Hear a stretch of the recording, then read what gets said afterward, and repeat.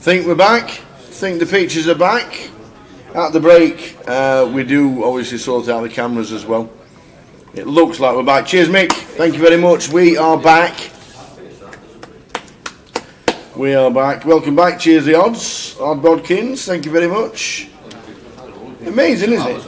Every now and again, it just bing. Right, I'm having 10 minutes, he says. And he does. He just has 10 minutes. We know the camera view that you can see there is also slightly out of focus. That gets sorted at the break. But we apologise about that. But that gets sorted at the break. Andy's already told me.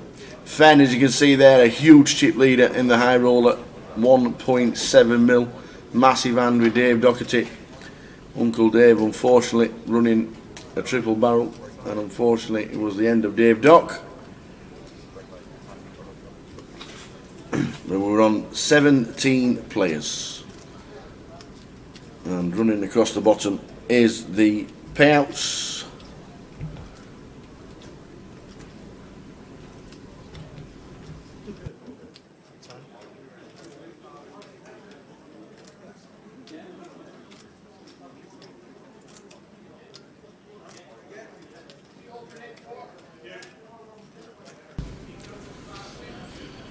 So Matt Davenport, 50, just over 50,000 to the winner. And I'll make the mods put it into a screenshot as well. 55,000 first place, 36,900 in second. And if we get to the final table, £5,000 for the final table of 9, and 13 players get the money. Matt using his time banks well as a short stack. Just over 12 bigs.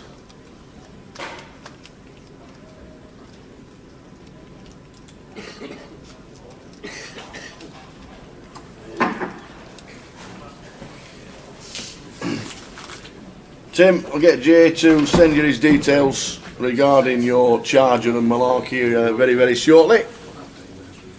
We'll do that.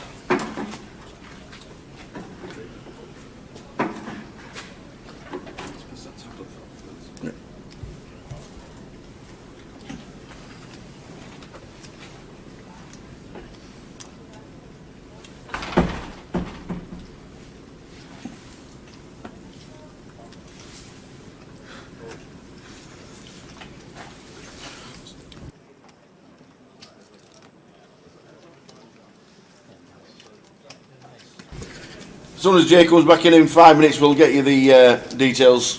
Thanks for helping us out, Tim. It is, I don't know what it is, temperamental, the old charger. It's the cat. The cat bit through it. And then he blamed Alice. Well, it's definitely got teeth marks in it. So as you can see there, Fen, huge chip leader. There is a redraw when we get to 16. So we lose one more player anywhere around the room. We will be on 16. And then it'll be a two-table redraw. What do you think about these guys as poker players? A lot of poker players out there. What do you think about the three-table redraw and the two-table redraw? Something new for the GUKPT that started happening, I think, London mid-year this year, around about the July time. What do you think about them? We're back, Blue. We are. We answered your question. We answered your question. What kind of food do you want if you come down South Shore? Because you're on your way for the weekend. You're obviously playing the seniors.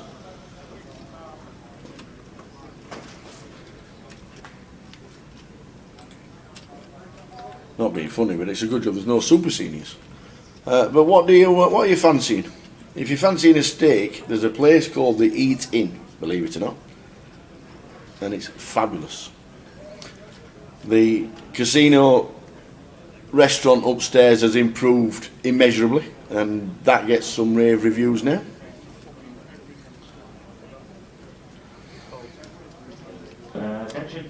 If you're fancying a Chinese or Mandarin or anything like that, Michael Wan's on North Shore is amazing.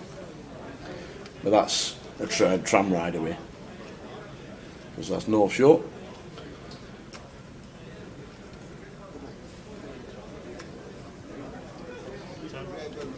So Fen 16 to call, has got 1.6 mil. Chris raises to 28 with the ace queen. Old Macapac. A stack of 2-2-4 behind the line. Looks back down to the ace queen. Fen calls. So the chip leader calls. And hits ace 8-6-8. Fen jumps to the lead again.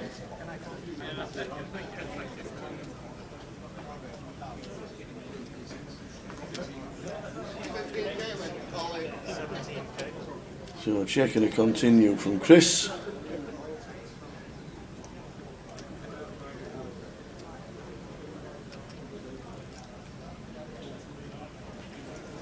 Is he going to do it again? Is he just going to call? Yes, he is.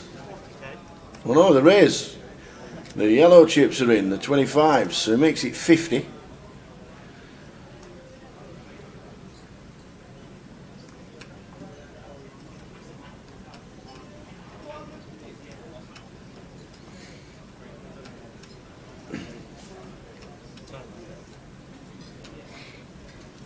Time bank used, a couple of time banks used. Big decision for Chris Johnson, the old Macapac.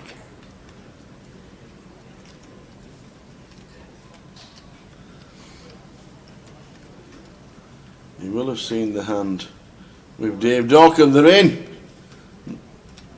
They are in. Not too much of a snap this time.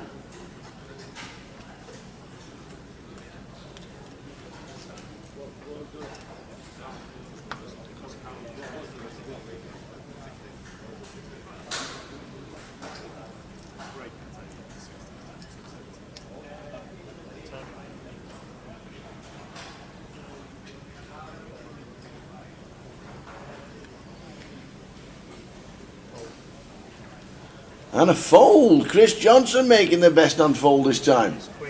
Fen does get out of the way. The steakhouse in Blackpool is called the Eat In. And everybody raves about it. And it's about a 5-minute walk. It's near Waterloo Road. About a 5-minute walk. Everybody raves about it. It's called the Eat In.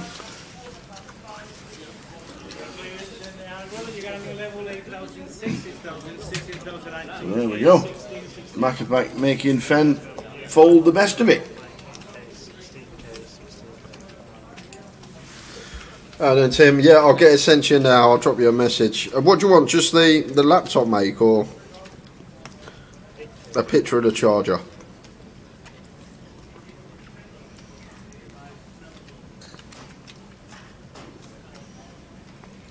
It'll be the spec of the laptop, won't it?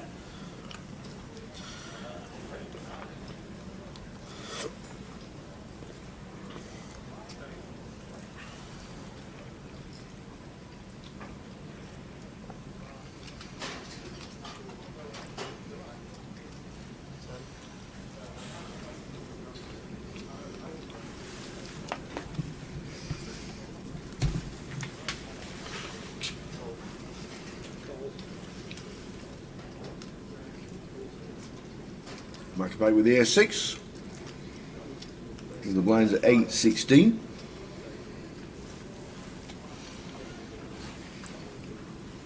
Break in 25 minutes.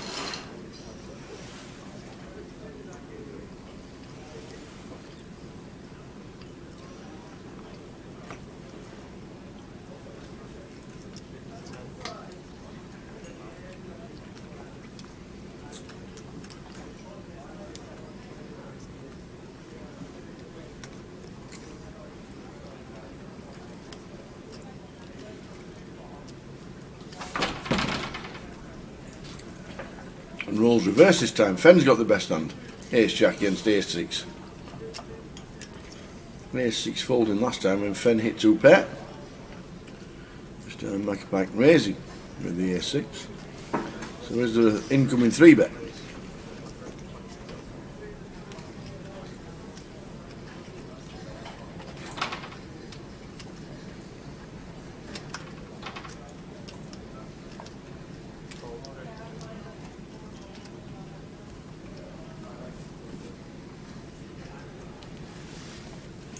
Indeed, it makes it 120 back down to Chris.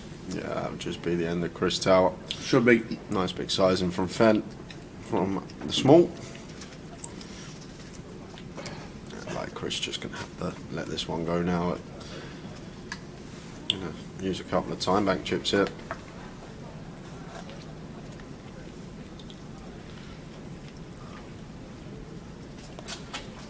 Yeah, it's a tank in as well, basically, because we are only 4 spots off the money now, and it's a decent min cash, £4,000 min cash. It's a lot to do with that as well. Like if we weren't on a bubble situation, 4 off the money, it's different scenario. I think we'll be seeing players act a lot quicker.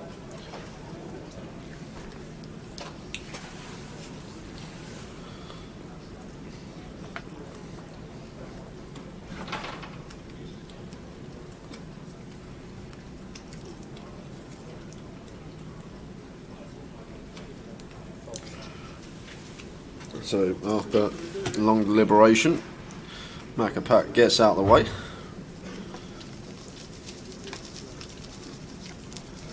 "20 minutes until the end of the first session of the high roller." Got a bit longer than that, I think, Tower, because we had the free table redraw took about 5-6 minutes, didn't it? So probably about half hour from now, I'd say. That's when we're going to head out on break. You're right.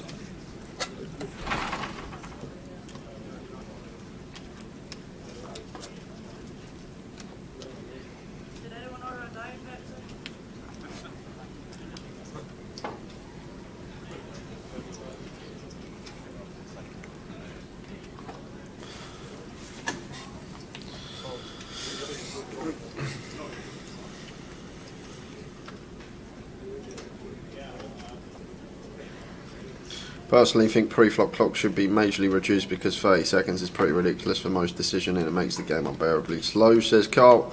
Jim Marlowe says WSOP Europe is 20 pre, 25, I'm guessing that's 25 flop and then 30 after for turn and river. Yeah, like the thing is, I think I agree, but everyone does it and everyone tanks near the bubble. You're obviously making EV the longer that you take to make your decision when you're short approaching the money. But you are right, I think in single raise pots, facing a single raise or being the first to open, I don't think a decision should take you no longer than 10 to 15 seconds if you're faced by a single opening or you're the first player into the pot. I think most poker players, whether they be recreationals or pros, will know their decision making in those situations, which is never going to take longer than 10 seconds a lot of the time. You obviously get more complex situations when you're on obviously FTs and you're ICM involved or approaching the money bubble in the same factor. But I agree what you're saying about the pre-flop clocks, potentially making it 20 seconds pre or something like that.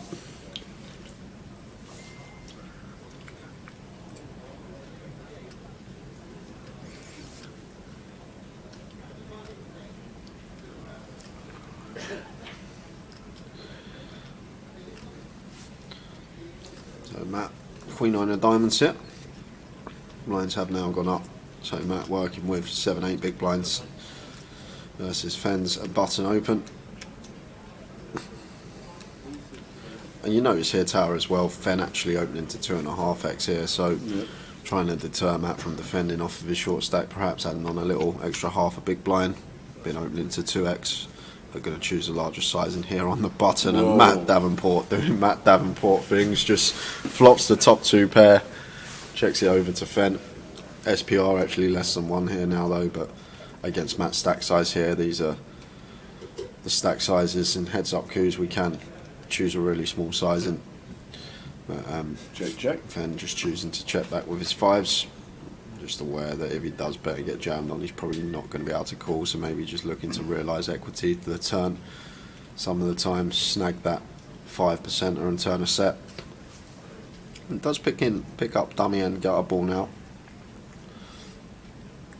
6 would work.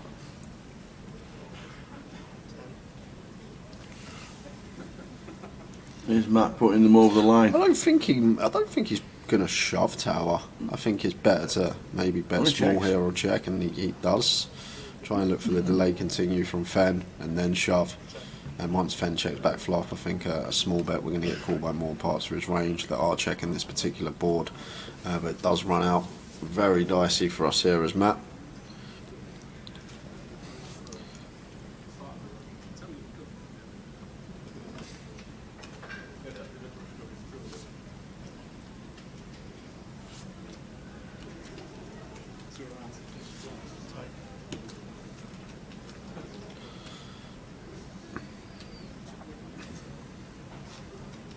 The board got worse and worse and worse from that. So this will probably go check, check. Of course, he's not going to rep a jack or anything like that, are we? Fives will still show down versus some hands that Matt defended, like some suited King X, King Deuce suited through King 5 suited, obviously some Ace 5 through Ace Deuce, these type of hands we are beaten. However, there are a whole host that Matt can have, like some one pair holders in the tower. Well, let's put the lot in. Some hands like 9x, 7x, 8x, all these hands that are going to check, obviously with the 4-liner on there, but Matt makes the call.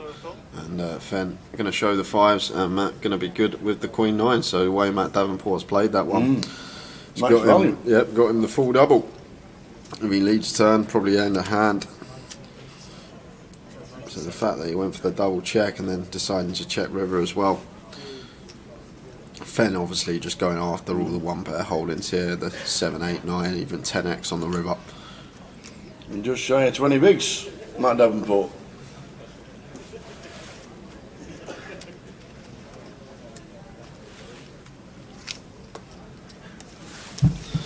We've got plenty coming up online over the next couple of weeks as well, guys. Got plenty to tell you back over the weekend. As always, 20k guaranteed GUKPT closer on Monday, 2-day event. Satellites running for that every night, £5 rebuy and add-on and £30 freeze-outs. And we have a new event incorporated into the online schedule. We got the 50k guaranteed bigger weekly. It's a €30 entry.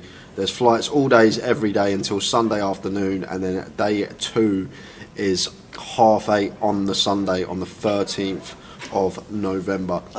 So basically you can play a day 1 flight any day up until Sunday. It's only €30 buy-in and it's a 50k guarantee, and we're all going to be giving away some tickets for that over the weekend as well. Not just going to be throwing closer tickets at you, we're going to throw in some bigger weekly tickets for €30 as well for those watching. Will it be in the money if you make day 2?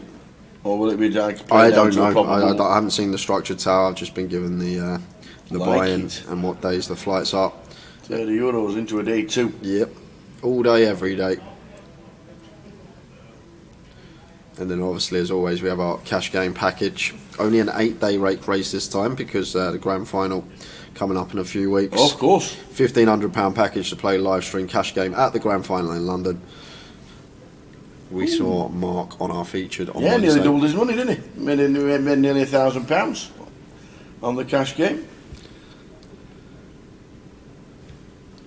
There we go. So plenty coming up online. That bigger weekly sounds like a good one. 50k guarantee for €30, guys. Like it. We're going to jump back into things here. Fen opening the King 10 from the calf, as he should be once folded to. Jack flat in the pocket 8s here. On the button, Matt Davenport in the small blind here with the ace 8. Working with 18. Like, probably expects Fen to be opening very wide here once folded to him, but maybe a bit wary about the flat from Jack here on the button. Like, I like Jack's decision, just the flat 8s here off of around 47, 48 to start the hand. Like Fen having us covered here, just 4 spots off the money now. Just fine to flat with the pocket 8s here, and going to bring Macapac along in the big blind. Chris defending the Queen 10. 2, 3, 5, all spades. Nobody's got any of it. Nothing. Not any. Yeah, well, Jack's got an overpair here, so once check 2 here, expect Jack to bet. No spade in our hand, just denying equity to overcards with single spades in their hand. Getting like a Queen Jack with the Jack of spades or something like that Chris can have in the big blind to fold is massive for us. Like, and then even getting just the bare ace highs, king highs without a spades great as well, which still can have around 30% versus 8 specifically. So there is the bet from Jack, doesn't go too large, just over 40%. And Chris just going to be tanking. We know he's folding, just approaching the money. This is the norm. Just a few seconds in the tank. Hope something happens on the outer.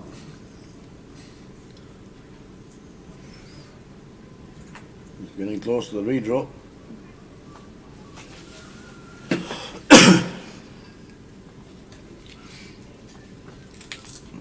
And Jack does bet. And the other two instantly fold out of the way. So Matt's back has been British Liverpool fan and not an Italian Napoli fan.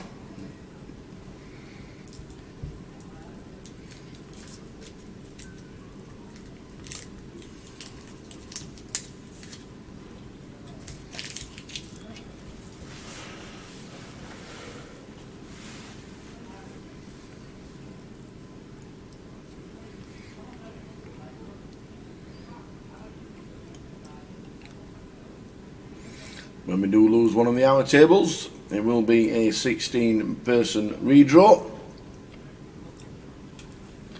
55,000 first prize, 36,900 for second, and if we hit the final table, it starts at £5,000.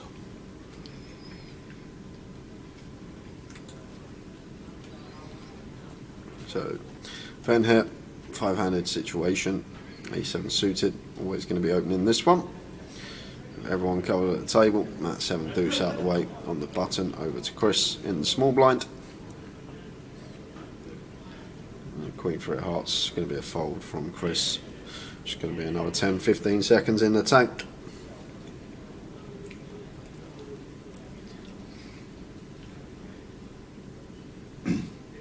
Mick, the mod's deleted Towers Treble. Can you go into the future and delete the one for Saturday as well, please, Mick? Save me some money. Yeah,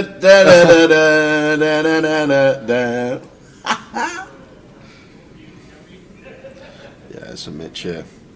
Only working with just under 8 big blinds, ace deuce off here. Like, he will be aware that Fen is going to be opening a whole host 5-handed, even from gun. It's effective hijack, so can still have the best hand of our ace deuce high, but then just even fare well against an any 2 range. The ace deuce,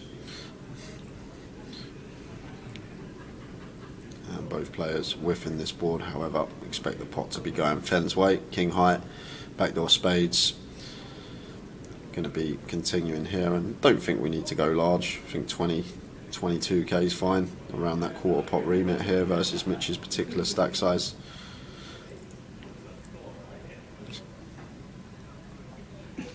Goes even smaller, goes for the between 20% and quarter, 16k, and now Mitch just having to get out the way with the ace deuce. Nothing we can do here. You notice as well, guys, like in this field, you've seen it a lot today, there's been a lot of short stack play or against the short stack, like in these boards, like players not c-betting their usual like third pot, choosing either smaller sizes just because of the stack size in question. Just always taking that into account. The stack that our opponent's playing, save ourselves a big or two the times that we do get ripped on potentially.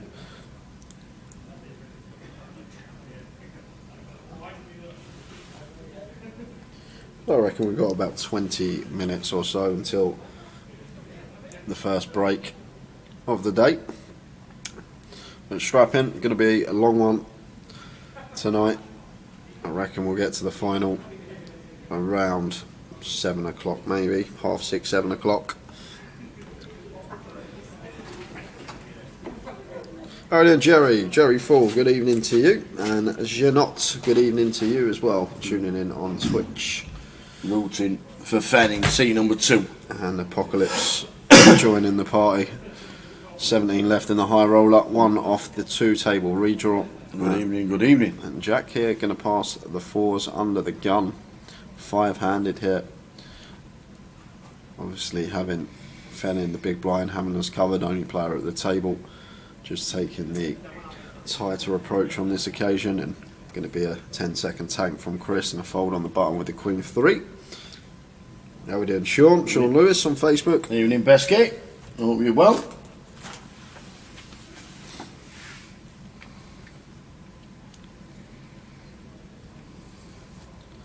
And Mitch, this is in. with the sixes. Has to be shoving here as Mitch, 7 big, 6, 7 big blinds. And like, it's not a situation when we have this stack 6, 7 big tower where we can fold to the money, so we need to take this spot and just hope that Fen doesn't wake up with it. He has announced call with the King 9. Chance for Mitch Hynham to get a double and double his starting stack of 100,000. Fen King 9 Mitch on the sixes. Does he survive?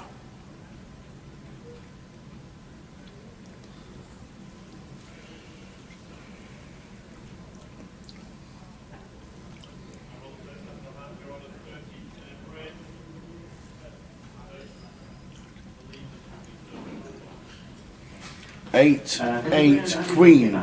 Yes, at the minute. Jack brings more out for the King 9. A 10, a 9, a King, and it's none, it's a 7. 9 through King. Yeah. Too many outs. Mitch back up to 2, 3, 2. Too many outs. We get a double. Mitch Hynham.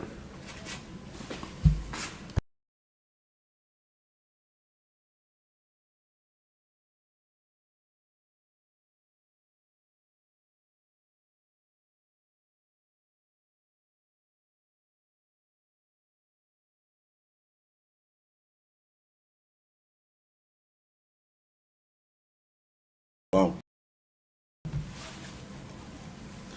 So half an hour we've just been told, guys, we're going to be going on break in 30 minutes time.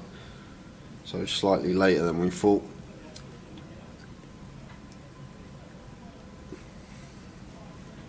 Attention, all players remaining in the main event, please retake your seats. You have just over 3 minutes remaining on your break. That's all main event players. You can now begin to retake your seats.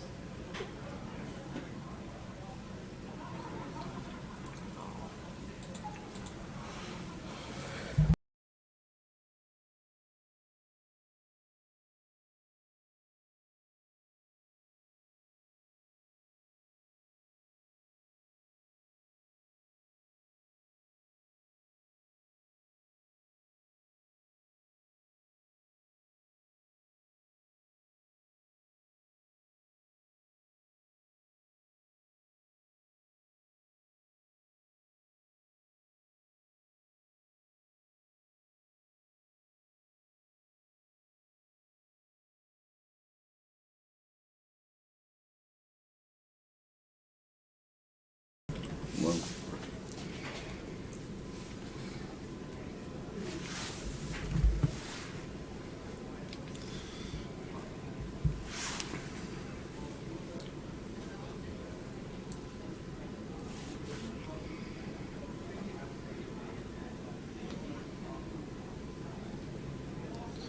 So Chris getting the jam through with the pocket eights, just deciding to open rip off of 16.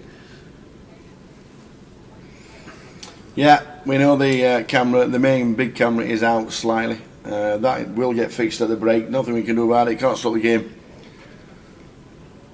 Maybe we could have done it in the 24 when they were having a redraw, but I think the lads were busy. But they're just slightly out, isn't it? It will get better and back to normal.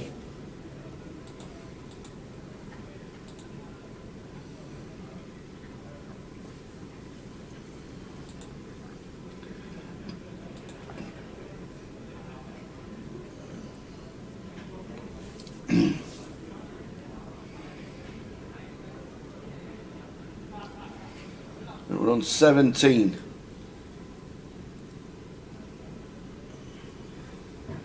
Attention, all players remaining in the main event, please retake your seats. You have under 2 minutes remaining on your break. That's all players in the main event. Please retake your seats now.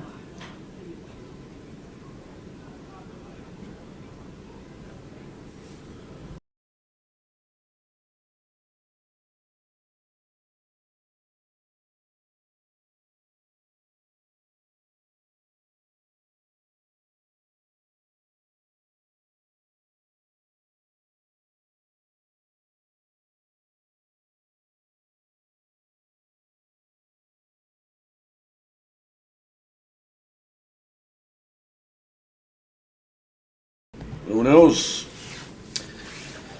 There we go. It's it might be your end a bit rate or something like that. We don't know. It's technology. We love it. And not sure what's happening with the graphic on the flop.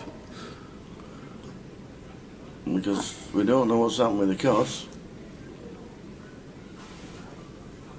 Yeah, it's only the outer shot, Brad. It's not this shot. It's the shot where it goes to the shot of the card room.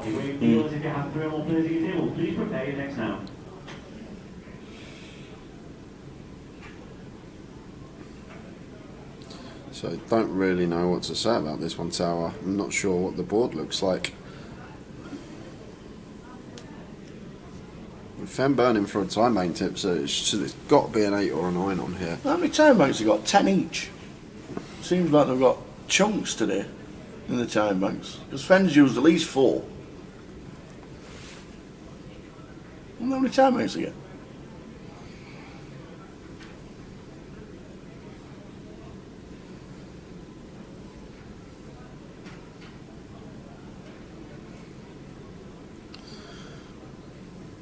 I want to know the board. Oh. I missed the board. See if I can go back and find it.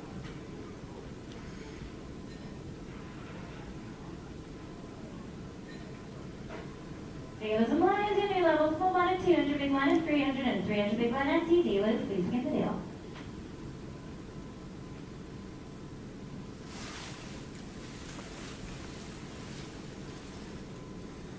Another time bank to be used very shortly.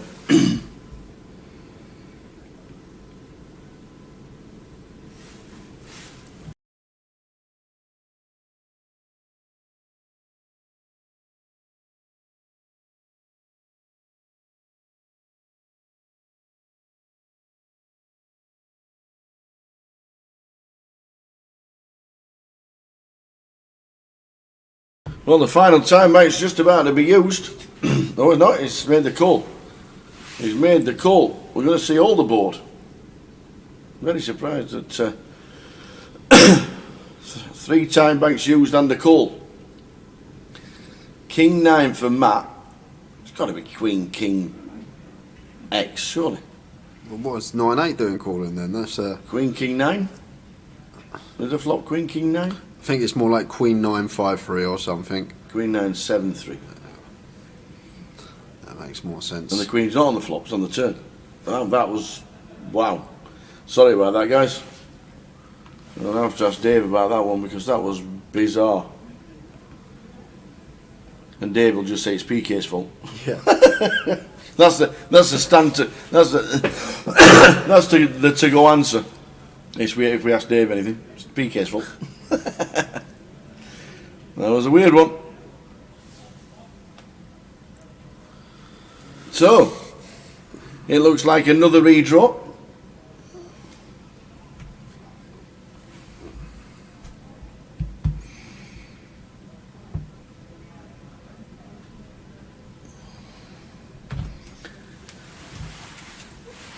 Are you going to get the coffees?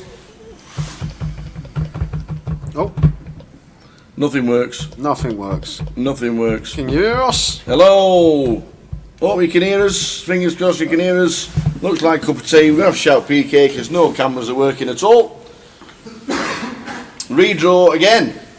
24 to 16 and then a final table of 9. We can hear and see you. I wish you could see me. I don't know if you can see me, hello. But my camera's not working.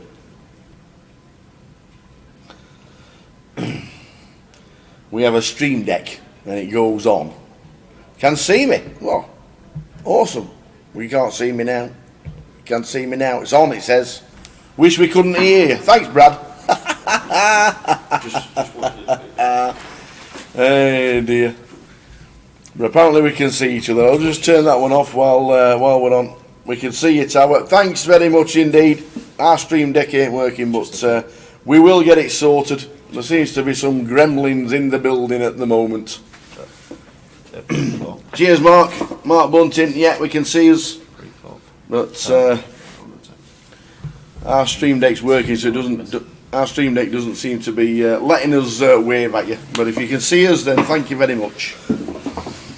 Do your hair, they can still see us. Can they? Yeah. Wish we couldn't. Yeah, that's just Brad. So if we go to that one, we can't see it, but they can see us. Okay. So there.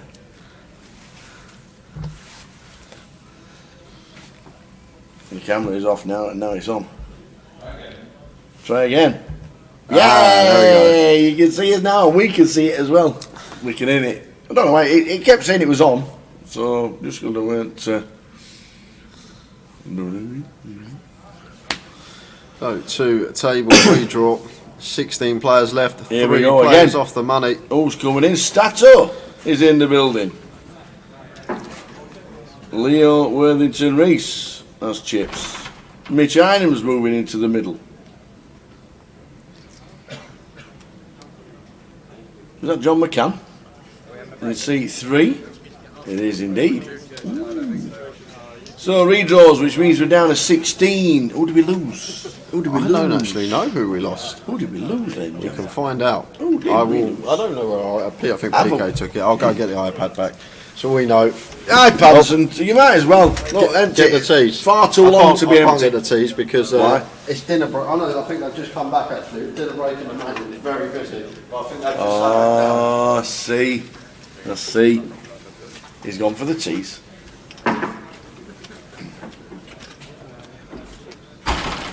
Do you like the avatar? Well, there it is, the avatar there. George Michael. Wake me up before you go. Don't leave me hanging on like a yo-yo. George Michael. that's easy. It does a bit of resemblance to Georgie Boy. And Roy Walker, obviously.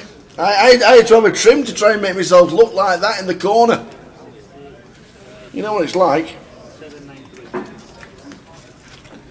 Hey up, Mr. Gaffers. Very echoey. How many streams have you got open, Gary? 1, 2, 3, 4. Facebook, YouTube, Twitch, all of them at the same time. That's what normally brings the echo on. That's what normally brings it. But that's definitely George Michael. Wake me up before you go. Don't leave me hanging on like a yo-yo. Wake me up. Here we go. It has been done. So Stato, Andy Hume, we've got Matt Davenport in 1, Stato in 2, John McCann in 3. We've got Chris Johnson, Mitch Hynham, Leo Worthington Reese.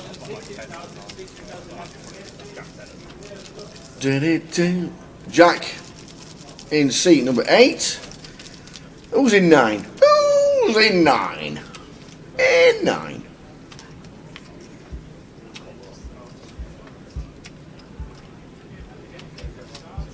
So, let's do it again. Matt Davenport, so consistent. You are not wrong.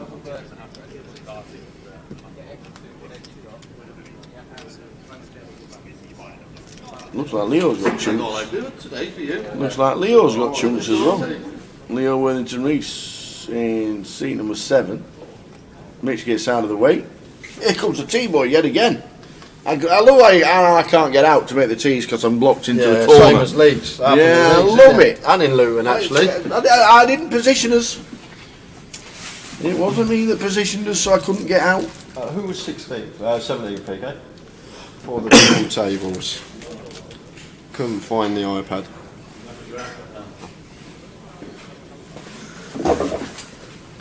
Ba-da-bum, ba-da-ba-ba-bum. Mad as a wasp, watching on YouTube. How are you? Not many watching on Facebook today. But yeah, we got the Tim Buckley, Mal Gadsby and Mark Bunting said we could see us when our camera wasn't working. Oh, he's gone in for the full dunk. Yeah, I hope you can't see us now. He's gone in for the full dunk. It's in. The chocolate biscuit. The bourbons are in. You wait. They are in. Get the bourbons. Dunk me again. I've been brainstorming tower thinks ideas for the last 2 weeks. Oh no. Would you like a donut? No, it's good. Oh. So, King Queen from out Oh, there's a schedule here. raises to 32. And Chris defending with the 10-9 and flopping best on ace-9, 4-2 clubs. We had an insight into next year's schedule.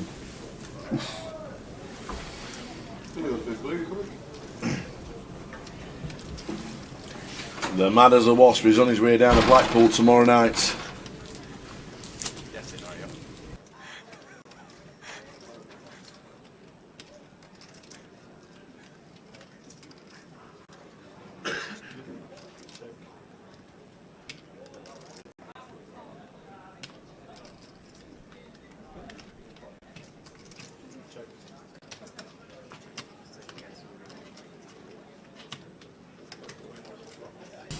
The London schedule, says Gary. We've not got it as a template yet, but we will have either later tonight or definitely for tomorrow. PK has been working on it.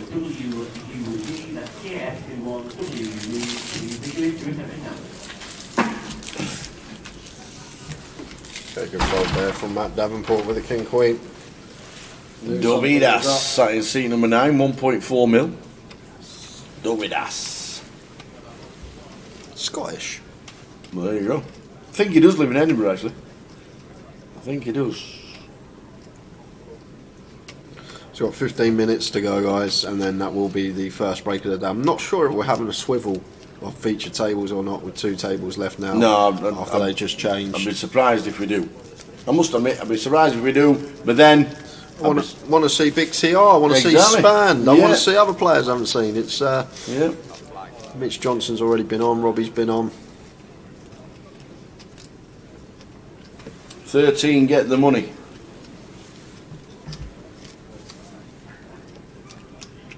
£4,000 as a min cash for 13th and 12th.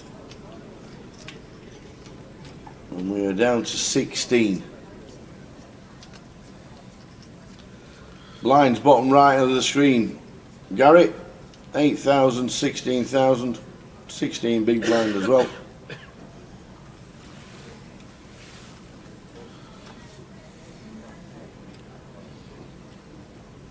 Day 2 of the high roller, just shy of £200,000 in the prize pool. 18 day 2 buy-ins, and we're down to the final 16.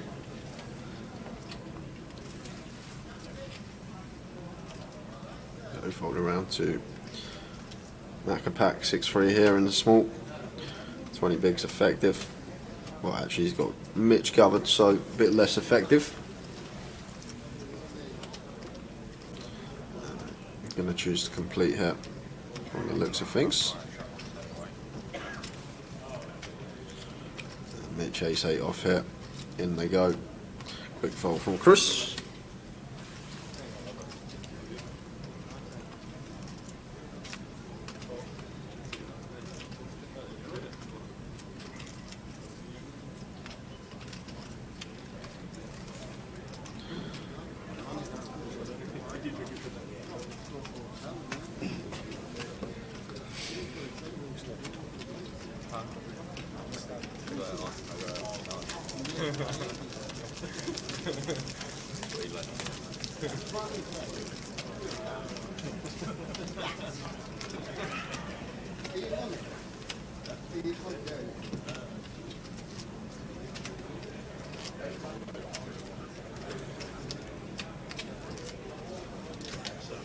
Who won the Omaha? We will find out the full result of the Omaha. The winner's picture was posted actually on social media early this morning. I'm trying to find out who actually won it, but I don't actually know who was on the final table. Mark Goodwin was on the final yesterday. So that must have been the Omaha. There you are. Make the Mods got it up for us. Make the Mods already got it. Tell you what, you want to pay him in chocolate biscuits. Nicholas Bass. Well done, Nick. Winner. Mark Goodwin in second. Well done, Mark. First time back in 10 years. Turns up, final tables. Will McMurray in third place. How? How, says Tower. He had 2 big blinds for 4 hours yesterday. Well played, Will. Well played indeed. And Jonathan here in the cut-off. Just comes to the table, finds kings. And 3 bets the opener, Matt Davenport. And that will be the end of Matt. Oh wow, this is ill tower. Uh-oh. Chris here, Yeah. with the ladies on the button, and Jonathan 3 betting and Matt Davenport open, and there's the all in from Chris as expected. Nothing he can do, just being cold decked this close to the money. Mitch is going to get out the way. Matt will get out the way, and then we will see the snap from Jonathan. We always got a decision. No, it's on Mitch. He's Oh, is just it on Mitch? Alright, doing just the old tanking. bubble tanking. Burning the old time banks. And there's the call. Chris Yeah. isn't going to love that. Sees the kings. Nah. Quick nod from Chris Johnson. He doesn't stand up because he knows he's going to hit. Run light, Chris. John McCann. Big chance to take out Chris Johnson in 16th. Kings against Queens. Yeah, looking for that Leeds run good from about a month ago when he shipped Leeds main event. But no help there. No runners, so going to need a queen on the turn or the river, or we are down to 15.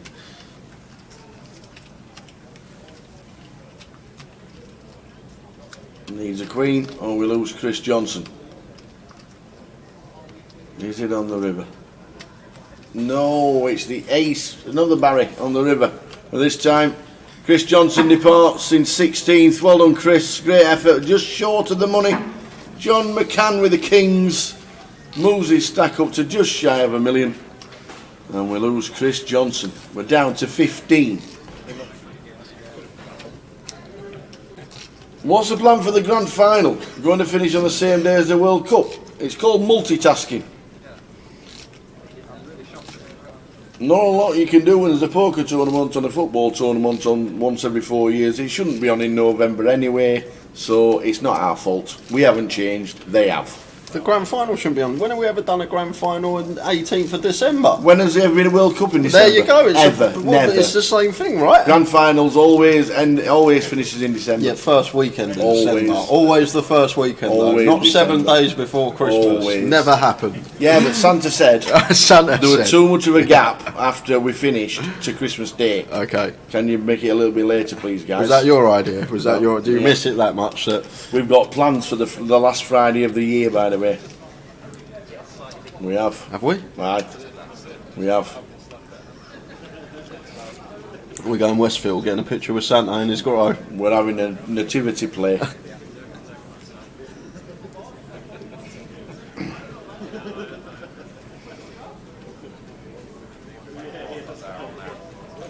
Yeah, all the football will be on in the casinos.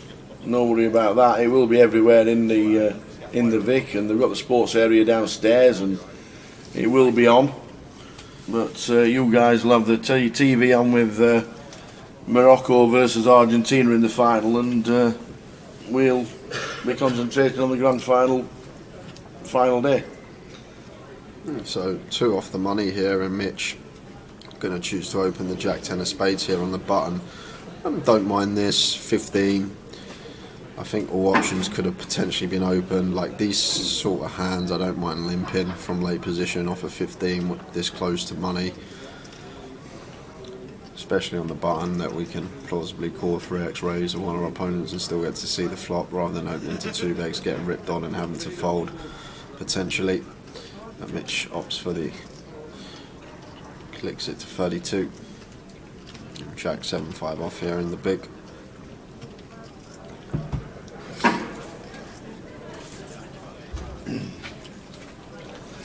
Is going to choose to defend this one.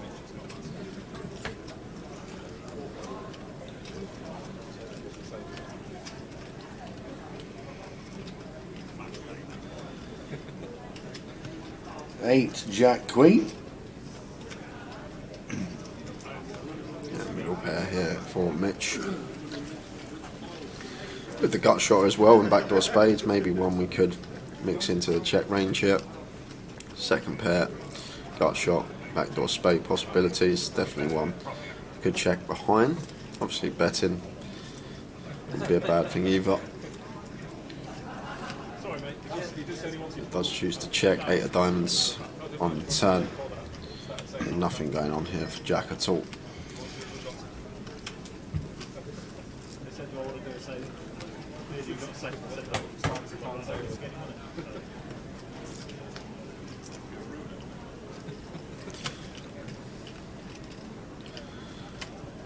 So probably, well, we might see a delayed C-bet from Mitch.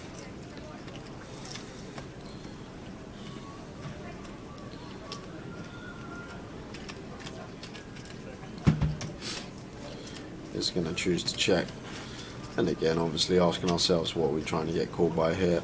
King of Hearts on the river, and now I think it will go check check. No need to go for value here. Can't call a check shove, so never getting called by worse really with bottom 2 pair.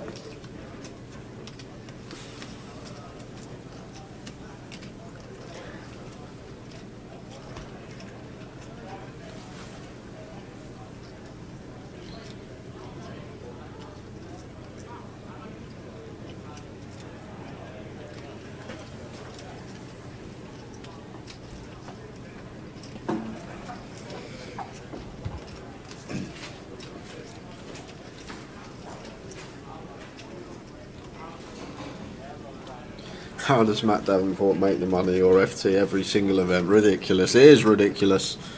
He's not done either yet, to be fair. We're 2 off the money and there's 2 tables left. But I know what you mean.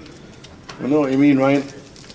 He has had an incredible year, Matt Davenport. Do you think they've already put his name on the trophy, do you I think they have. They're already engraved it. I reckon it's sat there somewhere collecting dust now, waiting down to Matt Davenport with his name on it. Yeah.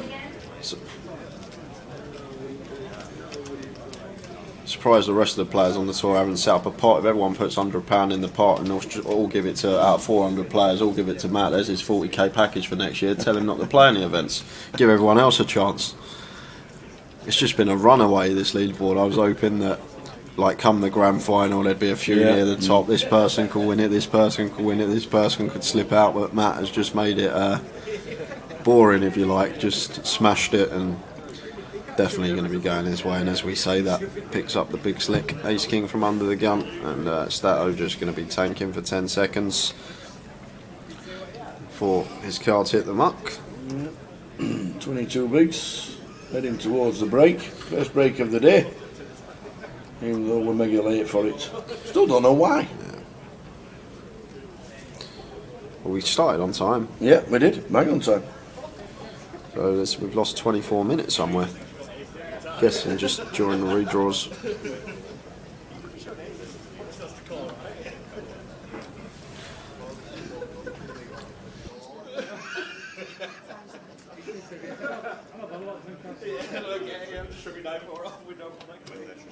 Over 2 minutes remaining on your break, all players in the high roller, so we take it. So a couple of minutes to go of this session, and then a 30-minute break. Yeah, so back at about 20 past, 25 past, guys. Yeah. We'll be in situ at 20 past. Uruguay at 50-1 is insane to the apocalypse for the World Cup. One thing for sure is there won't be a World Cup Towers treble. You'd do well to get value in one of them. Unless it was like obviously last 16 quarters, so on.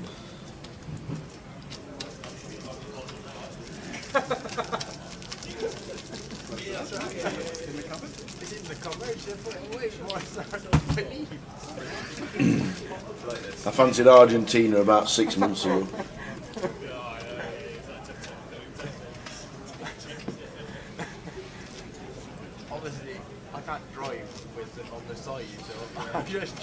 Would you lay that for me, Fizz? Would you lay that? I'll tell you what, I'll cut a fifth off you. I'll give you 100-1.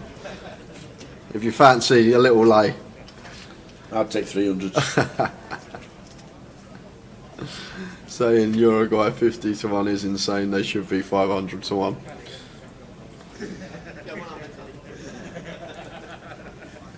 $10-7 of hearts for Mitch in the hijack.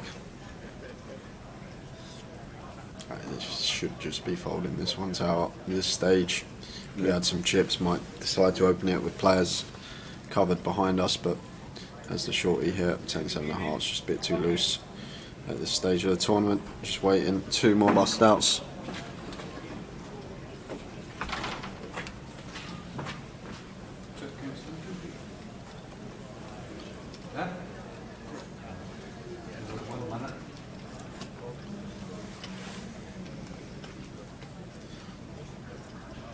So suited king before Jack raises to 32k here.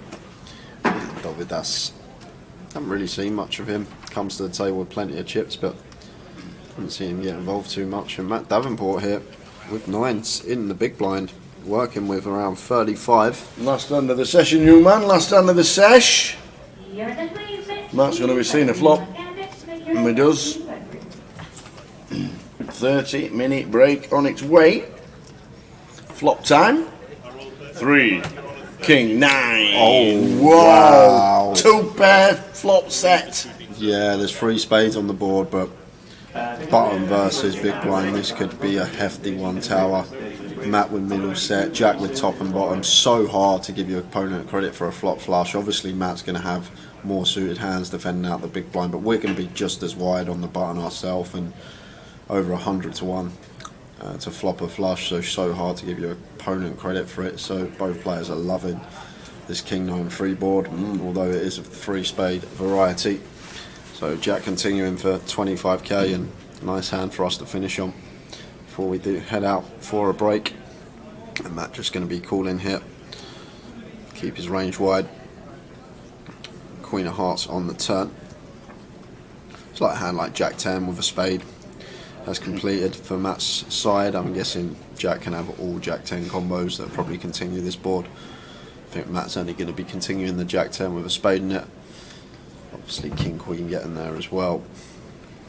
But if I'm Jack here, I'm still going to be firing here tower.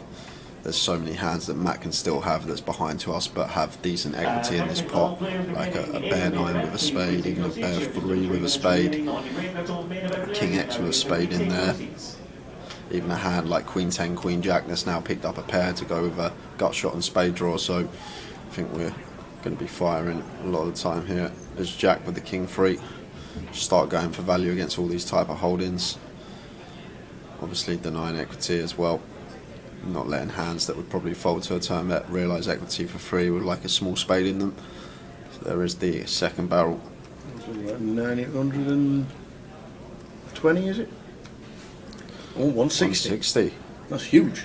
It is huge. 160 into 138. So it's around 1.1, 1.2 here from Jack, and Matt obviously never folding. Obviously well ahead of the bluffs and do beat value as well. And wow, Matt's just going to move in. There it is. There's the all-in with his set, and we're not loving life here as Jack with the King 3. Can I have a count, please? He says. Can we have a count?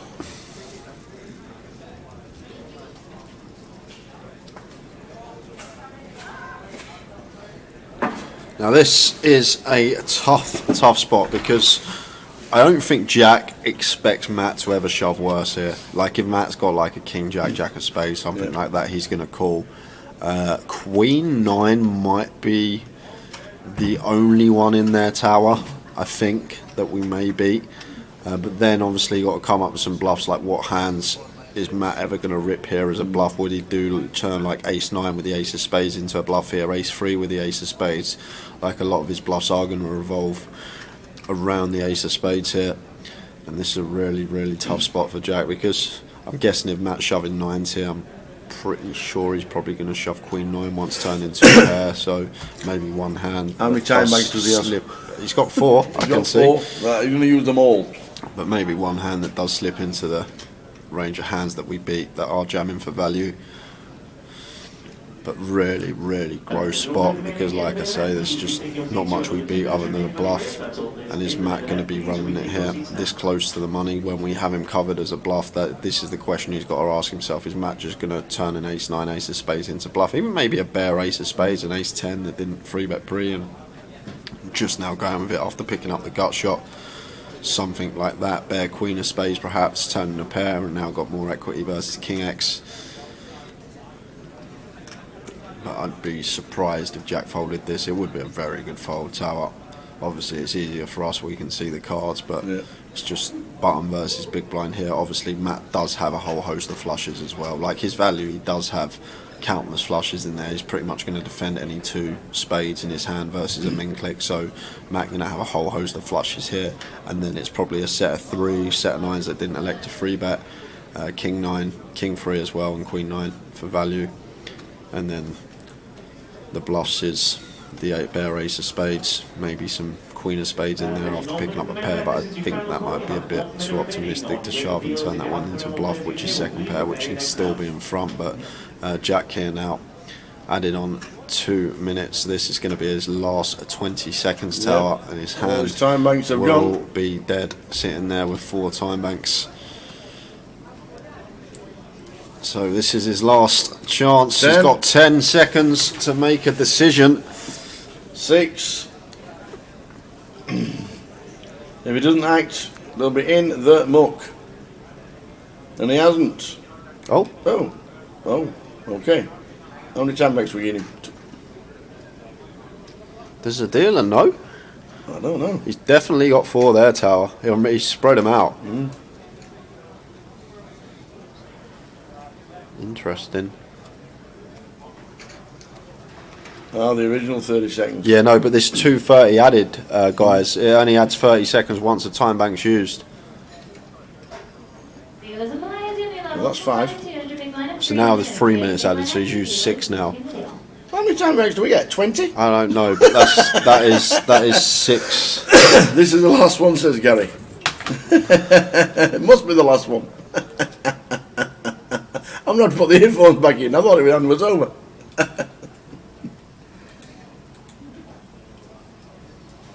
So this surely has to be the last one, everyone. You get 6. You get 6. Wow, that's a lot. I know it's a high roller. And makes the call after 6 time banks. After 6 time banks, he uses every single time bank and comes to the call. And Matt has a massive chance to get to $1 million. Yeah, just fading the king. What a spot for Matt Davenport here, and bit of a cold deck for Jack here. Bottom 2 versus middle set was 3 to a flush ball, but bottom versus big blind going to be fairly wide ranges. Just unfortunate for him. Can he find the king on the end? He cannot. And the 4 spade means no difference now. The Matt Davenport over $1 million. So we are going to be heading out on a, well, probably about a 20-minute break Yeah. now, guys. We'll be back at 20 past. We'll leave them to sort that out because that could be a while. We'll see you in 20 minutes plus.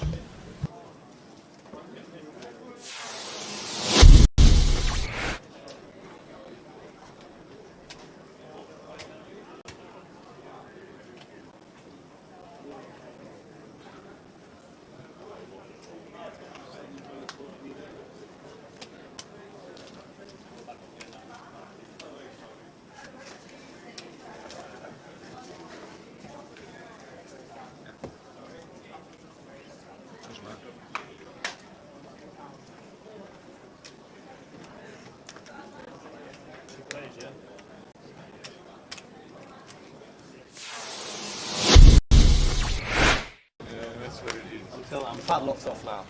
I'm tilling now, I'm in for 10. So £40 straight up is on. And Andy once again getting involved. Jack 9. He's only winning 5. Raises to 200. Opts for the 5x here in the cut-off. And Vinny with the 6 deuce suited. Along he comes for 195 more. Joe's in with the 10-9 of hearts. And Bobby got an easy one to defend on the straight on with the king 10. Four-way action. And action we have, because we've got a gut shot for Andy. We've got top pair for Joe and Bobby. And this one checks through. 5 of clubs on the turn. So Bobby still with the best of it with the king 10. Andy still sitting with his gut shot. Joe happy to fire now for 300, and Bobby here with the king 10. not going to be going anywhere.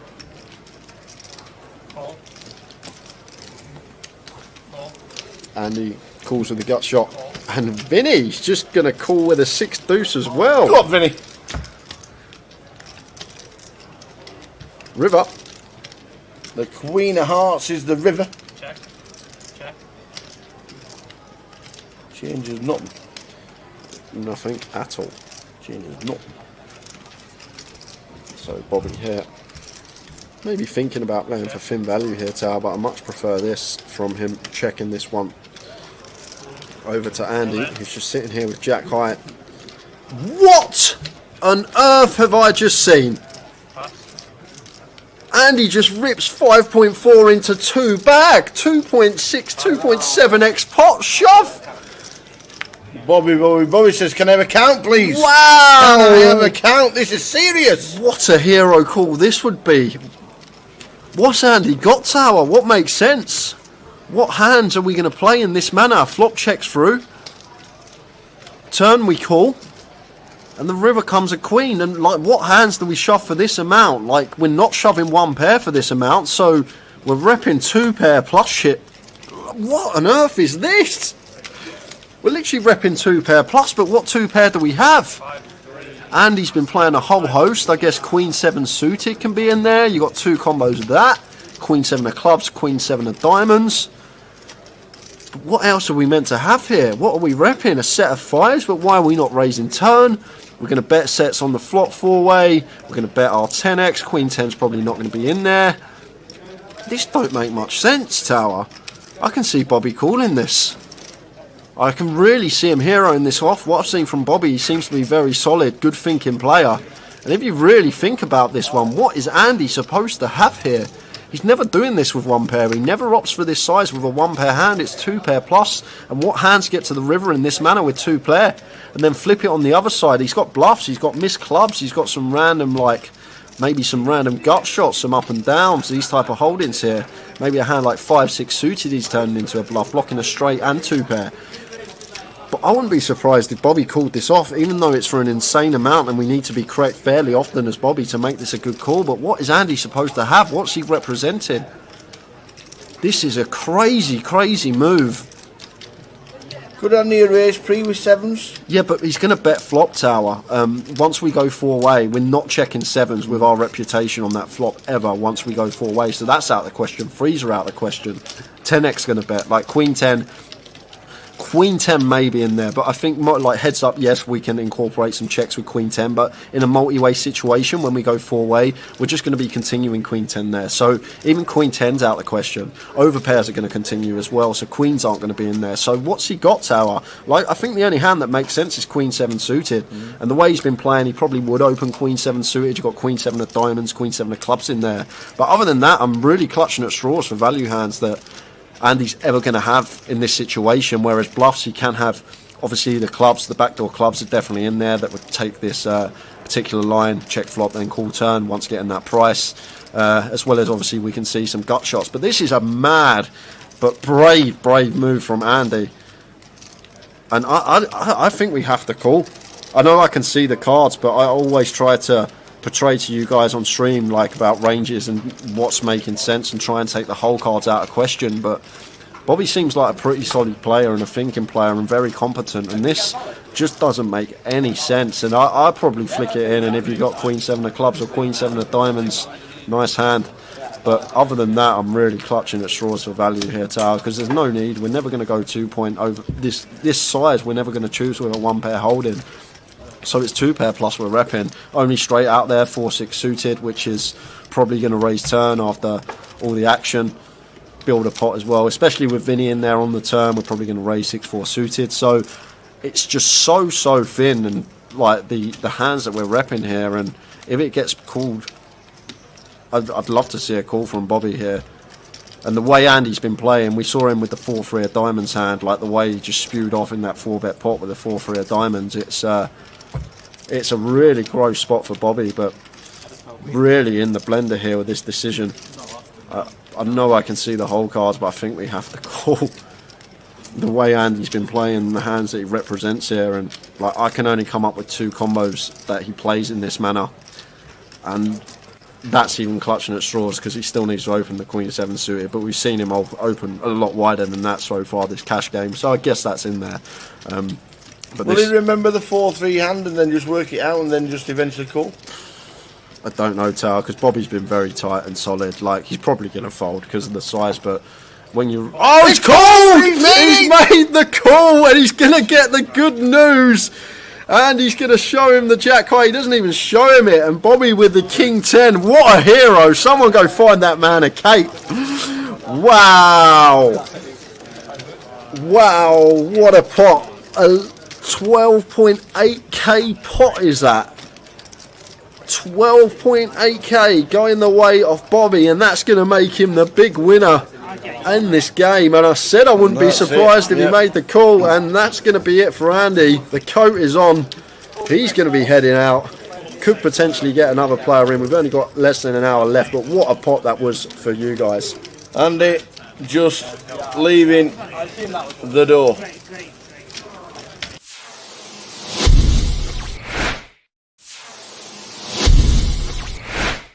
So we've got new players. Is that Tom Hudson there? No, Kieran coming in. Bit of a doppelganger there. He is a little bit. For the online manager, Mr. Tom Hudson. Deborah's called now, and Richard. Which Richard is it? Do we know which Richard it is?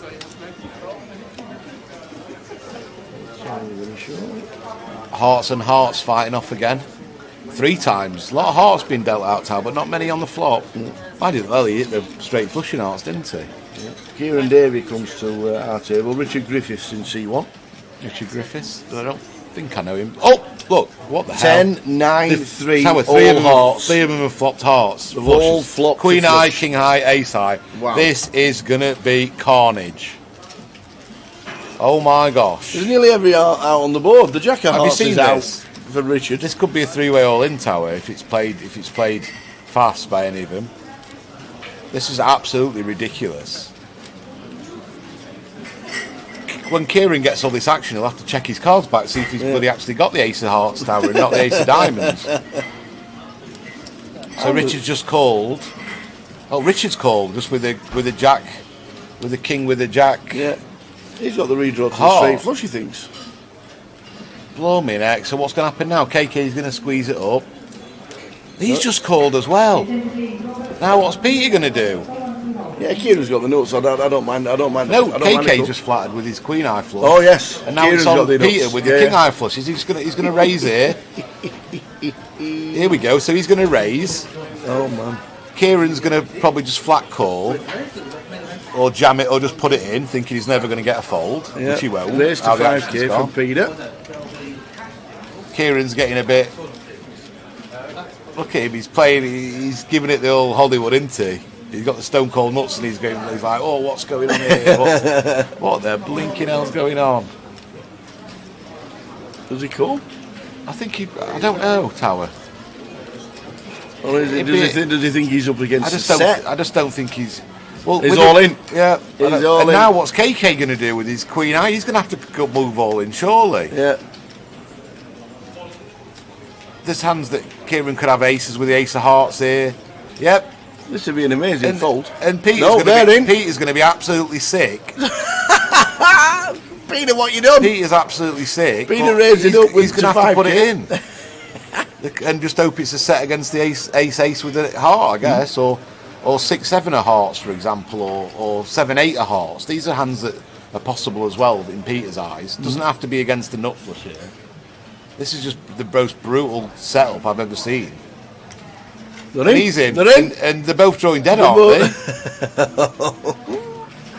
they? Wow. This is just dead. They're both dead. Wow. They're just dead. Look at Debs. It's just ridiculous. They're dead, aren't they? There's no runners, is there? No runners. Because the Jack of Hearts has been folded for the Queen. What a life. Wow. This is Kieran's first hand, and what a hand. He's on 60,000.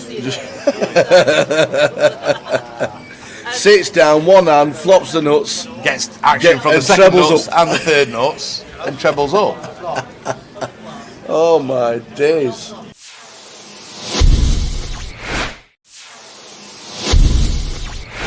I wonder if anyone's dreams of Vegas rely on this tournament tower. I wonder if Well, you never know. to get a top 3 finish, they're going to be jetting off to the desert or not. Julian raises to 50 with ace 10. Max in seat 1 with a queen 8. It's rid of the button. Queen 8 suited. Small blankets out of the way. Jan's kind of giving a few tells away that he's folding pre. He's kind of. I like Josh's demeanour at the table, you know. I do like it. He looks at the players. Yeah. Wants to see a flop with the 5s, as you should. Julian's got too much for Josh to just think about jamming there or anything, so yeah, standard defend. 6, 7, queen, rainbow. Probably going to see a check, a small bet and a call, I'd imagine.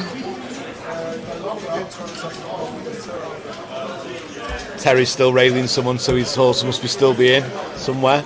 And I still don't know what that signs is at all. I think, is it in... I can't read I don't the think it's in yellow English, is it? It's got 2 U's in it, somehow. 40,000 bet from Julian with ace 10. So... And I think he's going to call. C-bet. I think Josh is going to call with the backdoor straight draw as well with his 5s. Some cards can peel off that he can win the pot by bluffing. Jewel for the win, yeah, maybe. Nice one. I like it. I'm quite impressed how he's playing so far.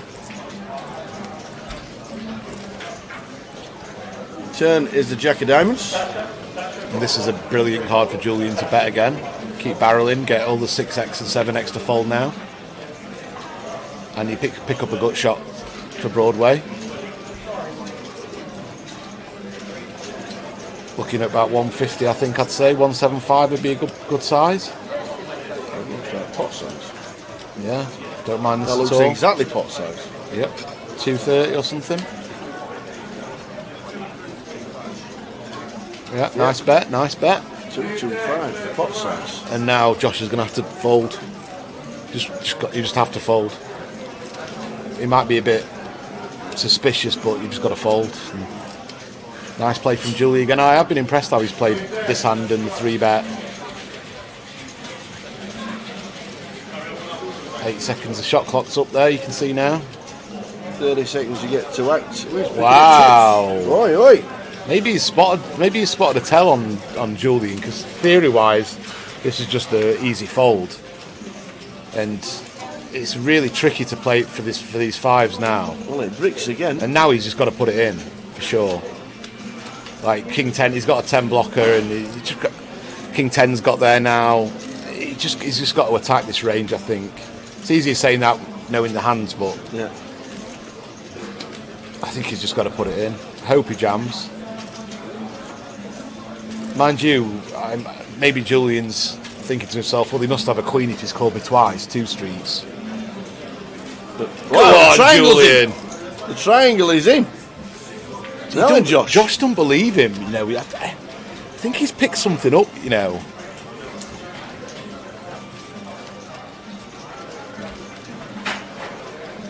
Josh Mahmood has impressed a lot of players in this high roller. What's he thinking, Trick? There's no way he's doing anything theoretically here. He thinks he's picked up a tell on Julian, I think, because the turn bet should be a snap fold. You just can't continue with 5s there because you just crush so often, and there's cards in the river you can't call, kind of like this one. But yet he's thinking to himself. So I think maybe it's how Julian sat with his fist against his thing. Yeah. Maybe he's picked up on that and he thinks that's a tell of weakness. Or maybe something he's said or anything. He looks a bit shaky there with his chips. Well, he's asked for a count. I mean, this is just... He is a non-believer. I mean, you just... What if his bluff hands are ace queen, ace king, ace 10? Yeah. And you basically pretty much crushed against anything else. Obviously, like... I can't see many bluffs, to be fair, apart from ace king. He knows he's not got anything like ace jack. He knows he's not got a jack. He's polarised to a queen or better here, and a good queen at that. But still, he raised under the gun 1. His range is strong enough. Julian's like this is just Josh must have picked something up on him. It makes sense. He called like a pot bet on the turn, with fives when it's just a snap fold for everyone who's not got a live read. So I can only assume that Julian said something or done something in this hand that he's picked up as very weak. And as you were saying before, he is very studious at the table. He does look at. Oh, he's made called. the call! He's called. That is incredible! Wow, that is ridiculous. Wow! They are the things in poker. Look at the table! They're the things in poker that. Look at the table! They can't believe it! They were the. Even Steve would have passed. What a table! Look That at Mike C. Cannon! Look at that! They're the sort of intangible things that sometimes as a live player you my can't God. explain, but you just know. And he just knew he was weak for whatever reason. That is the call of the tournament, and Max cannot believe it. I mean, I feel sorry for Julian because he played the hand perfectly, in my opinion, and so did Josh, but in a different way. Julian played it perfect from the textbook and from game theory optimal way, but that's the thing in live poker. Sometimes someone does something and you know they're weak for whatever reason. You've just got to go with your read. Is that the call of a champion? He deserves to win it now. Wow. That's the thing, Tao. You can be as theoretical as you want, but if you give something away and someone like Josh has been paying so much attention, hasn't he? He's not been looking at his phone. He's not been up and about off his bum. He's been sat down studying every player. So Jules for the what win. happens. Unfortunately, it didn't happen. The biggest hand of the tournament was calling with fives. That was unbelievable. Like, what was the thought process going through that? That basically give you the chips to with the momentum and winning the trophy. That fives hand was insane, man. Yeah, I guess I just got lucky, but well, did you get a tell? Did you think you'd only got ace high? There's only two possible hands we thought he got: ace king, ace 10. Everything else, there were no more bluffs there, was there? So I think there are two things reasons why I called, and although like on the river I thought that the only hand that he's going to jam on the river that made sense was King 10, because that's a hand that would definitely c-bet flop for small, and then over-bet turn to like get max fold equity, and then when he makes a straight on the river, which it makes sense, then he would go all in. But yeah, I just thought because of the SPR, if he had like a bunch of other value hands, like he didn't have to bet over the pot on the turn in order to get the money in on the river. Like why would he want to bet such a big bet and then like have a 60% river jam? Like instead, like he can just easily just bet like under pot on the turn and then bet under pot on the river, and that's like way more likely to get called. I mean, it's not like it was a call, and we were just sat there and we're like, how's he made that goal? It was amazing. Honestly, it was just. We thought he might call because it's a turn call, because usually it's just check fold. Sometimes I read a few of the comments honestly, and I know I shouldn't, but it wasn't this, and I know some people are saying like, oh, once you call the turn, it's like, oh, now you've made up your mind on the turn. My mind still, it wasn't fully made up. But I mean, I would say that that river is like an extremely good card for him to continue his bluff, and I guess just this time, like, I just got lucky.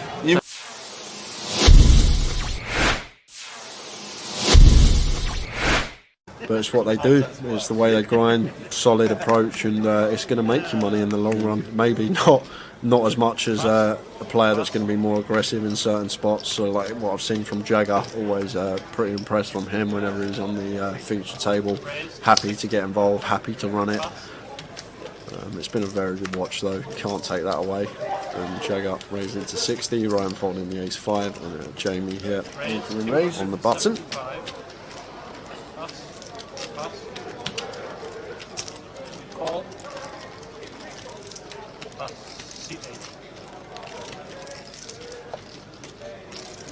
Jamie 3-betting the Queen 9 suited, like it.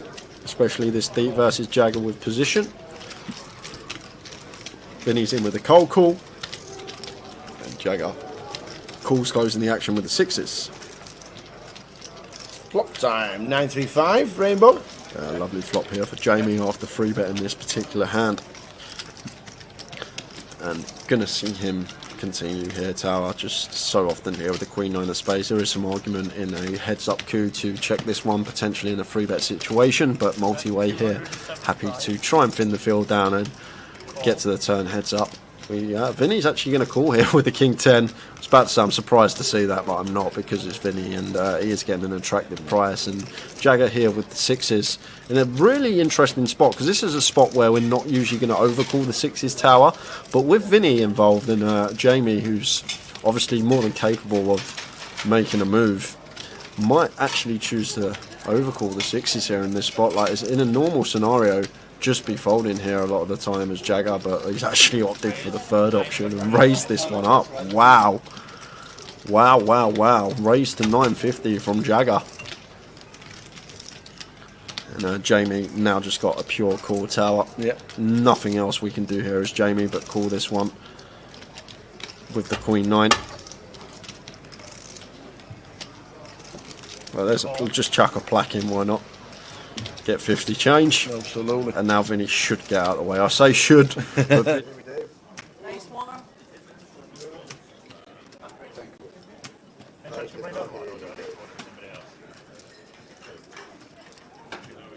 Any chance I can have a nice water? Can't hear you there, mate. Alright, no worries. Let's do this. Alright, mate, no worries. Good luck, everyone. Alright, welcome back, everybody. Look at them. Oh, they're the wrong chip counts. Apologies about that. I thought there was updated ones. Welcome back, everybody. No table change. So in 1 it's Matt. In 2 it's Andy. In 3 it's me. Jonathan in 3. Jonathan is in seat number 3. Mitch Einem, Leo Worthington Reese. Then we've got Jack O'Neill, and in seat 9 is Durias. So there we go. Let's do it again. Next session is upon us. Let's go. Let's do it again. Oh, we're down to the break. 15? Yeah, 2 off the money. 2 off the money. Saw Jack lose. So we could have, when we end up with a bubble, it could be a long one, a short one. There might not be one. Who knows these things? But welcome back. Tuning in with the high roller. We're on 15, 13. Get the money. There we go. Fen Trevedy, 1.4 mil. Dovidas on our seat number 9, 1.36. Trevor, we've not seen him. 1.2 mil. Matt Davenport with that last hand, 1.1. Spanned up to $1 million. Come on, the Span. Yeah, nice. Another deep, please. A deep run for Span. He's supported the tour for years and years. Come on. Tony Filoni, John McCann, Bousey. Some good names in there. And right down the bottom on our table, Mr. Jack O'Neill. Yeah, unfortunate call from Jack just before the break. Massive one for Matt Davenport to win. So heads up between Jonathan and Leo here. Leo just flat in the pocket 9s, as he should be this close to the money, with plenty of stacks shorter than him. Like in a 6-handed situation, there is a time where we could just rip the 9s for 20 bigs over and open here, but much prefer this decision. Potential to lock up 4k min cash if we can just outlast 2 more opponents. Jonathan continuing here with the Jack 10 of spades on Queen 3-3, 2 clubs, and only 1 overcard here to the pocket 9s of Leo, so happy to call with position and see a turn. This looks fairly painty. And it is King of Diamonds. Now I'd really like to see a double barrel here from Jonathan.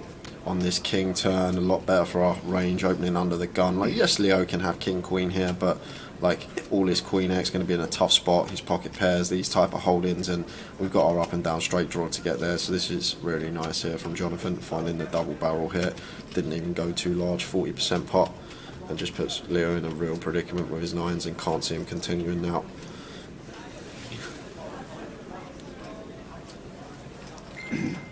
Well, looks like he is going to be making the call. So thinks John has one of these ace jack, ace 10, jack 10 suited type hands, maybe thinking that John isn't going to be going two streets here. Thinks he might incorporate a check in with a queen X or a king X type holding. That could be the thought process, and check and jack 10 for John, and Leo going to take it with a 9. So nice senses on the turn, made the correct call. Aware as well that Jonathan's probably going to be over bluffing this card. It's a card which is going to be good for his range, so probably going to be firing more often than not whether he has it.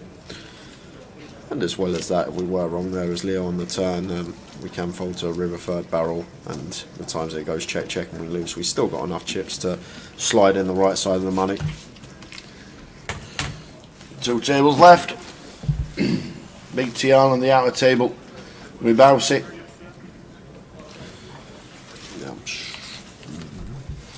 Struggling with Tinterweb, are we? Yep, struggling with the old internet, yeah. Struggling with Tinterweb, that's us. Mad as a wasp. Hotel book. See you tomorrow. Beautiful. See you tomorrow, young man. Safe journey across.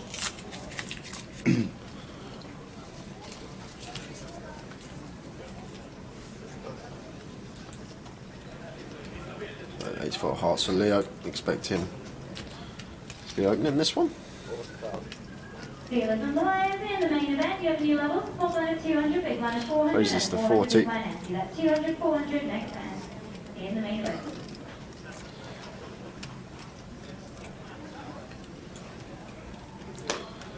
Jack going to be getting out of the way with the queen 7.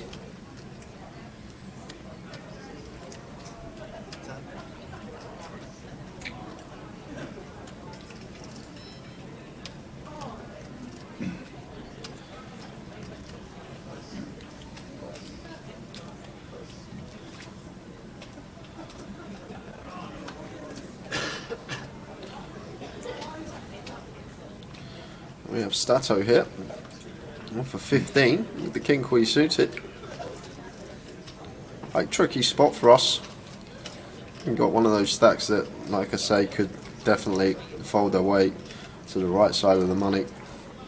There's 15 bigs here from the small. Lovely looking hand, king queen suited, and Stato still happy to take it. So let's have some of that. Bit of quick fold from Leo, so going to get the better hand to fold. Always good news. Nice pick up for him.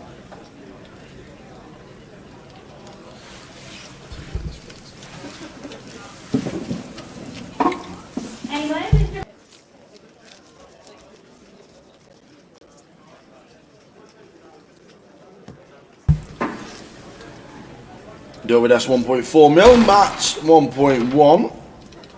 John McCann 740.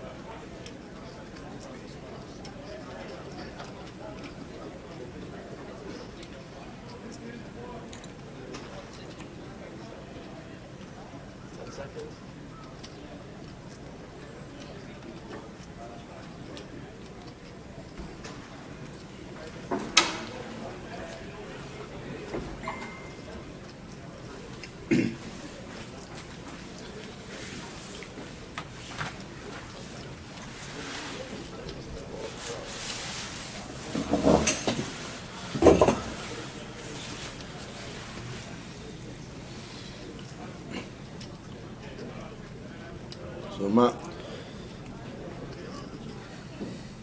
in seat number 1. With the ace-5. Yeah, going to mix it in with the ace blocker here. I don't mind this. Davidas has been really tight to. I haven't seen him play a hand yet since he's been on the feature table, even though he has got a substantial amount of chips. So Matt may be just going after this for that reason, thinking that Davidas is going to be folding more than most to our 3-bet.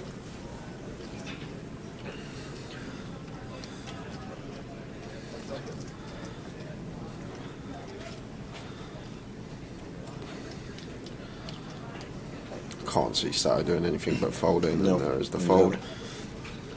Looking down at his stack, he just countered to 20 and got out of the way. Mitch looks down at Queen 9.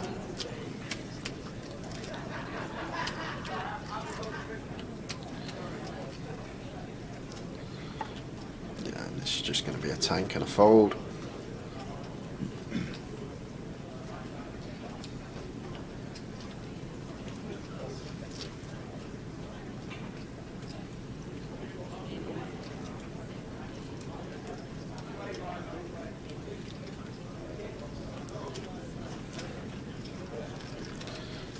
Davidas out the way with the Queen 9 suited, so good senses there from Matt, just realising Davidas has been probably tighter than most and using that ace blocker there to his advantage. Gets it through with the ace-5 off, up to 1.2 million.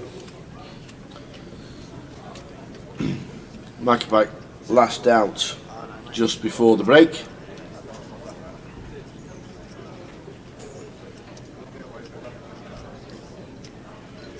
Means we're on 15.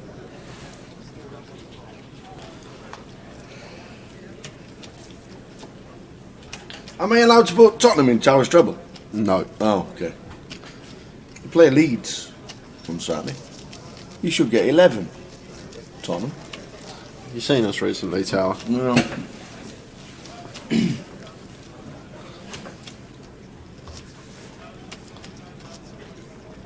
Rotherham United at the mighty town of Luton, where we always have a great GUKPT.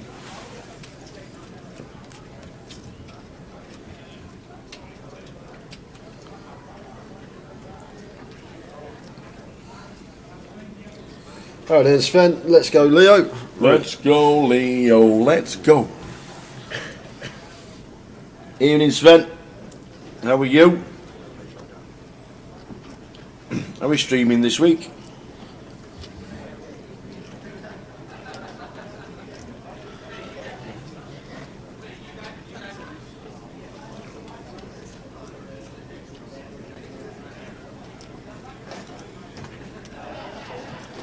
So Jack just using his 30 seconds each time, just hoping that something happens on the outer, or potentially this hand as well. Obviously 2 tables left, 2 off the money. This is what we're playing for. Everyone trying to lock that 4K min cash. So Matt now got some chips and going to be opening up a little. 10-9 off, raises to 50. And Stato not continuing with 8-6 of hearts, so just going to be the same as well.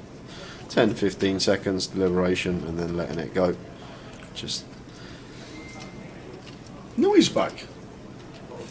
I thought he was in Australia. I don't know. Didn't know he was going to Australia. I thought he was in Oz. Oh. Yeah. What do I know? Steve Smith says leave Sunderland out the treble tower. Smiter, I have to because you're playing Friday. Can't do a Friday treble. There's only one match. So raising take for Matt. You're live on telly Friday night.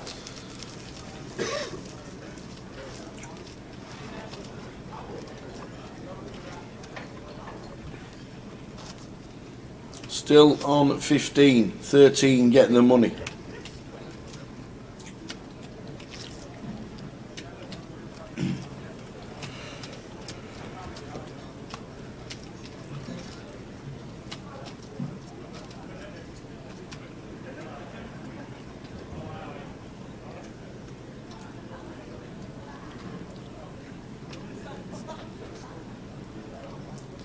So Davidas under the gun, ace 10 suited. There's the open from him. Makes it 40.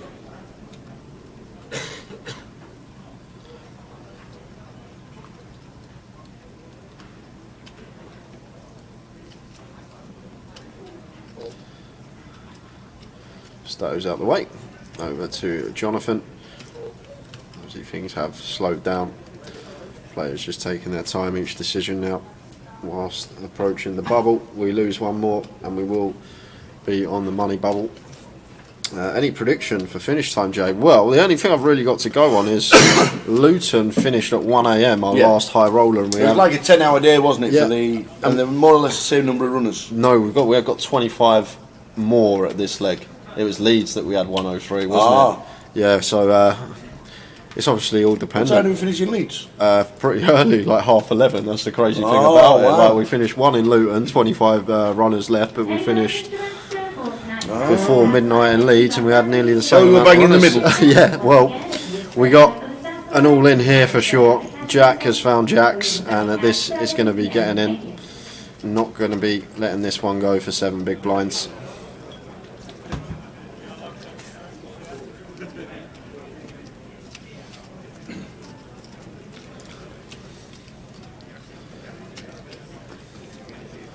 So Jack uses his last time bank chip.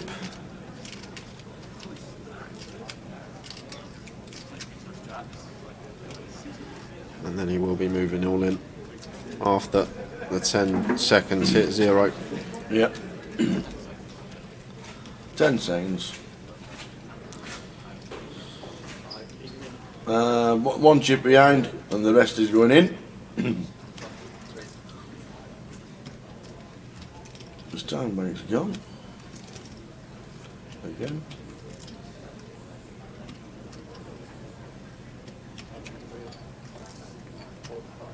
So 8 bigs here, ace 10 of diamonds, 7-handed. Only a small percentage of Dovidas's stack, around 15%. Could see him call this one tower. Yeah, we're just putting the exact amount in that Jack was all in for. There is the It's call. 3 bet to 160 with 5,000 behind the line.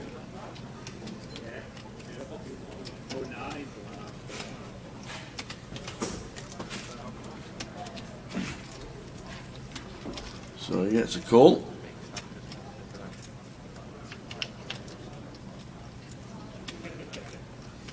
Ten, 3, 6.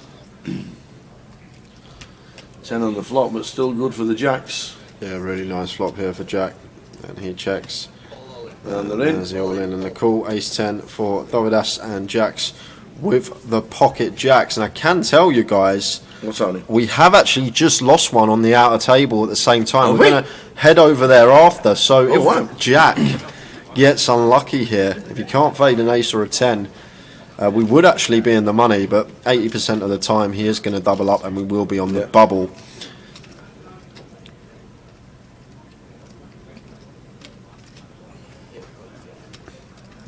Eight of clubs on the turn.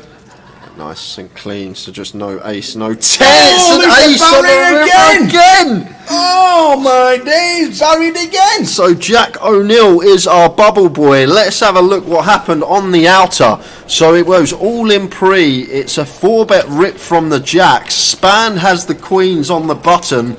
King 10, 8. Clean for the queens. 6. No help to Fen. River card is the 7 of hearts. So we do lose Fen. Oh my days, Fen, how many chips did we have before? So Fen was chip leader coming back after break. Must have lost a couple of pots. And now that's going to be the end of him. Spanned up to around 2.5 million, that looks like, Tower. Wow. Andy back. Queens into Jacks. Cut off versus button for 60 bigs effective. Wow. And we're in the money. And just like that, there was no bubble. So lose Fen Trevedy in 14th, in 15th, and Jack O'Neill in 14th, which means we're down to 13 players. Everyone's locked up £4,000 in the money. Oh my days, man. Just like that.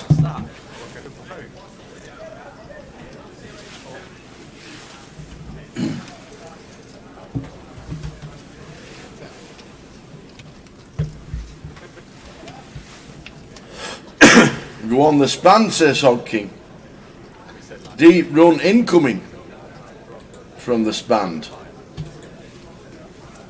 Wowzers, wowzers, wowzers. So, just like that. Literally, we come back from break, what, 20 minutes ago, Tower? We had Fenn as the chip leader at break, and that was. He's gone from chip leader at break to the first out after break. Anything in between. Don't know what happened before, but well.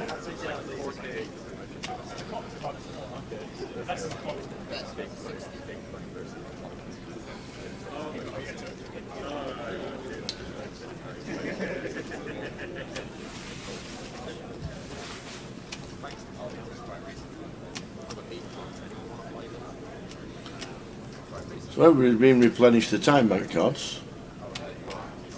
I'm not sure why. Is that a new rule? I don't know that one. I thought it was just the FT. I don't know, Tower. I don't know that bit either. But Matt Davenport is on Dovidas's case. Just floats the flop with Jack high. Plausibly slow over cards, some really nice backdoors, and now deciding to raise on this ace turn. And Dovidas, when he empties his pockets, Matt empties his pockets later. Dovidas might be in there. He's just all over him at the moment. So he's just not letting him do anything, sitting on his direct right. Fair play to Matt, running it correctly.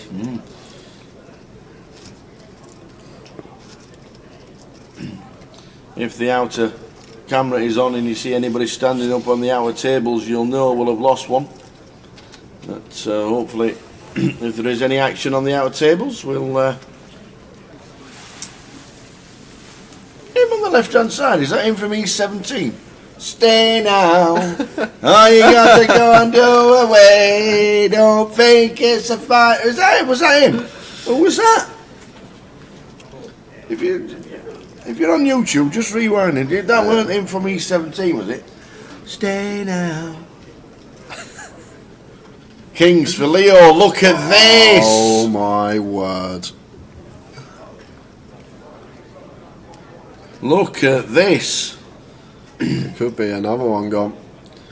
We're not getting out of this one as Leo off of this stack size. Absolutely not. So there's the free bet from Dovidas, makes it 100k. 2.5x here. Smaller size just because of Leo's stack in question.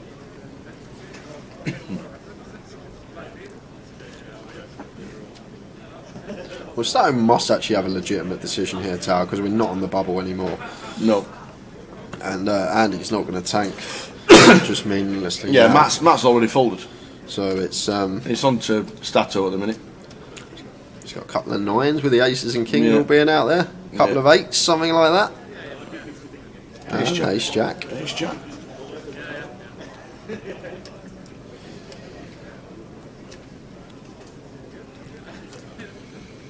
Yeah, Dovidas has been fairly snug. Yeah. And very well timed fold there from Stato. Well, this should be just in, isn't it? Well, he's got sub 25 behind, like cut off versus button Tower. Dovidas doesn't necessarily need to be nutted here. He can have some plausible bluffs. Yeah, they're in a snap. And that is it. Leo turns over the Cowboys and, wow, just cooled with the aces. Not much you can do. Absolutely not. Except find a king. That is something you can do, Tower. But we do know that one has hit the muck already. So Leo drawing to the case king. Awesome clubs. Running straight in cards. Broadway's available. Highly unlikely, but Broadway's available. One king left in the deck. There it is! There it is! Boom! Shakalaka! But still fading 6 outs. Queen and ace working for Dovidas still. So still with a fair amount of equity here. And now hearts it's working. never easy. Any heart, any queen, any ace.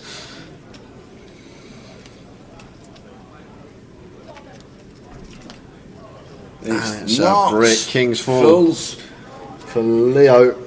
So the aces of Dovidas getting cracked, and Leo up over the mill. Dovidas just under the mill.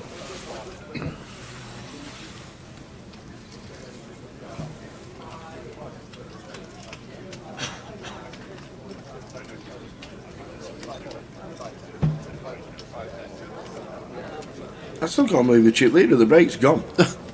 He was chip leader, wasn't he? He was definitely, yeah. 1.4 mil. Gone. We're 2 off the money, didn't get them in cash.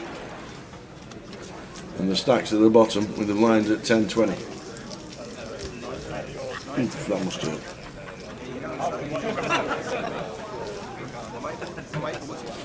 That must hurt.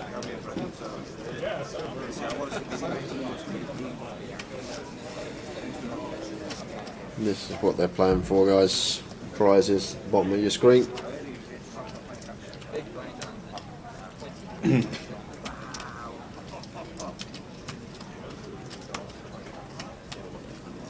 I was going to do a giveaway on the bubble tower, but that'd have been a quick giveaway. Yeah, I know. That's the thing. It usually lasts a while, so I thought it'd be a good time to get a little closer ticket out there to the viewers. But we will find another time at some point today. Maybe when we just start the FT. You like these giveaways, you know. I love how you like giving other people's money away that quick. Boom. Let me give the money away. Okay.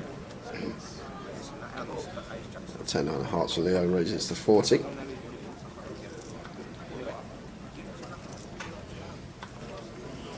It's not hand for hand though, Shenji, final table bubble.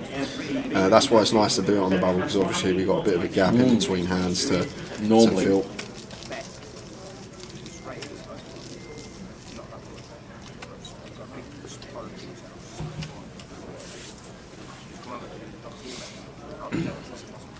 So Matt Davenport points again. Now he's in the money. Yeah. Points again. Mitch is up there as well. Points for Mitch.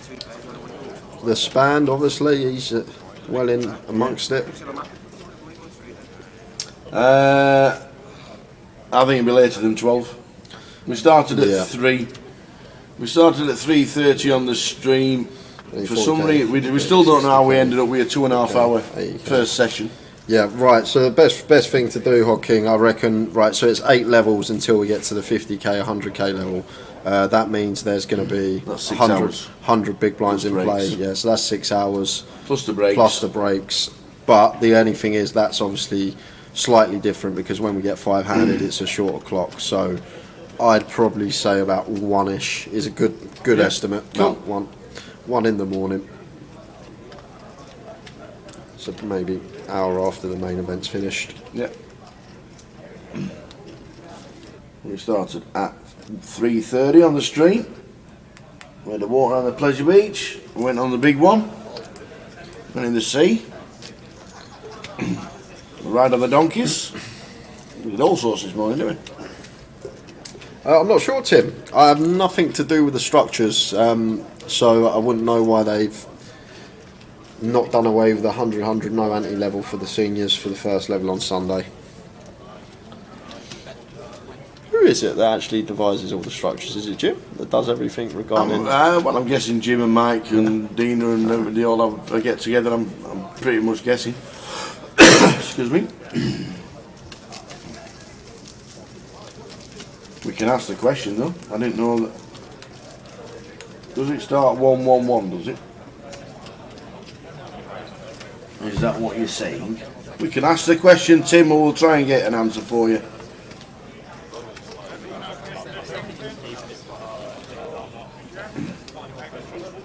If you're going to Blackpool to play the main event, another cracking turnout already for day 1A. 138 for day 1A. That is a massive day. That is huge. That is huge for day 1A. 138, and we're only in level 6. So that will probably be 150, 160 by the end of the day. 300 at least for day 1B. Then the turbo, day 2 binds. I think we could see a 600 man field here in Blackpool Tower. Yeah. They're already 50 registered for the last satellite. Could even see our first 200k up top. That's not the grand final as well. Yeah, potentially. That's potential.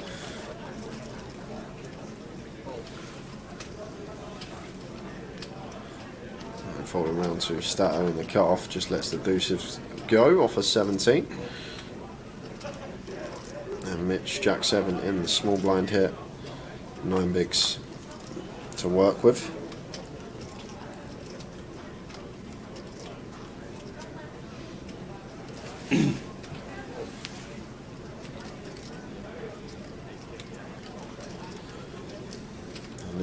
going to get a walk with the ace jack. Would have been a world of hurt if he did choose to shove that one bench.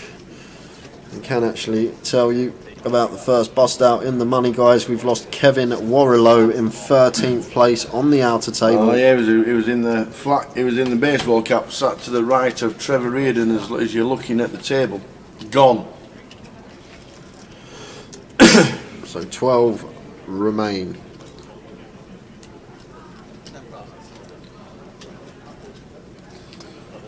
If we had £1 for every time we got asked that question, tell me who it would be. Unfortunately, Matthew, watching on Facebook, we can't. It's an algorithm on Facebook and nothing to do with us. With some smartphones, Matthew, you can turn it landscape and the live symbol goes to the middle of the screen, but that's not with all. And then the other thing we can suggest is just watching it either on Twitch or YouTube /GUKPT. Yeah. And then there wouldn't be no live symbol in your way for the whole cards. No, don't know too much about old Dovidas. We do not. Let's do a bit of research for that. Only takes 2 seconds.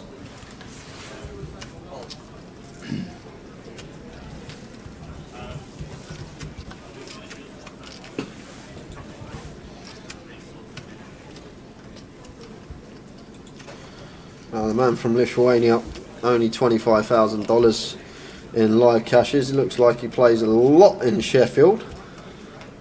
Local games, biggest live cash only $4,000, so already surpassed his biggest live cash, getting in the money here at the High Roller in Blackpool. And Mark Fizz says King Queen of Hearts versus 4s all in pre was Kev's exit hand. Cheers, Fizz. Oh then, Adam. Alright fellas, long time. It has been a long time. I think last I saw you was and I saw you in Luton. Then Adam. And before that it was Vegas. Oh, things are good, Adam. Hope to see you again soon. Didn't fancy sunny Blackpool. Who doesn't fancy Blackpool for a leg? It's just crazy how many people come here. 973 in the mini. You're just shocked every year, aren't you? Yeah. How many people turn up in the middle of winter? Do you know what? The people like around the casino, like with their little small businesses and stuff, people just pop into theirs, they get some food down the pier. People must think it's like a new season starting or something. It just gets so busy around the casino. Nearly 1,000 entries, as you probably all know, in the mini, which is unheard of.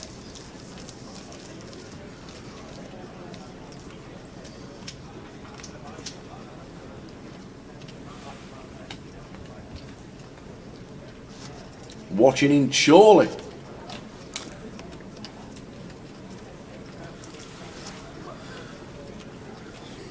Not been to Chorley this year to play golf. Missed out.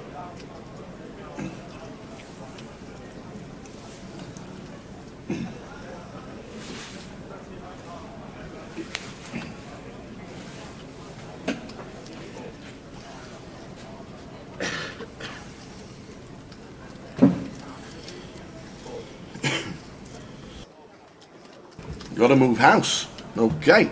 Well, good luck with all that, Adam. I'm sure we'll see you soon.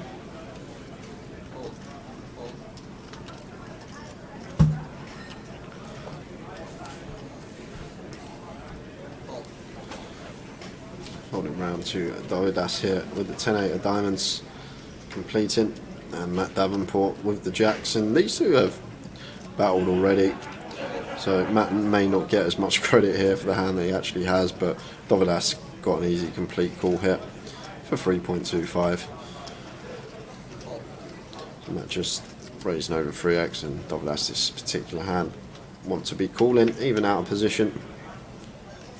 King, Jack, 5, 2 clubs. And we got Matt here, flopping middle set, blind on blind, just massive for him.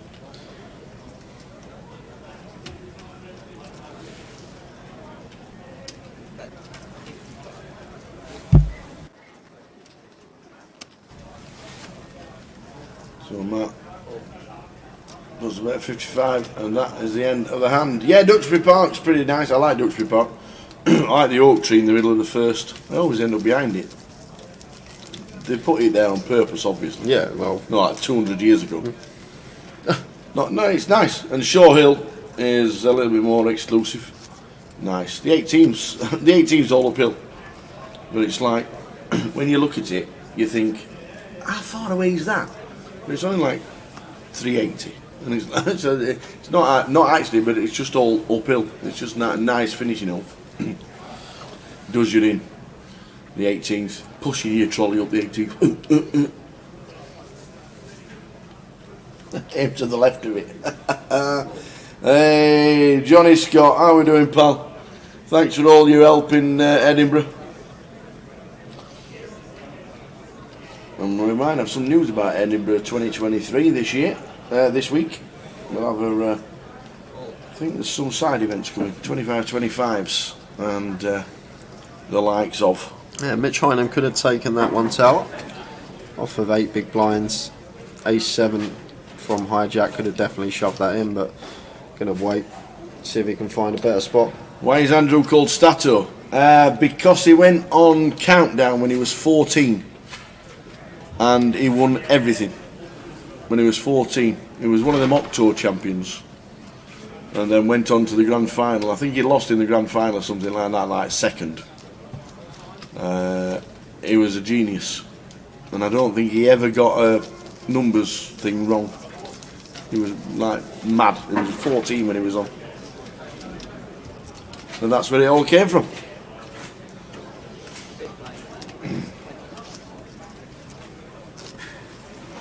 Dealers on the line in the main event. You have new levels, 400, 200, big line of 400, and 400 big line entry. That's 200, 400, and 10 in the main event. Yeah, absolutely insane numbers, Johnny. They've been amazing. The club is probably the quietest it's been today since everything started. And there's still 140 in the main event and you think it's quiet. Every table for about six days was in use. And yesterday's heads up for the Omaha, 4 hours 10 minutes. At 2 o'clock they went heads up. At 6:10, Simon gave the trophy out. I bet Simon loved that. Oh my days. 4 hours 10 minutes heads up it was. We've got Stato completing in the small blind and Jonathan here at 10-7. Probably expect him to just check this one and go post.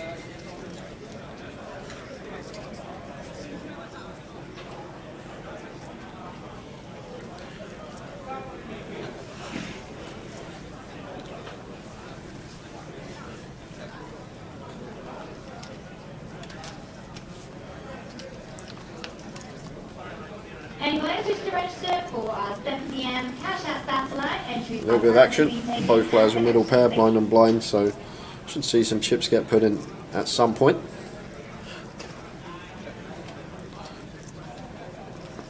Just going to check over to Jonathan. Has caught middle pair, so could potentially bet this one. Don't think checking would be bad either. Either or, and does choose to bet for 25k. So the old just over 40%. And Stato with an easy check call after choosing to check his middle pair on the flop. Always going to be calling this and seeing a turn.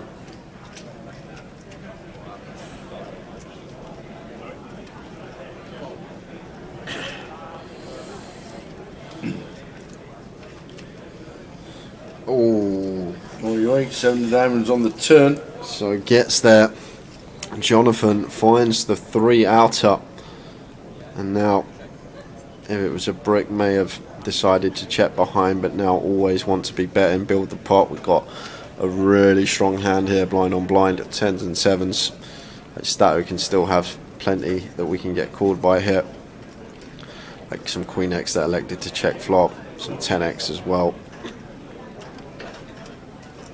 Then not letting hands like King Jack, Jack 9, even 8-9 now, up and down, realise equity for free. So there's the bet. 65. So 60% pot this time on the turn. And now a bit more of a tricky decision here for Stato with his second pair. Anyone who's registered, tournament starting in around 1 minute. Please note that if you have registered, your stacks going to play from the start. So if you've registered, please retake your seats straight away. Thank you. I do expect him still to call once more, but it's difficult. It is over 20% of our stack. We're out of position. What are we doing on rivers? But blind on blind here, Jonathan can still have a whole host, just random air balls, hands that pick up equity on the turn, backdoor diamonds, just random stabs on the flop that might have picked up a smidge of equity in the form of an up and down or a gut shot. It's a really tough spot here for Stato and burning through the time banks, and rightly so.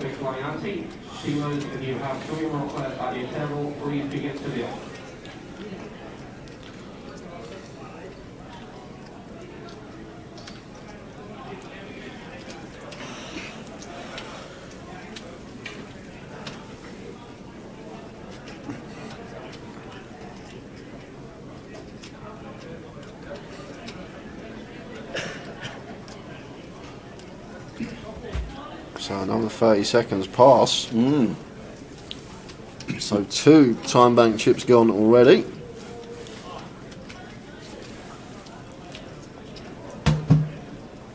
Yeah, really good fold. Really, really good fold. I think that might be overlook that one. People think that he's only got second pair. It's faced with 2 bets. There is an overcard, but blind on blind. Opponent's got us covered. They could definitely have a whole host there.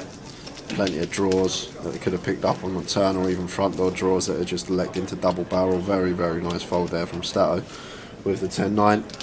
Put in the money when he was a front, folded when he was behind. That's as good as it gets when it comes to poker. You will go far if you're doing that.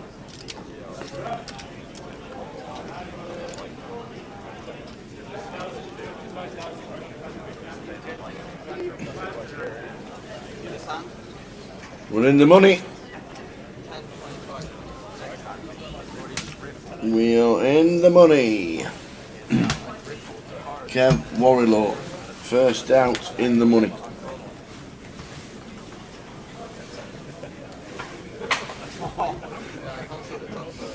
If we've got the overview camera on and somebody stands up, you will see an exit.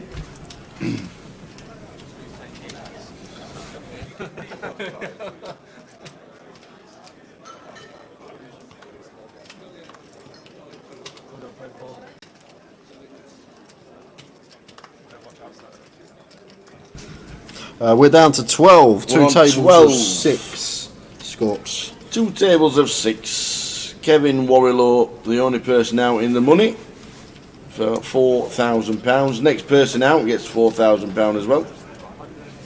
And yes, we are playing down to a winner tonight. We'll be crowning a champion on our feature table. And you will see it if you stick with us.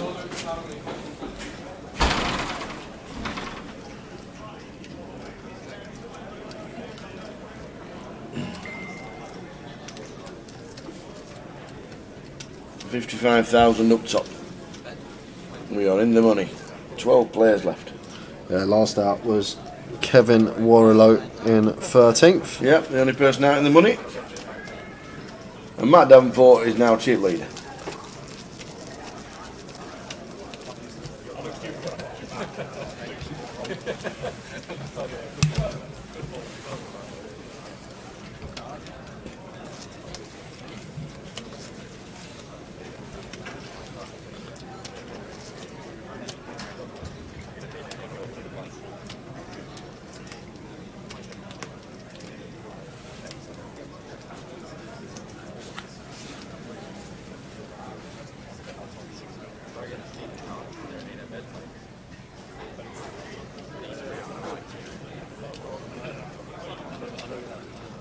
Fabulous, fabulous season for Matt Davenport. It's scene number 1. Going to be getting amongst it here with the King Jack. Wants to be opening this one once folded 2 in the hijack. And does raise his 250. Stato with the easy fold in the cut off 7-3. Not getting him fold, but looks like Jonathan has his decision. Now for 33. Big blinds here. Ace 9 off. I think fine to just let this one go. Maybe thinking about a light 3-bet here versus the Davenport Open. Make it like 140.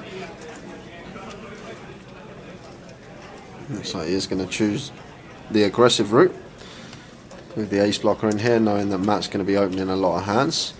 Chooses just north of 3x, but going to get the same result.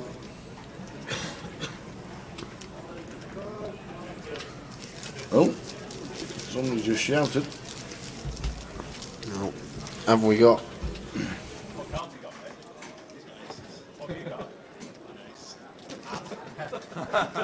All in the call. It is all in the call on the outer tables.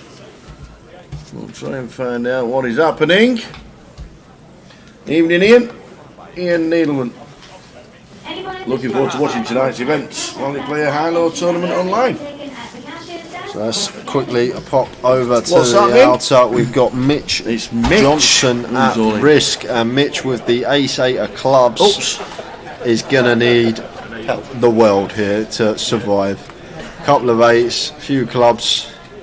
Well, there's one 8. There's one.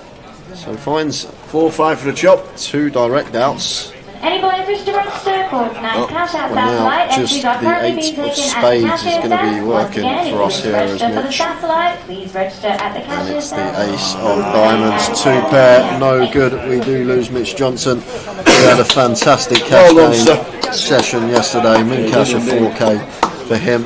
Tony takes him out. And that's going to leave us with 11 players. One table of 5. We're 6-handed here on our feature. And Stato with the 10-9 suited here in the hijack, working with 13 big blinds, and just going to elect to nearly move all in, leaving himself a couple of chips behind. That's basically because we are on a ladder every bust out now. If something does happen on the outer, we can have a bit of a tank and potentially make a few £100 before we have to get our chips in. So Dovidas here with the king-queen in the big blind.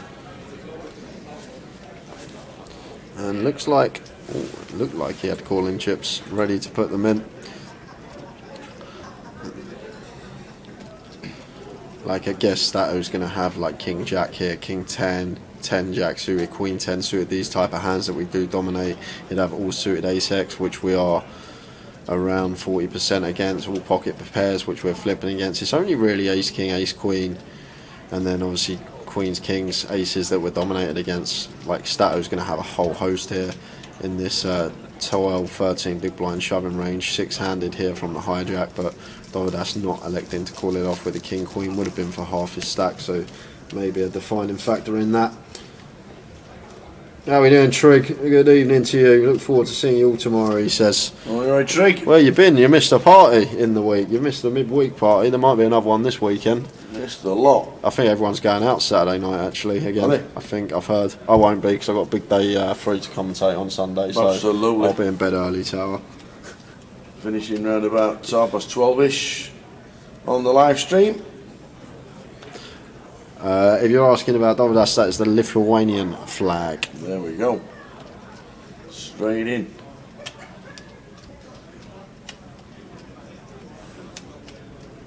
"50 days off the alcohol." That's why he's not been up. Well done, Trig. 7 weeks. Not a drop. Jonathan already had aces once today. This is the 50 from the hijack. Oh, sorry, it wasn't Jonathan that had the aces, it was Dovidas, wasn't it? That's still hard to get dealt them. It is. Especially at this stage of the tournament. It's a lovely sight to see when you're at a crunch time. You do wake up with a good spree, and going to get a little bit of action here. Matt's probably going to be check calling once here with the 10-7, or at least he should be.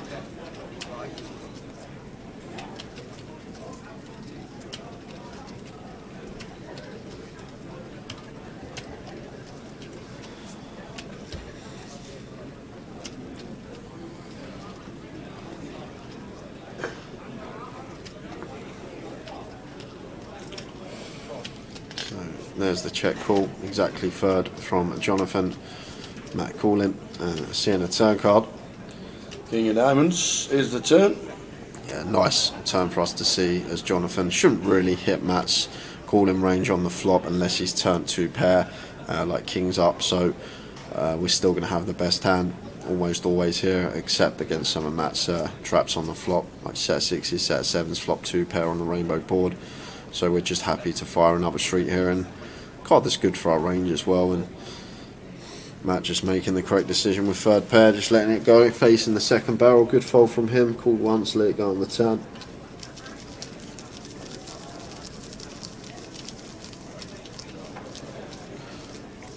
Tell you what, we're not seeing TR, we've not seen Bousey, no, and we've not seen Spand on the feature table for all this high roller. Yeah, you're right.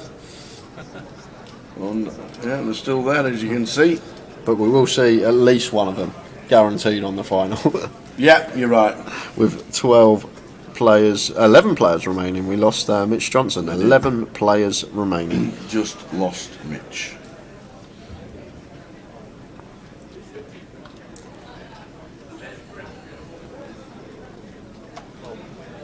And the other Mitch sat at our table. Yeah, really short. Really short as well, so he'll be getting them in very soon. Tower, well, very soon. Right on cue. Ace 10 is more than good enough to get our last sub 4 in with. And Stato's going to be calling very wide here, and the big of it is folded round to him.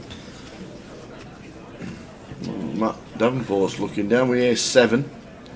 Yeah, 1.3 mil. Definitely going to be ahead of a sub 4 big blind shoving range here. Obviously still with Stato behind us, but Mitch is going to shove all ace deuce through ace 6, pretty much all king x, like some queen jack, jack 10, suited hands. There's so much in there that the ace 7 is going to be ahead of here, so expect Matt to continue, whether it be in the form of an ISO or the form of a call. We will see. I don't think ISO is ever going to be bad here when we got Stato behind us with just 11 big blinds, and there is the ISO from Matt Davenport. And over the ISO to Stato. And he makes the fold, and Mitch been sitting there patiently and potential to get his double, been waiting, and finally finds a spot to get it in good. How do you feel running up against Matt Davenport with any 2? You don't feel good, Tower, when you're in an all-in situation against Matt, no matter how far in front you are. He's on form this year, Matt Davenport. Well, there it is again. There's the 7. Mitch does in play now. Have an 8 to find as well as a 10. And it's a 3 of spades, and doesn't Matt Davenport here continue, or can Mitch? Yep, 8 out of 10 needed, or we lose one. Start the spin up. And it's an ace, so ace is up for Matt Davenport, and we do lose Mitch Hynam. Run like Matt. Well, absolutely. Mitch Johnson eliminated, Mitch Hynam now eliminated, which means we're down to 10.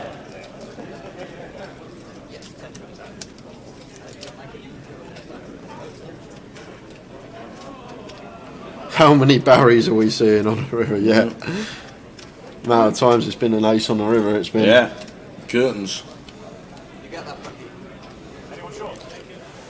So no hand-for-hand play on the FT bubble, so 5-handed here in the outer. When we lose one more, we will head out on a break, guys, and get everything set and ready for the final table. I thought something was happening because Bousey stood up, but Trevor Reardon's in a hand. You can see him flicking in the chips, stretching the legs.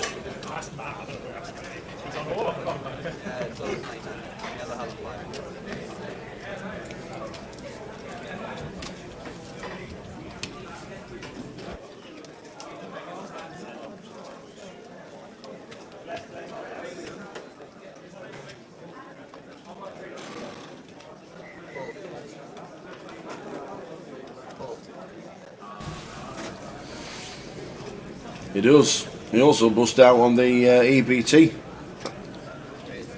live stream with aces. Did Mitch? Yeah, he folded his way to the min cash low gully. He'll be happy with that. He's only in for the 1 bullet that he bought in today, so managed to get the min cash out of it. Double his money.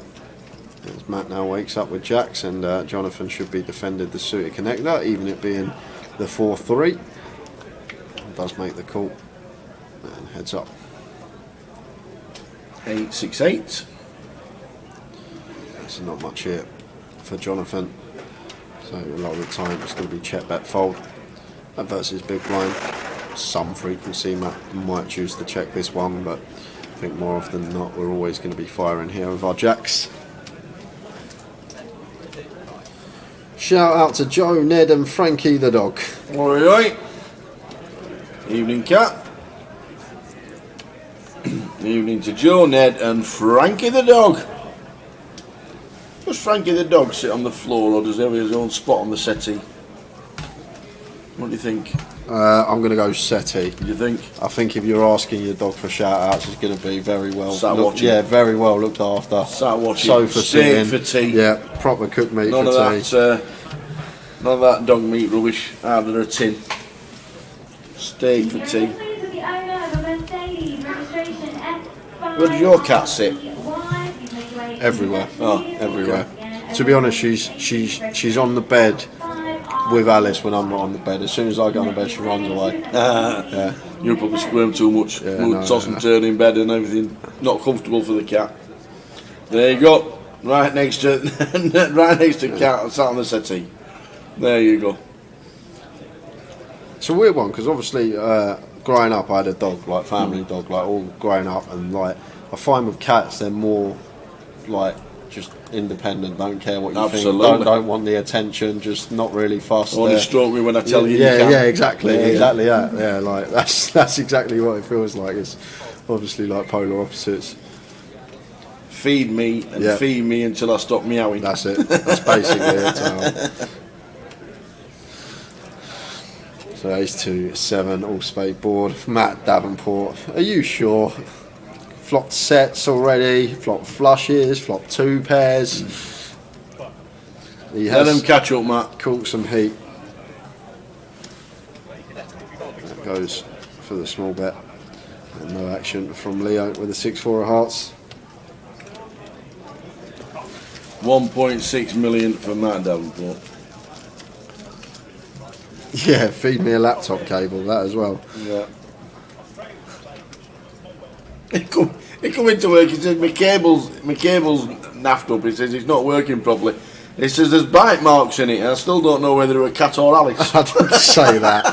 I said it was probably the cat. Probably the cat. Yeah. There's bite marks in the cable. It was probably the cat.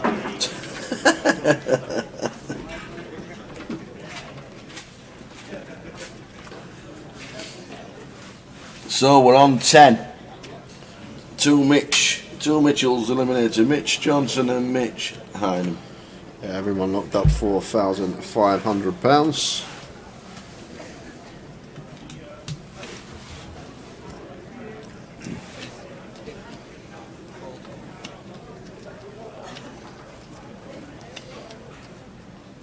$7-5 of hearts.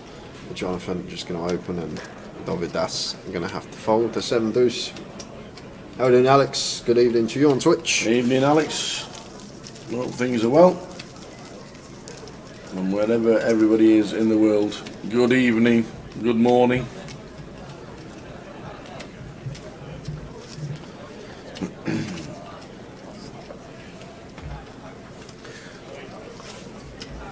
Scrolling across the bottom, £2,000 buying, 108 entries.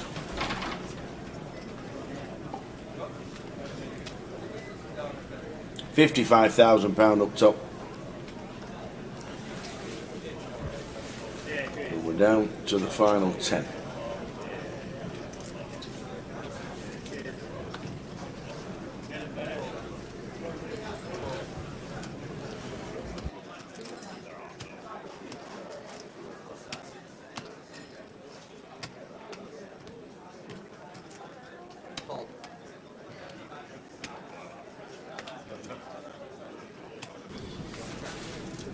Blind here, Dovidas with the ace 4. Going to choose to complete, and that checking his option with the 7 deuce. Not much here. But any player, Dovidas going to check. That might have a stab at this bottom of range. Might have one stab and give up, which wouldn't be the worst thing to do. But going to choose to slow down.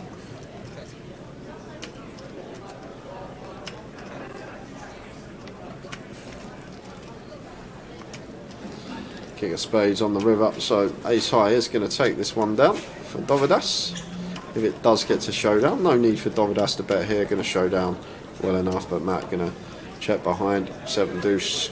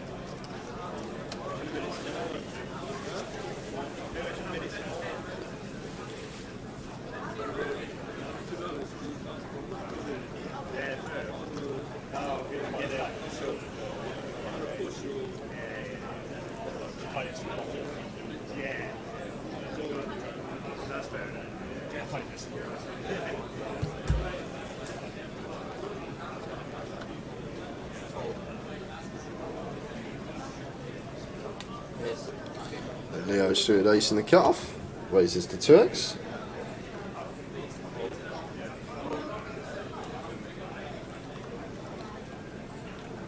Over to Stato in the big blind with the king 3 off of 10.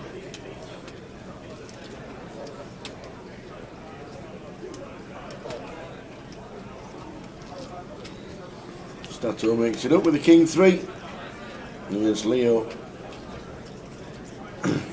And 10 flop of 10, 7, 5, 2 hearts. And not much here for either player. This particular hand could see Leo going either way here on the 10, 7, 5. I'm just going to opt to c-bet, and just a quick fold from Stato.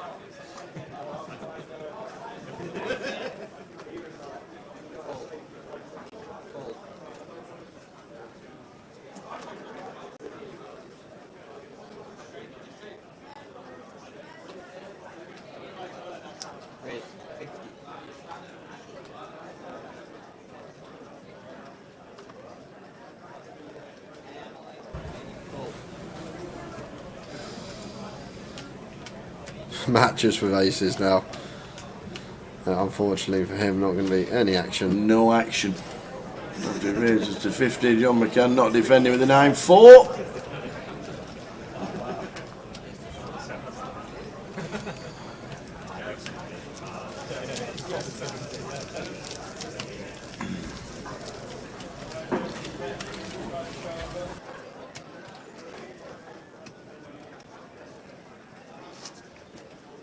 Bam, bam, ba-da-bam. So we're on 10. When we get to a final of 9, there'll be a break. We'll let you know how long the break is. But at the moment, we're on 10 players, 2 tables of 5. Looking like a strong lineup for the final 10. Yeah, still. The final table will be a cracker. So Matt Davenport, one of the tube leaders, 1.6 mil.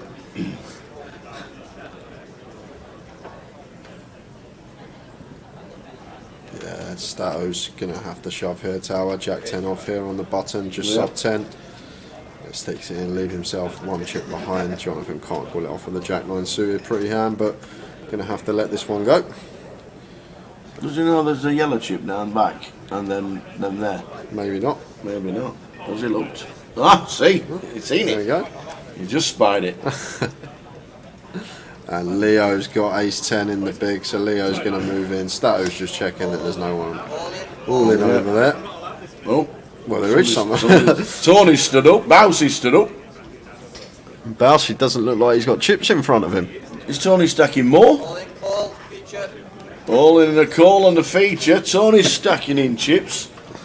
Well, what's happening here? We'll find out after this hand. Stato at risk, going to need to find a jack to survive. Versus Leo, there it is. So 9's working. Just fading an ace now to survive for Stato. Well, now fading a king or an ace to survive. As Tower said, 9 would chop it up. It's an 8. Jacks and 8s for Stato. So Stato doubles to 500,000 on the outer table at the same time. I do believe that we're just going to get confirmation. There was some action. Here comes Big Simon. Oh, here comes Frankie. Racks are over. It is. So John Bousfield. It was Bousey. As we were concentrating on our table, Bousey bust in 10th for £4,500, which means we're on the final table in the high roller. And it's going to be a 25-minute break just to get everything ready, and the players may be getting some food as well. That might be why it's extended. So we're going to be back with the final table at 5 to 8, guys, playing down to a winner. We will see you then. Shall we go on the big one? Oh, it's not in anymore. I'm devastated. It's not in. Big one shut anyway. It's too dark. We will see you in 25 minutes for the final of the high roller. Catch. I'm padlocked off now. I'm tilling now. I'm in for 10. So £40 straight up is on. And Andy once again getting involved. Jack 9. Raises to 200. Opts for the 5x here in the cut-off. And Vinny with the 6-2 suited. Along he comes for 195 more. Joe's in with the 10-9 of hearts. And Bobby got an easy one to defend on the straddle with the King 10. One-way action. And action we have, because we've got a gut shot for Andy. We've got top pair for Joe and Bobby. And this one checks through. 5 of clubs on the turn. So Bobby still with the best of it with the King 10. Andy still sitting with his gut shot. Joe happy to fire now for 300, and Bobby here with the King 10. Not going to be going anywhere.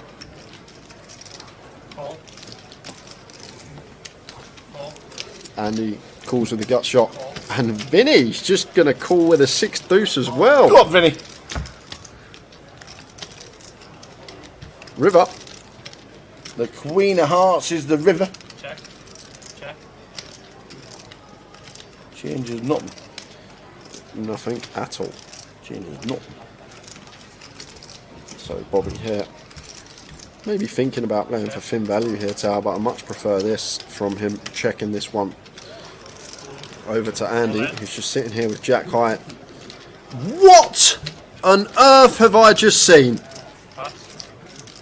Andy just rips 5.4 into 2 bag. 2.6, 2.7x pot shove. Bobby says, can I have a count, please? Wow. Can I have a count? This is serious. What a hero call this would be. What's Andy got, Tower? What makes sense? What hands are we going to play in this manner? Flop checks through. Turn we call.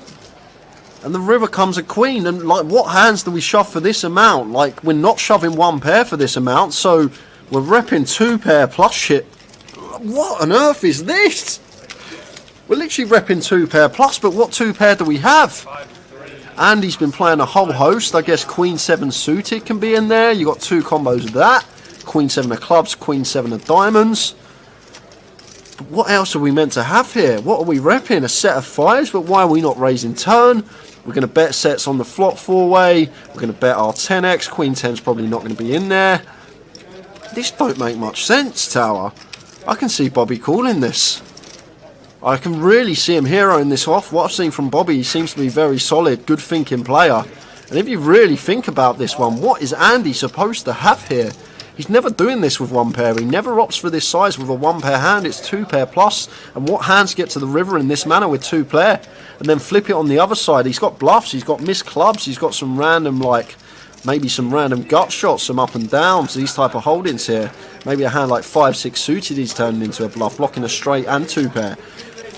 But I wouldn't be surprised if Bobby called this off, even though it's for an insane amount and we need to be correct fairly often as Bobby to make this a good call. But what is Andy supposed to have? What's he representing?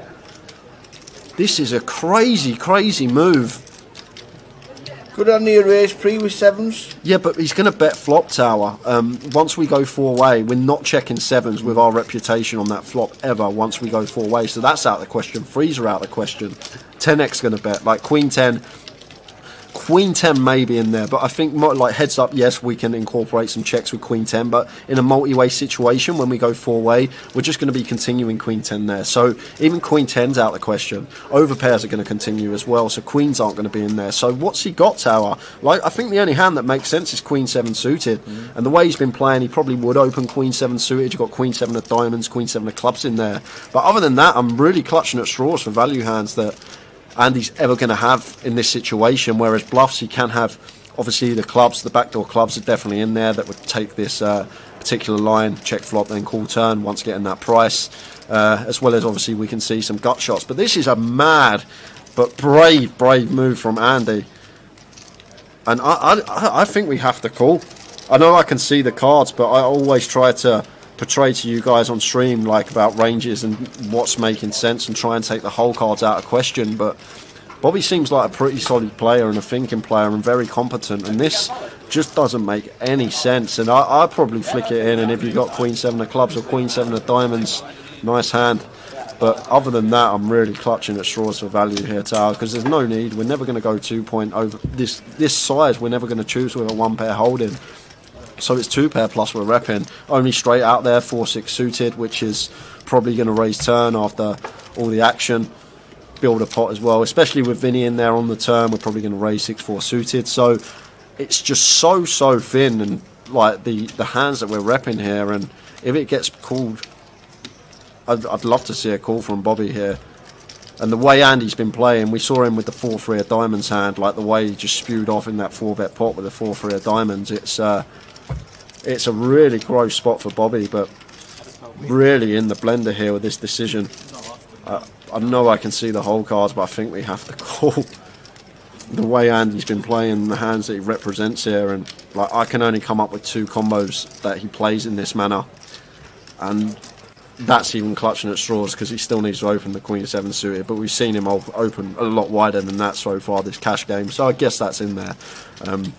But will he remember the 4-3 hand and then just work it out and then just eventually call?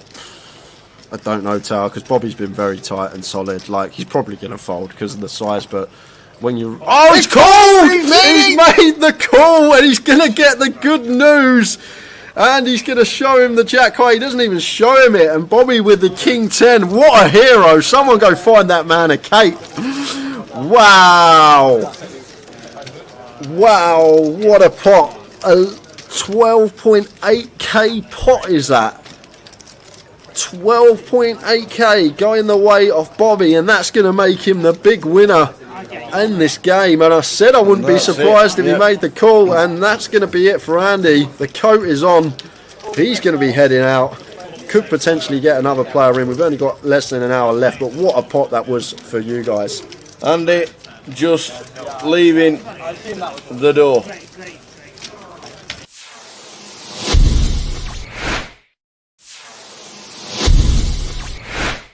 So we've got new players. Is that Tom Hudson there? No, Kieran coming in. Bit of a doppelganger there. He is a little bit. For the online manager, Mr. Tom Hudson. Deborah's called now, and Richard. Which Richard is it? Do we know which Richard it is? Really sure. Hearts and Hearts fighting off again.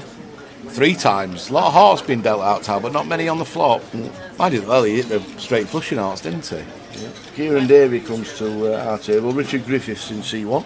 Richard Griffiths. I don't think I know him. Oh, look, what the 10, hell? 9, 3, Tower, all hearts. 3 of them have flopped hearts. They've all flopped. Queen to high, flush. king high, ace high. Wow. This is gonna be carnage. Oh my gosh! There's nearly every out on the board. The jack of Have you hearts seen is out this? for Richard. This could be a 3-way all-in, Tower, if it's played fast by any of them. This is absolutely ridiculous. When Kieran gets all this action, he'll have to check his cards back, see if he's bloody actually got the ace of hearts, Tower, and not the ace of diamonds. So Richard's just called. Oh, Richard's called just with a jack, with a king, with a jack. Yeah, he's got the redraw to the Heart. straight flush, he thinks. Blow me neck. So what's going to happen now? KK's going to squeeze it up. He's just called as well. Now what's Peter going to do? Yeah, Kieran's got the nuts. I don't mind. No, KK KK just flattered with his queen eye flush. Oh yes, And now Kieran's it's on got the Peter nuts. with the king eye flush. He's going to raise here. Here we go. So he's going to raise. Oh man. Kieran's going to probably just flat call, or jam it, or just put it in, thinking he's never going to get a fold, Yeah. which he won't. Raise to How the action's 5k gone. from Peter. Kieran's getting a bit. Look at him. He's playing. He's giving it the old Hollywood, isn't he? He's got the stone cold nuts, and he's like, "Oh, what's going on here? What the blinking hell's going on?" Does he call? I think he. I don't know, Tower. Or is it, does he think he's up against a set? I just don't think he's. Well, He's with all it- in. Yeah. He's and all in. now what's KK going to do with his queen eye? He's going to have to go move all in, surely. Yeah. There's hands that Kieran could have aces with the ace of hearts here. Yep. This would be an amazing fold. And Peter's No, they're in. Peter's going to be absolutely sick. Peter, what you done? Peter's absolutely sick. Peter but raised it he's- up with He's going to to have to put it 5k. in. And just hope it's a set against the ace with a heart, I guess, or 6-7 of hearts, for example, or 7-8 of hearts. These are hands that are possible as well in Peter's eyes. Doesn't have to be against the nut flush here. This is just the most brutal setup I've ever seen. They're And in. he's in, They're in. and they're both drawing dead, They're aren't they? Wow. This is just dead. They're both dead. Wow. They're just dead. Look See you later. at Debs. It's just ridiculous. They're dead, aren't they? There's no runners, is there? No runners. Because the Jack of Hearts has been folded for the Queen. What a life. Wow. This is Kieran's first hand, and what a hand. He's on 60,000. Sits down, one hand, flops the nuts. Gets action from the and second trebles nuts up. and the third nuts, and trebles up. Oh my days.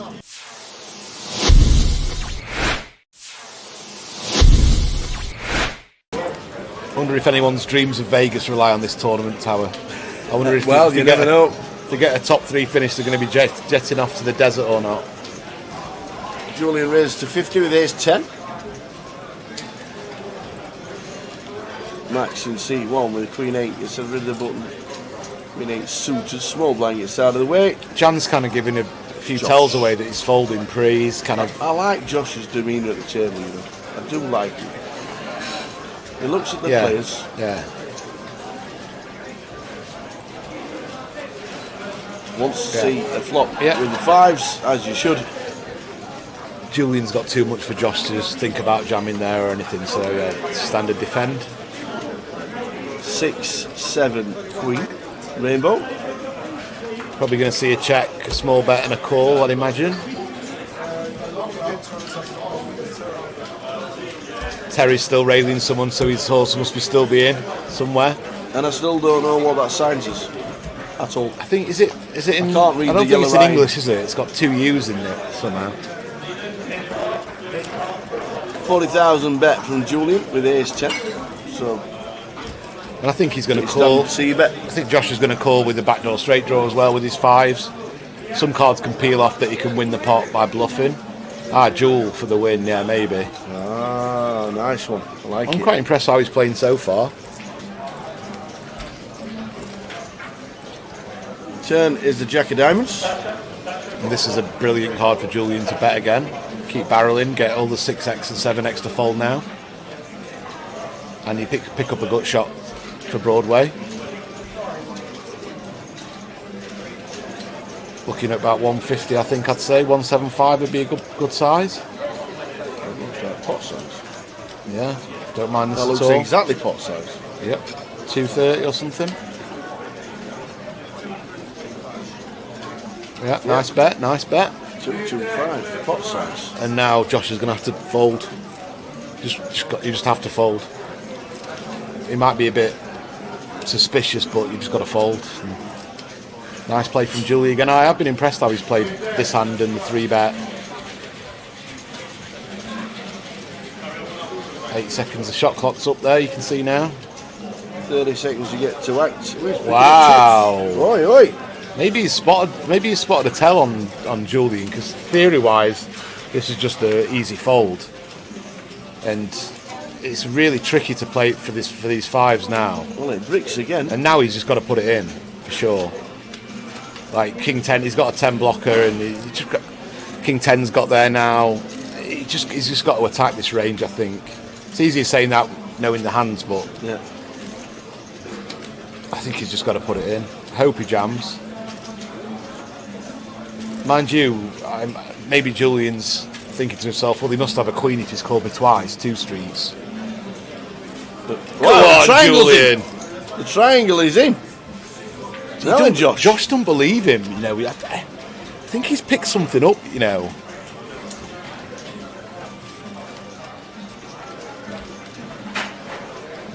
Josh Mahmood has impressed a lot of players in this high roller. What's he thinking, Trick? There's no way he's doing anything theoretically here. He thinks he's picked up a tell on Julian, I think, because the turn bet should be a snap fold. You just can't continue with 5s there because he just crushed so often, and there's cards on the river you can't call, kind of like this one. But yet he's thinking to himself. So I think maybe it's how Julian sat with his fist against his thing. Yeah. Maybe he's picked up on that and he thinks that's a tell of weakness. Or maybe something he's said or anything. He looks a bit shaky there with his chips. Well, he's asked for a count. I mean, this is just... He is a non-believer. I mean, you just... What if his bluff hands are ace queen, ace king, ace 10? Yeah. And you basically pretty much crushed against anything else. Obviously, like... I can't see many bluffs, to be fair, apart from ace king. He knows he's not got anything like ace jack. He knows he's not got a jack. He's polarised to a queen or better here, and a good queen at that. But still, he raised under the gun 1. His range is strong enough. Julian's like this is just Josh must have picked something up on him. It makes sense. He called like a pot bet on the turn with 5s when it's just a snap fold for everyone who's not got a live read. So I can only assume that Julian said something or done something in this hand that he's picked up as very weak. And as you were saying before, he is very studious at the table. He does look and... Oh, he's made the call! He's called. That is incredible! Wow, that is ridiculous. Wow. They are the things in poker. Look at the table! They're the things in poker that... Look at the table, they can't believe it! They were the... Even Steve would have passed. What a table! Look at Mike C. Cannot look at that! They're the sort of intangible things that sometimes as a live player you can't explain, but you just know.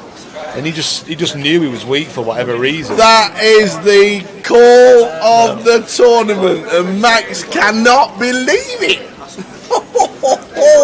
I mean, I feel sorry for Julian because he played the hand perfectly, in my opinion, and so did Josh, but in a different way. Julian played it perfect from the textbook and from game theory optimal way, but that's the thing in live poker. Sometimes someone does something and you know they're weak for whatever reason. You've just got to go with your read. Is that the call of a champion? He deserves to win it now. Wow. That's the thing, Tao. You can be as theoretical as you want, but if you give something away and someone like Josh has been paying so much attention, hasn't he? He's not been looking at his phone. He's not been up and about off his bum. He's been sat down studying every player. So Jules for the wins. Unfortunately, it didn't happen. The biggest hand of the tournament Yeah. was calling with fives. Yeah. That was unbelievable. Yeah. Like, what was the thought process going through that? That basically give you the chips to with the momentum and winning the trophy. That fives hand was insane, man. Yeah. I guess I just got lucky, but well, did you get a tell? Did you think you'd only got ace high? So, there's only two possible hands. We thought he got ace king, ace 10. Everything else, there were no more bluffs there, was there? So I think there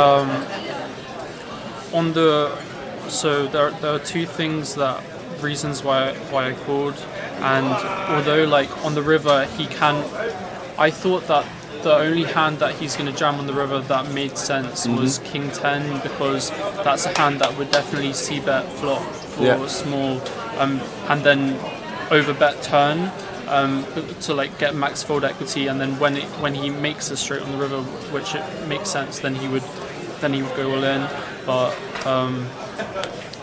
But yeah, I just thought because of the SPR, if he had like a bunch of other value hands, like he didn't have to bet over the pot on the turn in order to get the money in on the river. Like why would he want to bet such a big bet and then like have a 60% river jam? Like instead, like he can just easily bet like under pot on the turn and then bet under pot on the river, and that's like way more likely to get called. I mean, it's not like it was a call, and we were just sat there and we're like, how's he made that goal? It was amazing. Honestly, it was just. We thought he might call because turn call, because usually it's just check fold. Sometimes I read a few of the comments honestly, and I know I shouldn't, but it wasn't this, and I know some people are saying like, oh, once you call the turn, it's like, oh, now you've made up your mind on the turn. My mind still, it wasn't fully made up. Yeah. But I mean, I would say that that river is like an extremely good card for him to continue his bluff, and I guess just this time, like, I just got lucky.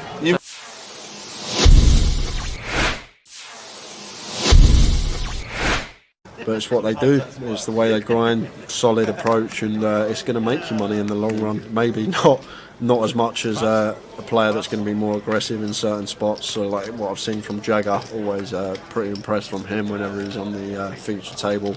Happy to get involved, happy to run it. It's been a very good watch though, can't take that away. And Jagger raising it to 60, Ryan folding the ace 5, and Jamie here on the button.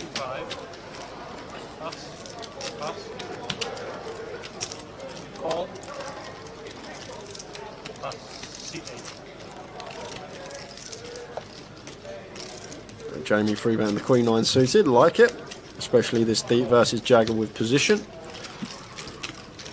Vinny's in with the cold call, and Jagger calls closing the action with the sixes. Flop time, 935, Rainbow. Lovely flop here for Jamie after 3-betting this particular hand. And gonna see him continue here, Tower, just so often here with the Queen 9 of spades. There is some argument in a heads up coup to check this one, potentially in a 3-bet situation, but multi-way here, happy to try and thin the field down and get to the turn heads up. Vinny's actually going to call here with the King 10. I was about to say I'm surprised to see that, but I'm not, because it's Vinny and he is getting an attractive price. And Jagger here with the sixes in a really interesting spot, because this is a spot where we're not usually going to overcall the sixes, Tower, but with Vinny involved and Jamie, who's obviously more than capable of making a move, might actually choose to overcall the sixes here in this spot. Like, in a normal scenario, just be folding here a lot of the time as Jagger, but he's actually opted for the third option and raised this one up. Wow. Raised to 950 from Jagger.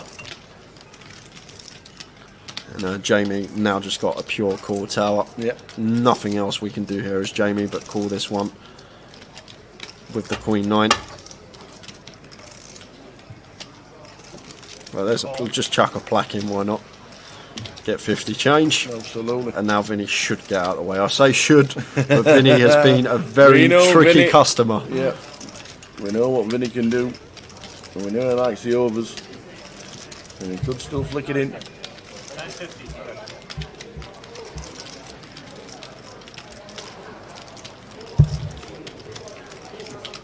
Counting out the 950.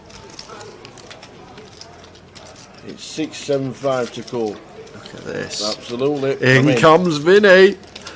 3.7 in the middle. Pot is brewing. And the Queen Eye of Jamie out in front at the moment. Turn time.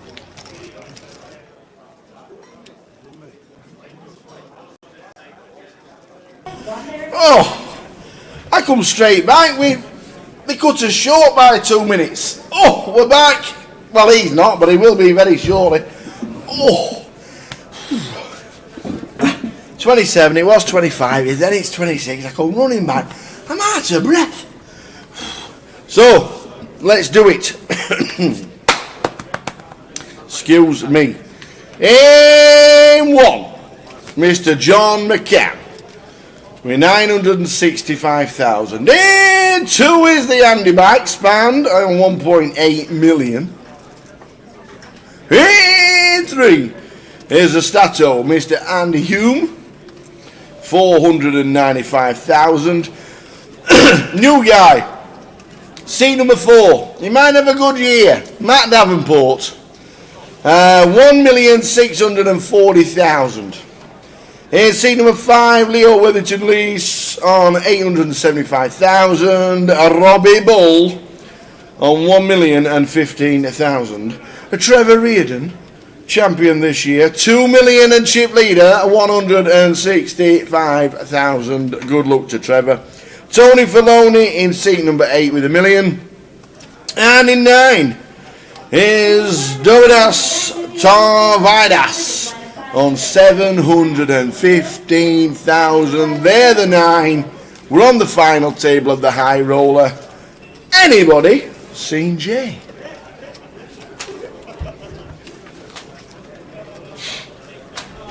We're back. What a final table this should be. Looking forward to it. The high roller. Nothing happened the first hand. Here he is. Here he is. The search party was out. So we're back. Final table. The FT just started. Oh, we had a gift. More sweets. Just to let you know, we had a gift. And we had a gift of the old quality. Nice little box, the old Quality Street Tower. I've been listening to you all week. Jay says, can you bring us some Quality Street? There we go. Thank you very much. To Christine. Thanks, Christine.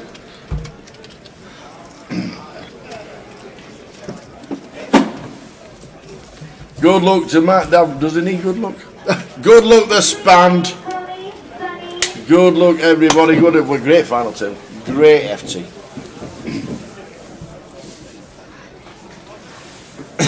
That one's got 2 in it as well.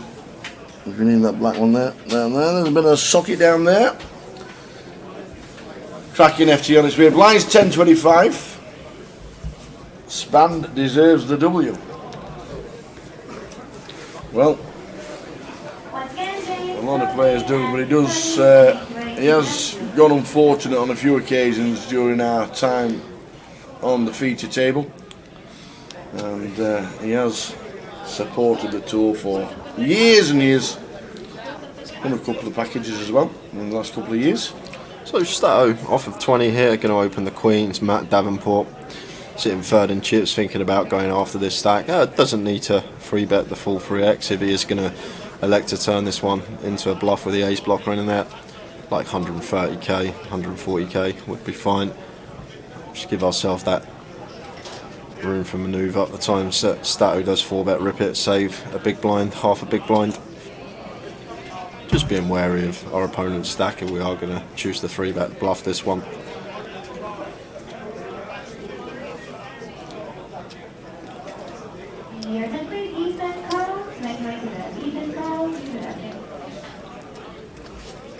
Yeah, and does make it that 1-3-5. Just got a really good understanding of the game, Matt. I like the size and choice. It's not going to work on this occasion. We know that Stato is going to be 4-bet ripping here with the ladies, and that will be that for the hand.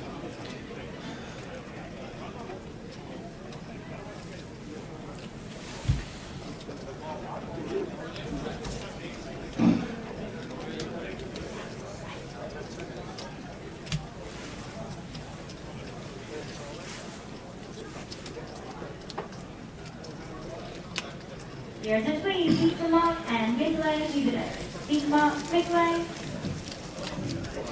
And James, sorry, to the left. Thank you.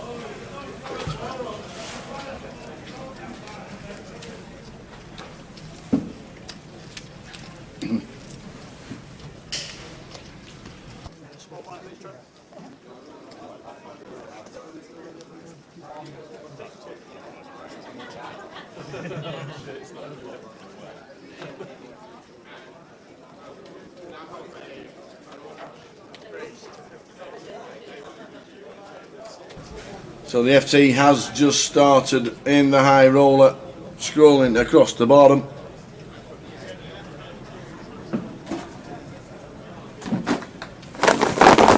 Grapes, anybody?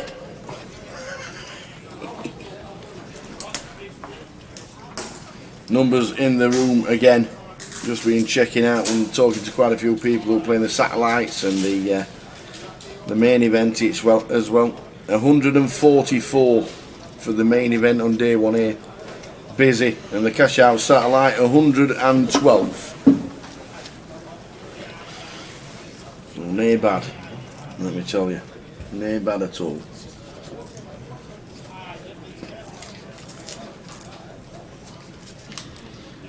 That's opening under the gun, and Nick Filoni here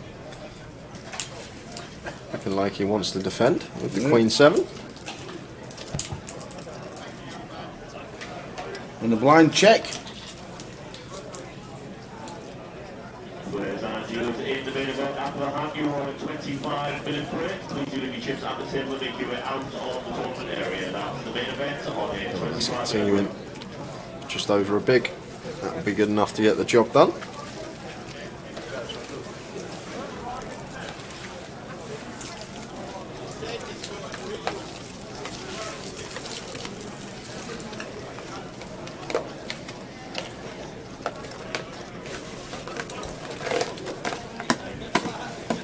Da, da, da, da, da. Your attention please, Tanisha Val, Taryn. Taryn Jordan and Midway to make way to the left. You will see the left way.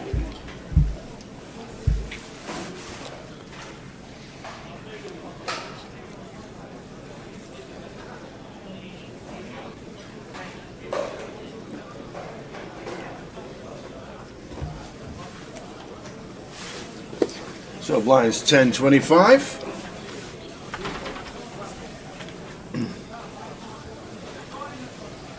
.40-minute clock till we get 500, then it's a 30-minute clock. The high roller here in Blackpool, 108 runners. And Robbie coming in middle of the pack. 40 bigs here, race 5 suited in the cut-off, facing Matt open in the low jack. Definitely one we can mix into the 3-bet bluff range. Obviously flatten an option as well. Much prefer this. Just versus Matt as well. Robbie will know he's going to be opening a lot of hands with chips here on the final table, so choosing a very nice candidate here to 3-bet bluff. And it should be working. Well, Dovidas here, off of 30 with the pocket 8s. I think we've got a fold here as Dovidas. Be surprised if we saw anything else, and there is the fold, and Matt would be doing the exact same. A nice pick up there from Robbie with the worst of it. Just good understanding.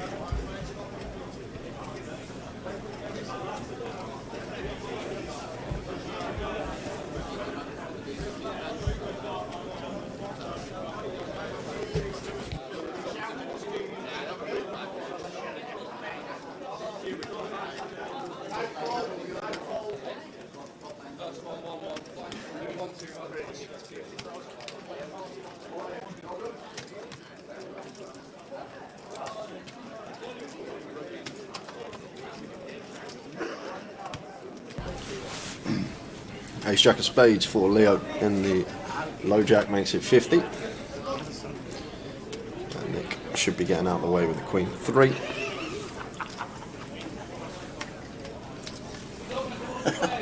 JC, I turned the Steve off about 5ish and Matt had 10 bigs and was Italian. A lot's changed in a couple of hours. Welcome back, JC. Yeah, Matt Davenport's back to supporting Liverpool again, and he's third in chips.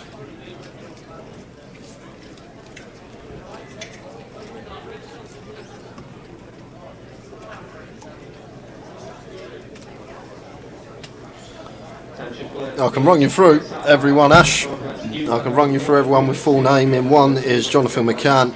In 2 is Andy Back, also known as Span. 3, Andy Hume, also known as Stato. 4, Matt Davenport. 5, Leo Worthington Lease. 6 is Robbie Ball. 7, Trevor Reardon. 8 is Nick Filoni. And in 9 is Dovidas Tarvidas.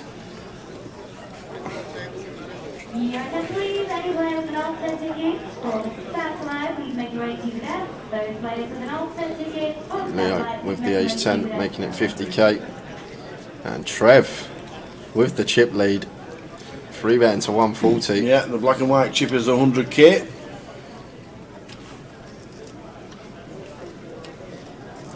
I remember watching him on the Manchester final table when he won it earlier on this year, Tower, and he played very well with the chip lead. He was really aggressive, went after the right stacks, used some nice little 3-bet bluff candidates, was capable of running in his spots as well. So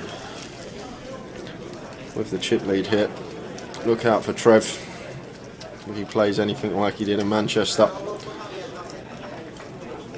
May see heaps of aggression throughout this FT. Yeah.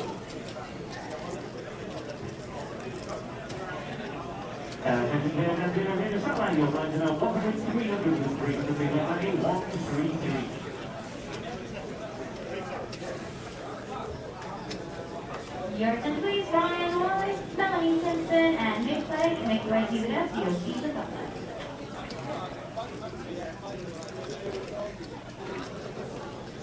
Trev ace 3 of diamonds with all the chips, should be opening this from low jack. He's going to raise it up, makes it 55.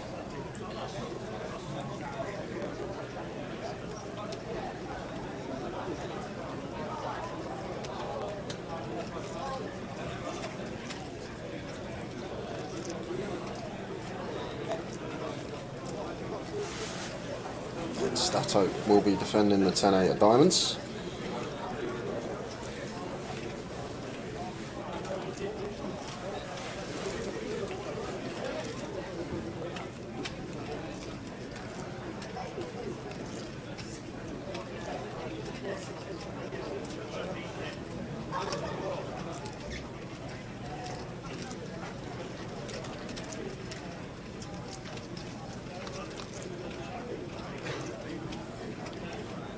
Jack 8-3. Both players with a piece. Stato flops best. Trevor bottom pair here.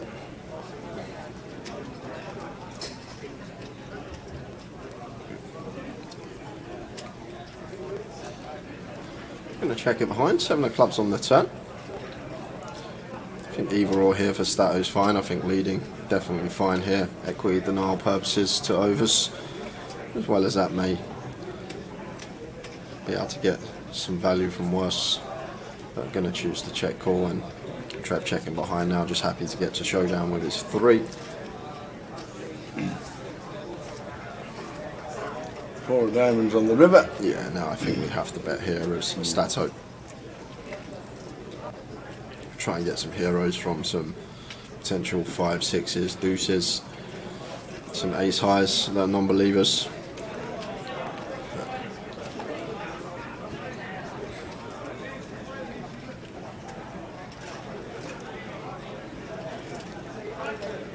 Fire up for 100. So now Trevor bottom pair. Obviously Stato defending in the big. You can have a very wide range of hands here. Trevor will be aware of that, so maybe thinking his 3 is good. But need to understand, like, once it goes check, check, check, check, like Stato can probably value bet as thin as a 7 here. once it is gone, check, check, check, check. So although he can have a whole host of nothing defending out the big blinds with this board, he can also have a fair amount of value, but Trevor's going to pay it off and sees the 10-8 of Stato, which is good. It is indeed. Good start to the FT for Stato. Came in as the short stack with 400 and a bit K.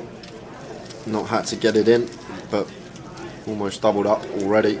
Did have the queens and 4-bet ripped over the 3-bet from Matt Davenport about 10 minutes ago. But good start to the FT for him. Takes him from the bottom of the pack to 8 and 9. Look how deep this is, Tower. Yeah, amazing. Amazing. We could be 900 a while, to be fair. Looking forward to this FT of the high roller.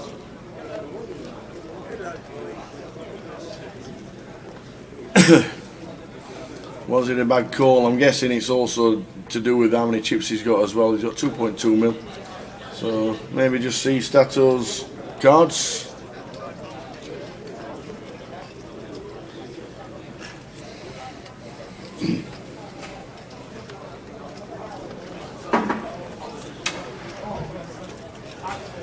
Now with the 9s, raising to 55. Into the big blind of Matt. Matt not defending with the 6-4. Trev having him covered, no need to get involved versus Trev. We're sitting comfortably third in chips.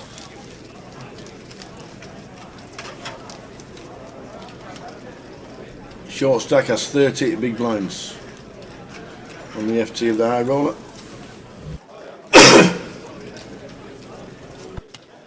Da-da-da. Da-da-da. Rest of the week looks a bit like, oh, it's not there. We're not doing hotels. We're just, that's it, not doing nothing else. Friday, Saturday and Sunday basically, it is just the main events starting at 12:30 each day. Friday for day 1B. The turbo will be on in the evening, we'll give you updates on that. Day 2, as the GUKPT Cup comes along for a 2-day side event.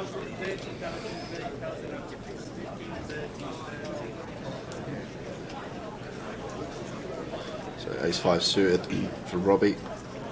Raises to 50. Into the big blind of Leo. We're just going to get out of the way with the 8 deuce, so raise and take for Robbie.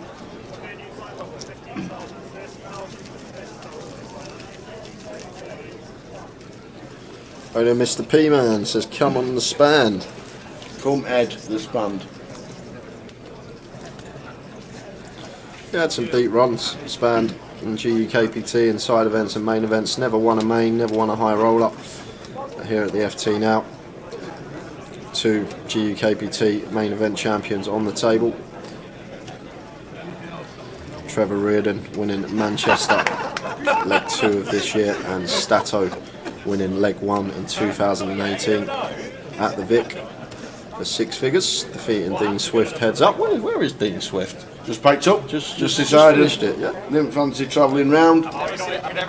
Son's playing golf a lot, yeah. So walked around the course with Jack for a few years. Got him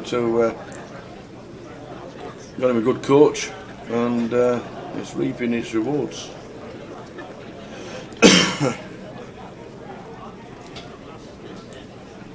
Show me the money, honey.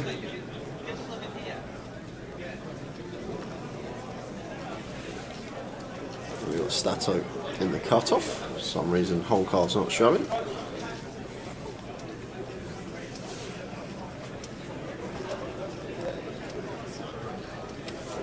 He's grabbing chips to open.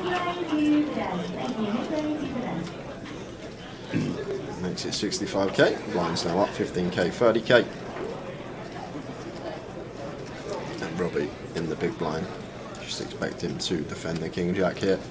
Don't think we're ever going to see anything else. And there is the call.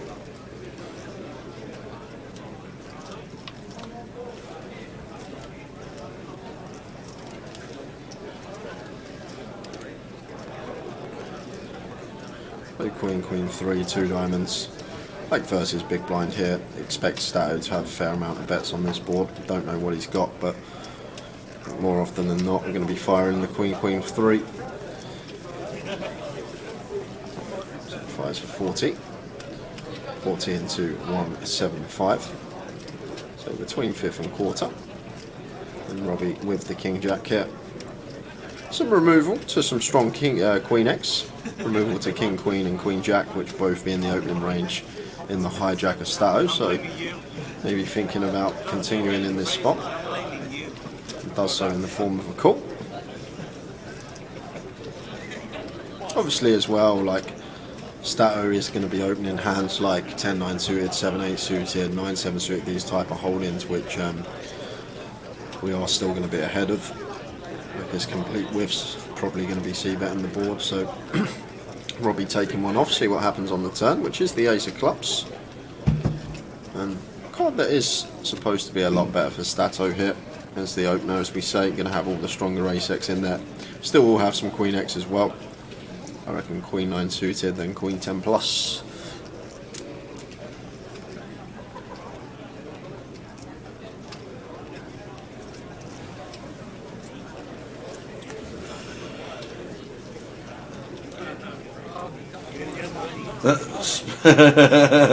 Everybody's asking why Tony puts his chips right at the front of the boxes, and now everybody's doing it. Span's doing it.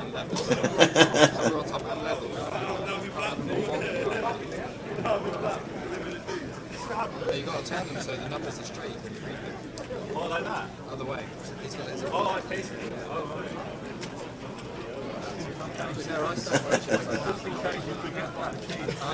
Double barrel for Stato prevails. We can't really continue on that turn card, facing the heat.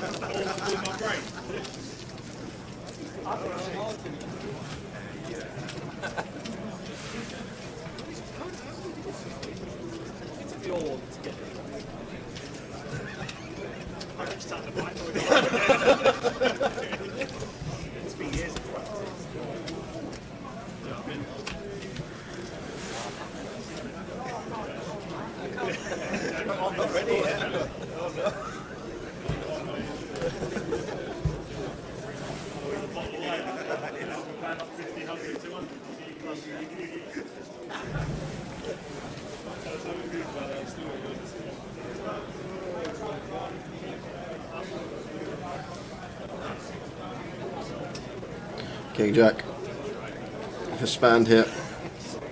See, now he's going to push them in. Brilliant.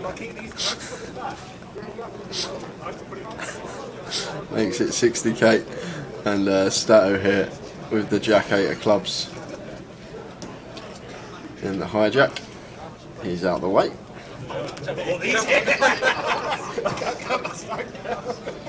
Only playing for 50 bag. It's like they're at a local pub Friday night game, ain't it? Yeah. Just the 50k up top. And suited Broadway for Robbie in the small blind here. Could just see him peeling this one tower. I think suited variety were happy to just call.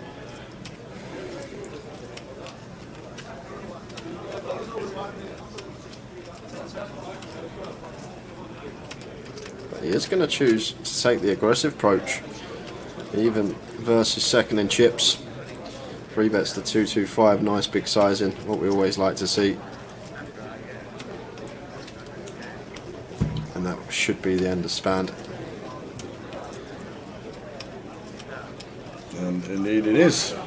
So Robbie with 2 nice light 3 bets that's got the trick done both times. Not afraid to put it in, put some chips in light. 1.2 milli, good start from him. Does it well to give full confidence as well. And you have 2 3 bet bluff spots early on the FT, and you take them both and they both get through. You really do the confidence a world of good.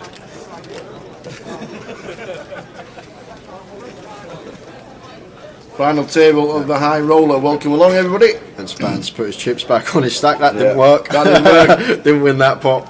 That's enough of that.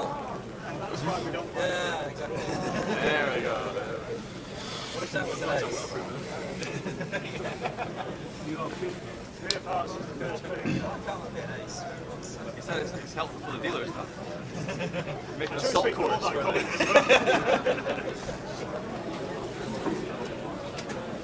And then we'll do the very next hand card. It's the chips in front of Nick, Tony Filoni, and it flips over.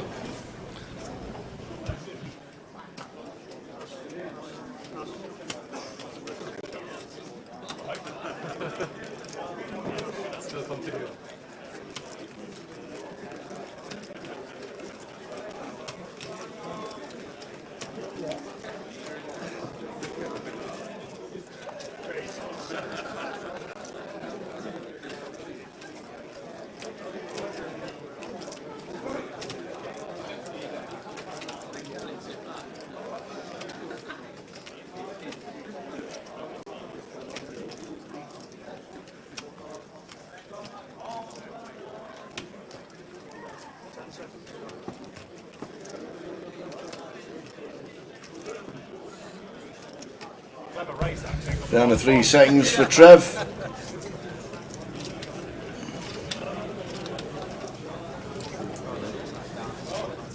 Flobberjack 8-2. Is it? Yeah.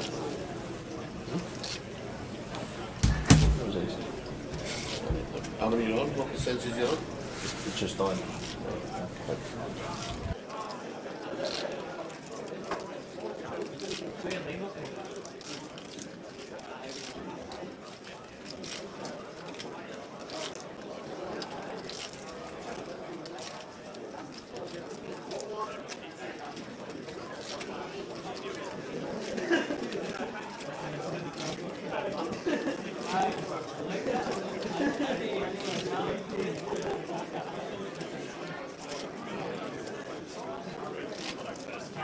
Just going to jump back into it here, guys, because we've got Trev raising the Queen 5. Nick Filoni flopping the flush, blind on blind, checks it back, and Trev takes the bait. Fires for 115 with just Queen high here, and I'd love to see a flat here from Nick. And does flat.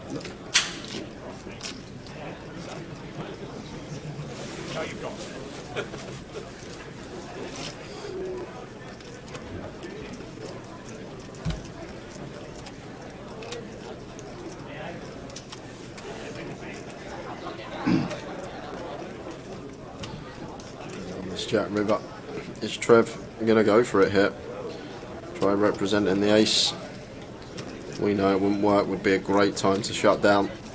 But maybe thinking that Nick here isn't going to have too much Jack X, maybe makes the assumption he's going to be firing this on the flop, so might be thinking about blasting him off with some 8X and bare heart hands like bare King of Hearts, even the bare Queen of Hearts. 185.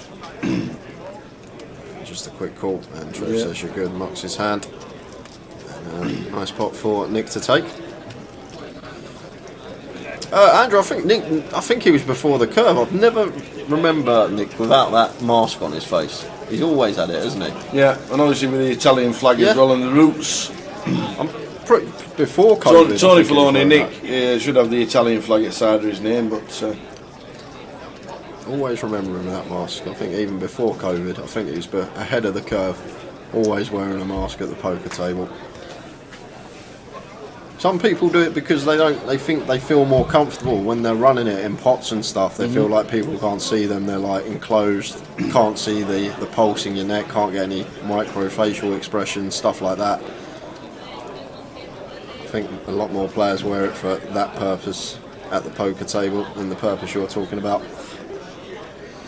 Was Matt a day 2 buying? I don't know if he was he? Was Matt a day 2 buying?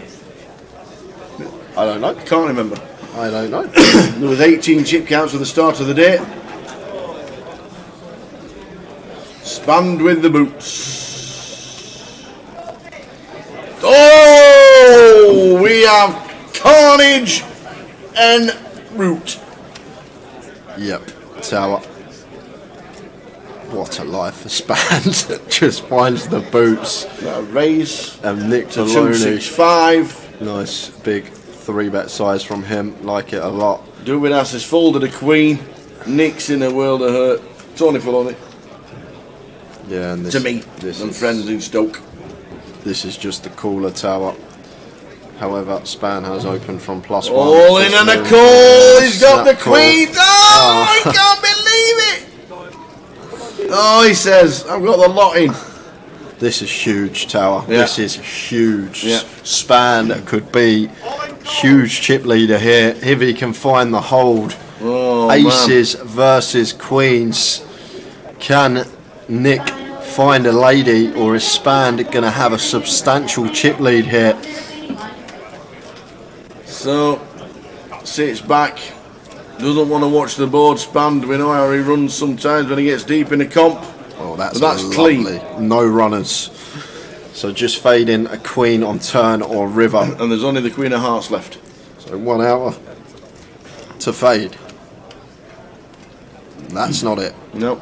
The Queen of Hearts, or we lose Tony Filoni.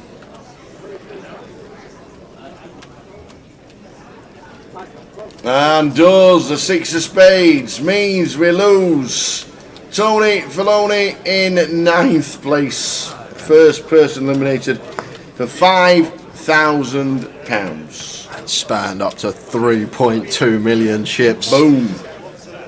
Heaps and heaps, around 30% of the chips in play for that man. And he didn't want to look. But there's all smiles on his face now as he stacks the chips. Amazing.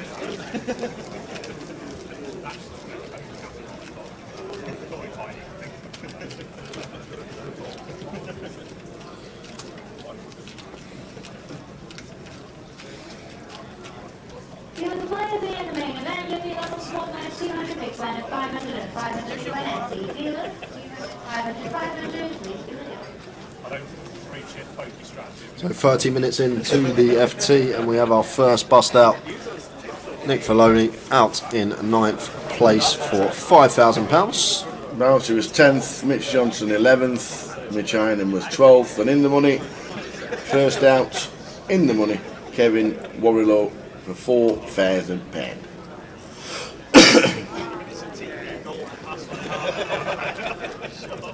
I think we need tea. Just saying. Can you fold queens there? 1.3 mil. My ICM is a fold in your opinion, says bigger boom boom boom baby. It's 43 bigs with full rings, Span's open +1. When he shoves, he's never doing it with jacks, obviously. I don't think he would be, at least, especially versus Nick. Nick needs to be aware of his own image. I think Nick will be perceived as someone that's not going to have too many, or if any, like free bets there from the small blind versus the +1 open. Obviously, Span can have ace-king. But if we think it's just ace king, aces or kings, we're obviously not in the greatest of shape versus range. We were sitting 3rd in chips, so sitting fourth in chips. We were sitting at the time middle of the pack. Obviously ladders at the moment aren't too significant. No. Really start getting significant 5-handed. But it's easy when we can see the hands and queens there, obviously 3rd best starting hand. I think I'm surprised I didn't see a tank. That is something I was surprised about. He snapped it off, but like I say, I think he's made that decision before he free bet. What I always say, and that's fair enough. Always make these decisions before you actually put the original raise in. What you're doing if you are met by 4 bet, 5 bet, whatever it may be. Queen of spades on the turn. And Robbie loves to see this here. Just turns the stones on a rainbow board. Leo checking over to Robbie. Wow, surprised to see him. Okay, he hasn't acted yet. I thought Robbie just checked back the nuts there on the turn. Robbie has not checked. He is in the tank and he will be betting. Just want to build a pot now. Want to think of a size to try and get all of Leo's chips in by the middle. What hands we're trying to target as well. I think 150 half pot would be perfectly fine. Leave like an 80% bet behind on the river. It's got 180, so around 60%.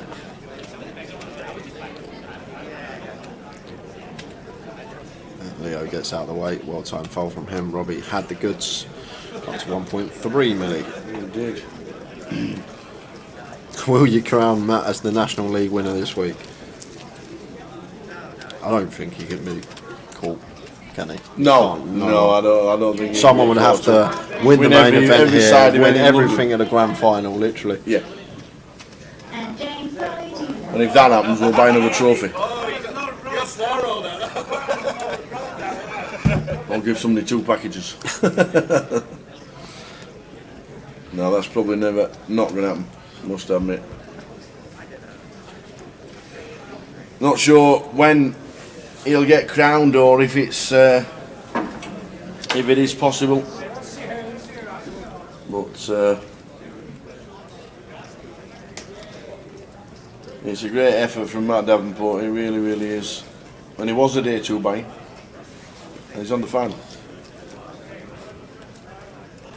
8 centre hearts for Stato, raises to 60 from gun. Over to Span in the big blind with the 8-6 off. Obviously with all the chips here, maybe a bit wary versus Stato's gun open. I could definitely see him defend this 1 tower, wouldn't be out of the realms of possibility. And there is the defend from Span.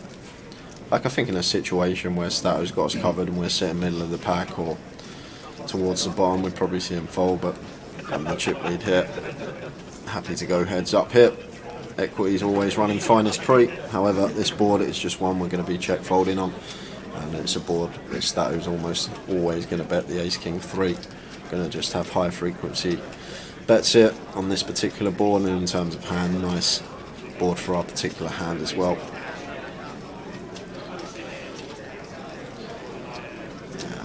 There's the check bet fold. And Stato for the first time up over $1 million. One of the day 2 buy-ins.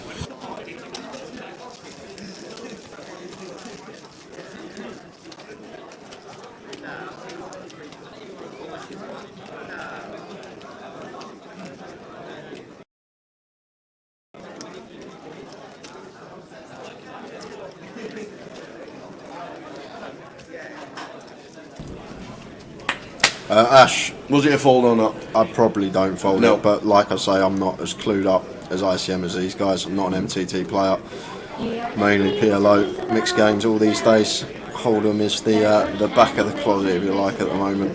Very rarely play the old 2-card game, except from on the festivals.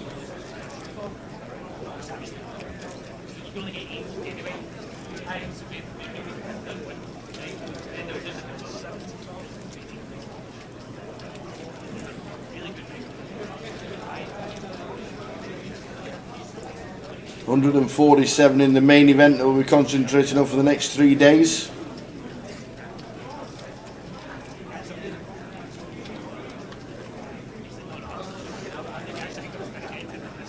So Dovidas in with the ace queen, shoving over Trev's open here for 22.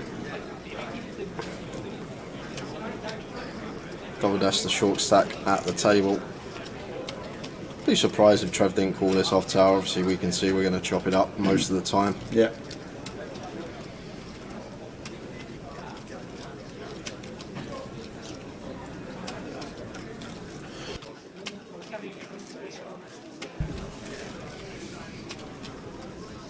Will he call it with the ace queen?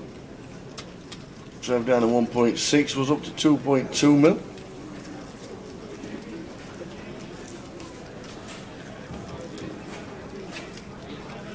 The thing is, Dovidas has been really tight from what I've seen so far today. And if Trev is aware of that, although they haven't been on the same table actually, so Trev may not be too aware of how Dovidas has been playing on the outer, which makes sense. But like here, going to be plenty of pocket pairs in there for Dovidas for 22 versus the hijack open, maybe some ace jack, these type of holdings. Don't think he's the type to like shove a suited wheel ace here. Do expect Trev to call, maybe wrong.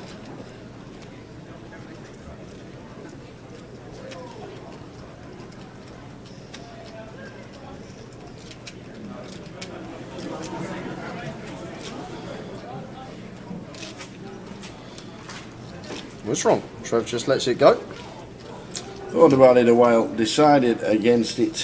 What's it, 37, 38% of his stack. It's a hefty amount if he's incorrect. And what I saw from Trevor in Manchester, expected him to call that one off.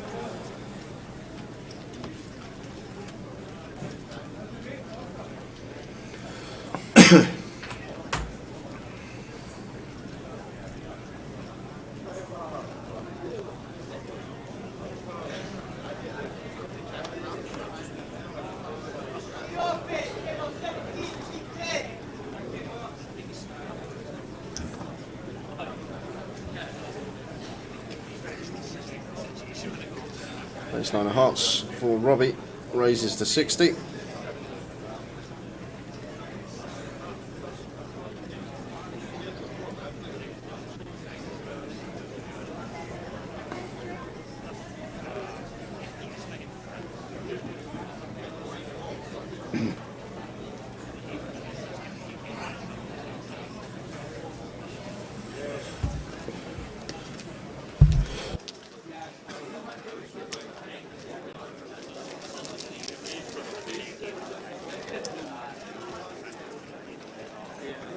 Your attention please, anyone with an alternate ticket for the satellite, please make your way to the desk. Those players with an alternate ticket for the satellite, please make your way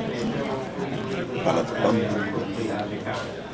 Bubble Boy was Jack O'Neill in 14th. We lost. Was it Fern? It was Fenn, yeah. Yeah, Fenn. It was chip leader, wasn't yeah, he? he was chip leader in 15th. So they were the two just before the bubble. To answer your question, CV. Makapak, Josh Mehta. Is that Vic's brother? I don't think it is. No? I don't think it is. I think I would have met him over the years. If Ah, he was right, Vic's okay. brother.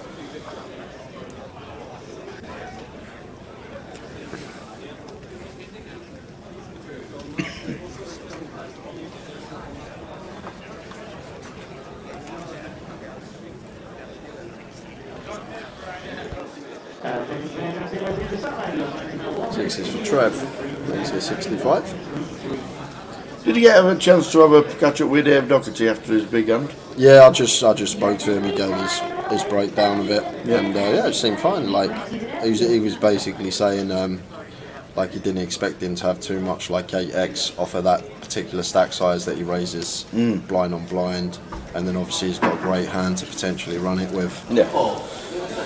So he made the assumption as well he'd call like it the turn with his ace highs and stuff, obviously Yeah. on the double paired board, so going to be barreling them off on the river as well. But the thing is with Dave, he was really happy with his line, and that's the main thing.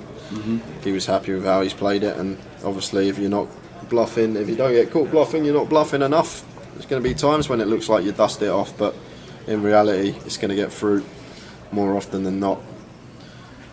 Have to run into it some of the time, it's as simple as that. Yeah. Be too easy if all your bluffs always got fruit.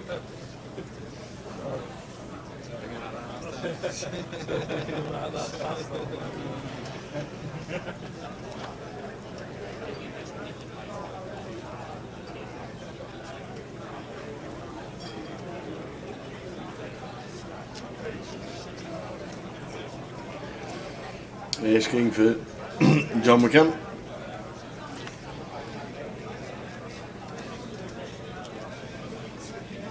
Raising in early position. Folding round to the big. And there's Robbie Bull. Yeah, lovely one to defend for Robbie. Absolutely. 7-8 suited.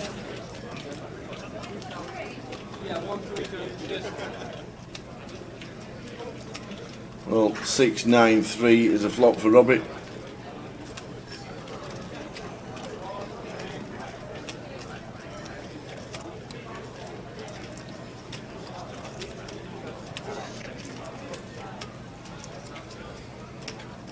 $65k.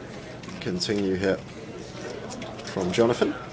65 into 165. Robbie obviously never folding here. I'm just going to take the passive approach. Don't mind this at all. Obviously, as the EP opener, Jonathan's still going to have some very strong hands in his range.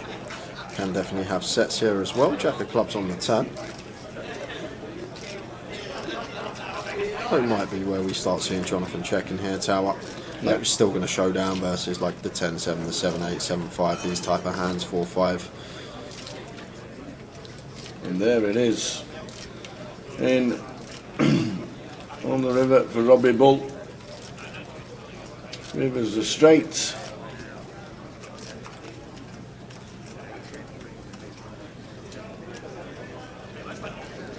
Yeah, it's a difficult one what size to choose here though, Tower, because after Jonathan checks back turn, obviously on this like jack turn, expect him to continue firing like queens, kings, aces, even his jack X as well, hands like jack 10 through ace jack.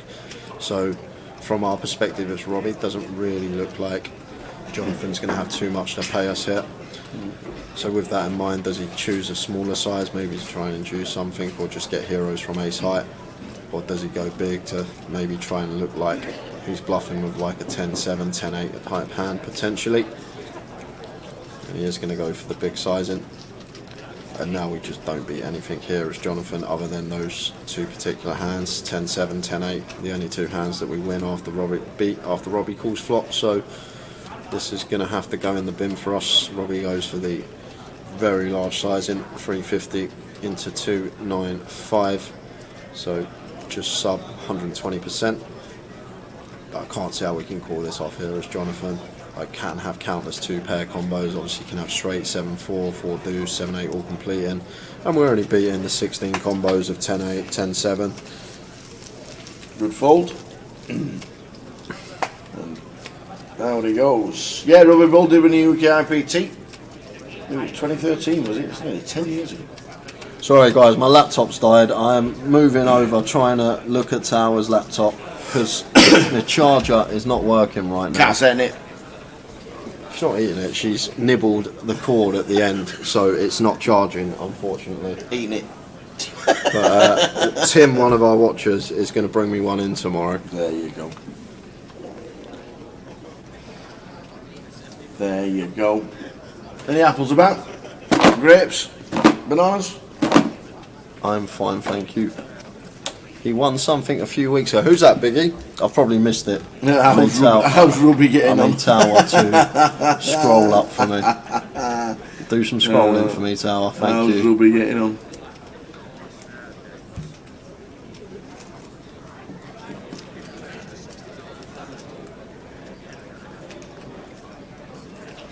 He did win the UKIP back in the day, did Robbie?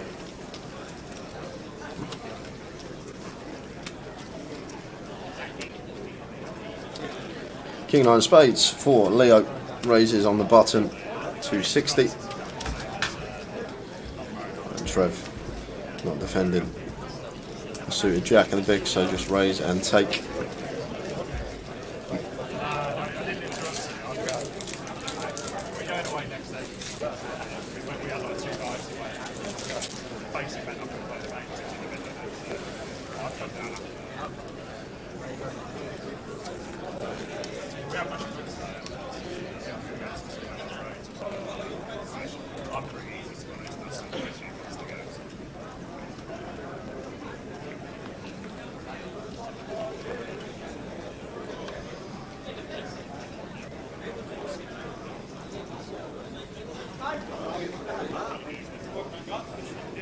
Is that half decent 2022 as Robbie?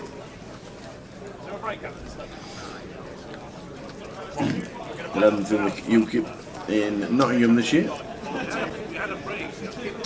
11th in the France Plug Series. So it's jack format, makes it 60. I agree, I think there should be another break. I can give you another break, that's not a problem. You just want to say less than an hour. Round 2 at double ace in the big blind. Like in a normal circumstance, one that we're usually happy to defend, but maybe on the final, double ace might choose to let this go as the short stack, but he's going to put in the big blind more, see if he can catch a piece.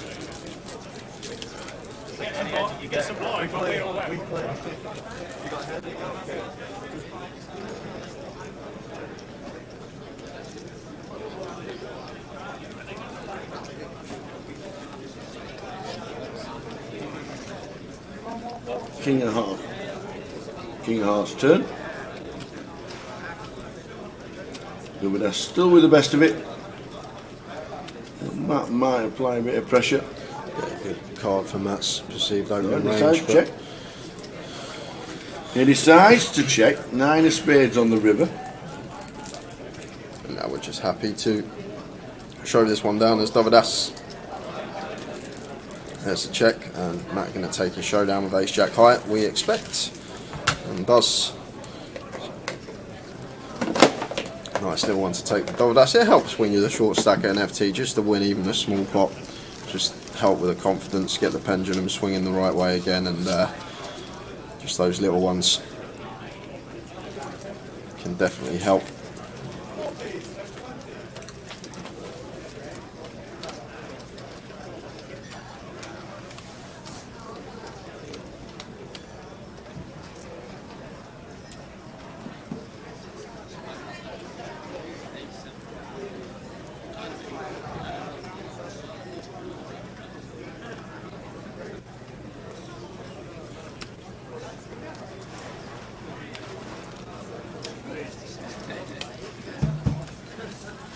Leo.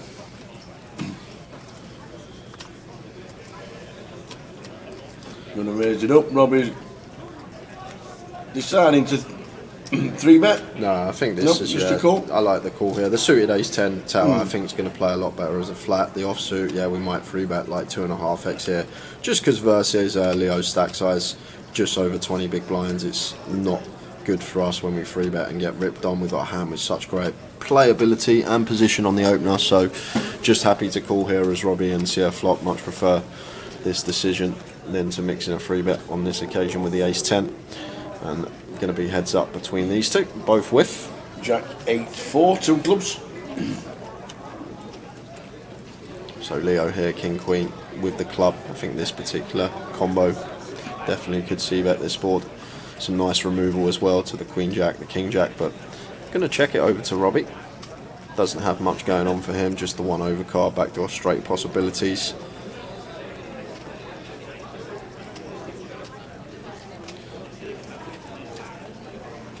Six of diamonds turn. So now is Leo going to find the delayed c-bet.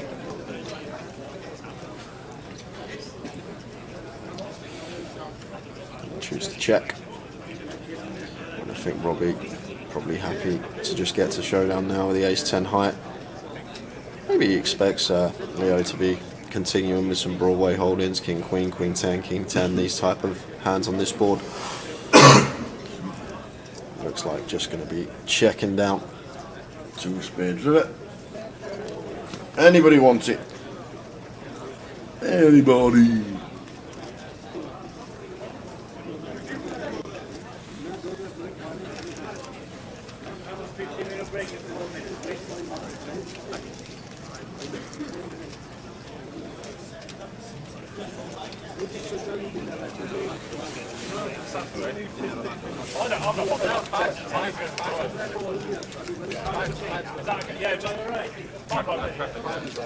So lost 1 on the FT.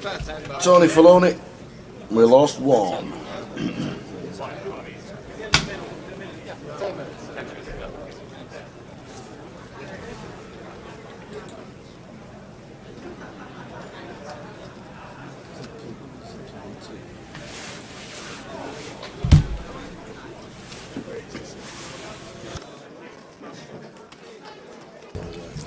Yeah, well, that worked. Chef Stato raising to 60.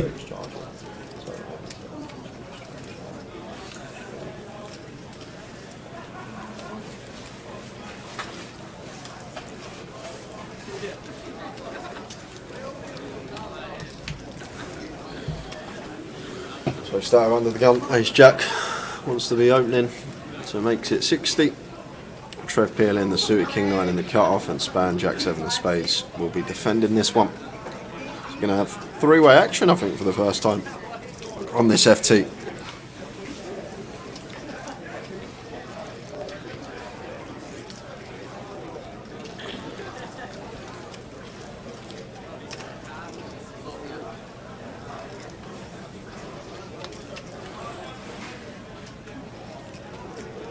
Eight, 4, 3, 2 hearts.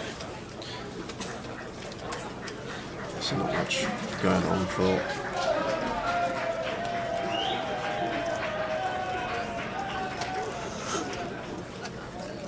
Not much going on for anyone here. Bit of ruckus going on in the card room. Not sure what's happening out there.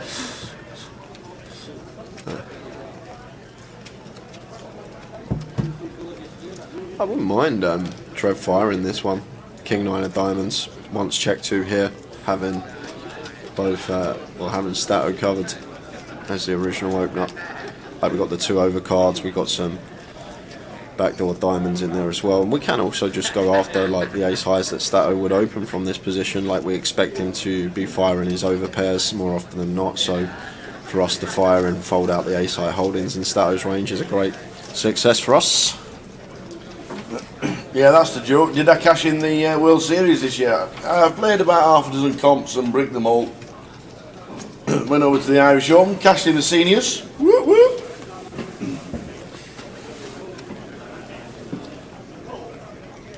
Didn't play too much over in Vegas this year.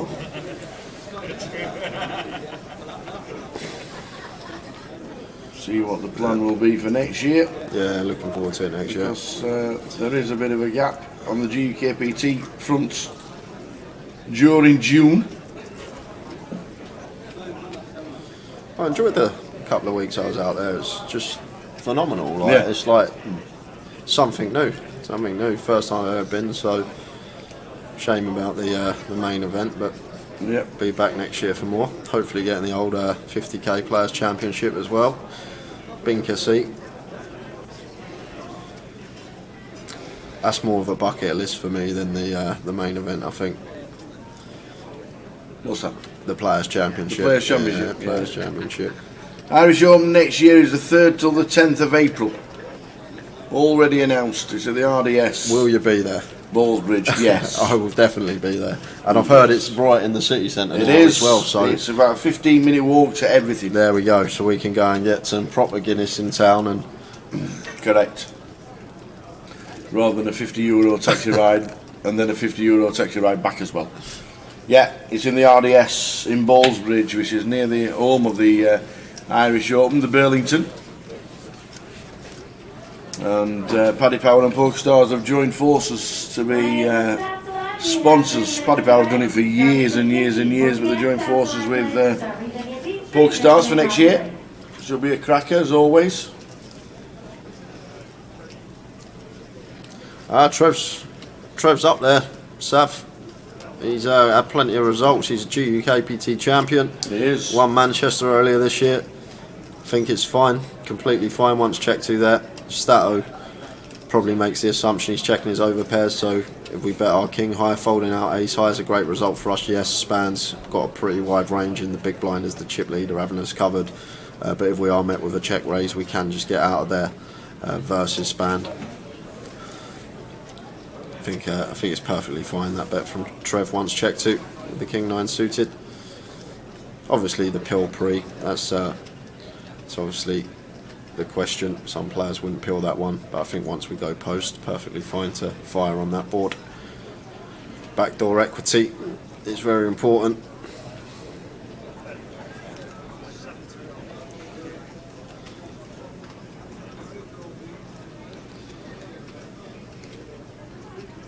We have Dovidas here opening in the cutoff, and Stato defending with the ace queen. C-bet from Dovidas and Stato calling once with the ace queen high, and Jack pairing on the turn. Like, can make the assumption Dovidas isn't going to really have too much deuce X here, other than ace deuce specifically, and we holding the ace of diamonds, meaning that ace deuce of hearts is the earning combo of that. So Dovidas should never have a deuce here in this spot. It's basically a jack or nothing. We're blocking ace jack and queen jack here as Stato. All 16 combos of each would be open from the cutoff here. So here comes Stato with the call. Just taking all these things into account, like ace high is going to be the best hand fairly often. There are times we will be up against a pocket pair that is just going to be snap checking back the river. However, we love to see this. We certainly do. Queen of diamonds on the river for Stato, Andy Hume.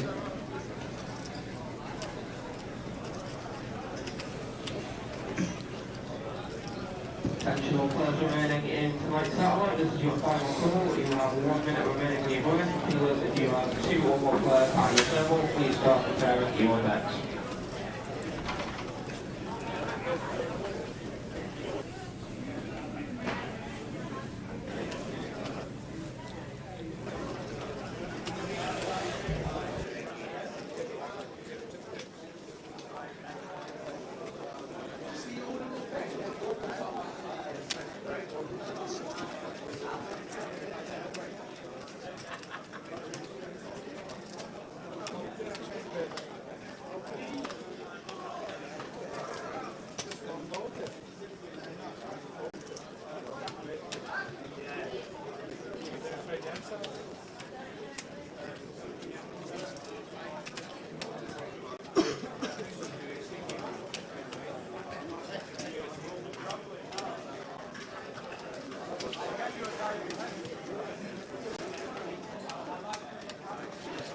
So Stato bets 165 on the river. Duvidas has used the time bank and then folds.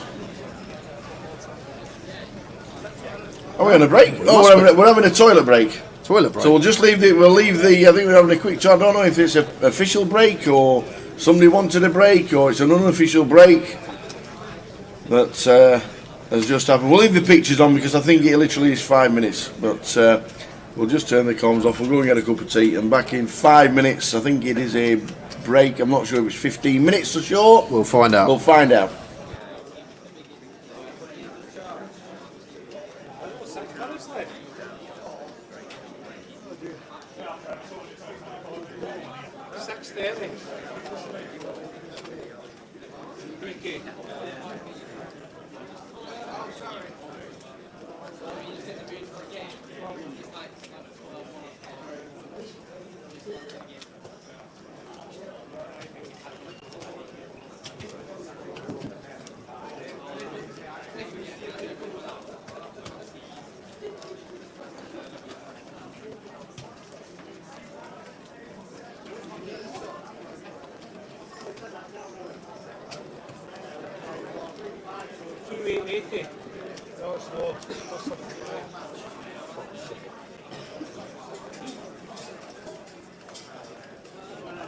Just leave it and I'll do it.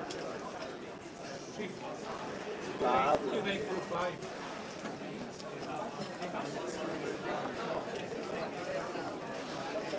Definitely checking that.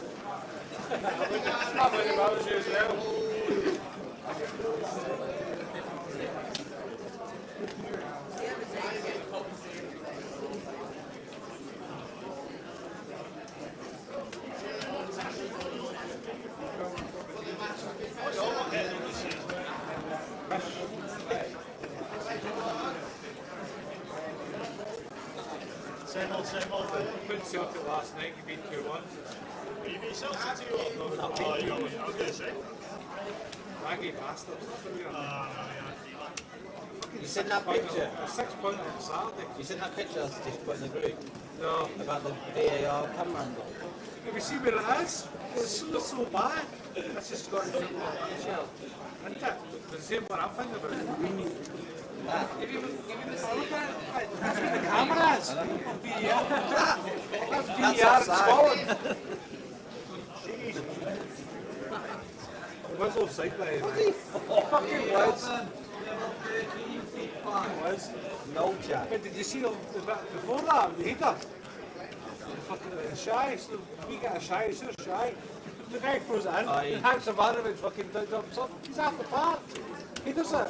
Goes to turbo lead matches and score. Cheap. Mine takes me about the football. Do you want me to get rid of those, Felix? Oh, yes, mate, you get it. Because he has his one and lost his law, which is a good. What his clothes?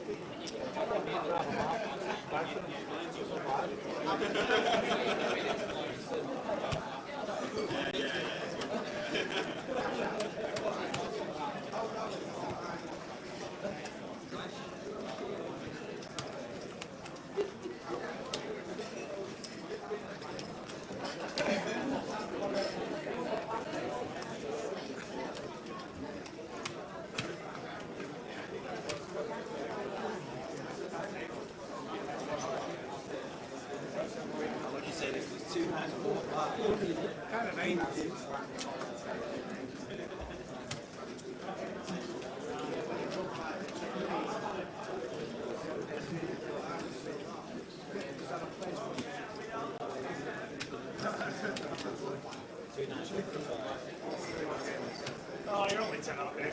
Close enough.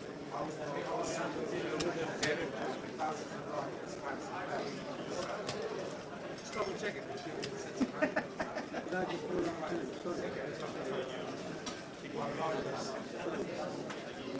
Hey, let's see who actually are.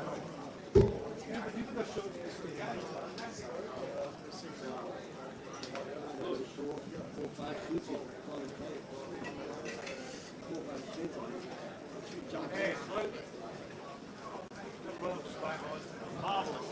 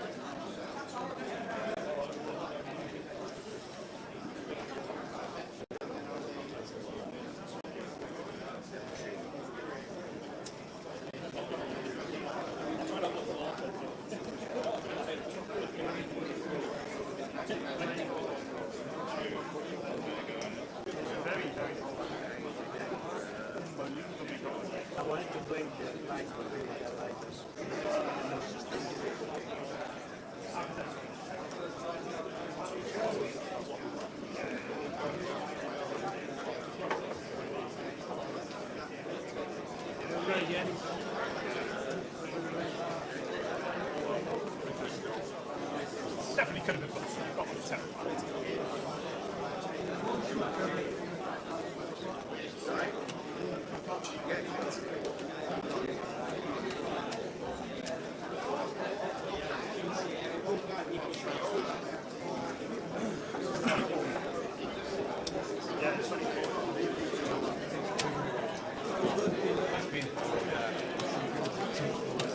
Have you seen the hand?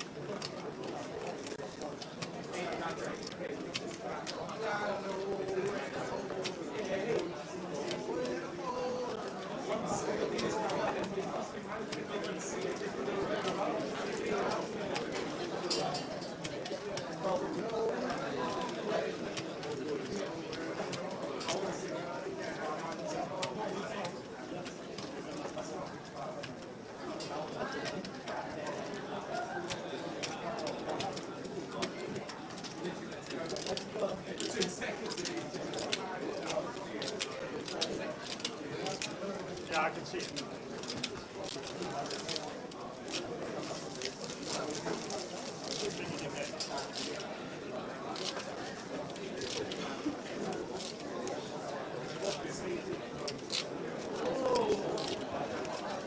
And we're back, guys. Quick, less than 10 minutes that was. So will be back with me shortly. We are down to 8 players on the final table. We lost Tony Filoni first out queens into aces. Bit of a call up versus Spand.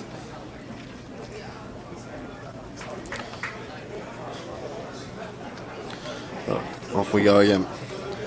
20k, 40k.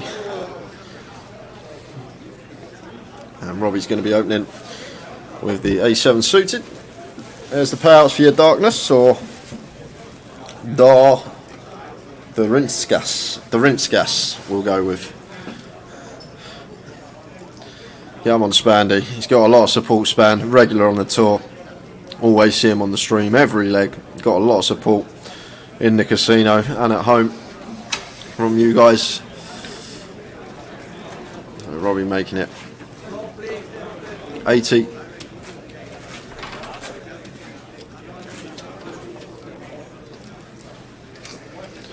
Into the big blind of Matt Davenport, who is going to defend.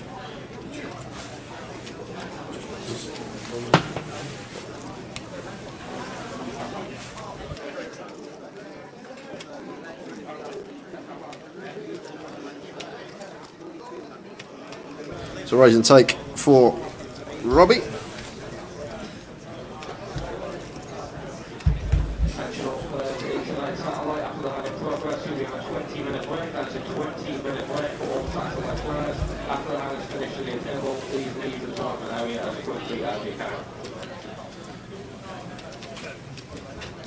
Yeah, Danny, another final table for Matt. Always there, Mr. Davenport. Recently, it's been some 2022 for him. Just absolutely crushed the UK circuit wherever he's gone.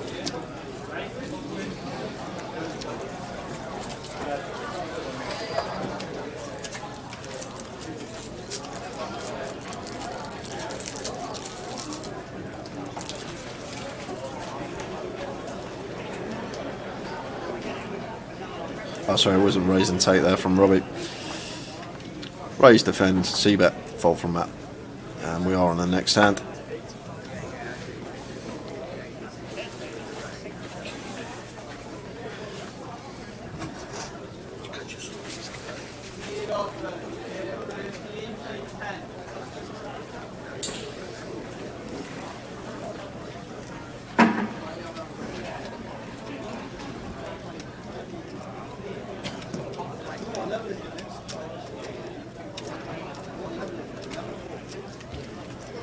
I'm not sure what's happening here, guys. For some reason the graphics are still stuck on the hand previously, so hopefully off this hand everything's back to normal.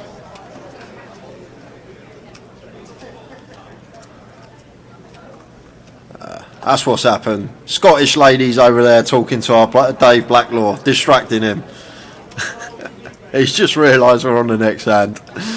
And I think this hand's going to be a write-off. There won't be hold cards. Oh, there we go. We have actually got hold cards. Just no action.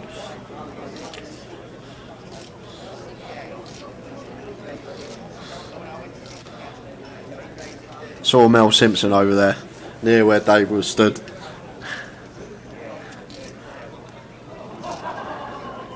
Obviously someone's just come over to say hello to him, and got to be so tuned on when you're doing the action tracking. You cannot miss a thing. But there we are, all back to normal. Alright, I gave it there we are. Spoke too soon. This hand's still ongoing. Leo just shoves here.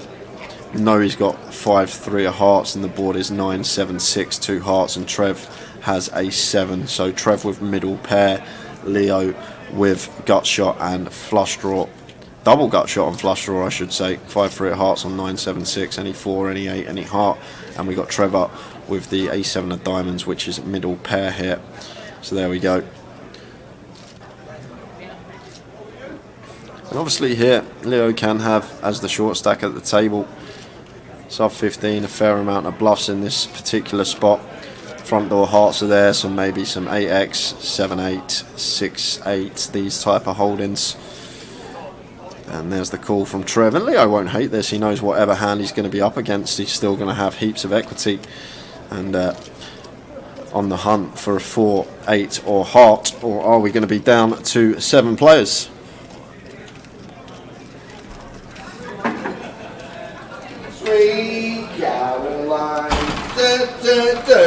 He misses an orbit and doesn't even bring me my tea. Go on, Unbelievable. Unbelievable. Look, I'm going to make you a cup of tea. I'll make you a cup of tea, then it's yours. Ace of hearts on the turn, so Leo getting there. Going to need to fade an ace or 7, and it's the 5 of diamonds. So Leo doubling up through Trev Reardon. Go and get the teas in, Tower. It's You all like right. a tea? I'm all right.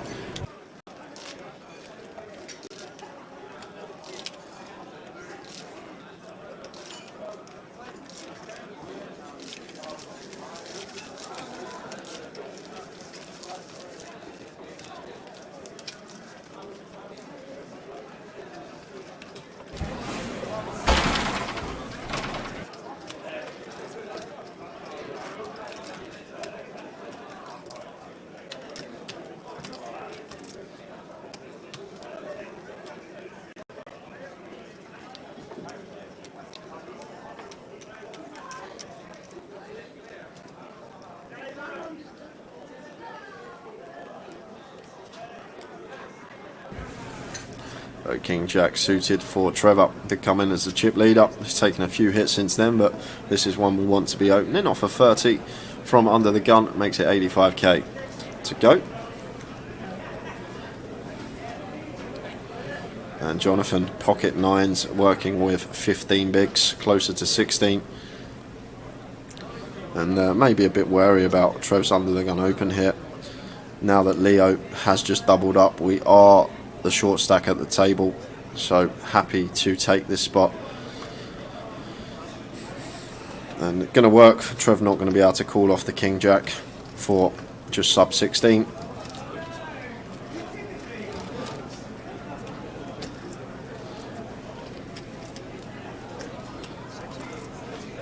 It's annoying when we open a lovely looking hand suited Broadway and we do get shipped on, but all about making the right decision and folding. It's going to be the right play there, which now puts Jonathan back to 7 of 8. Dovidas now the short stack, but spanned significant chip lead here.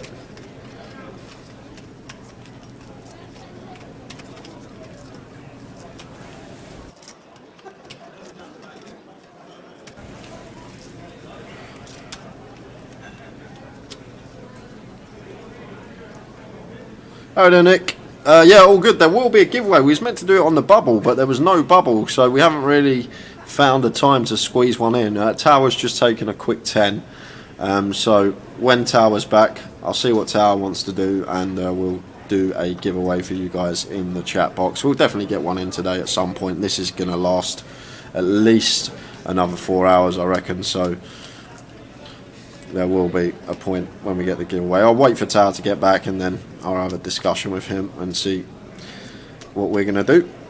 As Leo opens the Jack 10 on the button, raises to 80k, and Trev suited nut low. Not going to call him.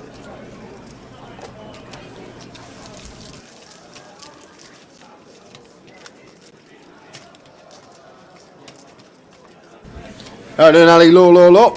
Just me at the moment. Tower will be back in about 10. He's just grabbing 10 minutes quickly, and then he will be back joining me. This is the final table of the high roller. Come back today with 36, 18 day 2 buy-ins. They did bust thick and fast. We lost half the field within the first session. Then it obviously, as it would, stacks started to get deeper in terms of blinds, and things have slowed down. And this final table is really deep. Short stack with 20 bigs. Yep, table plays are finished tonight. We always do the high roller now on the Thursday if there's a high roller. That's spanned with the ace jack of hearts opening from a +1, raises to 80. And folded all the way around to Robbie on the button. He gets out of the way. Trev was 7-5 off. Going to be doing the same in the small blind, and then it's going to be over to Dovidas in the big blind with the King Queen. 15 bigs here. I think versus +1. Probably just happy to defend this one a lot of the time,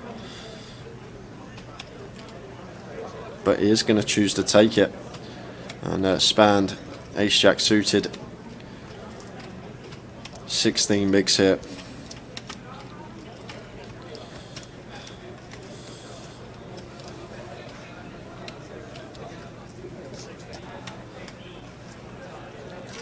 Dovidas has been really tight. I wouldn't actually expect him to shove this hand, but he did choose to shove. Span can see he is out in front. Nice 63% equity here. This would be a massive one for Span to hold. Would put him up to nearly 3.8 million, which would be well over a third of the chips in play. Just fading kings and queens at the moment to the flop. Oh! Look at this for a flop. Even if he did defend for a big, it was always going in. Flop Broadway for the king queen. Span still has outs though. He's flopped the nut straight. Span can find an ace or a jack or running hearts. King of clubs on the turn. So now Span can chop this with a queen as well. So ace, jack, queen needed. It's the wrong board pair. It's a 10. So Dovidas gets the double up to 1.5 million. Span now down to 2.3. Flopped straight for the king queen.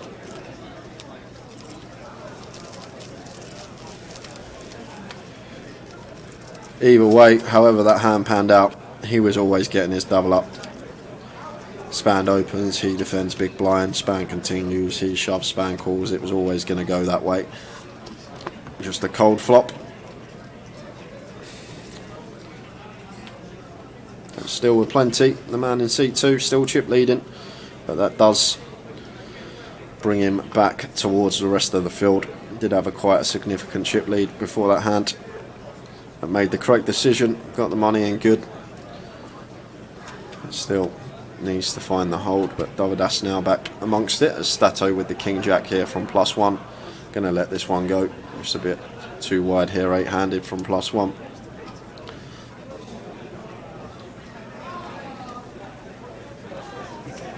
Jack 7 suited for Leo. Gonna open this one to 80k. Leo now working with a few more chips, sitting in the middle of the pack.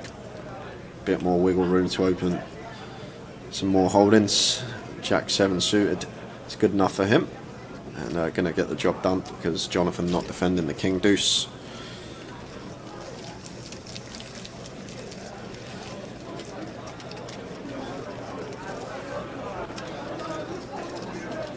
You look at this, guys, it's still anyone's really. 18 bigs for John at the bottom of the pack, still more than enough chips on this structure.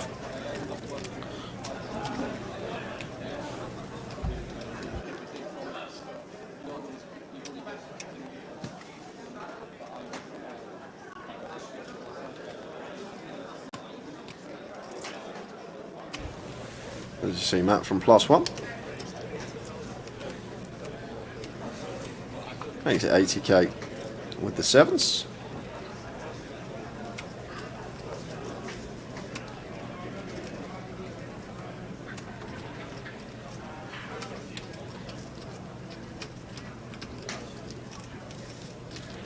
And just going to be raise and take for Matt. Span not defending the 10-5.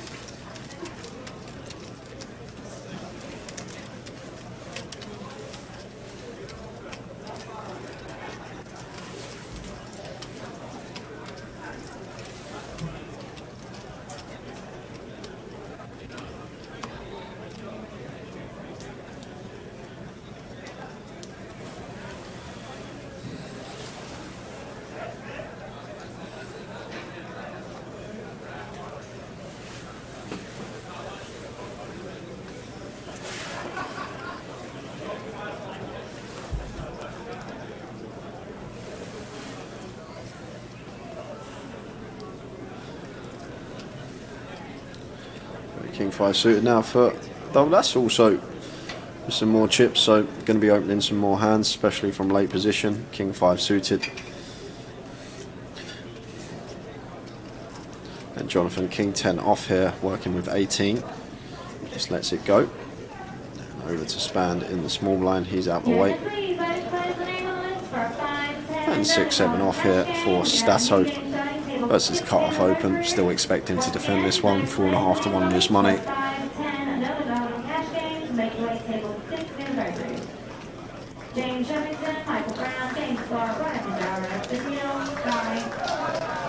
the defend from Stato, heads up.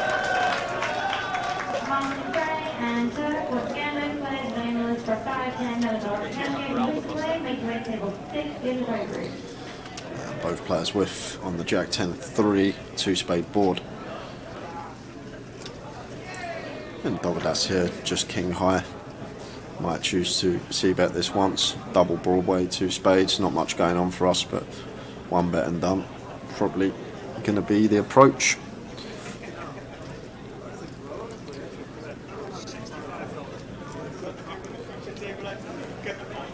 That's 5 for 65. 65 into 220. So 30% pot from Dovadas. Did have the best hand, but takes the pot.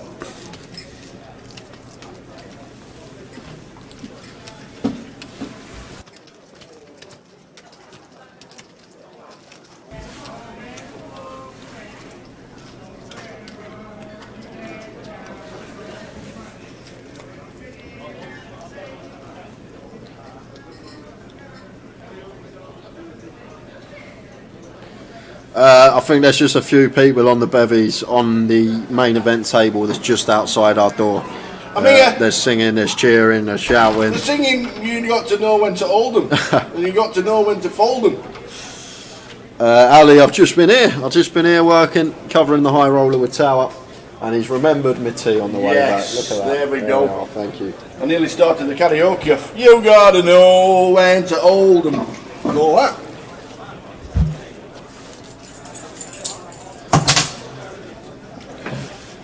Ace 10 in the cutoff here for John. Just decides to shove here for 18. I think personally Tower can just open this one, the Ace 10. I think 18 BBs, a bit too many, but John may be just happy to pick up blinds and ante. It's the thing, like, we're never getting called by worse there. Basically, we get called there as Jonathan. We're never going to have our opponent in a dominated spot. Best case scenario for us is we're up against a hand like 8s or 9s, and then the times we are called, a lot of the time going to be drawing to 3 outs, but he's happy to just move in there. Yay, Ali Low. Up the Many Millers winning at Bramall Lane for the first time since 1985. Yep. And guess what? I was there in 1985. I was 17. I'd just left school. I got my first job. No, I didn't, Gully. I had about 25 bigs to come back, something like that. I thought you were going to say bullets. No, yeah. 25 bigs, first orbit. I doubled Bousey up, lost a flip, and then very next hand, lost Ace Queen versus Ace King, button versus Big Blind, and that was basically me.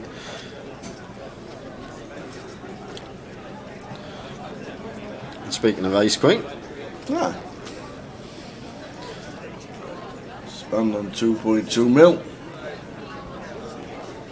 Almost to 80. Just going to be raise and take for Span.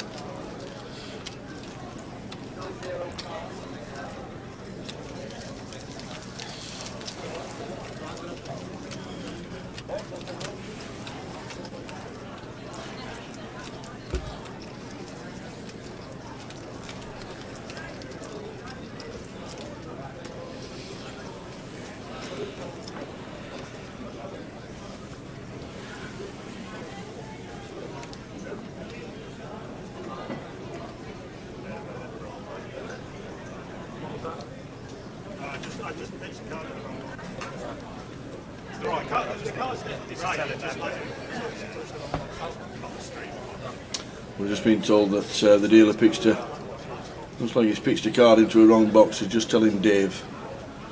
I don't know which seat it was. I wasn't too sure of that one. But if someone opens King 3 off Tower, we might be able to know. Yeah. And we're not playing the 7 deuce game tonight. No folding all the way around to Leo, blind on blind, walk for Robbie Ball. Right. No action for that. The walk.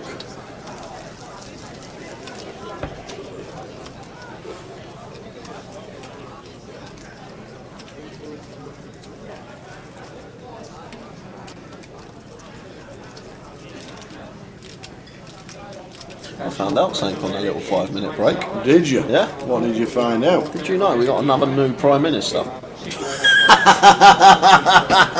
You did.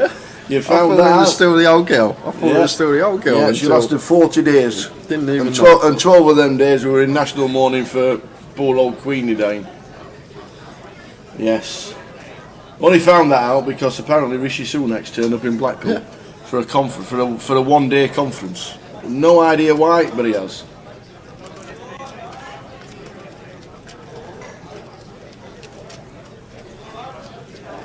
The Villa are flying against Man United under Uri Emery. Uzi.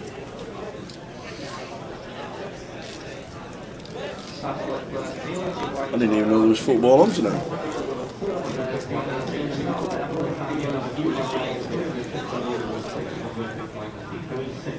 Ace Ace King.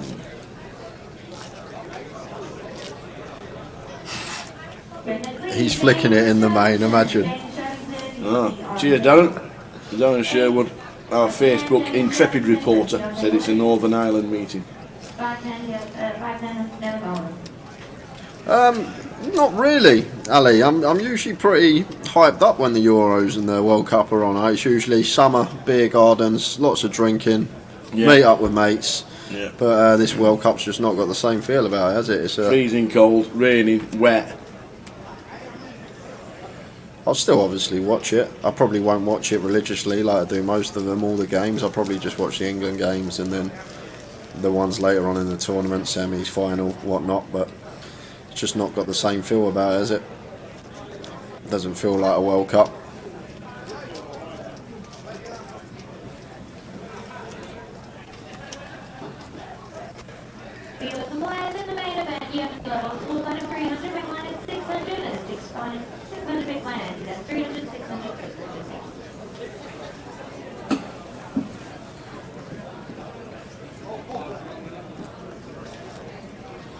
Jonathan the kick 9 under the gun. It's out the way and spanned with the sixes from +1. Going to open.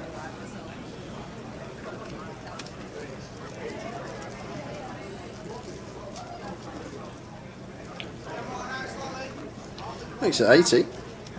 And Stato here off 25. Thinking about 3-bet bluffing this ace-10 off. Don't think he's ever going to flat here from +2. So the fact that he's tanking, thinking about mixing this one into the 3-bet bluff range, and with stack sizes in questions, don't need to go the full 3x. Like I say, you can make this like 210, 220, something around that remit. Just only putting in 20% of our stack, so if we are met with some resistance from Spand, it's just an easy fold for us. Save some chips.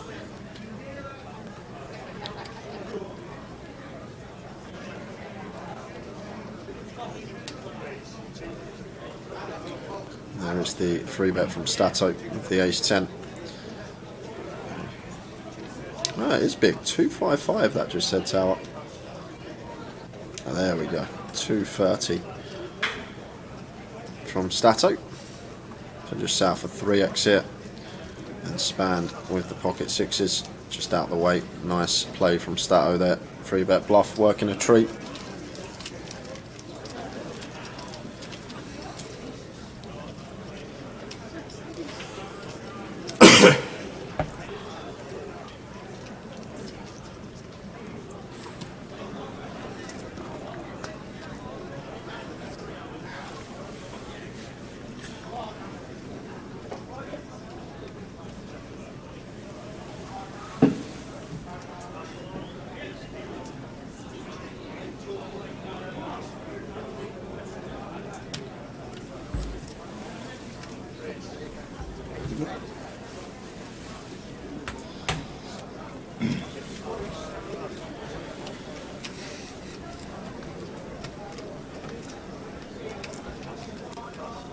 Ace-10 of hearts for Matt Davenport raises to 80. Jonathan can't do anything but fold with a 7 deuce from the big. Our intrepid football reporter tells us it's Man United 1, Aston Villa 2. Thanks, Colin. We've got to do a giveaway as well, Tal. Oh my days! We didn't do one on the bubble. What do you want to do? I said I'd wait for you to get back and then we'll decide what we're going to do. Right. So, you want to do a Tal thinks? You want to do a J thinks? What time do you want to set it for? Ali, Law said it's 2-2. There we go. Oh, I ain't even thought of anything. I've totally forgot about it. Should we do one at 1:45? Should we do one at 10:15? We'll do one at 1:45. We'll do one at 10:15. We're going to do a... I'd flick a coin, Brian. Go on. Should we do fastest finger first? What do you want, guys, in the chat box? Do you want Tower thinks, or do you want... First one with 3. Or do you want Jay thinks? Tower thinks or Jay thinks. First person with 3 gets the nod. Okay. Go! So it's not the first one, it's the first one to get 3. Matt opening here. Queen 10 of clubs to 80. 1-0 Jay. 2-0 Jay. 3-0 Jay. Boom! Jay thinks, baby. Tower's in the think tank. Tower is in the think tank. So Leo just flattened 10s here, and rightly so. Would you like it on golf? Versus +1. Whatever it is, it doesn't matter what the subject is. It can be anything. So Leo just flattened 10s here, and that's obviously to do with how deep we are here, middle of the pack. We 3-bet here. Not loving life if Mr. Davenport decides to re-raise.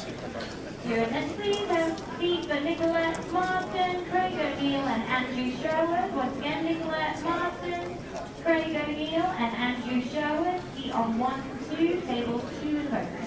Once again, cash 2 for 1-2. Look at the equity the Queen 10 suited's got here versus 10s. It's actually disgusting. Like 40% is the actual equity Queen 10 suited would have against pocket 10s. This is obviously accounting for dead card, but you see the power of these suited broadweights, like even against hands that have us in a dominated spot.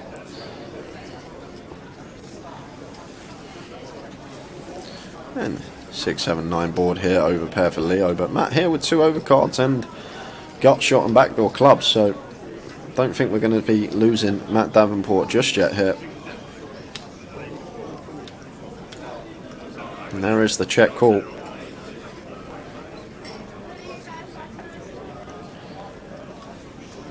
And 7 of diamonds on the turn. Matt checking once more. And Leo will be aware as well that Matt here, this is a board he needs to be checking his jacks through aces. Like, it's supposed to be a lot better for Leo. Like, a board that Matt could definitely incorporate some checks on with jacks, queens, kings and aces. And then Leo's also got to think about his check call range as well. I guess there'll be some like 9-8, 9-10 suited in there, although we got removal from that.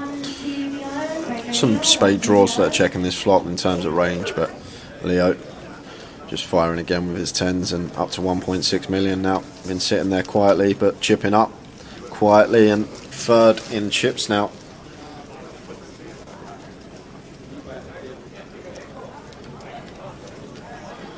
What's the most goals being scored by a team in a World Cup group stage? Good shout. That's not the question, by the way.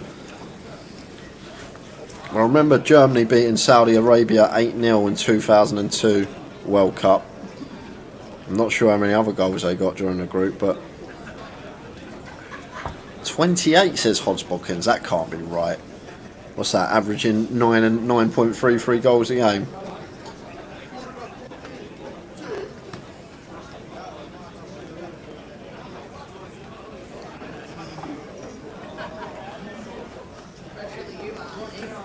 I reckon it would be 13, that's what I'd go for.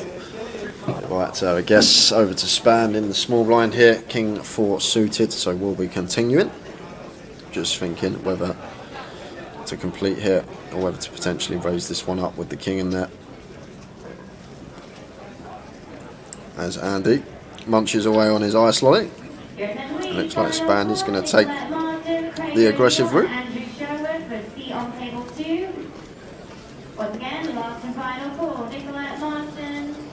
And quick fold from Stato. How are we doing, Jay? Jason Shellham, good evening.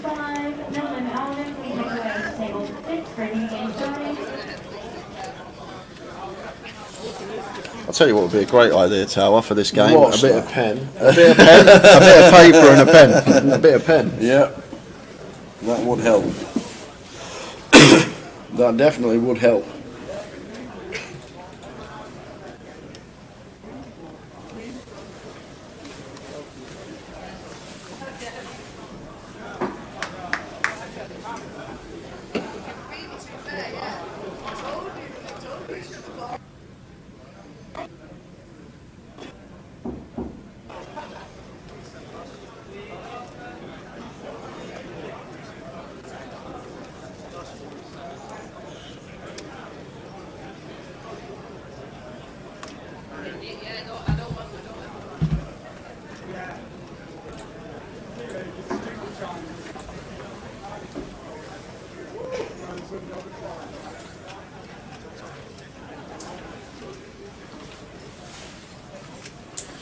Got a pen, got some paper. Good lad. Set them ready. We just don't got a question just yet. We'll get one. So you keep Googling the most obscure thing in the world. Not at all. It's all in your head. So Robbery opening from +1, and we see a free bet from Span on the button, makes it 240, and Queen 9 of Hearts Robbie has to be in the bin now, and there's the fold. A couple of nice pots of Span to pick up back to back.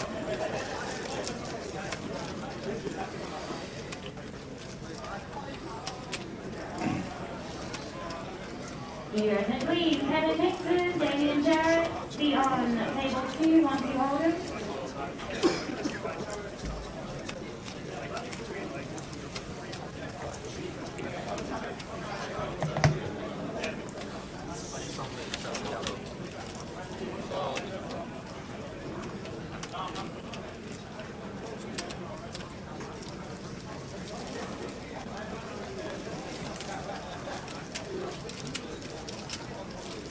That's a good question, actually, Southie. We wouldn't know the actual answer, but that's a great question. How many poker chips would it take to stack up to the height of the Statue of Liberty? Take some stacking skills to get them that high without tumbling over. You're not wrong.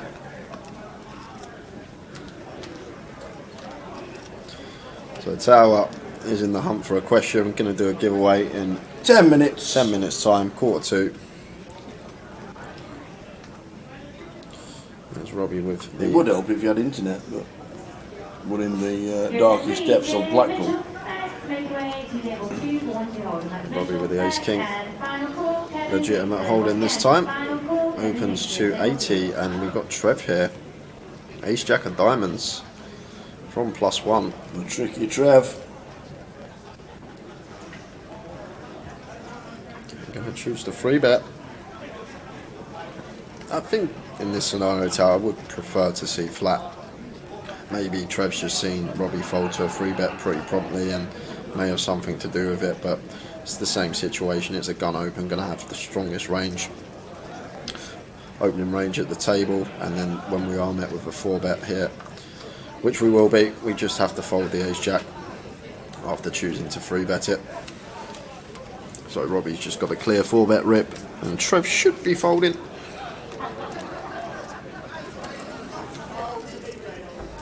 This is just one of the reasons why I much prefer flat in these situations. Just understand the stack size, starting the hand with what, 25 big blinds, a bit less than that. Robbie's in. There's the all in.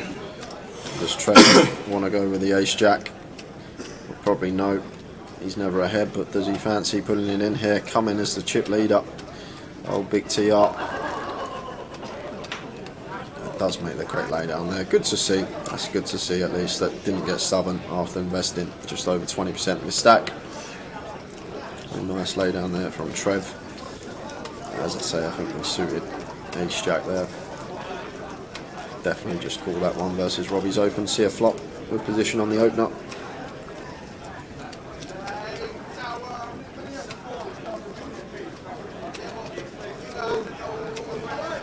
Yeah, we could.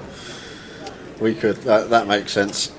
Divide the height of the Statue of Liberty by the depth of a poker chip and would get us our answer.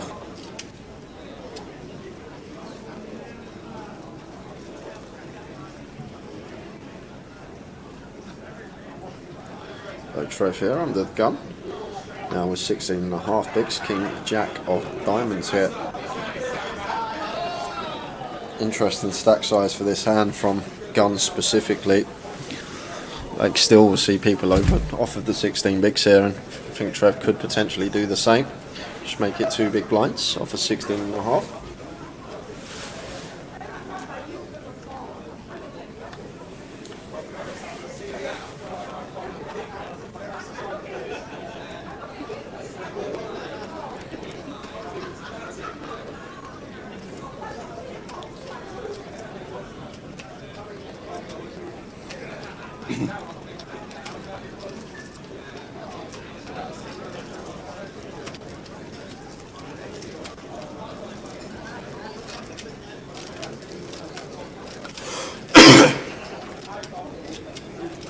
Got it. Great. Got it, baby. I think. Let's just change his mind. So giveaway in 7 minutes. 7 minutes.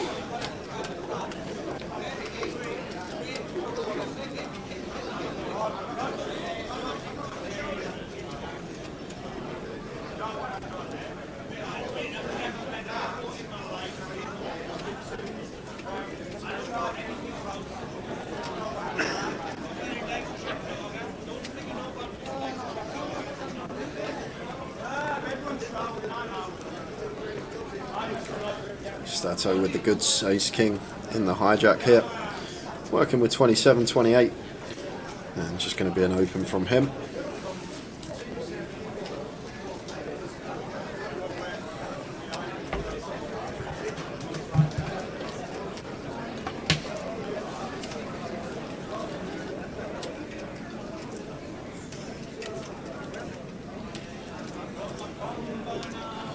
Makes it 80k, and Leo thinking about the 3-bet bluff here, and it's going to be ill timed.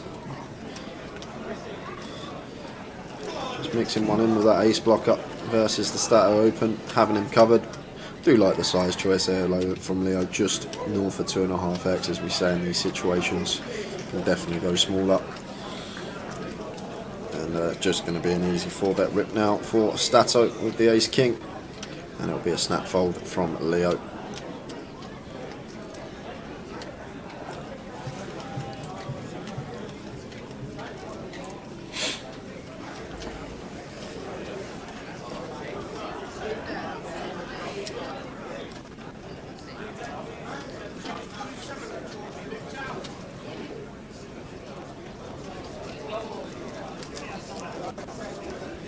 Two, Man U, says Nigel. There you That's go. a quick turn. They're not doing very well.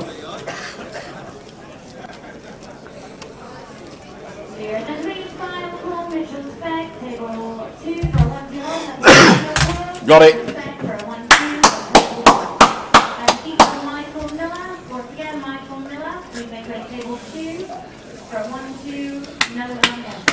I feel like I'm going to be well out today. I'm having one of those days. You get it. I spilt coffee down a white coat earlier. Oh, no way. Have you? Oh, your E17 cup. Stay now. Everybody gotta go today. That is coffee on a white coat. Oh my days. E17 cup's gone, ladies and gentlemen. I'm having one of those days.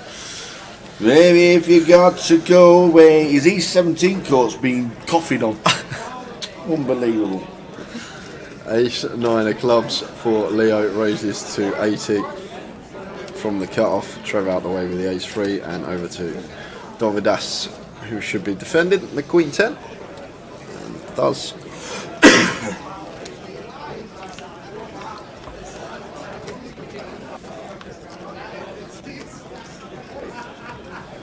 King 10-3, 2 clubs. Yeah, got a bit of action here, Tower. Leo getting a nice flop for range and hand, flopping nut flush draw on the king high board. As the opener here, expecting to have plenty of c-bets versus big blind on the king 10-3, especially with a nut flush draw as well. And Dovidas here, just with the easy check call with middle pair, not going to be going anywhere. And we'll be heading to the turn. And Leo loves to see that. 5 of clubs rolling off here.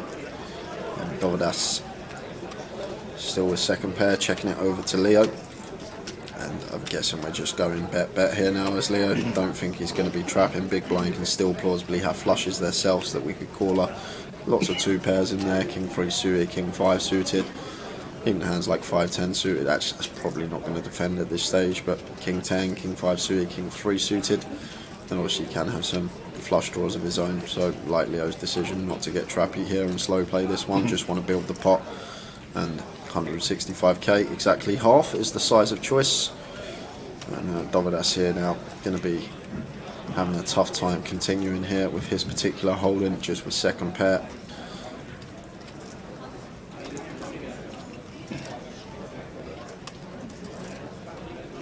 And does make the correct lay down. Excuse me.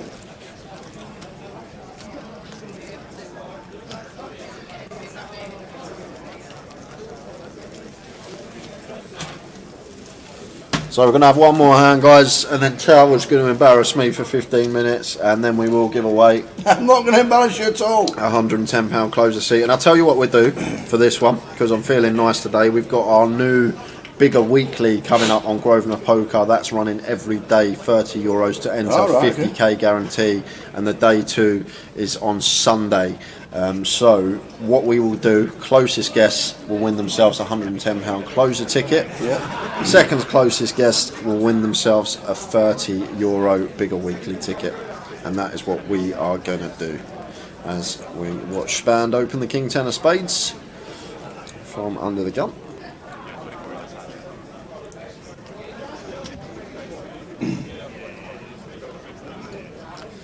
Comes out of Tower's pay packet, not mine, Hog King, so you can have it all.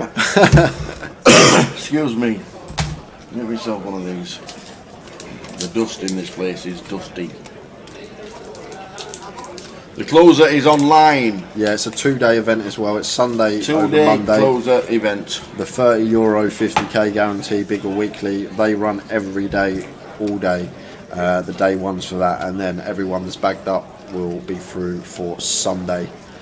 I'm not sure the start time of that, but it will be on the online client. Straight after this, Sam. Yeah, Monday, Tuesday. Cheers, Ricky. Yeah. So Dovidas defending in the small here with the Ace Jack of Hearts, and Jonathan not choosing to defend the big blind with an unknown holding.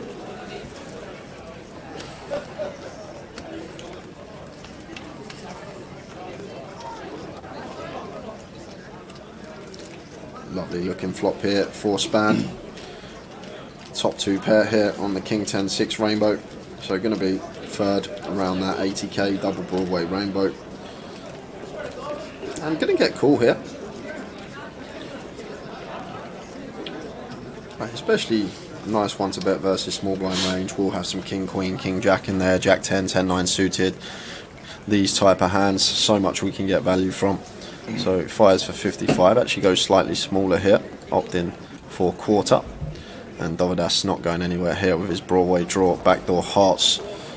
Span had top 2 versus Broadway earlier on. It'd be ill if we did see a coin roll off on the turn, but it's a nice clean 4. And Span going to love to see that. We're just always got the best hand here now from Span's perspective. The only hand we're worried about is pocket 6s, but then there's a whole catalogue of hands we can get called from. King Queen, King Jack, King 9 suited probably wouldn't pill at this stage, but definitely all the King X in there that would pill from small blind position.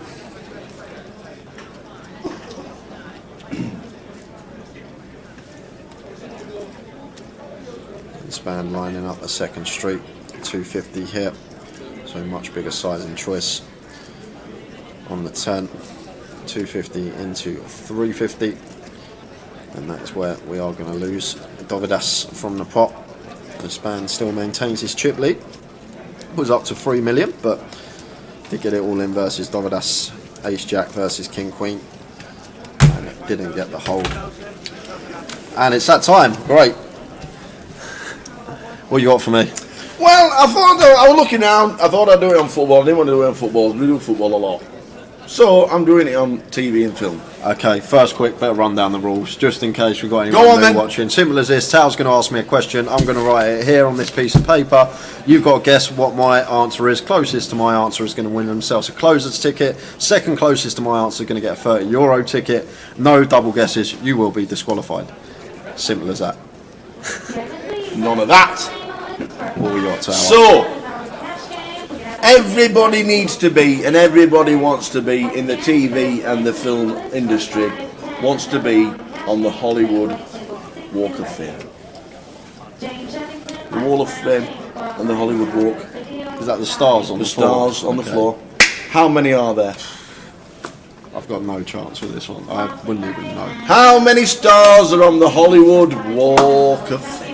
I can't even have an educated guess at this, Tower. Don't guess yet. Don't guess yet because he's not written it down. We'll give him another 10 seconds. Don't forget, it's 10 seconds. He doesn't get too long to think about it and how many there is or anything like that. He's this got no is idea. Complete shot in the dark, guys. How many? How many? Are we noting down? We're down. How many stars are on the Hollywood Walk of Fame? Go! Good luck. It is not what the actual answer is. You can Google away if you want to. It's what the actual answer is. So we'll keep track of the action.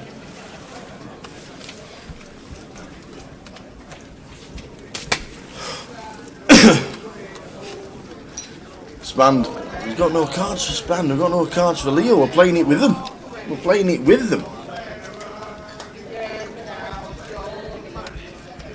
After about 5 minutes, we'll give you the correct answer.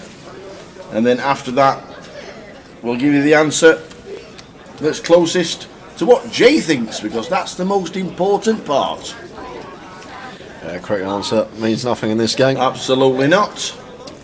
We've got back to old school live streaming poker, no hole cards here. Yeah, exactly.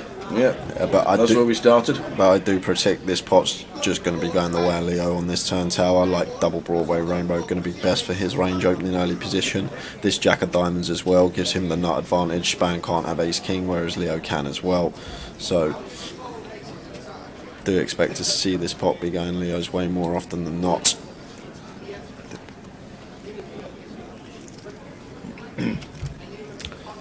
They can have Ace King, you know, Ace Queen, King Queen, obviously Ace Jack, like so many hands here that Leo can have. There's a lot of hands he check though on this turn. King Jack, Ace Jack, Ace 10, these type of holdings.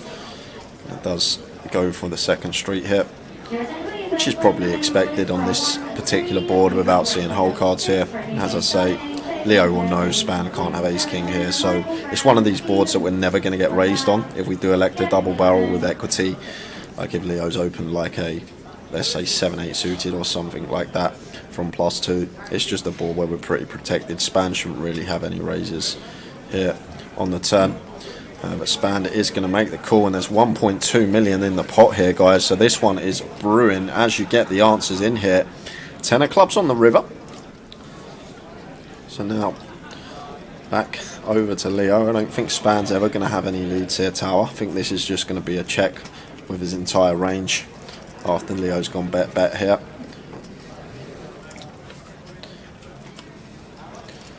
We will keep looking at the answers you got coming in. Yes, we are. You're playing a hand with Span and Leo. And I'm checking the chat. How many stars does Jay thinks is on the Hollywood Walk of Fame? Not the correct answer. It's what Jay thinks. One guess only each person. Thank you very much. No multiples, because you will get eliminated.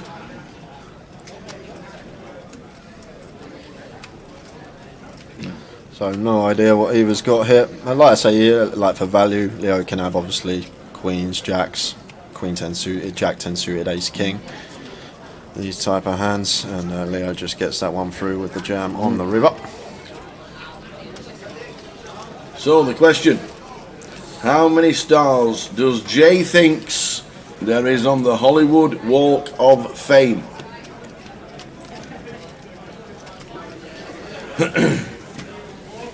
Leo's got ace 9, apparently.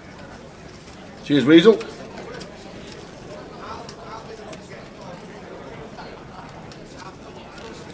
(4-2) Man United. I thought they weren't doing very well. Yep, someone said that. Thought they weren't doing very well. Big TR standing up, stretching the old legs. So a lot of guesses going in. Straight after this hand, I'll give you the correct answer.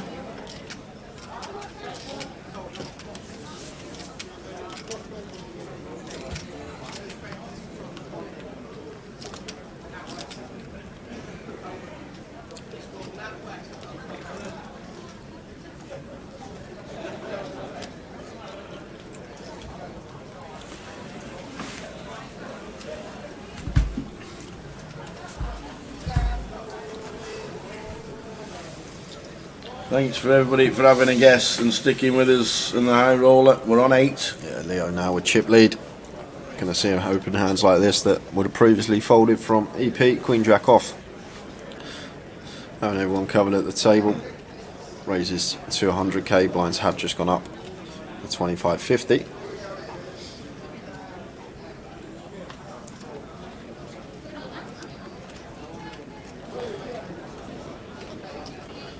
Span Queen 10 off in the small blind. I don't think we're going to see Span continue here. There's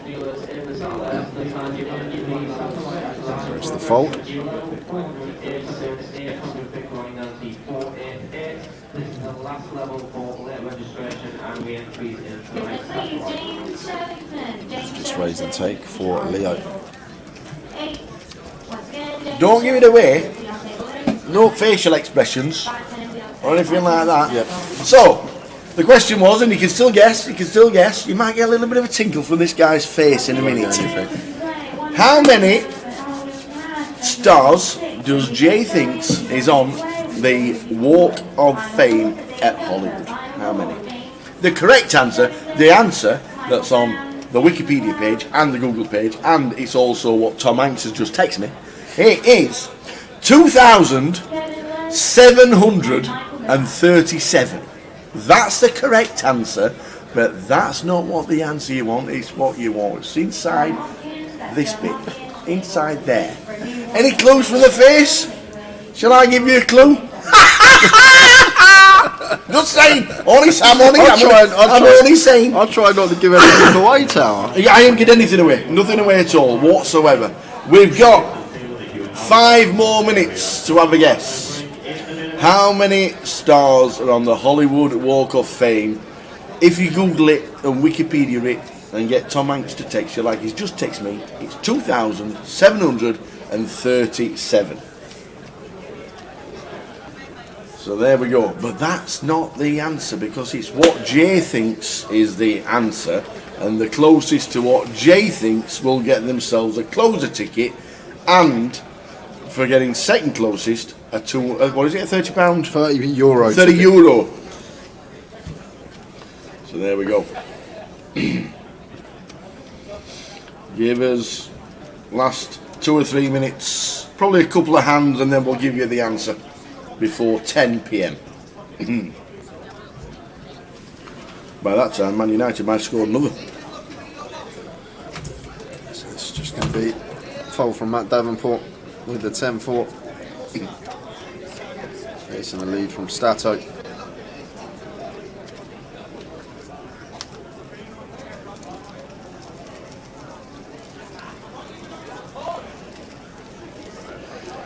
So how many stars does Jay thinks is on the Hollywood Walk of Fame? The actual answer is 2,737.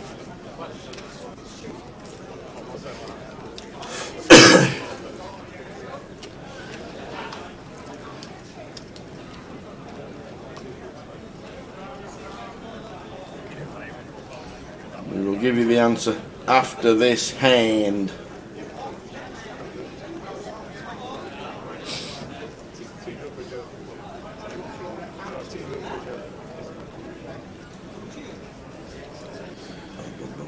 So 4s for Trev. 13 big blinds, Tower. Is this Trevor's time? It could well be. Pocket 4s. 13 bigs. Nope, not this end. I think John's actually shorter than him, so maybe Trev looking at that. Span. Expect him to open here with the Jack 10 in the cut-off once folded 2. Sitting second and chip still.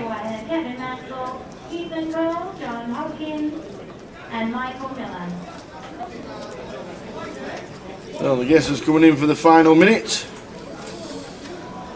And Matt Davenport here in the small blind, working with sub 20. I think this is just going to be a move all in for him, and Span will quickly get out of the way once it comes back to him. Yeah, will do.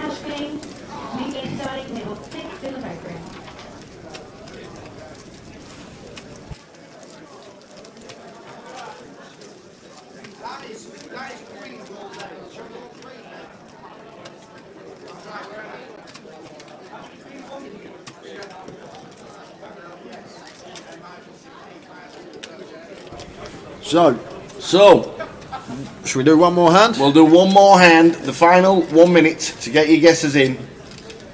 How many stars does Jay thinks is on the Hollywood Walk of Fame?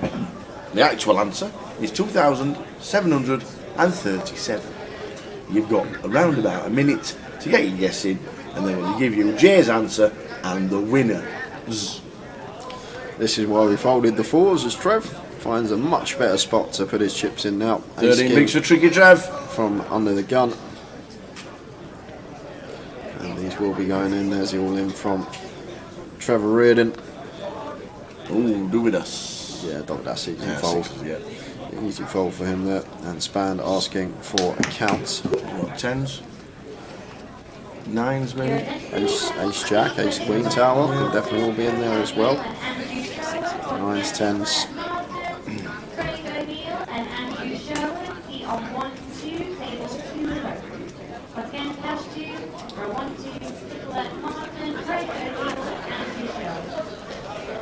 So after this hand, we're going to reveal the winner, guys, of the giveaway. Yeah. As we get there in. Last guess is coming through the door. Watch Span in the tank here. And twice. Well, he's an house in as well. He could have Ace King as well. Could definitely have Ace King as well. Well, that's less likely now. King 10 of Stato into the muck. Jacks or Queens? I haven't seen a Jack or a Queen yet, Tower.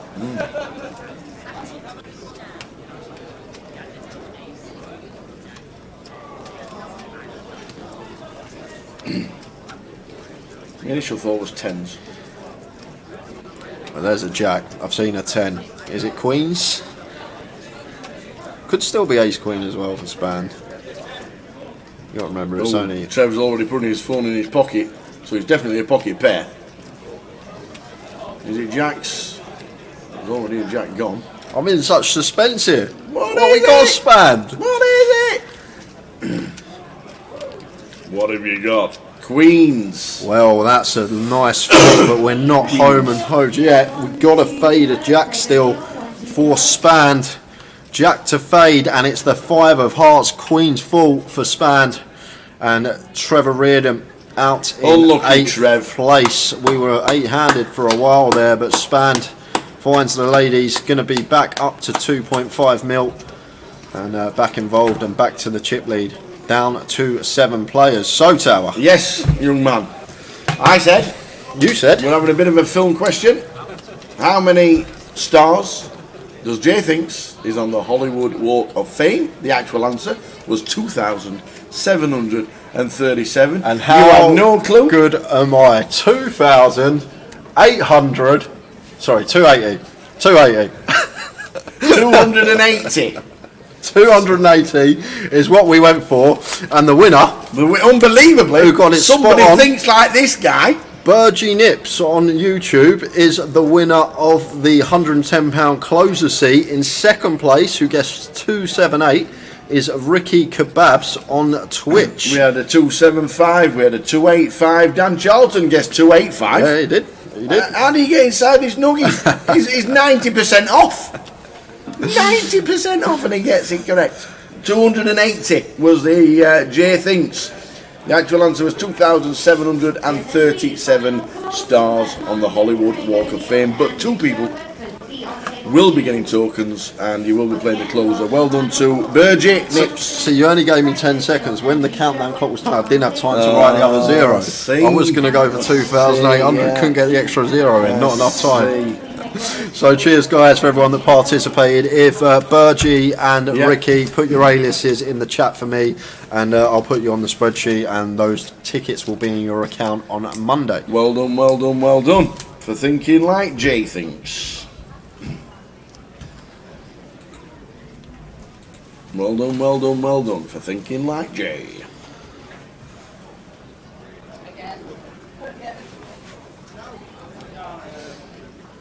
$2,700. That's a long walk, by the way.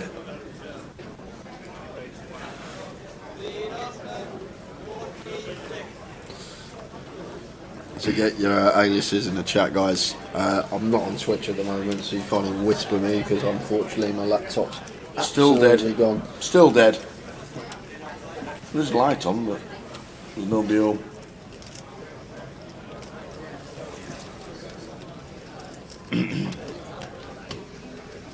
So we do need some aliases put in there from Burgie and from Ricky Kebabs. Keith Lard. Phoenix Night Special. Just remember, kids, you might die. Estimated time of finish, another 3 hours yet. Yeah, I said 1-ish. I reckon 1/2 1. A 10-hour day is pretty standard for the final day of the high roller. Maybe an 11-hour day if we're going a little bit later.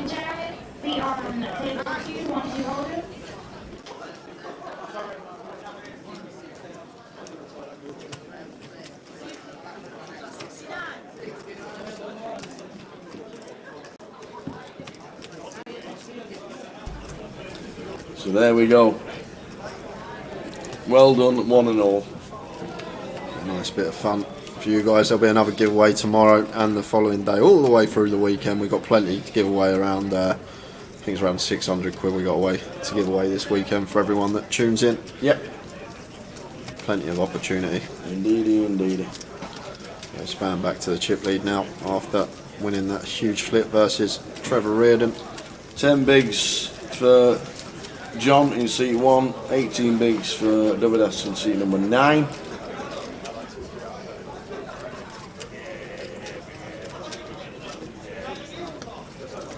It is Keith Laird. It is. Not Lord. I still instantly thought of Phoenix Nights, I must admit.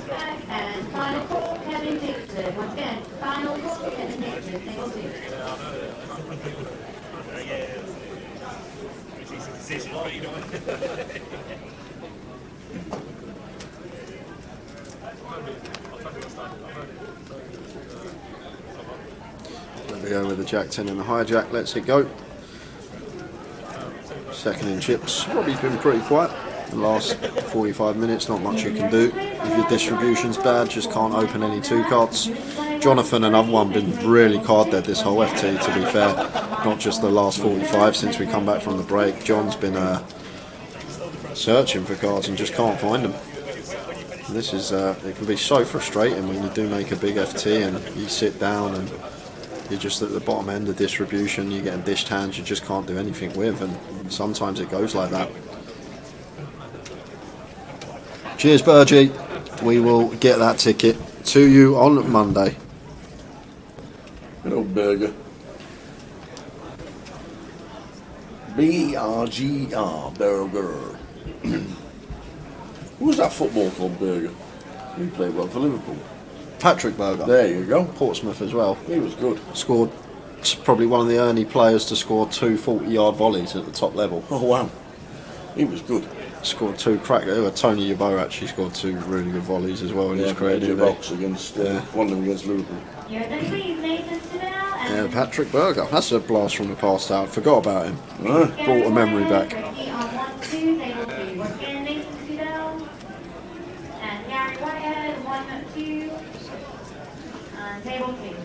So we're on 7 in the high roller final.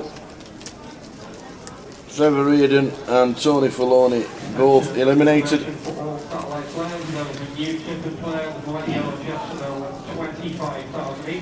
Just under a mil, Davidas and Jonathan on 10 bigs.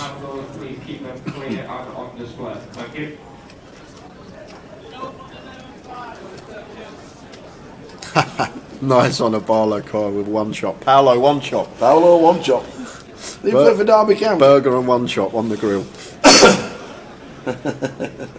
Can't only have 1 shot though, can you? That's a shocking barbecue, that is. Chef Brad's telling us he's paid for a blue tick on Twitter now. the real Chef Brad, verified. And Dan Scholes, evening everyone. What's the time delay? We're on a 30-minute delay, Dan. As Robbie opens the King 10 suited here from +1 to 100k and Span with the Ace Queen. Expect Span to just flat this one most of the time here, Tower. Like Robbie sitting there, very similar stack size to Leo, second in chips. However, we are the player that has him covered. So I don't think free betting ever going to be out of the realms of possibility, but Span is going to take this approach on the button here and just choose to call, and that's going to bring Sir Matt Davenport along with the suited ace-7. He's not going to be going anywhere getting this price with the suited ace in the big, and it's three-way action here between Robbie, Span and Matt. Ace 4-3. Yeah, lovely looking flop here for the Span. And Robbie here, three-way, less inclined to continue here on the ace-high board, and checked over to Span here, who I do expect to be firing here once check 2. It's a bit dicey approach to be checking this one three-way with the big blind involved, 5x, deuce x, letting stuff like that realise equity for free. So if I'm spanned here, almost always going to be betting with our top pair, and does fire for 110. And Matt Davenport here, that's 150 he's actually fired for here, spanned, getting the yellows of 25s. And over to Matt here with the ace-7. Matt Davenport is just like he just makes such good decisions post flop. Like, I understand it, Span looks strong there, firing into two opponents, but Matt Davenport there just lets the ace-7 go. The man's a genius, Tower. Indeed it, indeed it. If you really think about it though, I really do like the fold. We don't really expect Span to just be firing there with like a Jack-10, Queen-Jack, these type of hands. So maybe Matt just giving him credit for either an ace or maybe a flush draw, more often than an ace. Flush draw still going to have decent equity versus us.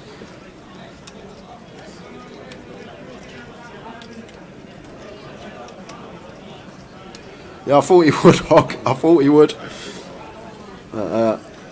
You're not top of the National League for just by luck. You have to be doing something right. And the thing is, like may not do everything orthodox, but his decision making, from what I've seen this year, post flop has been incredible. I've seen him make queen high hero calls correctly. I've seen him fold like flushes correctly. Like, just, it's insane how good his decision making is down the streets. Just from watching probably over 1,000 hands of Matt this year, it's incredible how often he makes that decision. Very rarely wrong. Very rarely, that's for sure.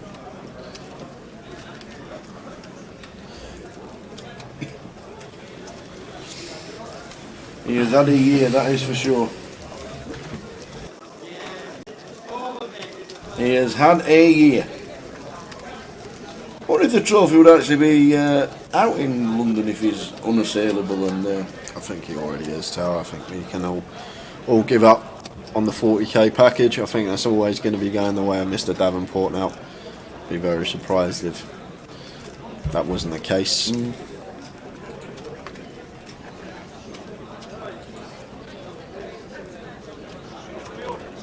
Do we know when the break is? We still got a while. We'll come back at 20k, 40k. This is the 25, 50k level, so we've still got to get through the 30k, 60k level before we hit the break. So at least 40 minutes, Tower. I reckon about an hour probably.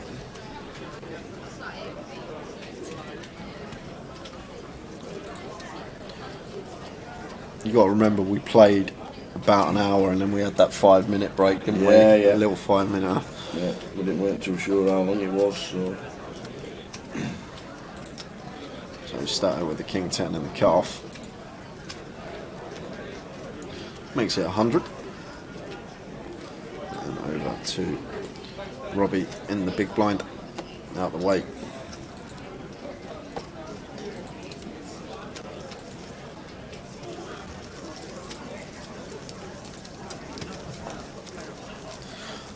John just folded his way down to sub 10 bigs, but there's nothing he could do. I haven't actually seen a spot where Jonathan's been able to get involved, where he's maybe playing too tight. So it's very frustrating when you do make a big FT and this is what's happening. Just keep getting dished a bag of bones and just got to keep folding and try and wait for that hand to eventually get it in. Definitely sympathise with him.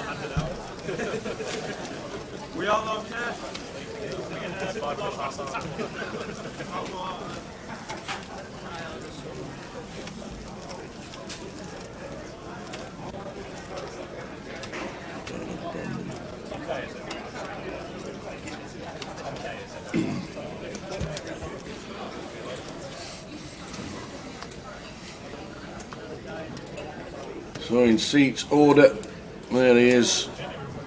John McCann 610, Span 2 mil, Stato 1.4. Dovidas now down to 1.1, and Trev, I don't know why Trevor's still there. Trev's gone.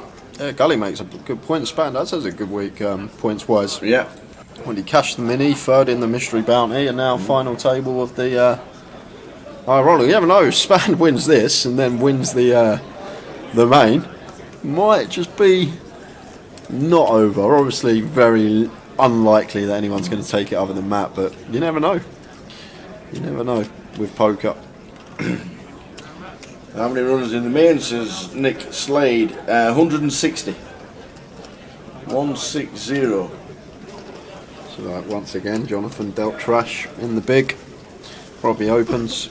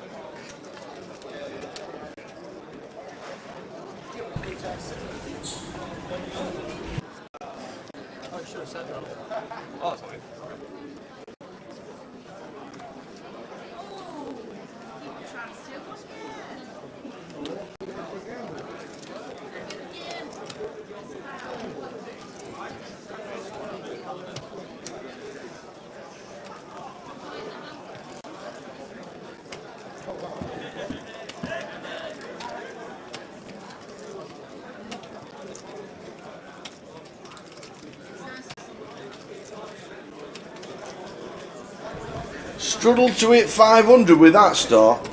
How much a point over 500 do you want, Nick? I'll have any amount of runners over 500 for any amount of money per person.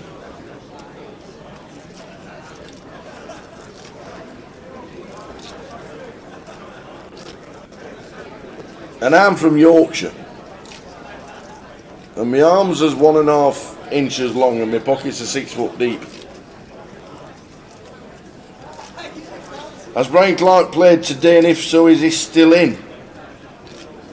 No, he was playing the cash out satellite the last time we saw it. And he's playing the turbo. Or tomorrow, he's playing the turbo tomorrow night. Barnesy.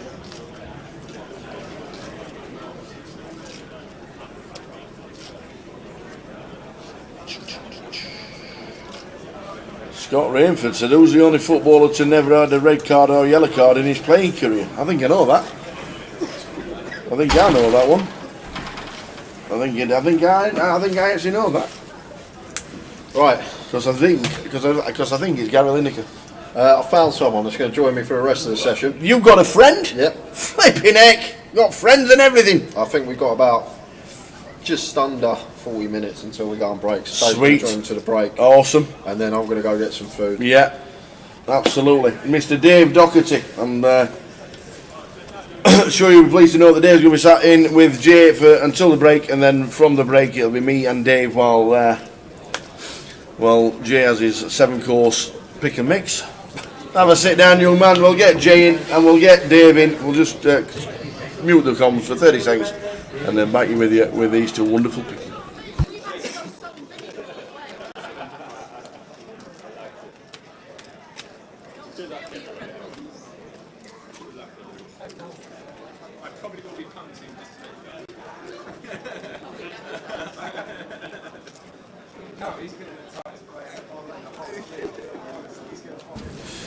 Just pick up on this hand at the end, so Span going for value here from looks, I think it's 275. Yeah, Tan's gone check now, value betting the king on the end. And Robbie thinking about heroing this one off with ace high perhaps. That does let it go. So joined by Dave Doherty, joining me in the booth until the end of this session. Dave was in the high roller earlier on, saw you on the featured table. I was, yeah. Obviously didn't go to plan, but oops. Happy with your line. So that's all that matters really. It's just we've run into it. That's what I thought on stream at the time. Yeah. Like, if he's got any other hand there but an 8, it's just a horrible spot for him. It's as simple as that. Yeah, that's the whole idea behind it. You know, I need to have bluffs in that spot. It's always what you need to be thinking in these situations. Like, people maybe pull the trigger for 2 barrels but not 3, and it's much easier, I would suggest, for me to have an 8 or 7 in that situation, a bit of hand played out, than my opponent. So like, felt pretty comfortable going for it. Just unlucky to run into it. I think if he's got aces or something there, he's just, you know, using all these time banks, and who knows what he does. But yeah, I'm okay with it.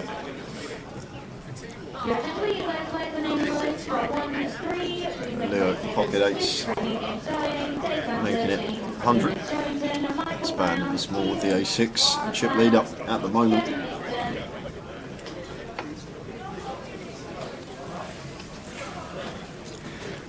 I'm interested to see the stack distributions here because it looked very tight just before I came in. Like, so there's actually, when it's this tight, there's ICM pressure even on the chip leaders, which is very unusual on the final table.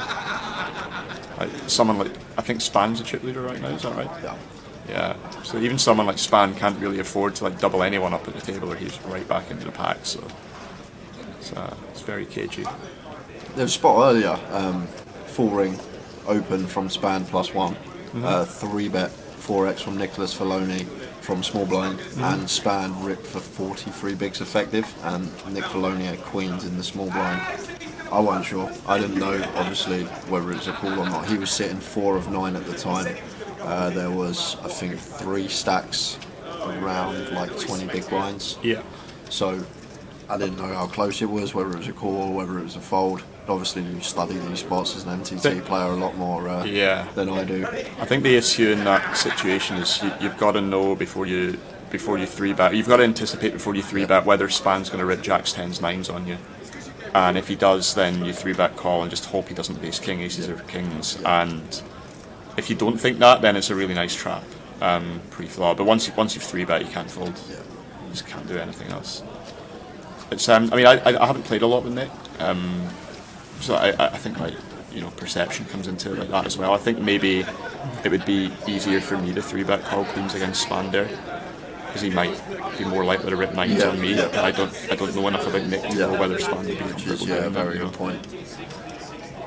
I don't think Nick's going to have any bluffs. Just as we got to the final table out the small versus the chip leader at the time, like it's one of those, isn't it?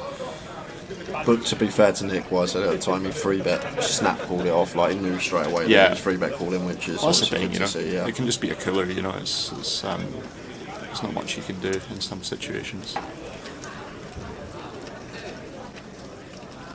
And Span's, you know, like a guy who's, you know, capable of like ripping it in liar as well. You know, maybe not. As I say, I don't know enough about Nick's game, but if Nick felt comfortable 3-betting the queen's pre, I've got no problem with that idea of, you know, 3-bet calling if that's your plan. Do you know many of these other than you probably do? Obviously Davenport, Leo, and Robbie. I know you talk to Robbie a lot. So yeah, I travelled down the car with Robbie actually. I'm really hoping he wins it. Don't have a piece of anyone, but normally I'd be rooting for Span just because I think he's been due a breakout score for a long time.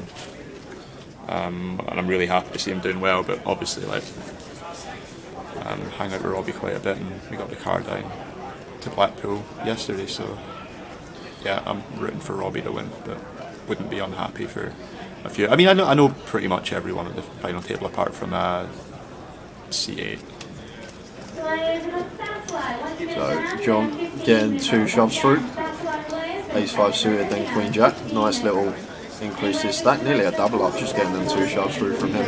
It's been unbelievably hard there, John. I don't think I've seen him dealt one hand that he can just come in for an open or like defend a big blind. He's literally at one of them final tables where it's just been fold. I don't actually know Jonathan too well, but I played with him on day one. I know that he's a cash game player. Like, Ewan's praised him very highly to me in the past, and he played well on my day one table, so I'm not surprised to see him here. But yeah, that's even more unfortunate when you're cash. I don't know how much tournament experience he has with, like, your cash game player, and like you're not getting distribution, like shallow stacked on a final table. There's like not much you can do.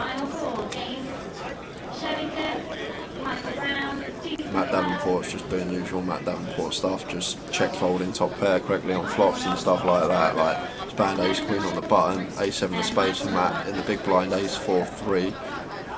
Robbie open, to be fair, span flatted button.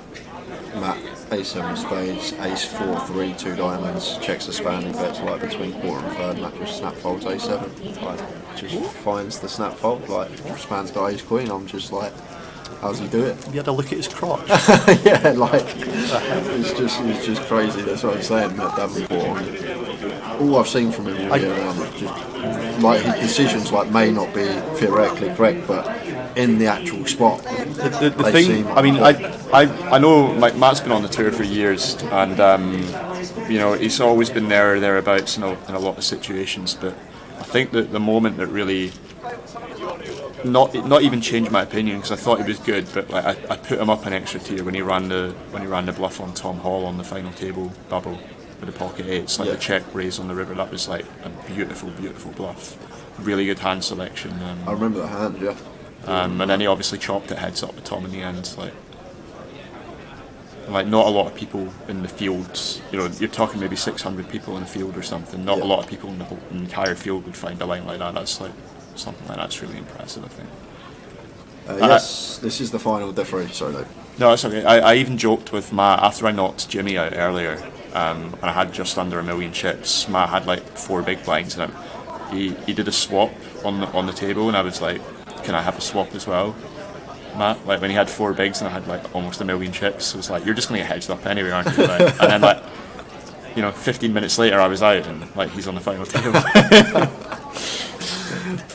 So Dovidas here in the big blind out the way with a 9-7 span, just clicking out with the ace jack from EP. Yeah, Dovidas just in a bit of an ICM coffin there with like the bottom 3 stacks all very similar. You don't want to be defending the opposite stuff in those situations. Very difficult to play at that stack depth with ICM pressure on you.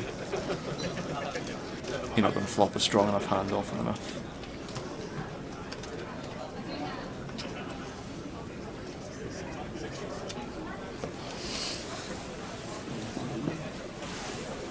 Plan for tomorrow, just main event, I take it. Main event Main, day. yeah, I've done 1 bullet today already, but I busted like shortly after the 3rd break, and I just went and got some food at that point and decided to chill for the rest of the evening.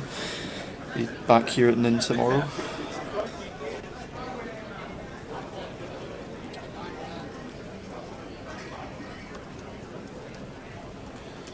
7-3 suited out of the way for Span, as it should be, folded to Leo.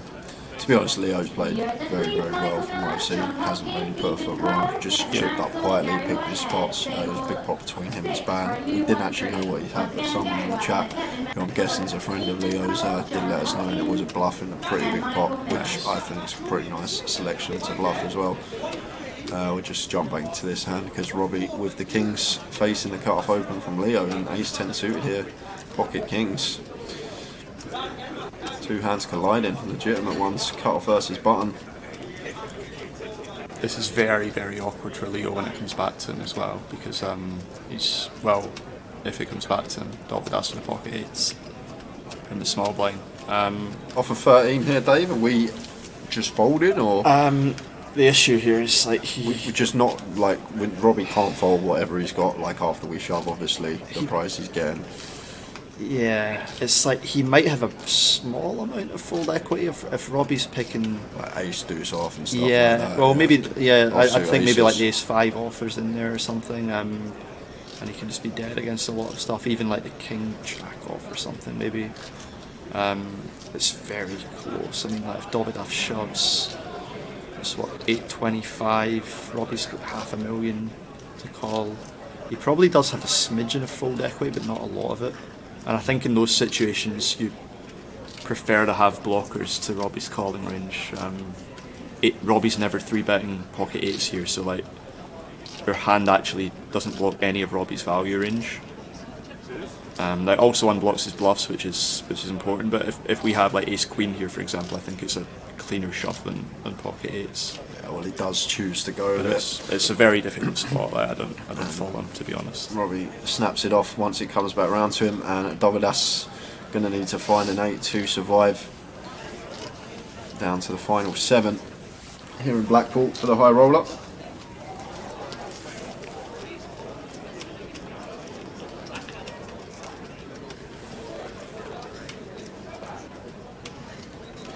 No help there for the 8s or on the 5 of hearts turn. So Davidas not catching the 8 on the river.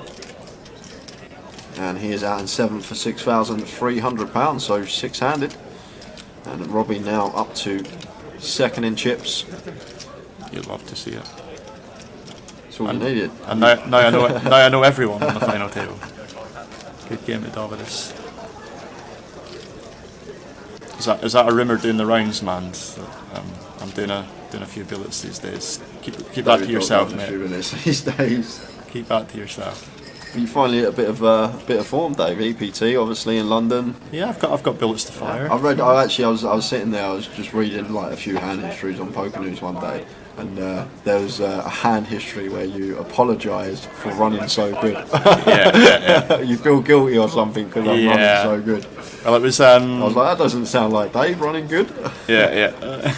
No, it felt unusual. That's probably what the emotion was at the time. I wasn't used to it. Must have felt nice getting aces and just getting beautiful. into ace king, like aces into ace king, aces into kings, aces into kings. Like. Yeah. Well, I didn't have aces into ace king. I had that the other way around. Yeah. I doubled Harry up, but I got kings and aces as well and hit a flush to knock someone out. So it was a pretty special day 4. Day 5 didn't continue the run good, but yeah, day 4 was a fun one. Oh my word! Oh wow! Robbie with queens in the cut-off and Span with ace king in the big blind. What on earth is happening here? Cut-off versus big. It's effective button versus big because we've just lost Davidas. So Robbie effective button here, and these two are 1st and 2nd in chips. So Span's counting out the 3-bet chips. This is so grim as well. Like, even in Span shoes, like having ace king here is like not ideal. Like it's almost. I mean, like you can 3-bet for value because Robbie can call some worse stuff, but like neither of these guys want to get this in here. Like if Robbie jams or like 4-bet, I don't think he should. I think he should call, but like. If Robbie puts in an extra bet here, Span has to fold ace king with these stack distributions. So this is brutal. Cut off the big blind, the 2 big stacks. It's effective button versus big blind. Like it is. Yeah. Because dead button. Yeah. Davidas folded. Yeah. Busted. Yeah. So it makes it even more brutal. How is this just? So if Robbie was to shove here, in theory, like Span can't call jacks or ace king, so like shoving makes very little sense in Robbie's shoes. So I mean, I'm not surprised to see him call, but this is going to be interesting. Yeah, 1 milli in the middle already. So pot is brewing. Span already winning queen versus ace king. This time he's the player with the ace king, and with the ace of diamonds here, 10, 3 deuce, 2 diamond board. Obviously already got to be thinking as Span now, like Robbie here, peeling our fairly large 3-bet I may add as well. Yeah. They're like full 4x just under. Yeah, I didn't even notice that actually. Like in an ICM situation, you can certainly go smaller than the regular the well-known strategy nowadays for outposition 3-bets is to go around 4x. But like in an ICM situation, you can certainly go smaller than that and still apply heaps of pressure. So that's an extremely large 3-bet for this time of the tournament. And he's C-bet. What's that? Is that 25? 220 into just over a minute. So yeah, so about 20%. 20%. Yeah, I like this from Span.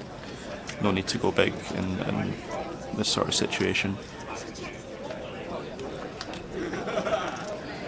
Oh, and he's turned the nut flush draw as well. And the wheel draw as well to go with his 2 overs. Really interested to see what his sizing is here. Now, the good thing, in addition to having all these draws, the good thing for Span here is that he knows that Robbie is not going to shove on him ever on the turn, so there's no danger of him having to bet fold this equity. Robbie is not going to have a flush or a set here and go all in. He's going to call with them to keep Span's range wide. So, like, Spand having the ace of diamonds in his range can very comfortably bet this and know that he will still realise his equity even if Robbie calls. Yeah, I like it, Dave. Very well said. Agree completely. It's one of these situations where, especially when you know you're up against a good opponent as well, and they'll know that they're not going to be raising this turn. So I love this sizing from Spand as well here, by the way. This is like a low light. I think the 3-bet size pre is a shade too big. Not that that's a that's a major concern, but like his post flop sizing has been perfect here. He's applying heaps of pressure. This is only a third pot bet, and he's applying heaps of pressure at pocket queens. This is purely ICM of the situation. What's the decision with Robbie now? Are we just always call in and seeing a river, or is there any well where we can let this one go, Dave? I think Jacks is the one that starts folding, maybe. Like when we have queens, Spand is unlikely to have queens, right? So we're worried about aces and kings, but I don't think Spand ever 3-bets tens here, pre-flop. Robbie has folded as well. The queen, so well played. Spand gets Robbie off the best hand, and as Dave said, just max pressure there, having Robbie cover the two big stacks going at it, and Spand gets the bluff through. Did have a heap of equity. You love to see that. That's like high. That doesn't look like it. That's high level poker. It looks like ace king v queens. It's just a setup, and there's not much either player can do. But like Robbie's folding there, assuming that Spand is going to empty on the river, I think, and he doesn't want to call against that range. But I would maybe think that Robbie. Someone asked in chat. Is Robbie worried because he doesn't have a diamond here? I actually think it's good for Robbie not to have a diamond in a sense, because would Spand not 3-bet ace queen of diamonds though versus button? Well, what I mean is that in the sense that like when Spand has like the queen of diamonds in his hand, like he might bet twice and then give up or something. So like he might be bluffing a little bit more often. So having two black queens is kind of irrelevant to like Spand's bluffing range, if you know what I mean. Whereas if he has like the queens with the queen of diamonds, Spand might be bluffing slightly less often. Ace queen with the queen of diamonds, is one that can be in there. But fair play, that's probably the biggest hand of the FT. Massive one going the way of Spand. Fair play for double barreling on the turn. I think the other interesting thing as well is that even if Spand has, let's give Spand aces without ace of diamonds there, it becomes very dicey for him on any river, because Robbie can still just have nut flushes in his range. So I'd be interested to see. I'd be interested to see if Spand like chose a different sizing or check the turn with aces without a diamond there, because it feels very hard to get paid if you triple.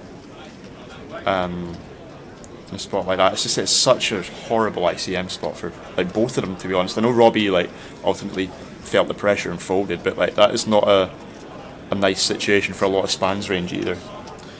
Stato just shoving here for what is 13 effective, blind on blind, ace 5 suited into Matt Davenport, and Matt with 10-9 suited. Yeah, I agree, Byrne. I think it's a call. As you say, queen queen no diamond. And it might even be a call on the river as well, to be honest.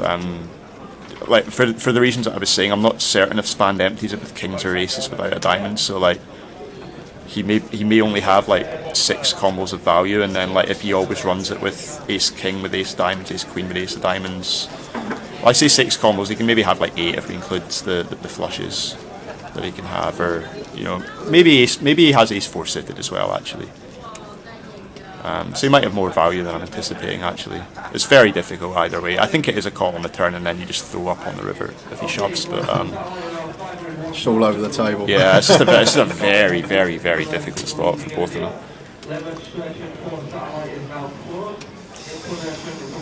Chase says, Twix says, when we look at ICM stuff, it has ace king out of position, 40 big blinds as only a jam. Yeah.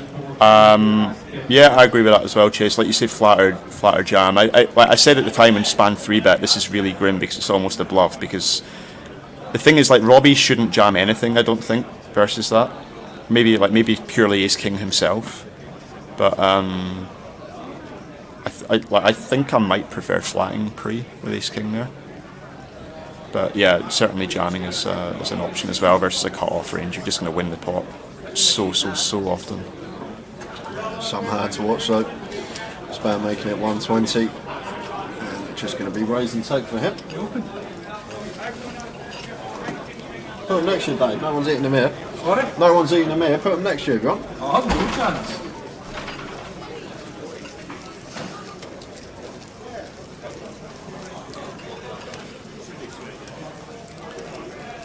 I mean, if I'm in Robbie's shoes with ace king versus the 4x 3-bet, I'm just all in all day long versus span. I don't like it, but like I just don't think I can do anything else.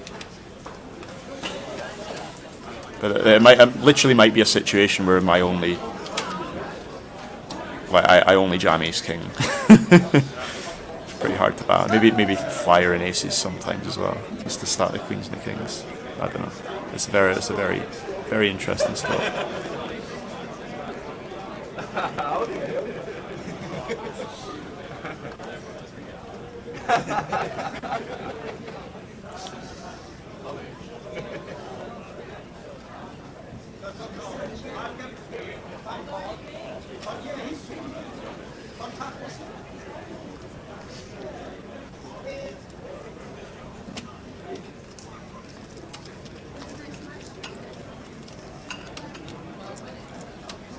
King Jack for Robbie in the big blind.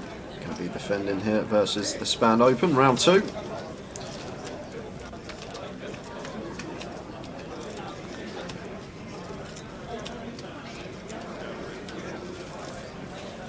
have a very easy decision to check call here if span bets.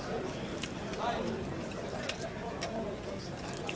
think it's Robbie still sitting second in chips after that hand, Dave, Yeah. so... Well, it's nice to have the jack of spades in our hand here. Obviously, like in these ICM heavy slots, like you want to have a bit of backup where you can make a stronger hand than just one pair, because you can be under a lot of pressure. Even like on a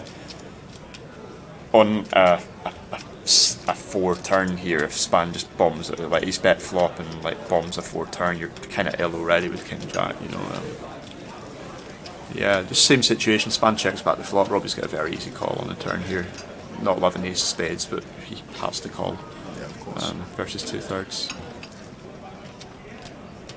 Interesting sizing choice from Span here actually, because Robbie's going to have a fair few flushes in the big blind here, and Span doesn't have a lot of them when the ace of spades is on the board. He is the chip leader. He can be opening some more like flush combos, but like not a heap of them.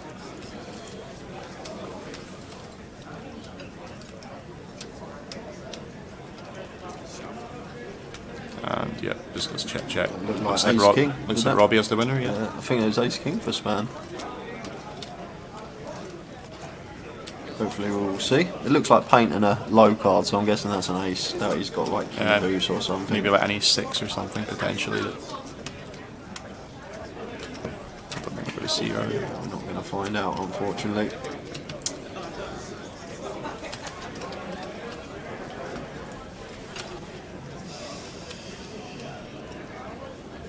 Yeah, like Burn says, I think like there are options open. I think maybe jam pre with ace king or PO pre are both options as well. Personally, I probably wouldn't fold the queens to Span on the turn. I think there are people you could argue it against, but I know Span's capable of emptying it. And then yeah, I just wouldn't jam the queens pre. Like Span doesn't 3-bet calling ace king there, or he certainly shouldn't be anyway. So you're just not getting called by worse.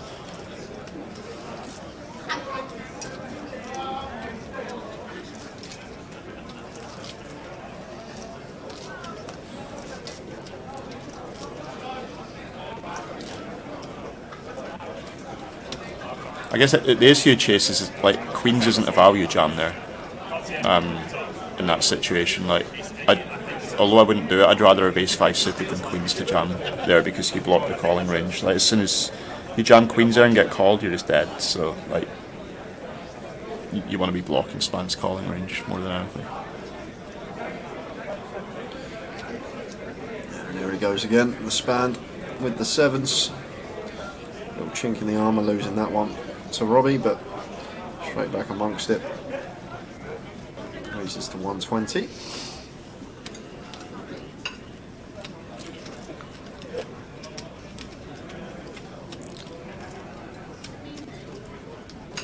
Jonathan with a awful distribution once again. Got 12 big blinds in the big blind facing a chip leader open, you look down, you get 3-2 offset. What can you do sometimes? Nothing.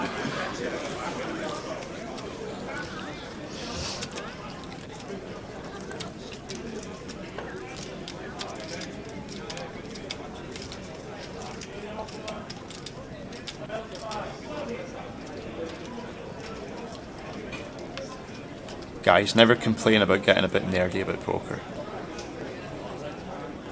Us nerds need a bigger voice.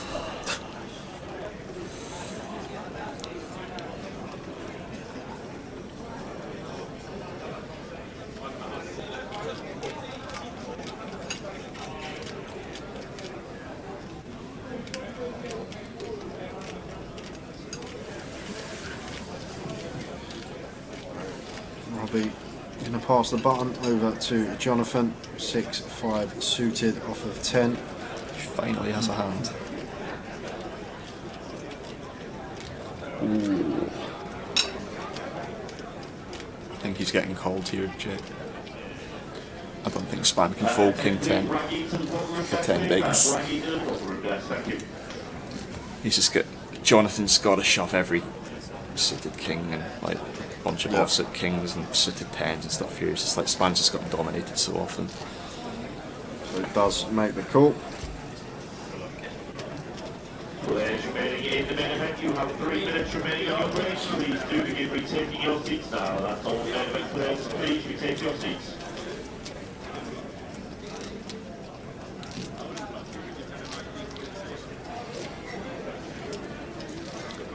Flop time and nice clean one for the Span with the King 10. So just fade in 5 or 6. And lovely turn card actually does bring in the straight draw, but blocking clubs, King of clubs on the river, flush for Span, and we do lose Jonathan from the tournament. 6th for £8,400, and everyone locked up 12k. And Span extends his chip lead. I think we've got about 10 minutes before we head out on break. When we do, only be around 15 minutes. I'm then going to quickly go get some food. I think Tower's going to come back. Dave, just hold the fort for 20 minutes, 30 minutes or so for us. Yeah. If we're lucky. Hold it down. Yeah. Keep Tower in check. Just see what keep him in check. Span's going to be a popular winner if he can close this out. There's a lot of people in the room that want to see him win it, for sure.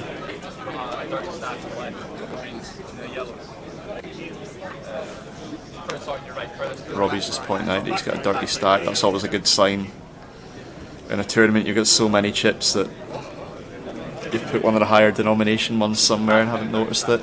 You actually end up having more chips than you thought you had.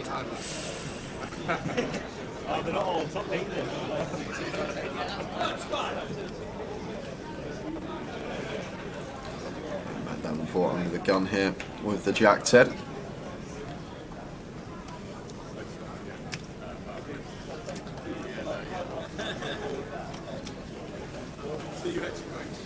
And makes it 500k.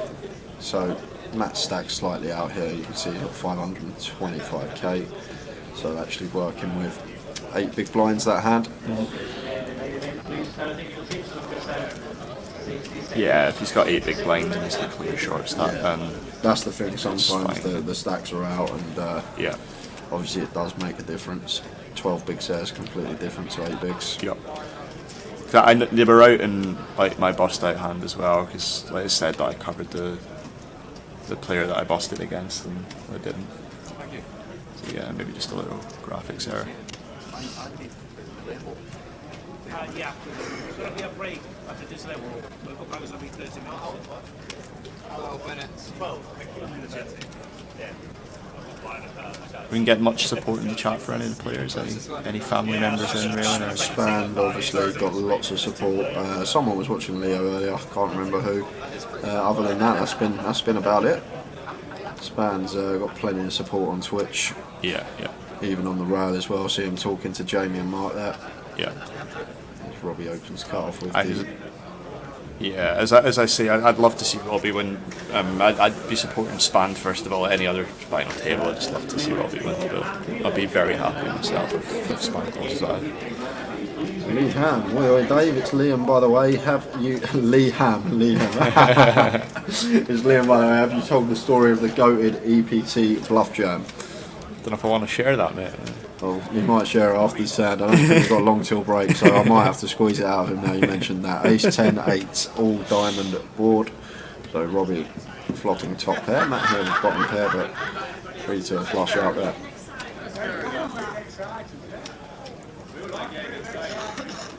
Is this a board that we're going to be checking as Robbie more often than not, Dave, you think? I think so. It's either check or very small bet, but I would probably check more often. Just obviously, as you're saying, these spots not really got too many flushes, whereas the big blind got a whole host.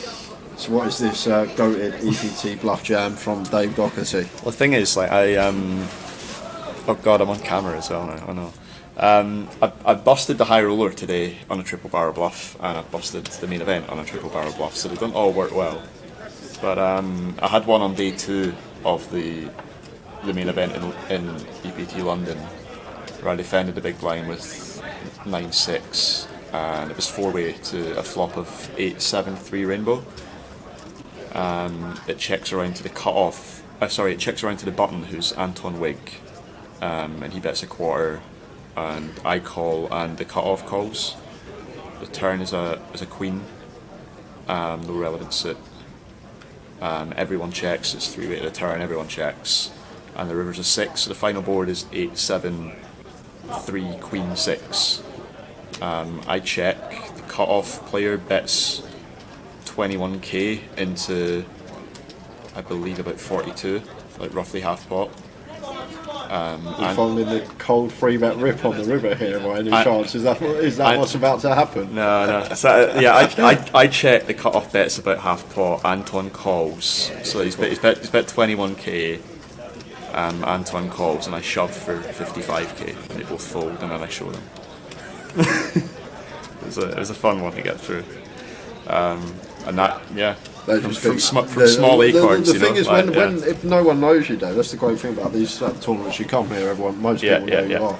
But these tournaments, these big fields, EPTs, no one knows you. No one thinks you're ever going to have a bluff there in a million years. It's exactly how I would play 9-10. So the way I just think about these spots is I know what my value range is, and then I'm like, I need to find a couple of bluffs to balance that out. And like, that seemed like blocking 9-10 and pocket 6s seemed like a pretty good one. Yeah, it's a fun one. I definitely enjoy it. Like I normally don't show bluffs, and it's not that I'm one of these people that I don't want to give my lines away or anything. Like I'm friendly at the table. If you ask me to show you a bluff and I'm bluffing, I'll show you probably. But like I don't often do it unprovoked, and I just couldn't resist with that one. I called it like a suicide bluff because like they're both getting like 6-1 on river, but I just didn't think either of them could call, so I was like, let's go for it. Yeah, Liam was on the rail for the final table, so he's one to. He saw me like the night, like I bagged a lot of chips on day 2 after doing that, and I was absolutely buzzing in the restaurant afterwards, just telling everyone about it. He's like trying to get me to get it out there again. Now everyone knows though, mate. I don't mind because I busted on 2 bluffs today, so it's not as though I'm like I'm destroying my image or anything,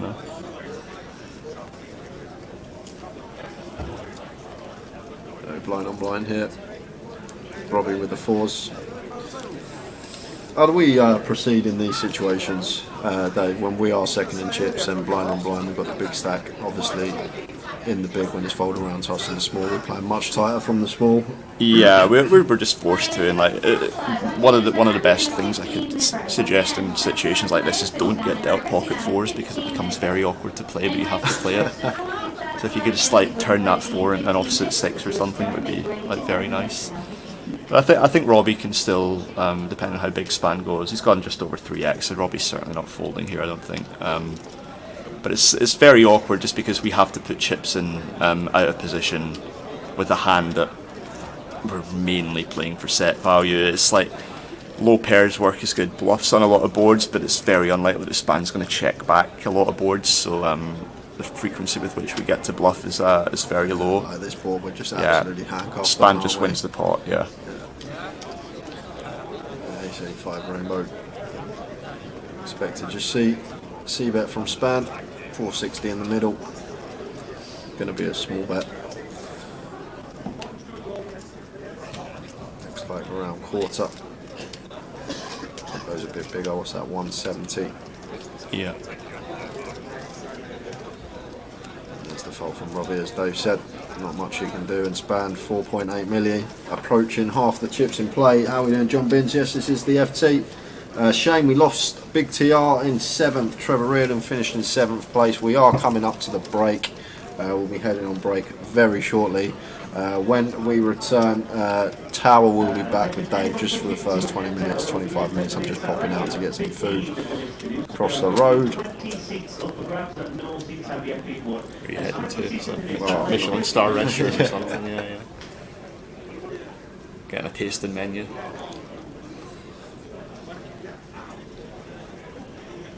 Ever heard of a place called Spoons, Dave? Spoons. Spoons. Quite a few of those about, isn't there? I'm a bit worried because I'm not sure whether it closes at 11 or 12. I'm hoping it's 12. Most Spoons kitchens are 11, aren't they? Like.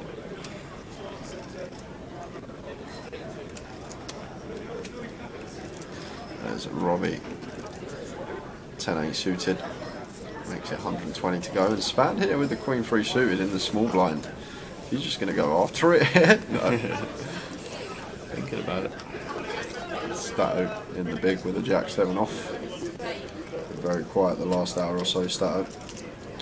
Just been sitting there quietly, laddering up, not really doing much, winning a pot here and there.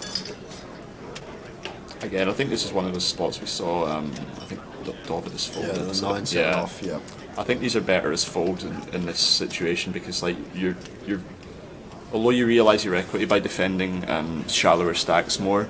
Hands like Jack 7 off are very easily dominated by Robbie's opening range, and there's a lot of like reverse implied odds in addition to ICM pressure on you. So even if you flop a Jack and Robbie bets twice, you're not happy, you know.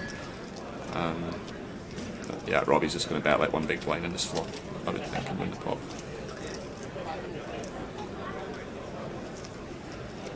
Goes quarter, looks like 80k. Yep. So good enough to get it done.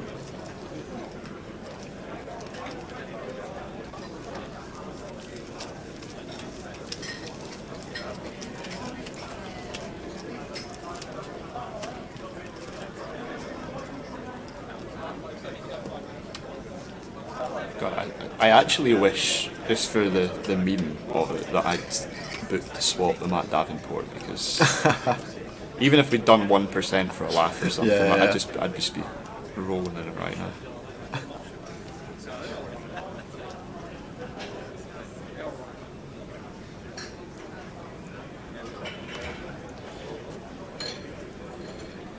Got to be approaching the break, guys. We come back at 5 to 9, so it's been 2 hours. I'm guessing it's got to be very soon. You're hoping it's very soon, is what you mean, right? Yeah. I thought that off that hand they'd all be getting up, Dave, and we're still here playing poker. Span with the Jack 10 opening on the button. There we are. Cheers, Colin. Spoons open till 1 AM. And Stato here, easy shove off the 15, pocket 9s versus chip leader opening on the button. Obviously, just Span, get out of the way.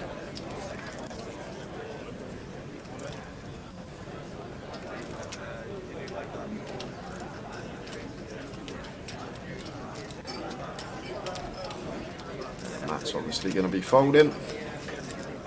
Matt's just trying to tank you into the break here, Jay. I hope so. Not a bad time for the blinds to go up when you're small blind, is it? Yeah. I mean, ideally, like, you fold quickly and post the 30k small blind, and then you waste everyone's time.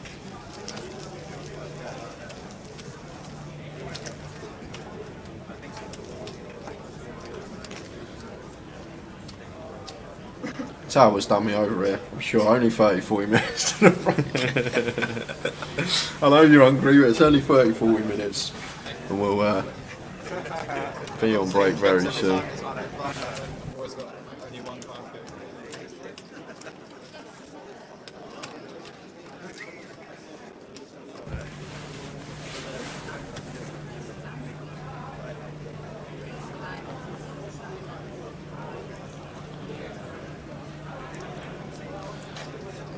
Odds round to Spand.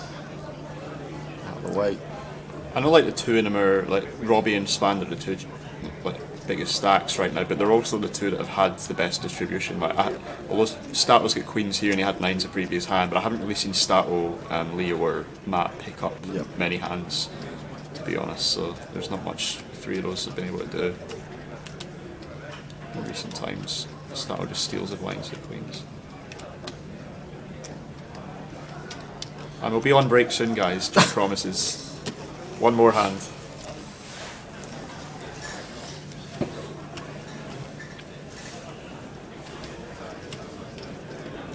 You want me to just go out and ask the players to go on break now? Right? Yeah. Then I know at least it's half hour. At least I know then it's definitely half hour.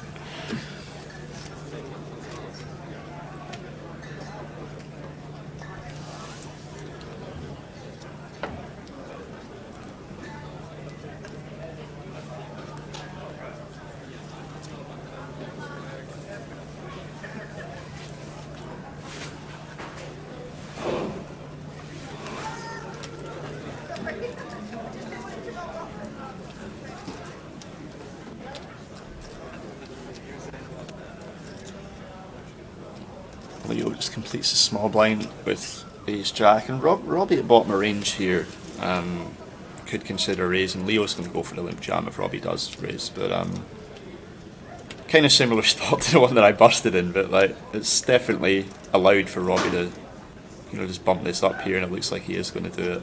Leo will just be jamming on this, I think. Yeah, I agree, Dave. So it's going to be an easy shot for Leo now.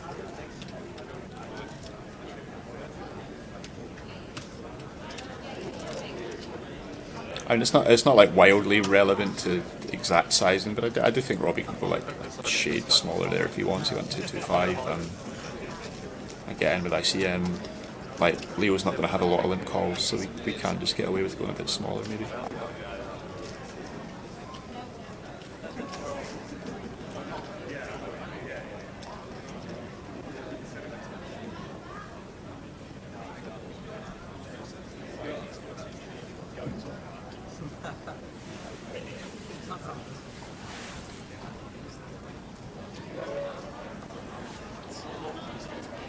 Stato's up. That can only mean one thing. He's getting last fed, boys and hand girls. of the session. And Matt shoving from the cut-off here with the king six suited. Robbie not going to call off the threes, and over to Spand in the big blind will be calling the ace queen. So Stato's gone away, but he may come back and we may be four-handed. He'll think, where's Matt gone? So Spand with ace queen, Matt Davenport with the king six suited. However, that means nothing versus Matt. I know this, means Jay. absolutely I've experienced nothing. this myself. I feel like you could easily reverse those percentages for Matt Davenport Matt's this got season. 63 here and Spand with the 37. So king six needs to hit. And just instant service in the window. Davenport doing Davenport things. And Spand now needs to find an ace to bust Matt. Oh, he is human. Matt is human unless he can't find the king or the six. It's a turn, mate. It's a turn. It's He is human 10 after all. of spades. So we lose Matt Davenport. Another great run from him. 5th place, 5 figures, £12,000. And we are going to be back in 15 minutes, PK? 15 minutes, guys. Tao will be back with Dave. I'll try not to keep you too long because I know it's all good, mate. It's all good. So, yeah. We will see you in 15 minutes, so just after 1:15. See you then, guys. In a bit.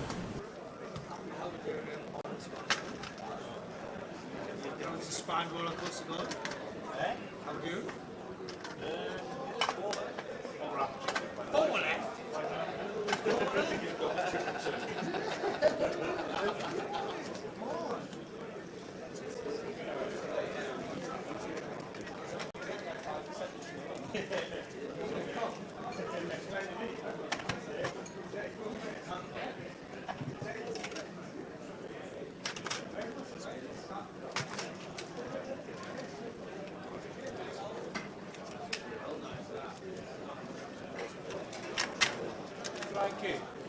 468, mate, okay? That's what you want. You're the boss.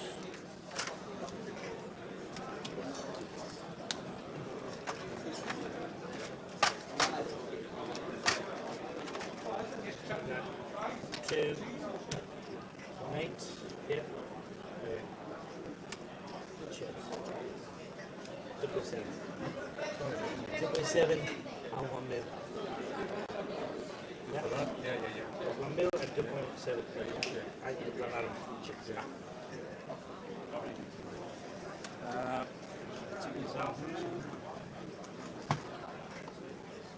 It's on the side. Yes, put it inside. Do something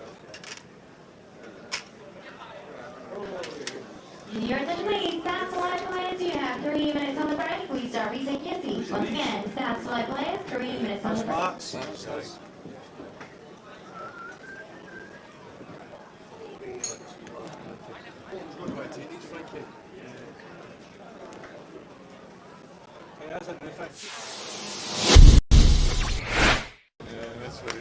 I'm padlocked off now. I'm tilting now, I'm in for 10. So £40 straight up is on. And Andy once again getting involved. Jack 9. Raises to 200. Opts for the 5x here in the cut-off. And Vinny with the 6-2 suited. Along he comes for 195 more. Joe's in with the 10-9 of hearts. And Bobby got an easy one to defend on the straight with the King 10. Four-way action. And action we have, because we've got a gut shot for Andy. We've got top pair for Joe and Bobby. And this one checks through. 5 of clubs on the turn. So Bobby still with the best of it with the King 10. Andy still sitting with his gut shot.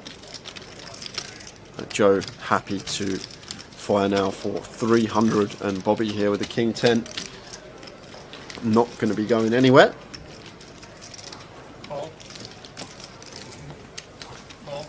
Andy calls with the gut shot, and Vinny's just going to call with a 6 deuce as well. Go on, Vinny. River. The Queen of Hearts is the river. Check. Changes nothing. Nothing at all. Changes nothing. So Bobby here, maybe thinking about playing for thin value here, Tower, but I much prefer this from him, checking this one over to Andy, who's just sitting here with Jack Hyatt. What on earth have I just seen? Andy just rips 5.4 into 2 bag, 2.6, 2.7x pot shove. Bobby says, can I have a count, please? Wow! Can I have a count? This is serious. What a hero call this would be. What's Andy got, Tower? What makes sense? What hands are we going to play in this manner? Flop checks through. Turn we call.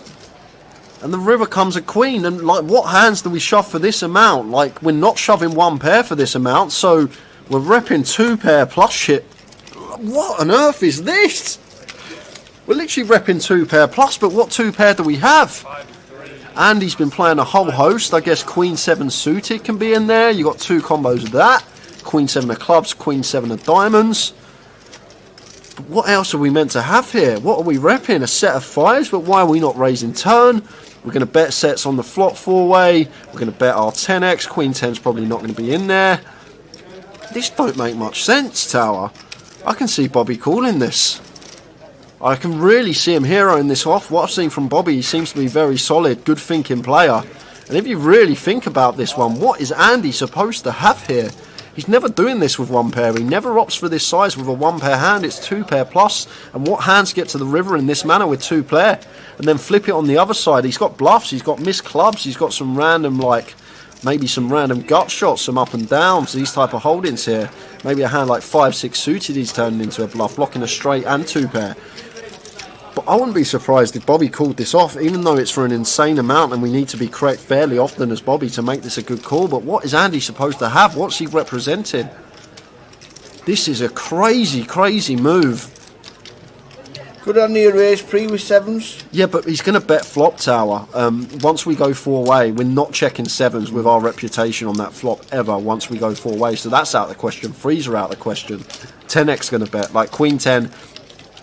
Queen 10 may be in there, but I think like heads up, yes, we can incorporate some checks with Queen 10, but in a multi-way situation, when we go 4-way, we're just going to be continuing Queen 10 there. So even Queen 10's out of the question. Overpairs are going to continue as well, so Queens aren't going to be in there. So what's he got, Tower? Like, I think the only hand that makes sense is Queen 7 suited, and the way he's been playing, he probably would open Queen 7 suited. You've got Queen 7 of diamonds, Queen 7 of clubs in there.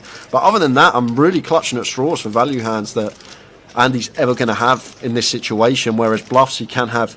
Obviously the clubs, the backdoor clubs are definitely in there that would take this particular line, check flop, then call turn once getting that price, as well as obviously we can see some gut shots. But this is a mad but brave move from Andy, and I think we have to call. I know I can see the cards, but I always try to portray to you guys on stream like about ranges and what's making sense and try and take the whole cards out of question. But Bobby seems like a pretty solid player and a thinking player and very competent, and this just doesn't make any sense. And I'd probably flick it in, and if you got Queen 7 of clubs or Queen 7 of diamonds, nice hand. But other than that, I'm really clutching at straws for value here, Tower, because there's no need. We're never going to go 2 point over this size. We're never going to choose with a 1-pair holding. So it's 2-pair plus we're repping. Only straight out there, 4-6 suited, which is probably going to raise turn after all the action. Build a pot as well, especially with Vinny in there on the turn. We're probably going to raise 6-4 suited. So it's just so thin, and like the hands that we're repping here. And if it gets called, I'd love to see a call from Bobby here. And the way Andy's been playing, we saw him with the 4-3 of diamonds hand, like the way he just spewed off in that 4-bet pot with the 4-3 of diamonds. It's a really gross spot for Bobby, but really in the blender here with this decision. I know I can see the whole cards, but I think we have to call. The way Andy's been playing, the hands that he represents here, and like I can only come up with 2 combos that he plays in this manner, and that's even clutching at straws because he still needs to open the Queen 7 suited, but we've seen him open a lot wider than that so far this cash game, so I guess that's in there. But will he remember the 4-3 hand and then just work it out and then just eventually call? I don't know, Tower, because Bobby's been very tight and solid. Like, he's probably going to fold because of the size, but when you... Oh, he's called! He's made the call, and he's going to get the good news. And he's going to show him the jack high. He doesn't even show him it. And Bobby with the King 10. What a hero. Someone go find that man a cape. Wow. Wow, what a pot. A 12.8k pot is that. 12.8k going the way of Bobby, and that's going to make him the big winner in this game. And I said I wouldn't be surprised if he made the call, and that's going to be it for Andy. The coat is on. He's going to be heading out. Could potentially get another player in. We've only got less than an hour left, but what a pot that was for you guys. Andy just leaving the door.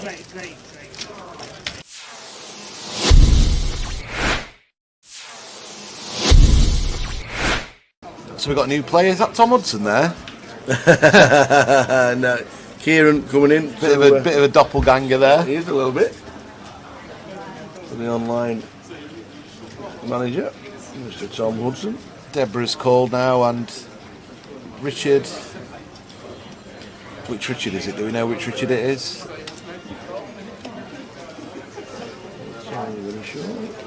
Hearts and hearts fighting off again.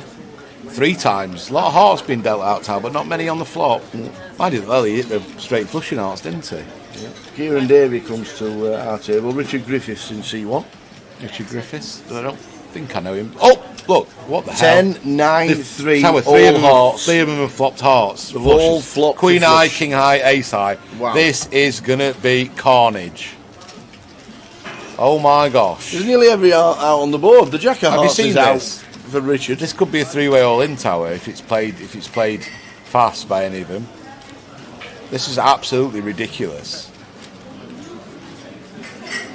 When Kieran gets all this action, he'll have to check his cards back, see if he's bloody actually got the ace of hearts tower and not the ace of diamonds. So Richard's just called. Oh, Richard's called just with a jack, with a king with a jack. Yeah, he's got the redraw to the straight flush, he thinks. Blow me neck. So what's going to happen now? KK's going to squeeze it up.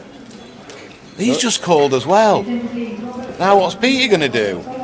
Yeah, Kieran's got the nuts. I don't mind. I don't mind. No, I don't mind KK just flattered with his queen eye flush. Oh yes, and now Kieran's it's on got the Peter nuts. with the king eye flushes. He's gonna raise here. Here we go. So he's gonna raise. Oh man. Kieran's gonna probably just flat call, or jam it, or just put it in, thinking he's never gonna get a fold, which he won't. Raise to 5k from Peter. Kieran's getting a bit. Look at him. He's playing. He's giving it the old Hollywood, isn't he? He's got the stone cold nuts, and he's going. He's like, "Oh, what's going on here? What the blinking hell's going on?" Does he call? I think he. I don't know, Tower. Or is it, does he think he's up against the set? I just don't think he's. Well, he's all in. Yeah. He's all and in. now what's KK going to do with his queen eye? He's going to have to go move all in, surely. Yeah. There's hands that Kieran could have aces with the ace of hearts here. Yep. This would be an amazing fold. And Peter's going to be absolutely sick. Peter, what you done? Peter's absolutely sick. Peter raised it up with he's going to have to put it in. And just hope it's a set against the ace with a heart, I guess, or 6-7 of hearts, for example, or 7-8 of hearts. These are hands that are possible as well in Peter's eyes. Doesn't have to be against the nut flush here. This is just the most brutal setup I've ever seen. They're in. He's in. They're in. And they're both drawing dead, aren't they? Wow. This is just dead. They're both dead. Wow. They're just dead. Look at Debs. It's just ridiculous. They're dead, aren't they? There's no runners, is there? No runners. Because the Jack of Hearts has been folded for the Queen. What a life. Wow. This is Kieran's first hand, and what a hand. He's on.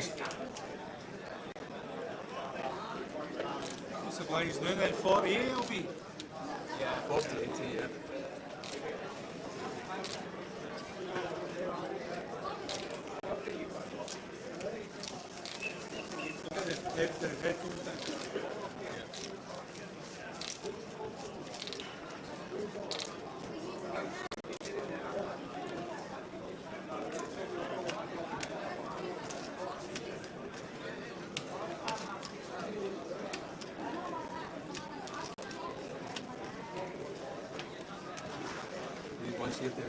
Oh, he's once here, I'm going, he's once.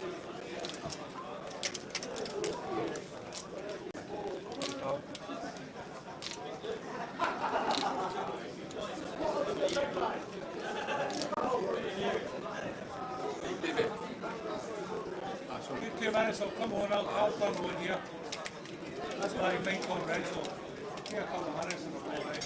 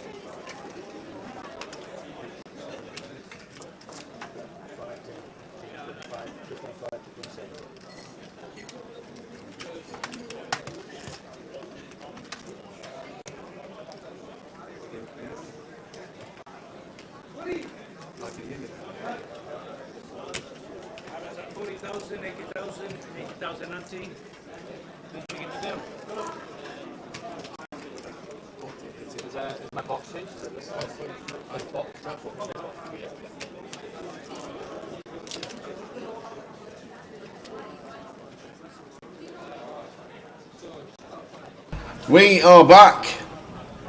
Dave Doherty is back while the man himself fills his slimline stomach with salad or burgers, as it would be this time of night.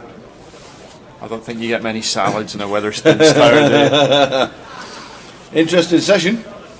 The last one we had.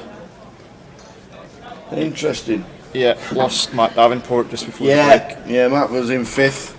John McCann was in 6th. Davidas Torvidas was in 7th. We lost Trevor. And the first one out a while ago was Tony Filoni. 8 p.m. Tony went out. That's a big raise from Span. I don't know if he misclicked there, Span, but yeah, he's laughing. Span definitely did not mean to put that many chips in. Yeah, 80k big blind. I think Span made it about 440 there or something. And Stat only had 1.2 million, so he would not have been happy if Stato moved in. Are you having the World Cup sweepstake is happening? And Razor Kev says he'll join in the fun. This is great that you brought this up, Kev, because I need more players to fill it up, and I forgot to ask some of the guys in the room here. I can't open it up to the masses, so if you're out there and you're sounding interested, I can't open it up to the masses, guys. But yeah, Kev, you're on my list, mate. I'll DM you in the next few days, so don't worry about it. You're definitely in. Is that literally just picking one to win it out of a pot? No, I've got a cool little system where basically any team you draw has a chance of winning some money. So like, we're going to pay out the top 3 in the tournament, but also going to pay out the goal of the tournament, going to pay out the worst team in the tournament. Oh, right, okay. And a couple other little fun ones.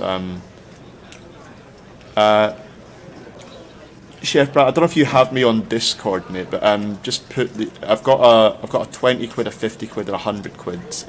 Chef Brad can have it all. Cool. He'll want involved in everything. So just post what I'll do is I'll post later in I've asked Jamie permission. I'll post later in Jamie's Discord. Nice. You can catch me on there. Span going for the 3-bet with the 4-3 suited. Robbie just quickly folds the ace jack to him. I don't know what the stat distributions are at the moment, but I'm kind of surprised by the speed of fold there. Oh, Robbie's second in chips. Okay, I thought it was much closer than that. So yeah. So Span 6 mil, Robbie 2.2, Leo 1.5, and then Stato, Andy Hume.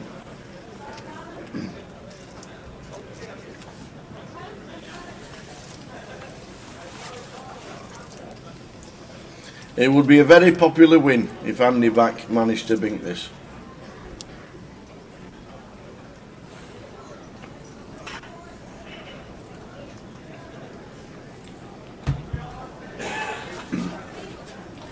It would be a popular win.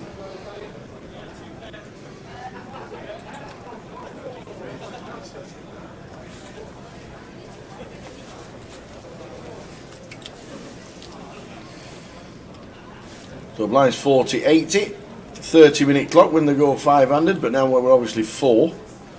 Spanned with a lot of the chips. 6 million.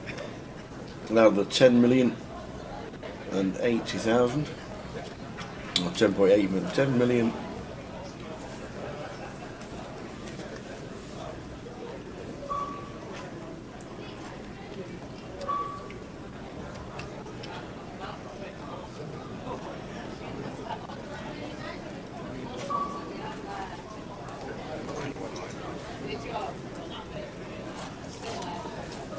Span with king 10 off. Stato in for his 15 bigs, just over. Time banker ready.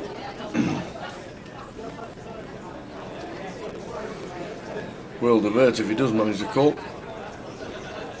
Yeah, I don't think you can call this off. Stato's got about 13 blinds here, or 14 I guess it is actually. But it's not as though he can just go wild, even though it's 4-handed.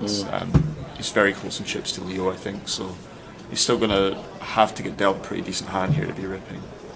And I was going to say as well, like Spanned, if he does call, is going to be dominated by some of Stato's range. He was on this particular occasion as well. So Stato's evened it up with Leo at the bottom. The other 3 guys all in a bit of an ICM cage right now. Spanned with more than half the chips in play. And that's actually another reason to fold, I think. I mean, it's just always a fold with king 10 off there, but in Spanned shoes, another reason to fold there is that you can just apply ICM pressure very cheaply. You don't really have to be making those call-offs versus the guys. He might have even known he was folding, to be honest, Tower, and just be, you know, trying to give the perception that he was thinking of calling to Stato, so that maybe dissuades him from doing it in future, you know. Under the gun, one gap has gone. Leo wakes up with the Cowboys. Just under 20 bigs. Makes it a standard 160. 175. I think it's 160. I thought I heard him say 160. Excuse me. Yeah, I like Robbie's fold here. I think a lot of people would be tempted to call this, but as I say, we're in a bit of an ICM cage. We've still got the chip leader at behind us. We will sometimes not see a flop with 8-7 suited here. I'm span with Jack-10 suited tire. This could go in pre. I wouldn't be shocked at all to see span just jam here with the way the other stacks are set up, but he does just call. Making the call.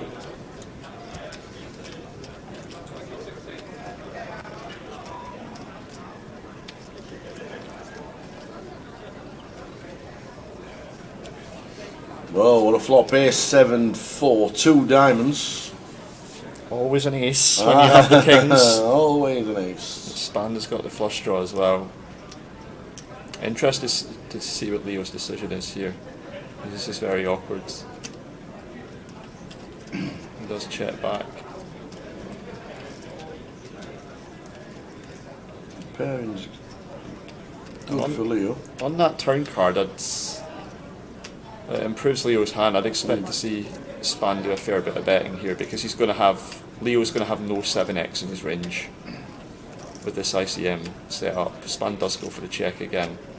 Leo's also going to bet his very strong ace-x hands on the flop, so like he's probably got at best a hand like ace-3 here, ace-5, that type of thing. And although those would never fold, Span could make him fold, you know, some worse stuff than that for sure by river. But Span's river to pair, wouldn't be shocked to see him go for a very small bet, just a blocker bet, lock Leo out from putting him in a tricky spot. But if he doesn't like to check Span, I'd like to see Leo come in for some value at this point. He's almost certainly got the best hand. Yeah, Span's just going for a one big bet. Yep. Leo quickly calls.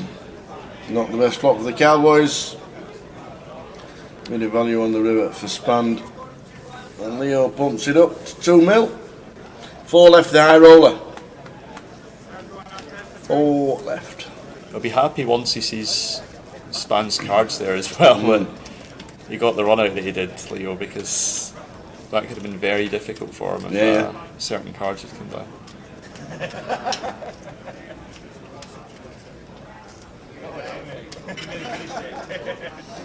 Yeah, I haven't seen Leo get much distribution so far, Gully, so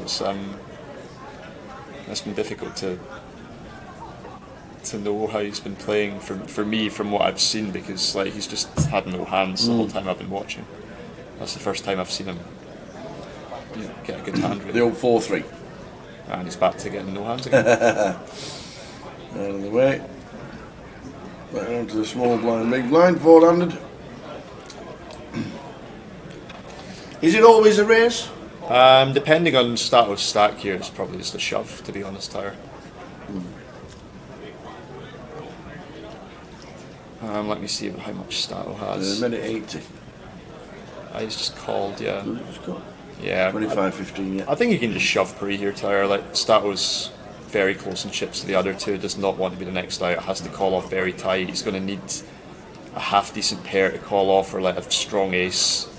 You know, if Span jams blind B blind here, even though he's only at Queen 9 off, Stato's folding King Queen to him. Because of the stats that the other two have, so would have liked to see Span just maybe pile on him with these distributions, but 5, 6, 7 flop. Bottom pair for Stato. Well, I let out, maybe that was a bit of an anticlimax, guys. In my head I thought Stato had 5-4 here, so I thought he had a pair and an open ender, and it was going to be a bit more dicey of a situation. But I think he'll call once against Span's bet here, but 2 bets will definitely work in getting Stato to 4-5. He might even just fold flop as well, Tyre. It's a board that you're going to expect Statler to have some good hands on when he checks back. And the pressure Statler's under, he knows he can't face 2 barrels or be able to withstand 2 barrels with his hand. He does come along for one, I'm fine with that. Wouldn't have minded seeing a fold either, I think he can do either. Ace of hearts on the turn. Now this is really interesting because people in these situations often think, oh no, what an ace is hit, I'm scared of the ace, but don't we think that Spand A would raise pre-flop if he had an ace? Yeah. And he certainly wouldn't bet the flop if he had one, if he'd limped it. So this is a brick. This is like the ICM equivalent of a 2 hitting the turn, because neither of these players have an ace in the range at this point. So we're essentially still playing with 3 cards in the flop. Now, the problem is that it's getting more expensive for Statler to stick around, so like, I don't mind him folding the 5 there. It's the bottom of his continuing range. So I don't mind him getting out of the way, but not the danger card that it looks like, maybe that ace on the turn there, because neither player should really have an ace at that point in the hand.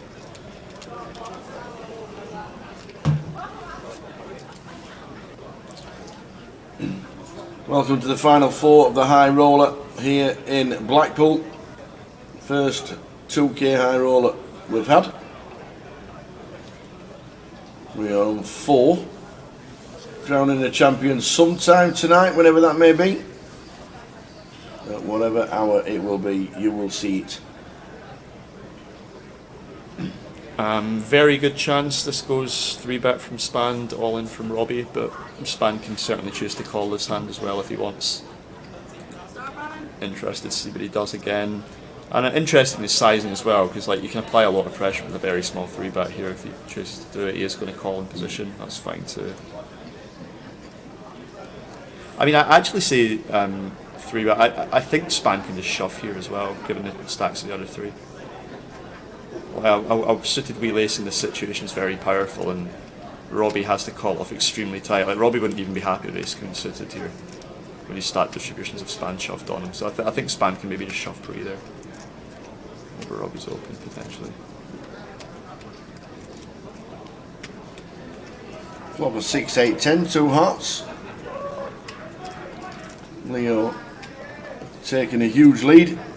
Second pair.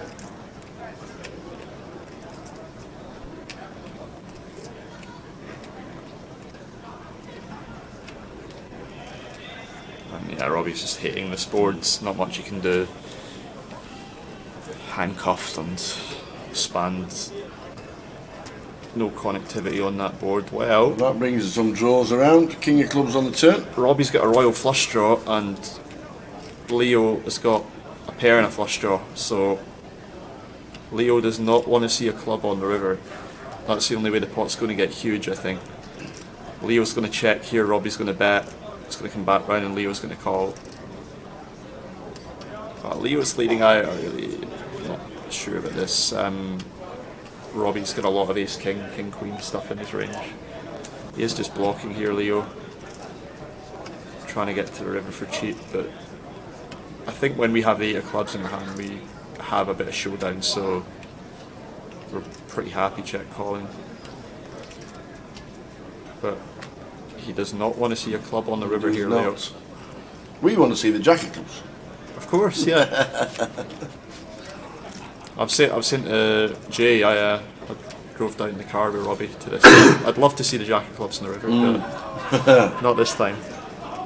You drove down with Robbie, yeah? Yeah, yeah. Me just getting yesterday, about level 3 the high roller. Nice one. So Robbie's got no reason to bluff here, Leo's got no reason to bet. This is going to go to showdown.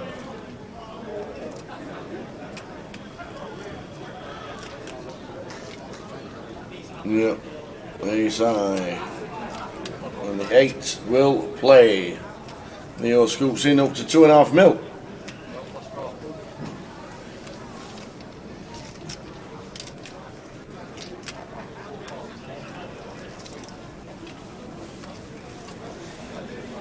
And now Leo's taking chips.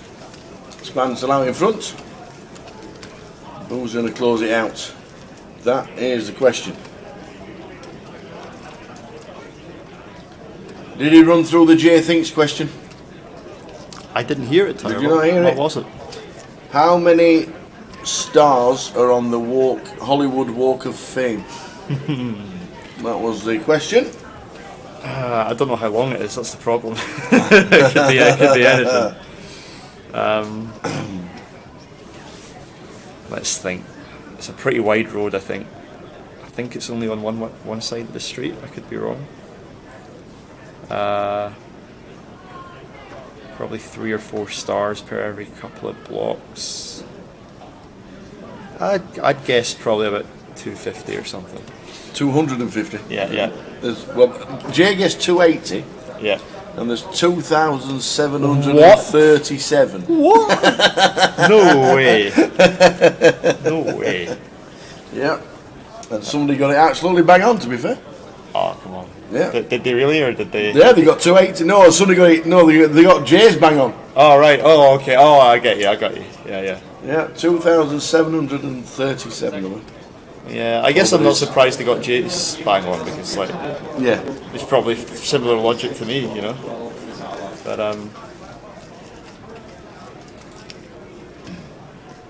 Robbie has a look of Sam Smith about him. I need to tell him that he's got a look alike. If Sam Smith walked up to me and said, "I'm Sam Smith," I wouldn't have a clue. You're not a James Bond fan, Tyler? I like the movies. Probably not the. Has he sung one of the He's sung one of the theme tunes. Yeah. Well, there you go. I probably heard it and sang it while I've been watching James Bond. No doubt. And not knowing it was called Sam Smith. Statton's probably going to shove here. I think he's adrift at the bottom. These wheel aces are pretty powerful. Yeah, they're in. You're exactly right. They're in.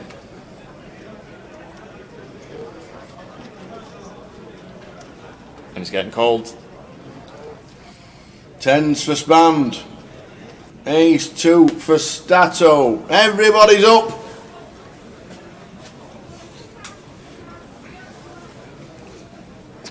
Everybody is up. Are we going to be three-handed? 10s for the chip leader. Andy Hume, Ace 2. Are we down to 3?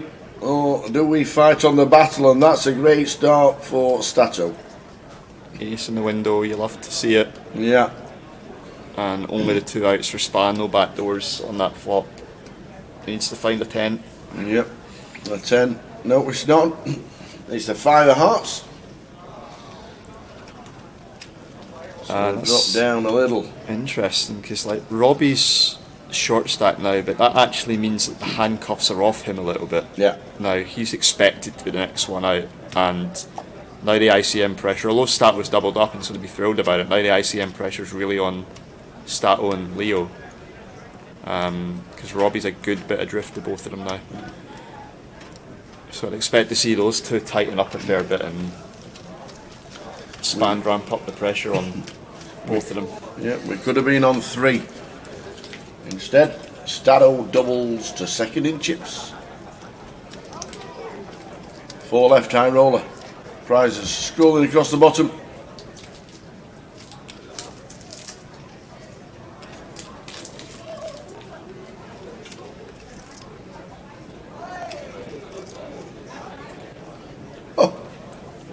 Morris is bringing the hobnobs down for the boys as he comes down to play the seniors on Sunday.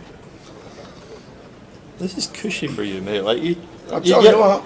I'll tell you what. When I came in, guys, to the box with Jay, there was a box of donuts sitting there. I've come back in with Tyler and I don't see them anymore. And I've not had a donut. I have not had a donut today, not one, and the box has disappeared. It's a true story, by the way. The box is no longer here. It is gone. Robbie's min-raised ace 5 suited here. Off of his stack, I think I'd rather see him jam. But interested to see what Span's going to do here with the king jack off. has a lot of options open to him. I say a lot of options. I don't believe folding is one of them. So he's put in a sizable 3-bet, and he can't fold if Robbie goes all in, but I doubt that Robbie's going to jam if he's just opened. I think this is the issue because like Ace-5 suited has very strong equity retention if you get it all in. Now you don't want to get it all in because you're never getting called by a worse hand, but if you do get it all in, Ace-5 suited has a pretty decent chance against everything. And like min having to fold like after min raising like when you're in a short stack here is very painful for Robbie. So he did have 18 bigs to start the hand, so maybe he just felt like he didn't have much of a shoving range at that depth, but a little further adrift at the bottom. Jay's sat waiting for his supper. He says he'd be so tilted if the last donut's gone. Okay. Anybody know where there's a donut shop?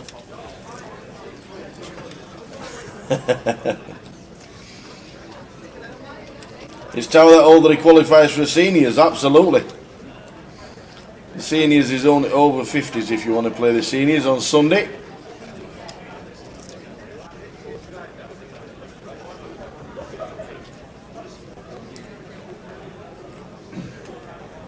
Spanned with the chip leads and a king in his hand, you'll have to see it.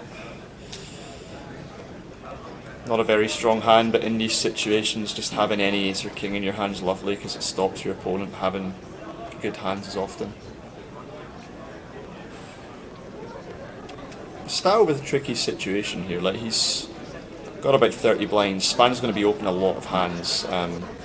Ace-9 off's toast if Span says call and Style goes all in. But it's a very icky spot because you don't want to be 3-bet calling too much either with the distribution. Again, interesting to see what Style was going to do here.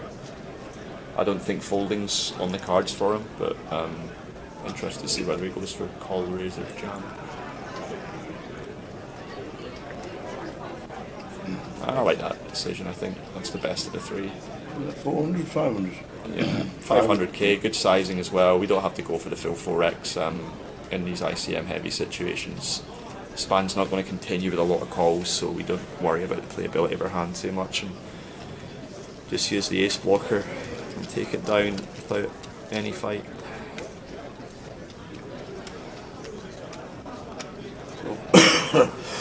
Excuse me, 4 left. High roller, 2,000 buying, 108 runners. We're down to the final 4. What did the main end up with today? About 160 plus? It was huge, mate. It was massive, wasn't it, Yeah. for the day 1A? Yeah, I saw when I got in for the high roller, I saw there were already 80 playing. It was only like level 2, and Yeah. you know, it was like 155 for day 1A. Fabulous turnout again for Blackpool. 155. Tomorrow, if we don't hit 300 runners, I would be gobsmacked. well, I'm contributing at least 1 bullet tomorrow, perhaps more. We'll see. Yeah. Robbie with a very similar situation to one we saw earlier where he got limp jammed on by Leo when he had 8 deuce offsuit. Robbie tried to take the pot down pre-flop and Leo limp jammed on him, so Robbie once bitten, twice shy with a 9-3 off. He's just going to check it. Leo's flopped a straight on the 7-6-4 flop. Robbie's got a gutter and the 3 of clubs working for him. You could see Robbie take a stab here. I think I like the decision to check back more. I know I can see Leo's got straight, but I think we have better cards we can do it on. Interesting turn for Robbie.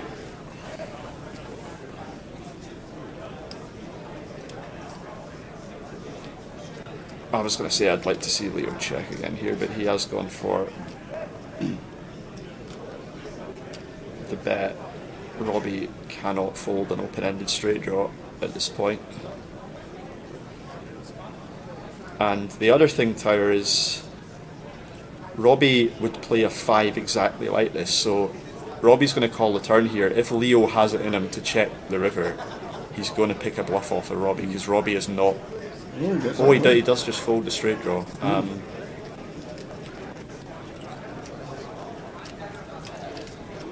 14 bigs, I suppose. 2 big blind bet.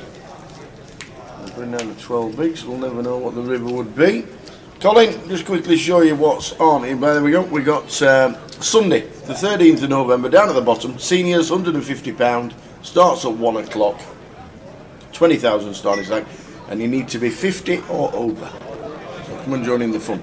If we don't do day 2 or we don't get too far in day 2, do you like the idea of the GUKPT Cup?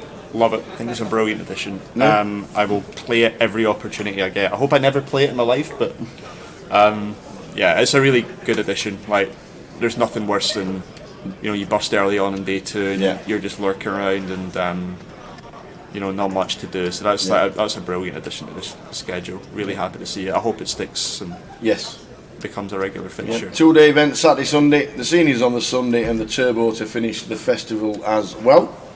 Come and join in the fun, Colin. Robbie with the rip. Blind v blind with the Jack 9 off here. Spanned.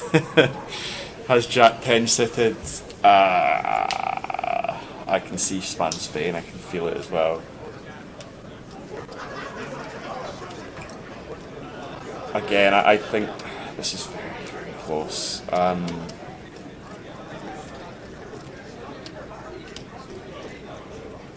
mean, I can see the cards here. I know that maybe people think I'm using that to my advantage. I think Span can justify a call here, but it's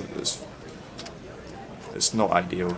Actually, wait a minute, I'm misreading these stacks. This is for more than I thought it was. It's 15 big blinds. Yeah, this is the fold, actually. I misread the stacks there, sorry guys.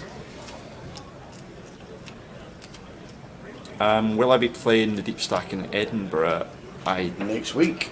Can't, because it's my niece's 18th birthday and she would shoot me if I played the deep stack. Was this come on Uncle David? Yeah, it's Lauren of YouTube chat fame. Really? It's her 18th birthday next week. And okay. She made me promise that I wouldn't be at any live tournament, so that I would be at her party. So I can't play it, mate. I'd love to come through, but I can't. There you go. More important things. They were all rooting. They were all rooting.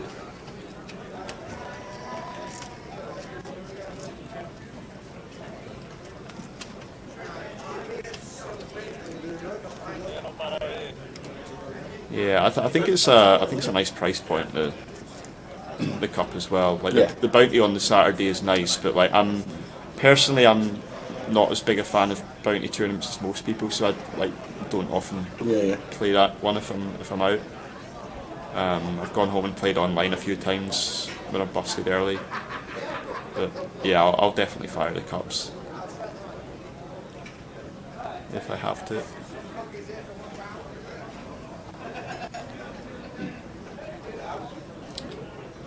It's a Span with a 5 disc suited. Again, can't fold, he's the chip leader, but a couple of options open to him.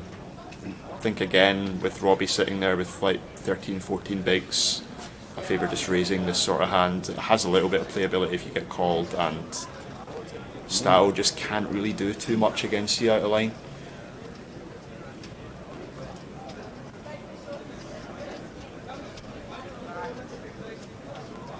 And yeah, Stato's just probably going to fold the King 4 off, I think.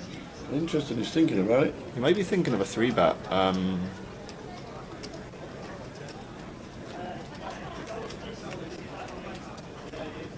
Yeah, interested to see what he goes for here.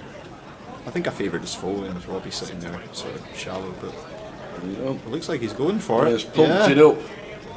Fair play. You gotta pump it up to 6.25. I've got to say as well, like Stato's sizing here has been excellent. Like while I've been watching, people don't realise that you can get away with a bit more in the ICM situations. It doesn't apply the same as it earlier in the tournament, but you want to go larger to discourage your opponents from calling. There's a real pound value attached to losing chips in this situation, even for spans. So like you don't have to put that many chips in to put the same amount of pressure on yeah, Span's last 2 3-bet sizes have been excellent. Nice touch from Kurt. Watching on YouTube. Well done at the EPT, Mr. Doherty.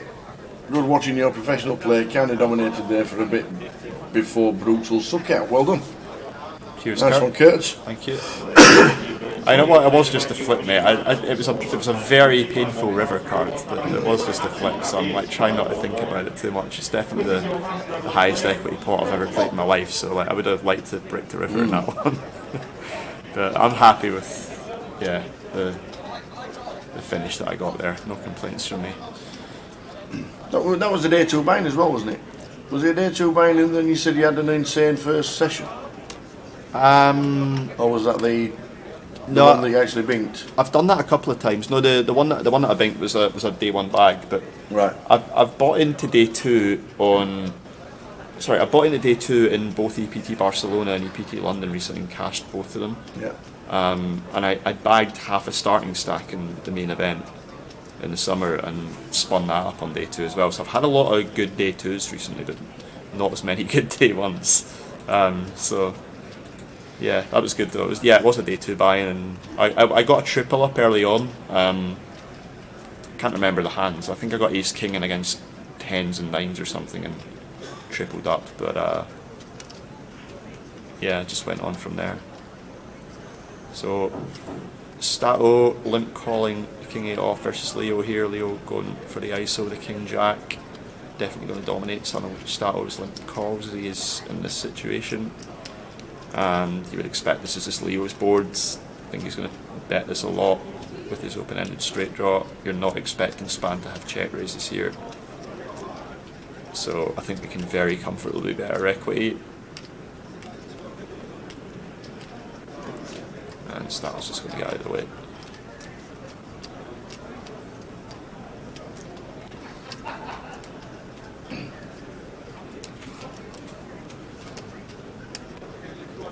Yep, exactly correct.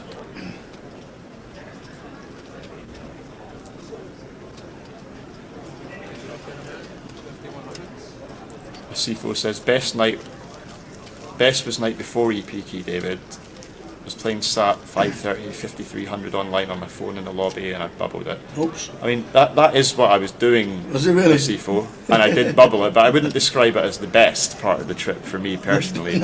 Maybe you enjoyed watching me bubble it, but yeah. Maybe just likes people getting so close and then failing. Yeah. Maybe that's what he gets off on.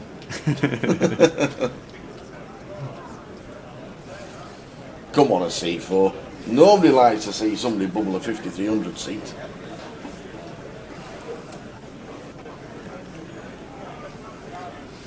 Lines 50, 100. 4 players left.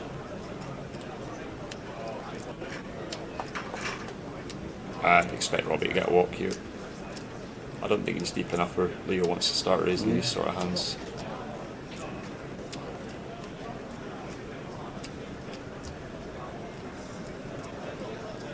He's thinking about it, Leo. He's going to get it. He was tempted, but... Second walk for him.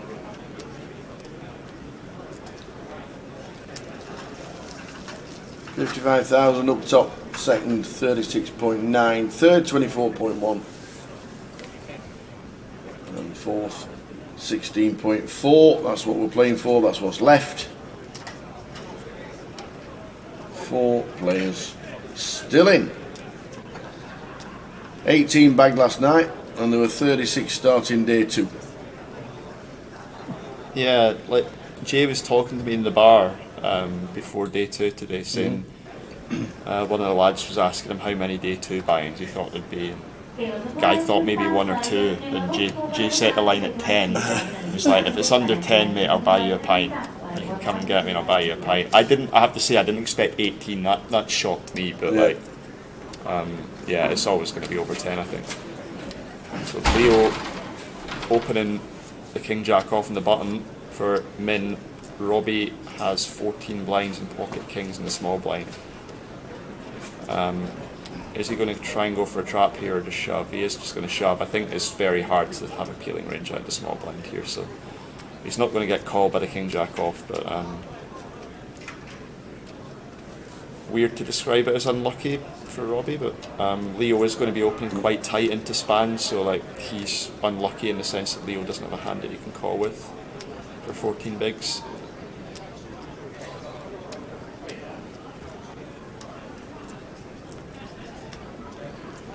So day 2 buy-ins is the same price. Like, yeah, exactly the same price, but you're disadvantaged by how many big blinds you have.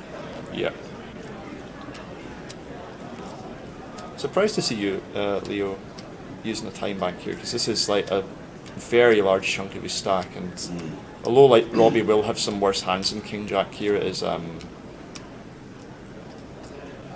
you know, like the chips that Leo has right now are worth way more than the chips that he can win, and it would be on the lighter side to call off. He's thinking hard about it. Got his hand on the chips. Robbie's like, please. Yeah. And he would have loved to get called by that hand as well. Yeah, well, the chip stacks are closing and closing and closing. 3.9 and 2.6, 2.5 and 1.8. 4 players left.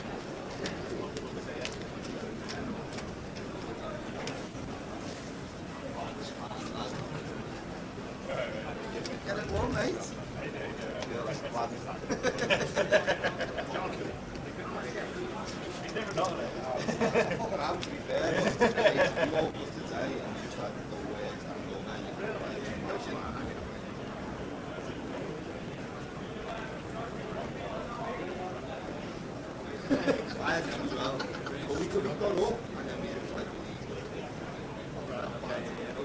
Leo with another good hand, and if he had this against Robbie in the last hand, he definitely would have called. But he's opened the ace-10 off, he gets it through Robbie and spanned.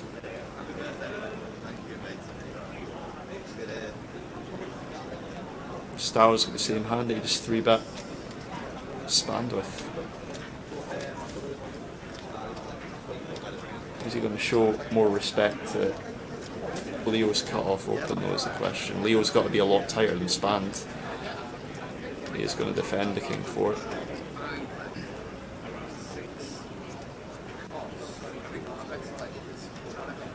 Yes, 9-7, 2 spades.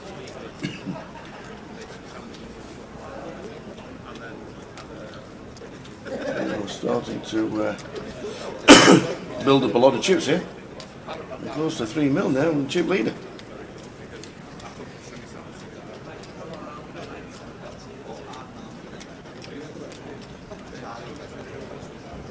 Gone for about half pot Leo, and just takes it down. More chips into the pot of Leo. I figured out what you meant, C4, don't worry, mate. Yes, he's still trying to justify watching you bubble. That's what he's doing. That's all he's doing.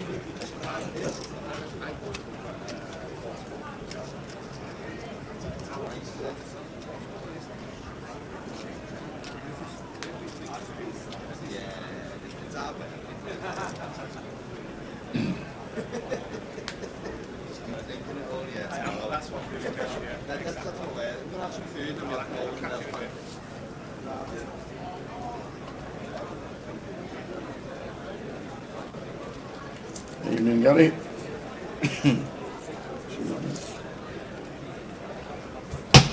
Great. Oh, thank you very much. Yourself in. Cheers.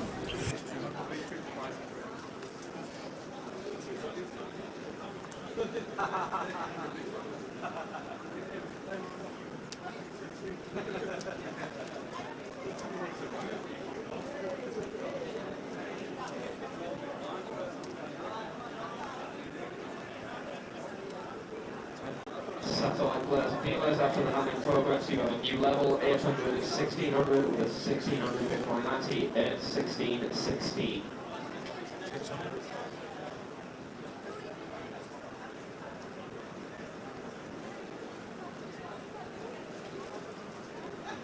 Sixers for Leo. Built his stack up to 2.7 mil. I'll tell you what, Tyler, fair play to Stato, he has not shied away at all from 3-betting spans. Like, span is not getting away with the usual nonsense that chip leaders usually get away with. Stato's putting a line in the sand. Now, I wonder if Span's getting any of this fed back to him, because it's all fine and well me saying Stato's, you know, taking his spots very well, but he's 3-bet Span now with ace-9 off, with ace-7 off. Leo's ripped it in for 2.6 million. I was just talking about whether Span had enough of Stato's 3-bets. It turns out Leo's had enough of them. He just finds the code 4 jam with the 6s, gets it through, and closes the gap on Span. We now have tied chip leaders. A really nice pick up there from Leo.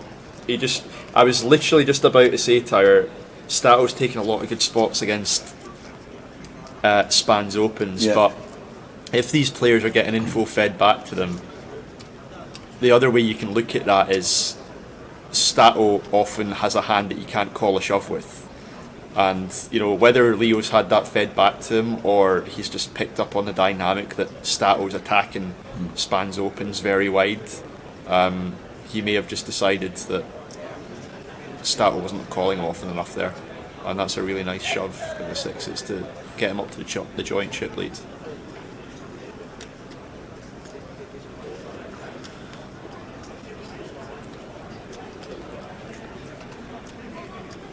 Span continued to open. Robbie now leveling chips with Stato, and keep saying it. Yeah, I like this fold from Robbie. Yeah. We saw Stato defending a similar spot with Jack 7 off, but these offsuit hands, when you're under a lot of ICM pressure, the disconnected offsuit hands are some of the ones you want to start letting go. It just build trouble for you. You can't make strong enough hands down the streets with them. You can't usually withstand 2 streets of pressure. Robbie just passing up the 10 off, 10-7 off there.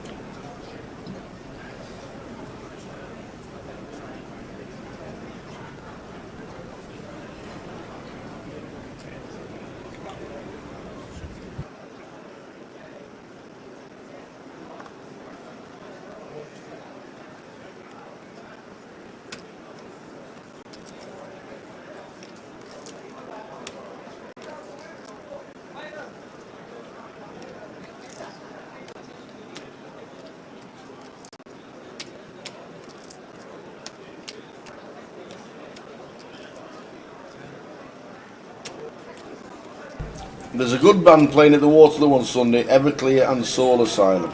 I'm guessing that's nothing like the Proclaimers. That sounds a lot punkish to me, or some thrash metal, or something like that. Is that your thing, Tyre? No, it's obviously Gary's, Preston Pixie. It's definitely his.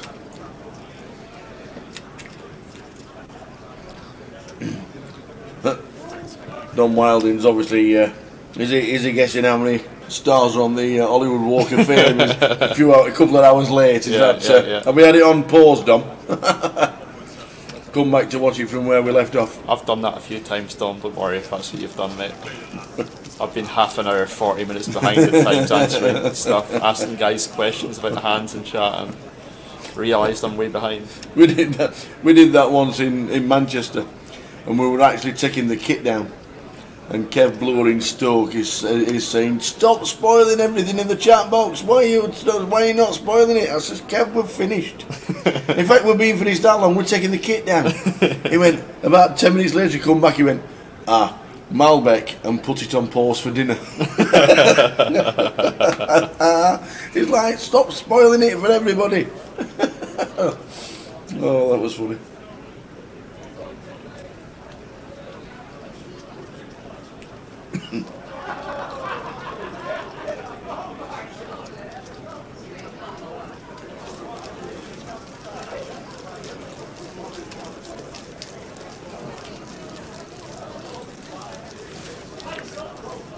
So 55, 36, 24 and 16, that's what we're playing for.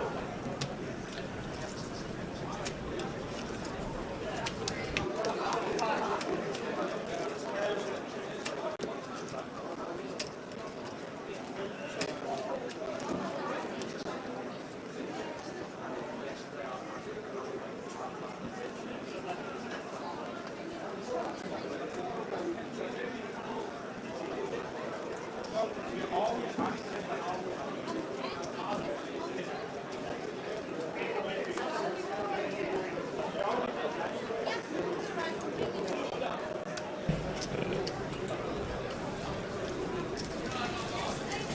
So Robbie, Spand, Leo and Stato. Well done.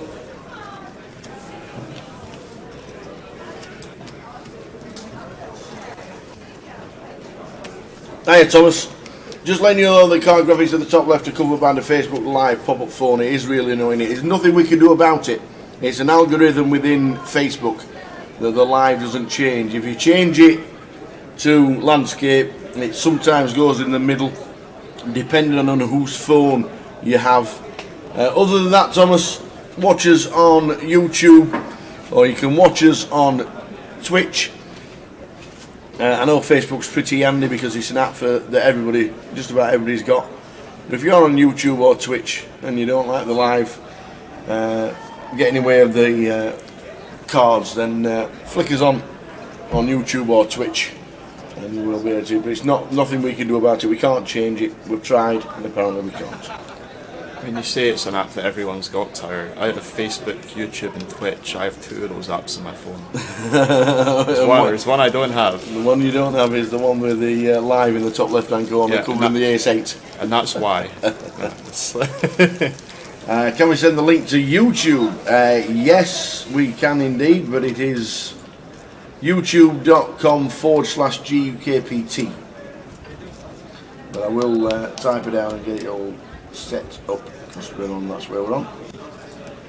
And we'll stick it on, I'll put in the link in the chat.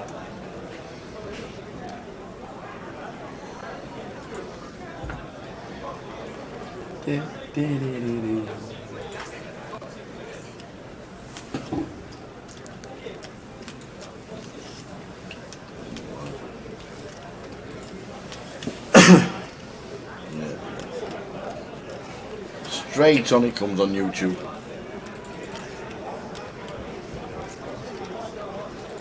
It's 2 walks in a row, guys. We've not missed anything while we're sharing YouTube links. Mick the Mod's done it for us, the YouTube and the Twitch links. Cheers, Mick. And here's me trying to copy and paste and dab a button and click this and click that, and then instantly you put it on for us. But basically it is YouTube/GUKPT or Twitch.tv/GUKPT. That's just a recent addition by YouTube as well, where you can get your own address now. Oh, right, okay. They haven't had that for ages, but yeah, they've just brought it out recently. Ace King for Robbie, 13 bigs, only 2 words you can say here, I think, Tyre. Not passing. There you go. That's 3 words. Yeah. It's actually 4 words. I am not passing. You shall not pass, as Gandalf would say. Spand is going to call. No, my days. It says fold on the graphics, guys. I can assure you Spand is not folding here. He has not folded. Definitely not folded. He has not folded and he will not fold. And he is not folding either. He is not folding. This is far too strong versus Robbie's button jamming range off of the stack. Robbie is shoving almost any ace in this spot.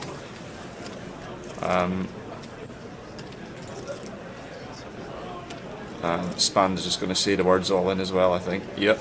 Triangles in front of him. Stato folds and Robbie's in good for the double up. Indeed, indeed. And Spand will be sitting there saying, he's only got 13 big blinds. How does he get dealt Ace King on the button? How does he not just have Ace 8?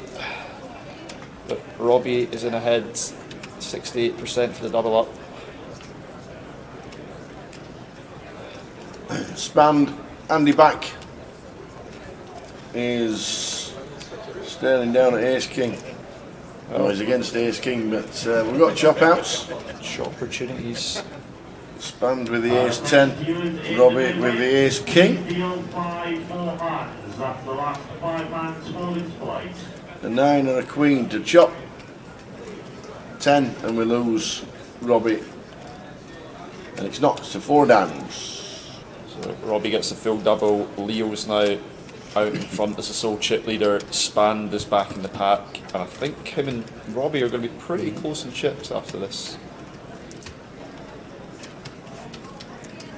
Spand will still have the edge on him, but I think Robbie's right back in the pack here. This could be going on a while. Indeed it.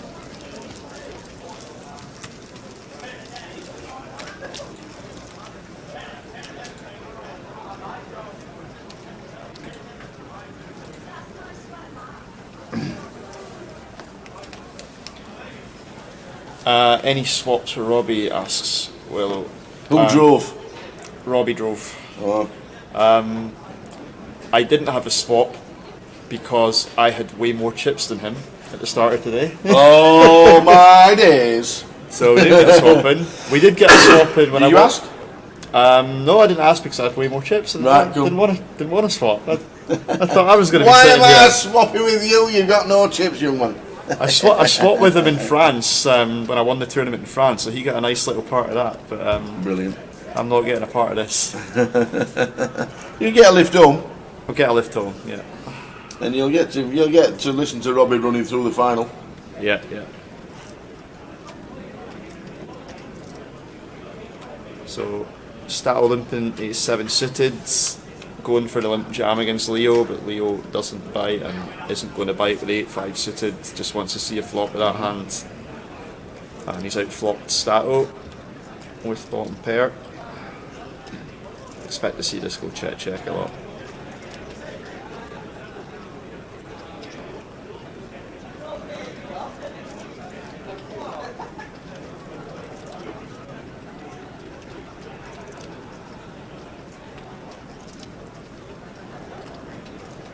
Does go check. 2 diamonds on the turn. And again, Stato's got no real reason to bet here. Leo can still have been let any over 10 in his hand, and Stato just as good showdown value. So if Stato was to bet at any point here, I would expect it to be the river, but this is probably just going to check down.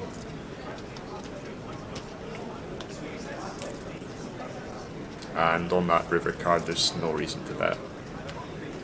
Stato is not going to play a 10 like this. Leo might play a 10 like this, but he just has a lot of showdown with ace-7. He's going to expect to win the pot a bunch. The only question is, does Leo now come in for a value bet? Stato almost certainly doesn't have a king or a 10 at this point. Leo's very unlikely to get check raised, so I think he can definitely squeak some value out of an ace-high hand here with his 8. And he is going for a value bet. He's gone for an over bet by the looks of it. 1.5x pot from Leo with the 8. I'm not sure that he needs to go this size, because he can just have a 10 and choose that size, but he is going thin with the 8. I mean, I love the decision to value bet. I'm just wondering whether he can get away with going a little smaller, but looks like Stato's thinking of paying it off anyway. He does fold the river, and Leo adds to his chip lead.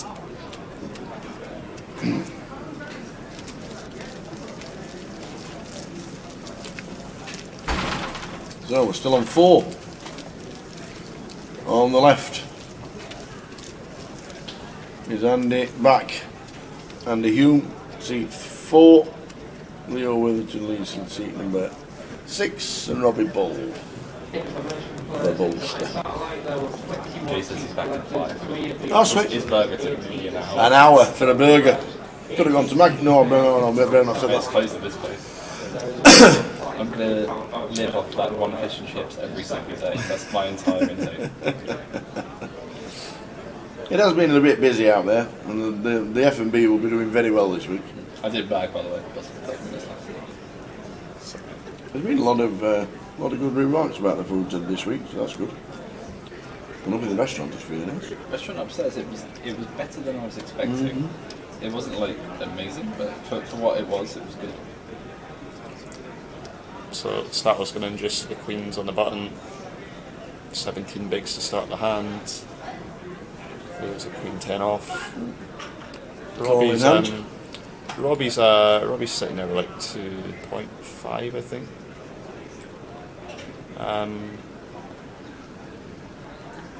Interesting to see what Leo does here.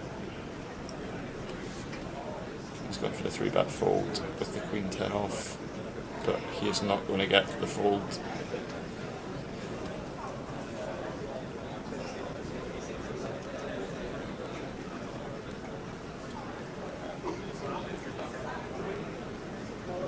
Robbie's out the way, Stat's going to be all in, and the stacks are going to even out even more.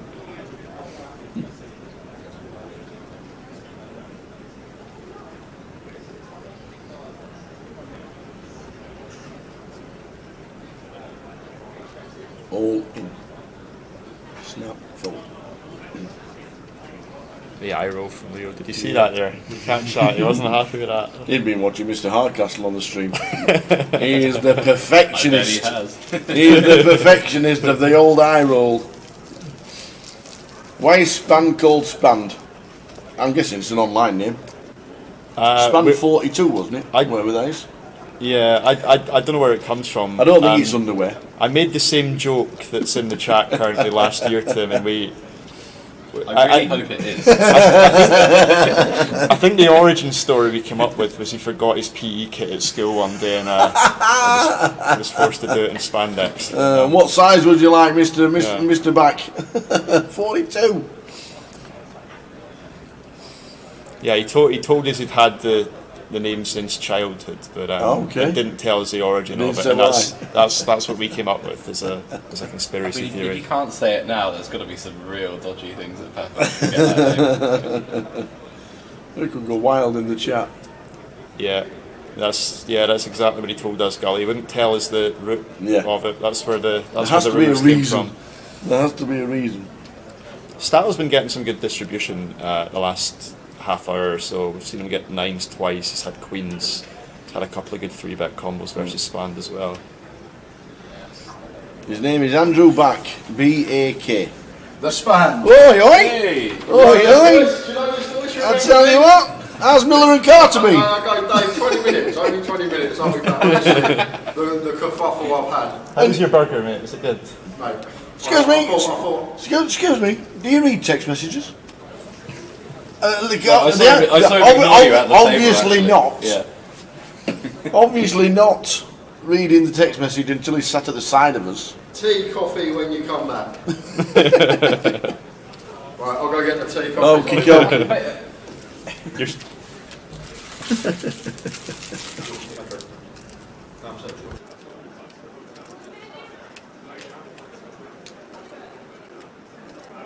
Nice to flop a set of 9s, but no action from the Spand. It's really tight.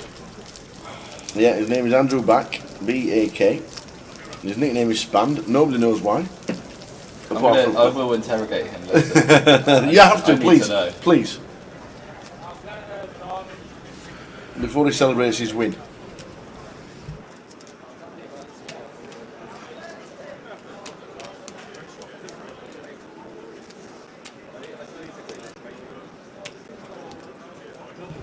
We are still on 4 the whole session. Andy Back, Andy Hume, Leo and Robbie.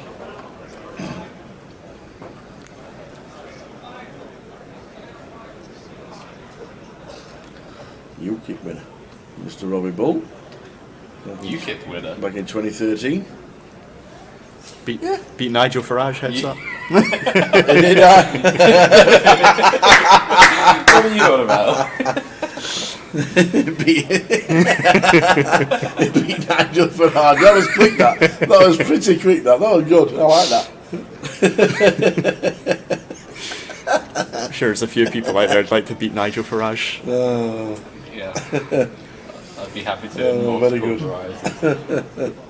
That was quick. That's what I have to put up with you guys. You know, we're letting them into the chat box. They run a mock. Robbie gets, I think that was a 3-bet jam he took there. Leo opened a 6 off. Robbie jammed on him the king queen, and we've got joint chip leaders again. Leo's just out in front by a big blind. Very tight at the top. 120, 120 empty. 60, 120, 120.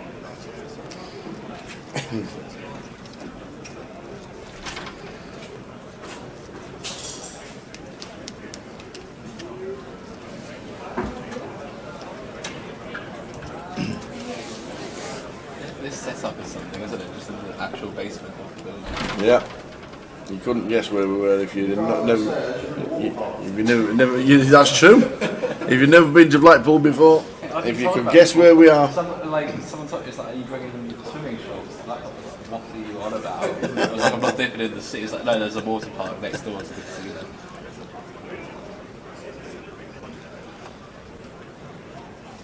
Yeah, that's I think it's a fairly well-known fact about Stato, but Yes, yeah.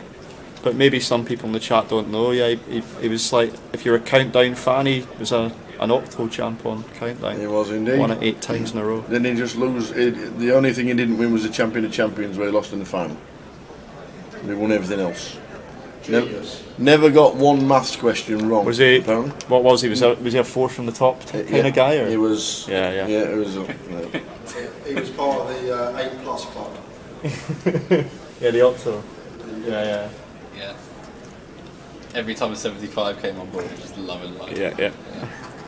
I might have to watch it back, see if he used to go 3 from the top. Won't surprise me if he did. Because they're they're definitely the hardest, aren't they? 3 from the top. Is it safe to say that 1 from the top is like the knit option? Yes, absolutely. Yeah. It's the option where it's usually easiest to solve. I'll tell you what, I think the real had goat choice is 6 small. Yeah. I feel you. Yeah, 6 small. They had a week on countdown where it was for like maths people, and the big numbers were 25, 75. Oh, they were like 73 and like 73, like stuff like that. Yeah. I feel like there needs to be, you know how 8 out of 10 cats does countdown? There needs to be like GUKPT does countdown. I'm sure that'll get an audience. Let's see if I'm off that weekend. I wouldn't be. You can be the. I'll be Richard Whiteley. You don't want to be him, mate. He's been dead for 20 years. Oh, all right. Well, maybe. Well, to be fair, Rachel Whiteley's got no to me. I love seeing Tower as Carol Borderman. That's what I'm looking for. Is there any talks of deals, Gary? No talk of deals just yet? No talk of any deals. The stacks are pretty similar, to be fair. Look at them stacks, by the way, ladies and gentlemen. 3 mil, 2.8, 2.7, 2.4. Unbelievable. We do not have any talks of any deals just yet, but them stacks, I'm not being funny, we could start. Oh, Robbie's just said if anybody's interested in looking at numbers, I'm interested. Stato nodded. Stato's always interested in looking at Robbie instigated. Robbie instigated it. He did.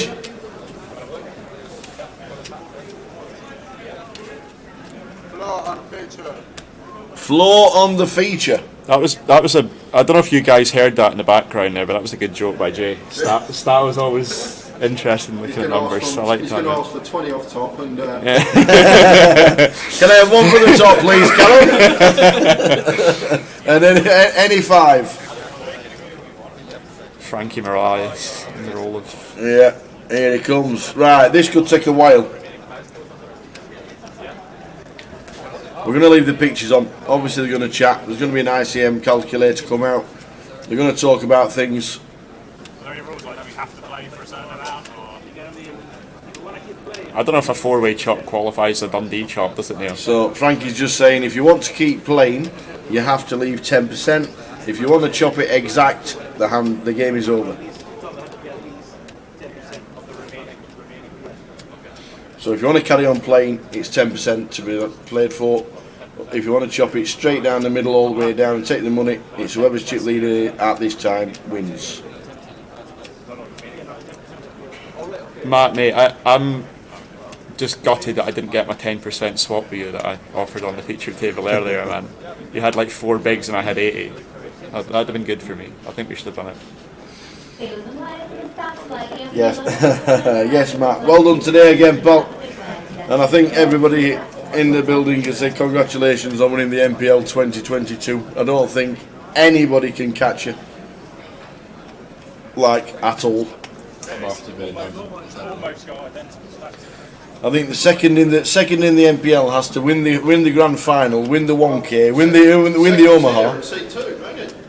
He got 3rd this week in the mystery round. He got Mick No. the top 4 here. No. He get a few points on his No. Matt finished 5th. Oh yeah, of course. It's alright, you just eat your burgers. How was your burger anyway?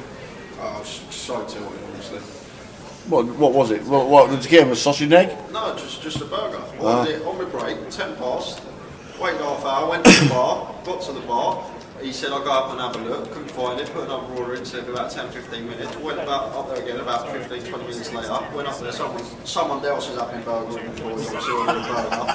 They're all sat there. He's run and got another one for me. I'm just sitting there like, watching the stream with you two. Then you tell me someone's eating a donut. Mikey Clark. Was it Mike? Yeah. Of course it was Mike. It's just one of the days for me. I spilled coffee all down my white coat earlier. I'm literally the worst day ever. And Baird's gone home. And he's stuck in a well as well, as he. That's the worst. Have you seen Jay in the jacket? It looks like he's 17 singing "Stay Now, Everybody got to go away." That is a fruity little coat there, isn't it? Let me have a look. So now we're still working on the. Yeah, that's not good. Yeah, that is not good. That's not a good day in my book. I believe, Matt, that Leo is the chip leader right now, but it's very close between Leo and Robbie.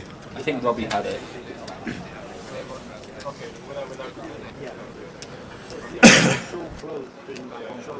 So Andy has come round to have a chat.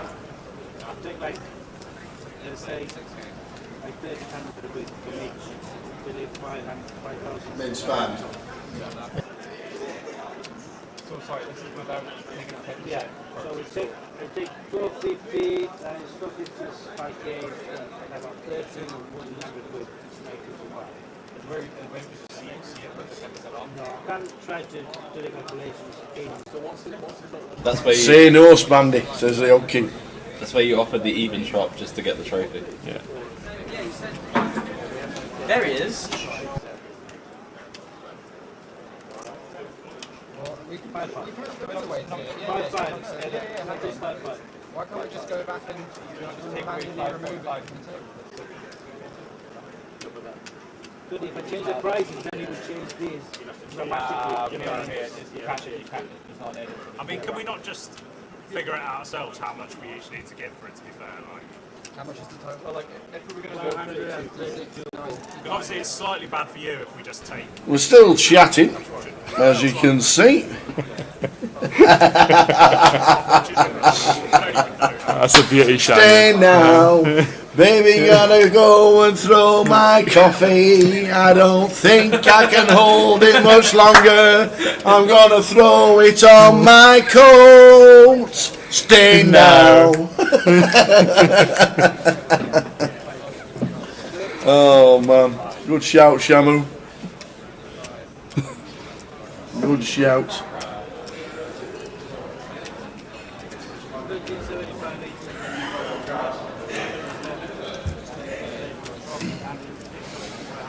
So we're still chatting. I wonder what they're talking about, because like, I think if you're going to deal in a situation like this, everyone's super close in chips.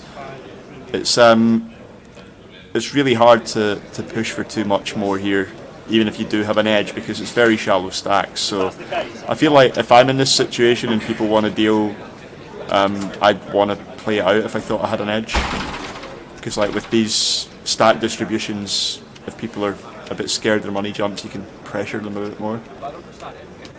So I sort of wonder what's going on here. I thought they'd maybe look at the numbers and come to a decision pretty quickly, but we're still chatting away.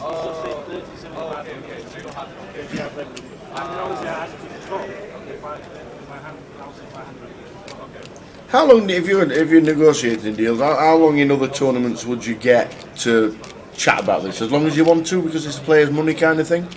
I actually don't, like, I've not had personal experience of it, because like, I haven't been involved in a chop, but I have seen an EPT chop go on for over an hour once. Really? Yeah. Wow. Can I just take the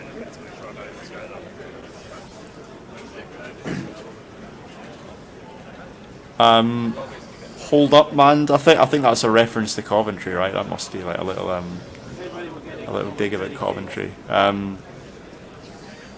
Maybe not. Would I hold up a deal to get extra money? Sure, if I thought I had an edge, yeah. Yeah, absolutely. I would That's ask what for you more. guys are here for, isn't it? Making money. Yeah, yeah. If I thought I had an edge, I would ask for it. If people didn't want to give me that money, I would play it out. You know, I don't have any problem doing that. Buy him for 50, 600.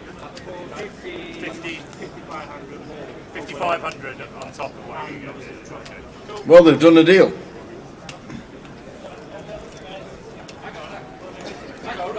Well, well, they confirmed. Where's Spand? Spand's not agreed to it. Has Span agreed to it or not? What's Span doing? I know, like he's talking to Jamie Nixon. I know Jamie's got a piece of him, so maybe he's maybe he's just like running it past Jamie first. Sorry, Morris. Still bring up the Omnobs on Sunday.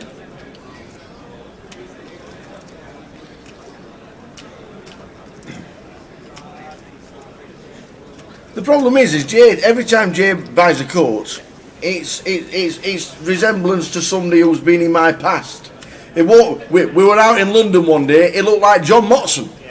He turned up in the John Motson sheepskin coat when he stood in the middle of a field.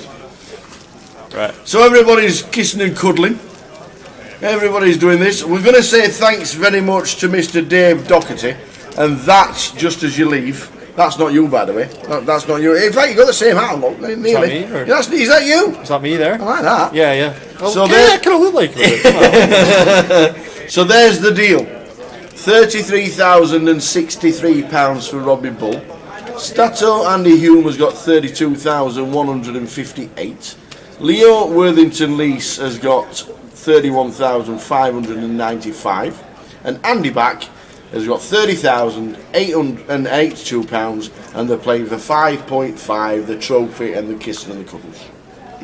Have you ever seen a situation, Dave, where there's 3 pros and 1 recreational, and it's the rec that's not doing the deal and going to ask people for the yeah. Fair play. So well done, everybody. Yep, well done, everybody. Well done to this guy as well. Big thanks to Dave. Thank you. Top man. Thank you very much. Was in here a lot longer than he expected. Well, I'll tell you what. If you're gonna change that avatar of Jay again, you need to get a white coat on him. Absolutely. with full fur lining around it as well. I tell you what, you should have seen the John Motson coat. I'll tell you, it was amazing. There is. Thanks, Dave. Dave Doherty has just left us. Thanks ever so much for Dave. He's done an extra chunk because this man went for a burger 10 minutes ago. Yep, literally a burger. So 5,500 left to play for. Yeah. And we're going to get back to the action as Stato right after the deal's been done. So now the 5.5, does it speed things up? Does it slow things down? Do you want to, obviously 5K, does the there's clock, a lot of binds, does the clock get shortened when they need 10% to play for? Is that something? I would make it a 10-minute clock. I really would. I think once everything's sorted itself out, all the chunks of money apart from the 10% has been sorted out, I would reduce the clock down to 15 minutes. I really would.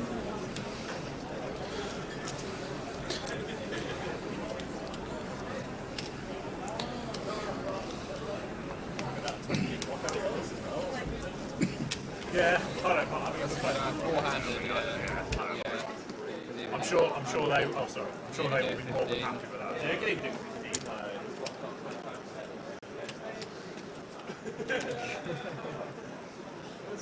25% at the ball. Let's go.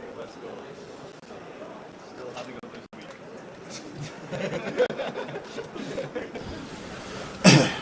So all done, all 4. All locked up 30 grand plus. Very nice indeed. They're not losing on the week, that is for sure.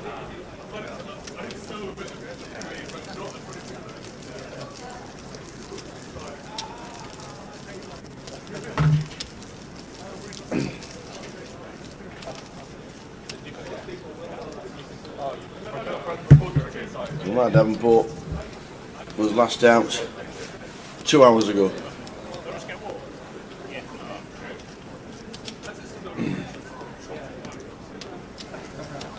We're now done a deal and we're now on 4 players left.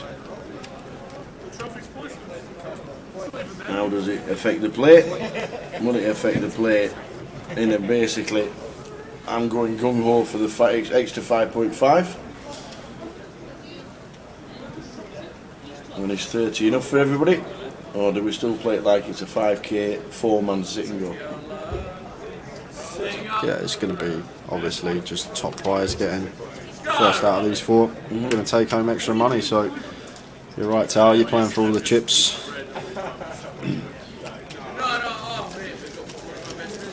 Hope everyone has a good time. I just hope everyone has a good time, you know. Thanks, Queen.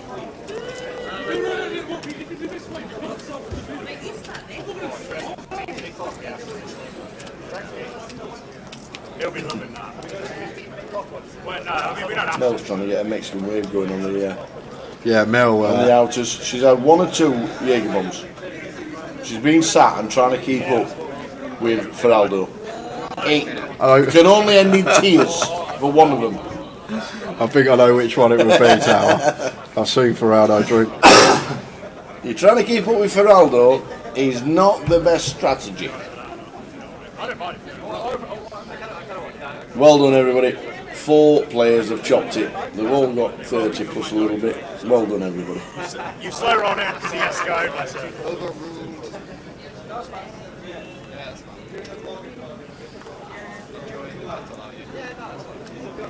Span makes it 240 here, and Stato ace-9 suited, not going to be folding.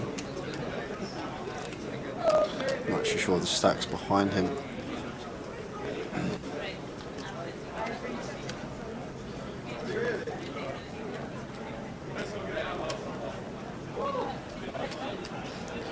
Chooses to make the call.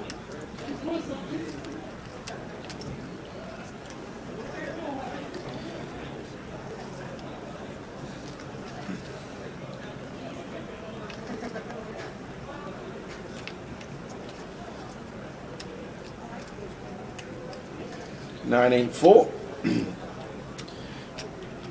Nice flops of Stato 2C. Top pair, top kicker, backdoor nut hearts. Man with 2 overs here, backdoor straight possibilities, could definitely see bet this one, Tower.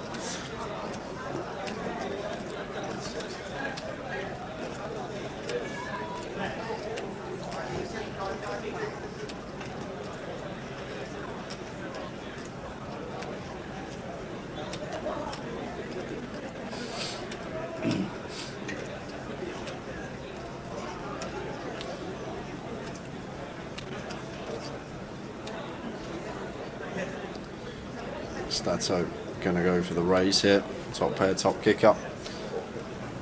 Quick fold from Spand.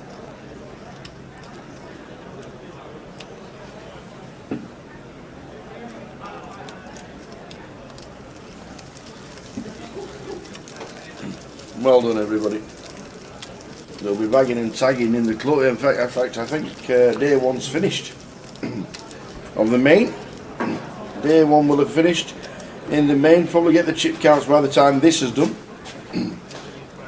154 played day 1A and 41 players left in the mix.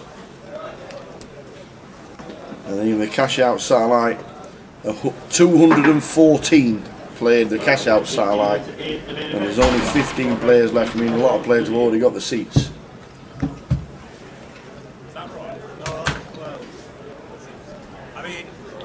Sure, first was a round number before. We're adding a round number onto it, so now it's no longer a round number. It wasn't right for the SEA.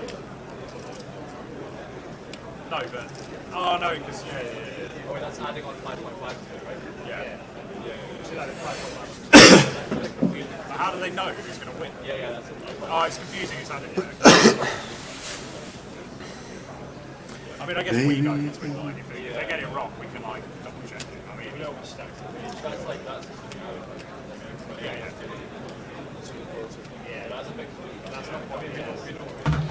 King 6 of hearts before Leo raises to 240.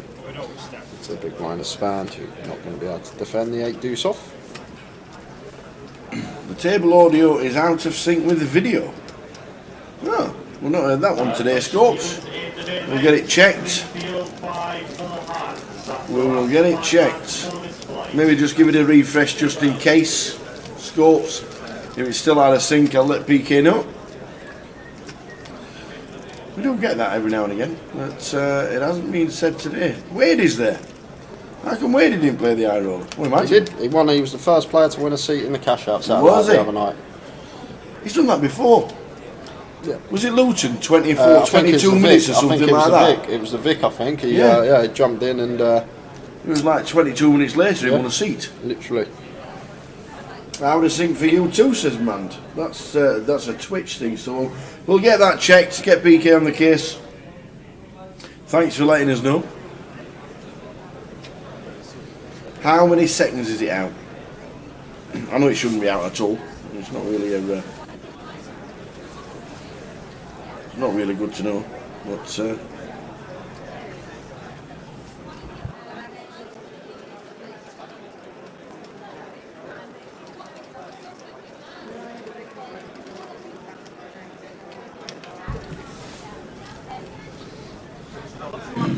Not much like a second, but it is out. I will tell PK when he comes in. Colin Porter's all right on Facebook, which is good. And Scope said it's just about half a second out of sync. Still annoying though, isn't it? When the mouth moves and then the sound comes out just fractionally later. This is what I needed to put the 5500 somewhere. Yeah. So put in the top price. This is what everybody would get. If you win, you get it. Yeah. And not for anybody to take that, but if you go out now, you get 30,000. So Frank is just explaining the exact amount of money. I think the one's just refreshed and all is good.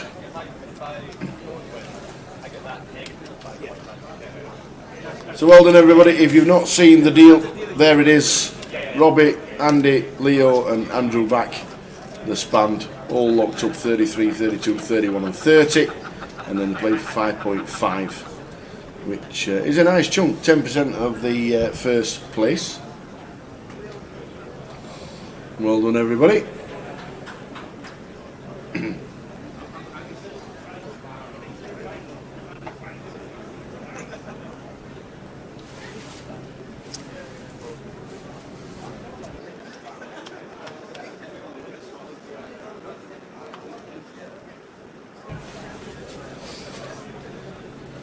Leo with the aces, four-handed in the big blind, complete from Stato. This is going to be getting raised up. The old boots.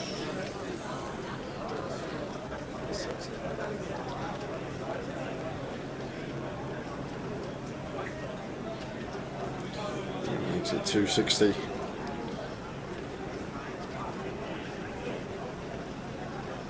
Fairly small size and just over a min click here from Leo. 2.1, 2.2x. Ah, that makes more sense. 360. Shows the aces.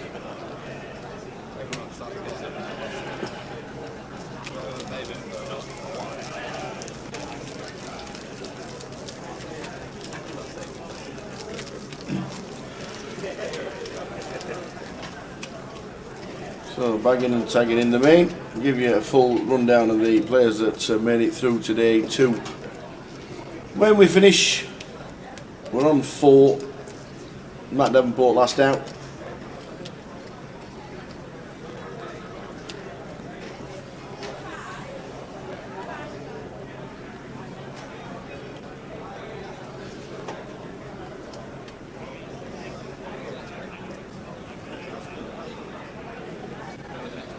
Lovely one to open for Stato on the button here. King Jack of Diamonds.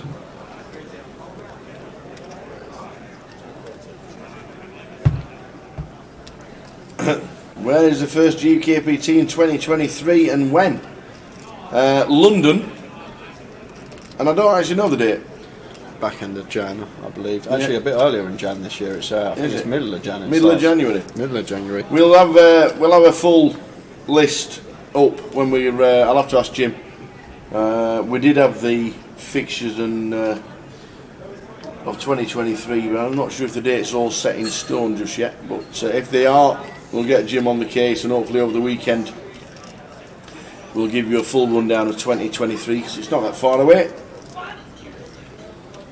Ace 4-5 rainbow here. And Stato as the opener. Ace high board, rainbow. Happy to continue here. Some nice backdoors as well. Still going to be getting looked up for Robbie. Robbie does have a pair here. And like Stato going to open so many hands from the button, so it should just be an easy call for Robbie. 142k. 142, that's a mystery. Old sausage fingers, still at work. 142, like it. That's going to bring all the stacks out completely. No, it's not. I don't think you'd likely accredit that. 142, like it. Very nice double barrel card here for us as Statos start going over after the 4x, the 5x, 3x, deuce x. Looked cool once on the flop. To just fold out such a large proportion of Robbie's range here with the double barrel and the times that we are cool, we've still got decent equity to get there. Still can find a queen, but this just goes over. It goes after all the 4s, all the 5s in his range, hands like deuce, X of clubs, 3x of diamonds, hearts, the ones with the backdoor flush draws, those gut shots that are going to pill once with backdoor flush draws. And back over to Robbie. I can't see continuing here, it's just a really difficult spot to put any more chips in.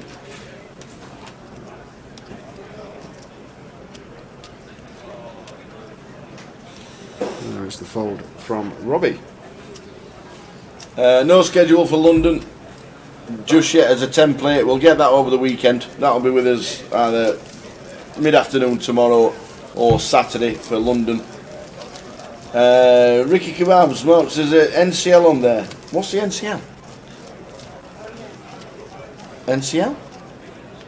NCL on there. MPL? Or is that Newcastle? NCL?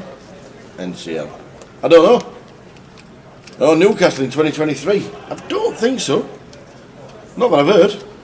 I ain't heard that we're going back to Newcastle. I've not heard anything. If we have, then it'd be great. Used to love the Newcastle like. Well, if it was one of those Geordies telling you we're going there, you might not have understood what they were saying. That's true. That could have been the... then maybe so. So you never know. We might be up at the time. Exactly. We will see. Not mentioned anything about Edinburgh, apart from there's a 25-25 in March. I'm bringing the clubs back up. Not sure whether... well, I'll bring the clubs back up. I might even drive up. Might not come back in my car, like. No, I'll drive up.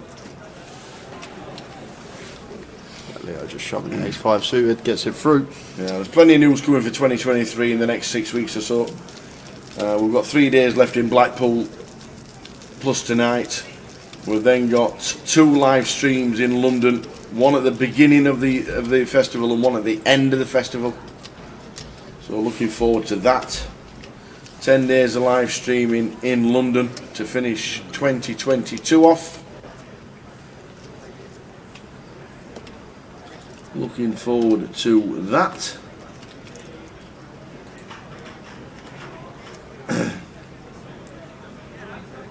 Have I got a car? No.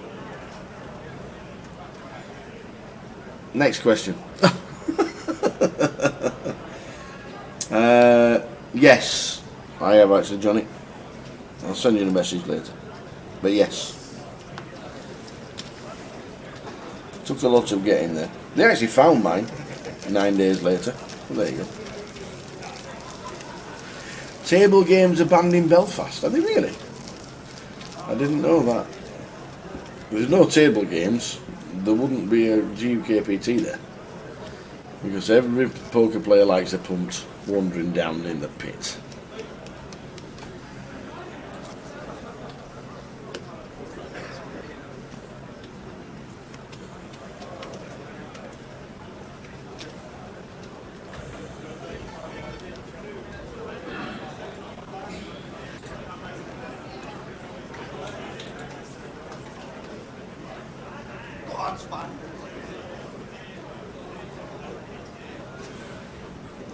Ace 10 for Robbie.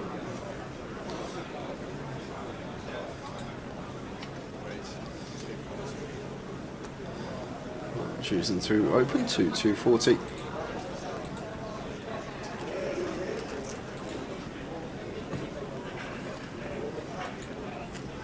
And Leo expecting to defend the 7-8 here. And thus.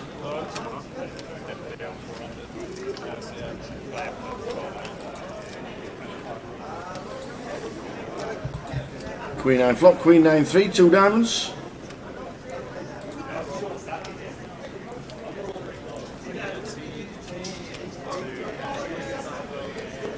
One of the dates of Goliath next year. The 25th of July till the 6th of August. Sunday, the 6th of August, we will crown a champion. Cheers, mate. I was about to.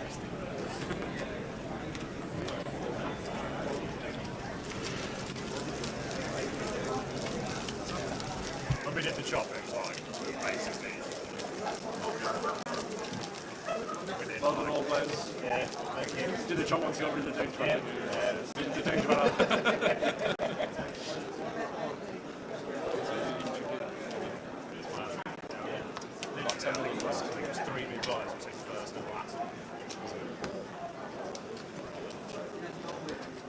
Well, when you said we were allowed to do it. It's got all the chips. They're not really nice yet, that's average now. Even if that was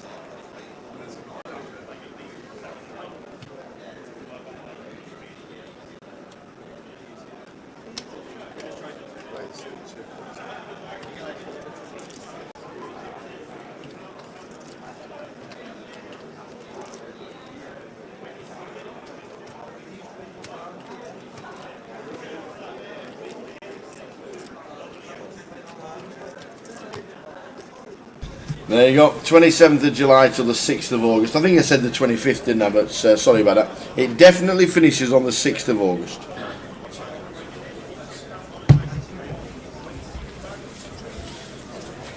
I know you just got me back, guys, but I think after this level, they are having a quick 15, the players. Are they really? I was gone for dinner that long. You nearly done a whole session without me. Your burger was worth it. It was a really nice burger, to be fair. So just going to be check that fold here. Yeah, at the break, I think we will lose quite a few players, quite a few people watching, because they have chopped the money and they are playing for 5.5. Been a great watch. Thanks for everybody for tuning in. I don't want you to leave. I don't want you, and you can come back after the break, but there is a break coming up soon of 15 minutes, and I know a lot of you will depart at nearly 1 o'clock in the morning. But thanks for sticking with us. We will be crowning a champion, and on Twitch and on YouTube you can re-watch it tomorrow whenever you fancy the conclusion of the high roller. If you don't want the spoilers, don't check social media on Grosvenor Poker, or if you've got friends who are on the final four and you want to watch it at your leisure tomorrow. It'll be on YouTube, it'll be on Twitch, but there is a break coming up soon, and a lot of you guys will be departing. Yeah, great to see Span get a big cash on the stream. You're not wrong. Locked up 30,000 and a bit of change.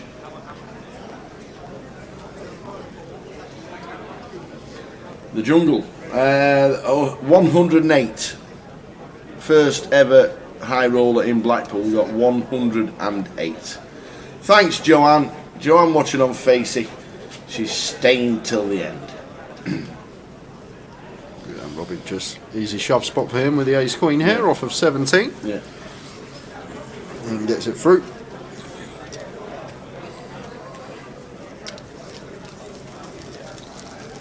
Nice to pick up an open, a call. Lines an ante there for Robbie. Nice increase to his stack.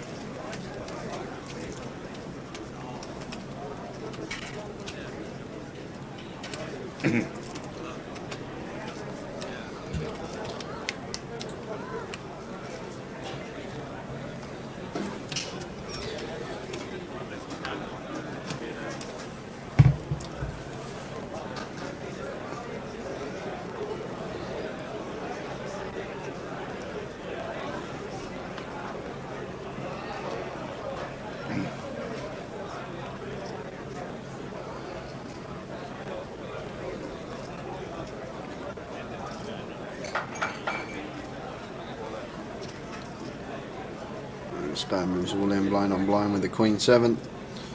And Stato can't do much but fold with the queen deuce.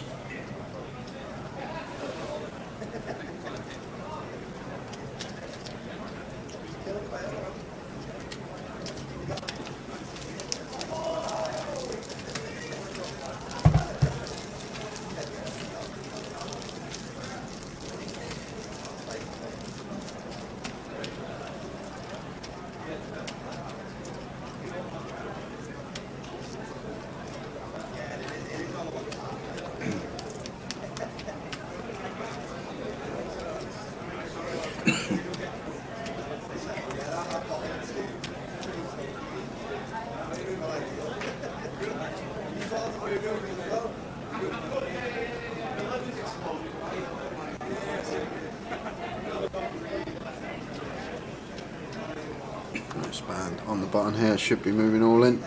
10 bigs, Jack 9 of hearts. In they go. Expand getting it through.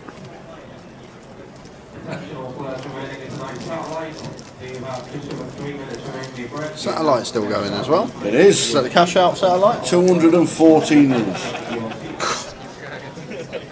204, I think it was something like 21 seats. 20 seats. 21. Incredible. Yeah. Absolutely incredible. The turnout this week has just been unbelievable.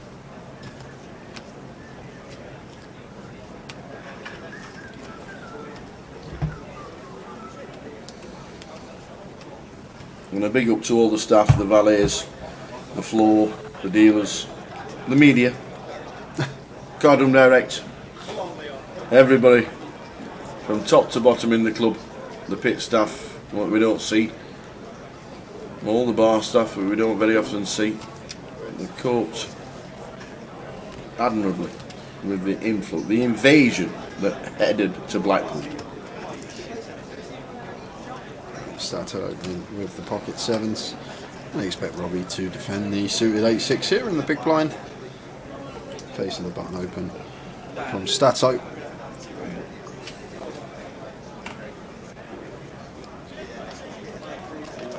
So Leo's gone. I might just having a chat actually. He's left his coat there. See him in the background. Ace 4-5 rainbow board.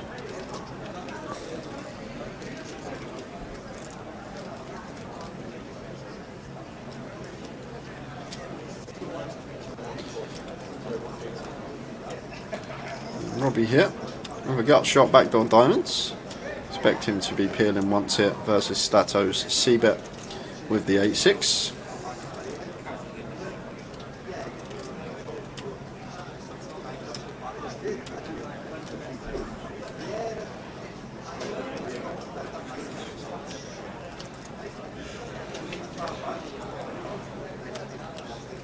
And ace of clubs on the turn.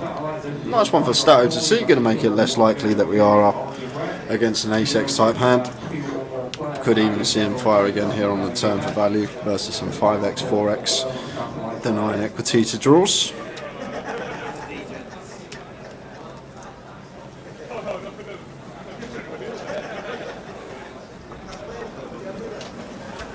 There is the bet.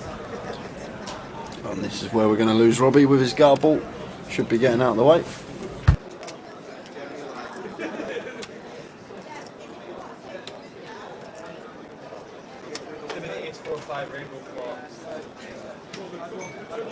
You said 140 on the flop, which was weird because that is what I meant to bet. I was thinking, I was like, oh, it's a little bit.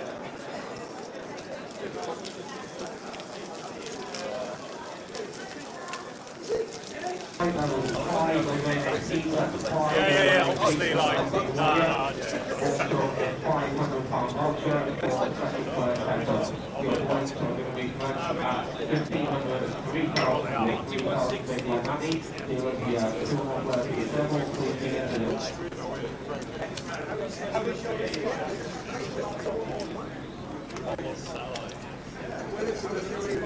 So we have just been told, guys, that we are going to be on a break in 30 minutes time, so we've actually got another half hour left of the session.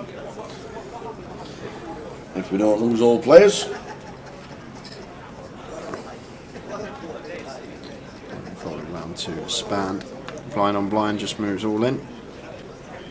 And Stato looks like he's got a decision. Good fold from him.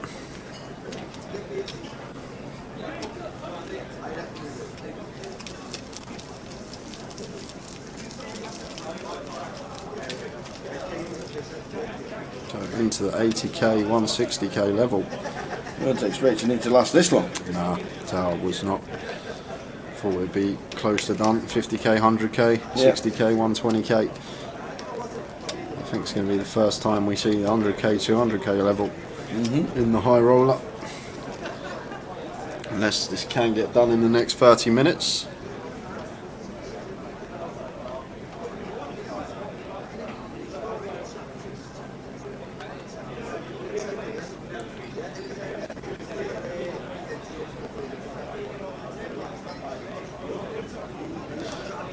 Just moves all in here with the king 10 suited and gets it through.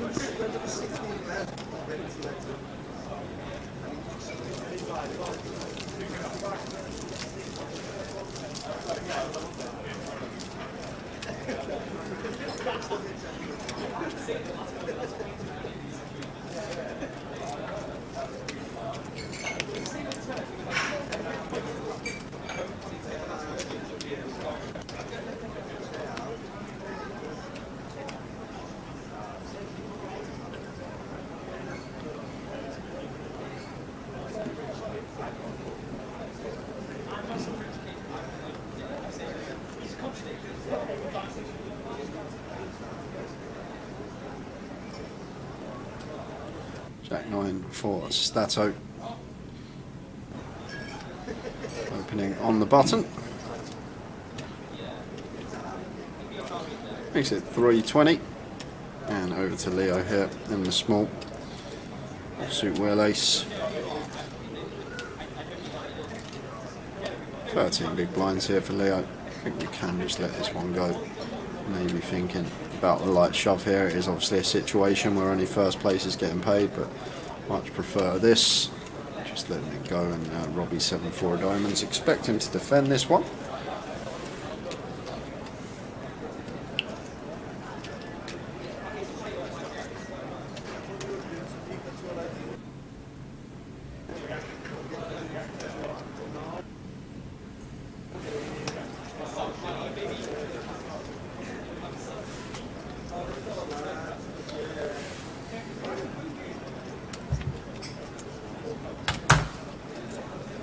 So we're on four chip counts from the 41 players that have made it through to day 2 of the GUKPT main event, which we'll show you at the end of this tournament. We're on a break in about 25 minutes time. I think we'll get to that break, to be fair. I don't think we'll have finished before then, unless it all goes mad. Yeah, well, to be honest, there's still a decent amount of chips in play. Like, There if the yeah. cards don't fall the way we could, it could still be another couple of hours. Yeah. 3, half 3 in the morning, we don't know. It depends how the cards fall. These are 4 very good players. They're playing correctly and not forcing the action, so... Might see us level 3 tomorrow if it's half 3 in the morning.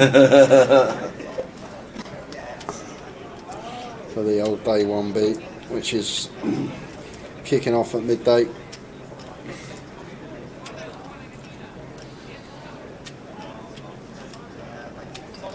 So gin turn for Stato here after c-betting. Just pings his gutter ball. Still with a hand that could potentially get called by here. 4-handed situation, button versus big blind. Could definitely see Robbie calling a second barrel here from Stato after picking up dummy and gut shot of his own to go with his pair of 7s.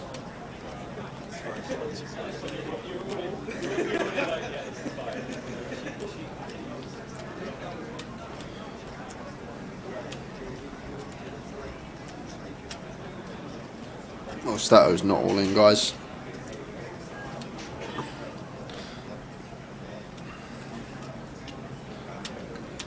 But Robbie makes a very good fold there. With his 7 just out of the way.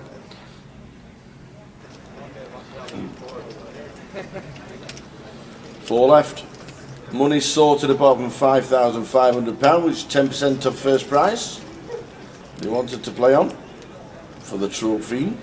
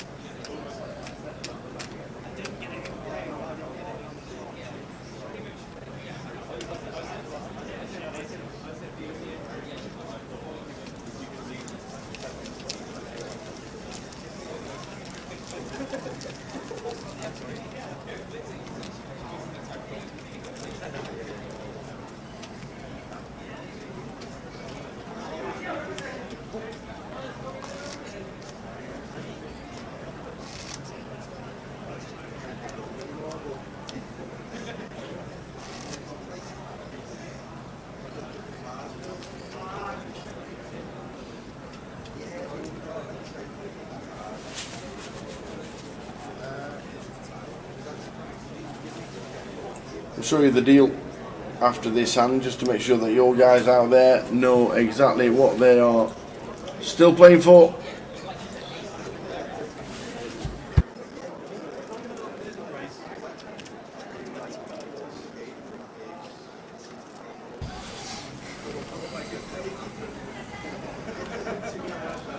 Yeah, the mystery bounties, excuse me, the mystery bounties have been very well represented and very well received by all the players. £10,000 this week was won by James Gray, Jambo, from Edinburgh. He pulled out the 10k quite late on as well. He was quite deep in the comp and it was still there and he pulled it out. Yeah, you got a point, Gully. When did we lose Mr. Davenport? Over 2.5 hours ago. There we go. 10:30.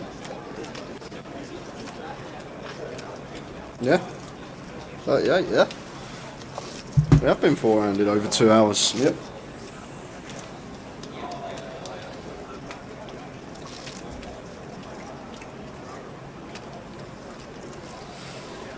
Nice one, Yamo. I'm not seeing the day 1A chip leaders at the minute, so we'll show you them when we get them. We're concentrating on the high roller at the minute. Playing 5.5, the rest of the money's sorted out. 33, 32, 31, 30. With Robbie, Stato, Leo and Andy.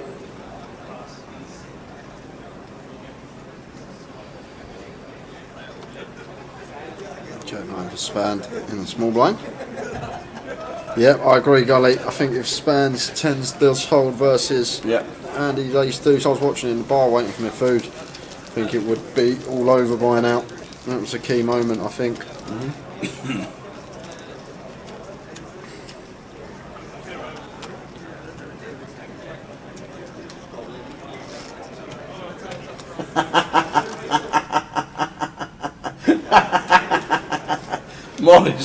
Morris on Twitch says, we lost him while you were in Morecambe getting your burger, Jay. Love it, Morris. See you on Sunday for the seniors. I thought I'd be sensible, and I thought I'd you go did, to you the did it casino absolutely. food. I would have gone to Spoons. Yeah. I was there. I thought, you know what, I'll be good. I'll just quickly get a burger. I could have gone to the Spoons at North Pier, and it would have we been worked quicker. it out perfect.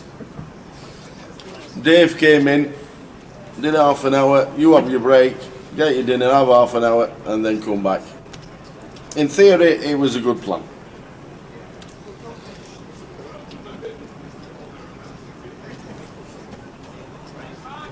The lot's in from Stato with Queen 4. Has he got fed up? No, Leo's just got 8 big blinds tower and he's got a queen, so he's moving it in. And this is going to be a double. There's the Queen 4 and there's the Queen 10 for Leo. Yeah, this will be a double for Leo unless things get a bit for him.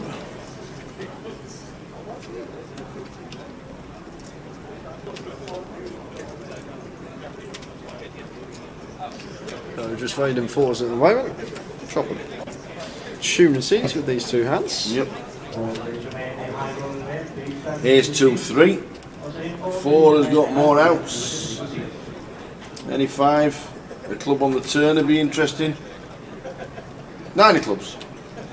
Oh, it's a 10. So that's just a 5. Just now we're down to 5s now.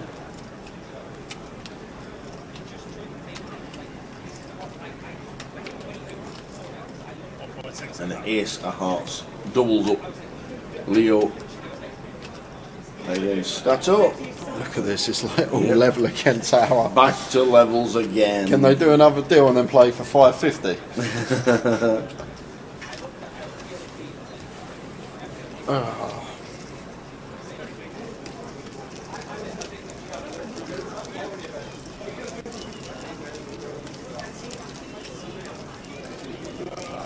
20 big blinds is the chip leader.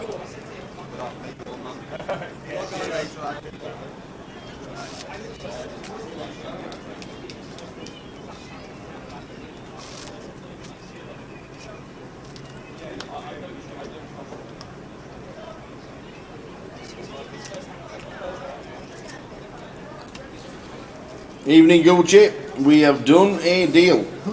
Here's the. No, we haven't got the deal on the thing because we've got the chip counts from the. We've got something on. Yeah, there we are. Make the mods put it Make in. the mods already done it. Last four 32, 31, 33, 32, 31, 30. 33 for Robbie, 32 for Leo, 31 for Stato, and 30 for the Span, who is all in with the ace 8. And Stato's ISO'd, so we might, after 2.5 hours of four-handed play, is this when we finally lose one, or can Span find an 8 to survive? We're going to be down 2-3. So it was Leo that got the 31 and Stato that got the 32.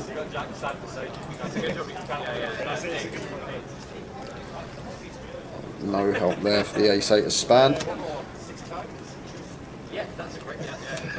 So in search of an 8. Well, we do have chop outs. We have chop outs. 7, 8 or 9. 7, 8, and 9.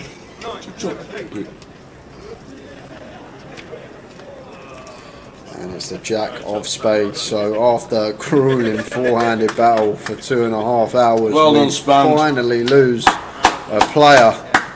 5 levels of poker. And we finally lose one. Spanned fourth, great effort from him. It's not 16,400 he's taken home, it's just over £30,000 after the deal was done.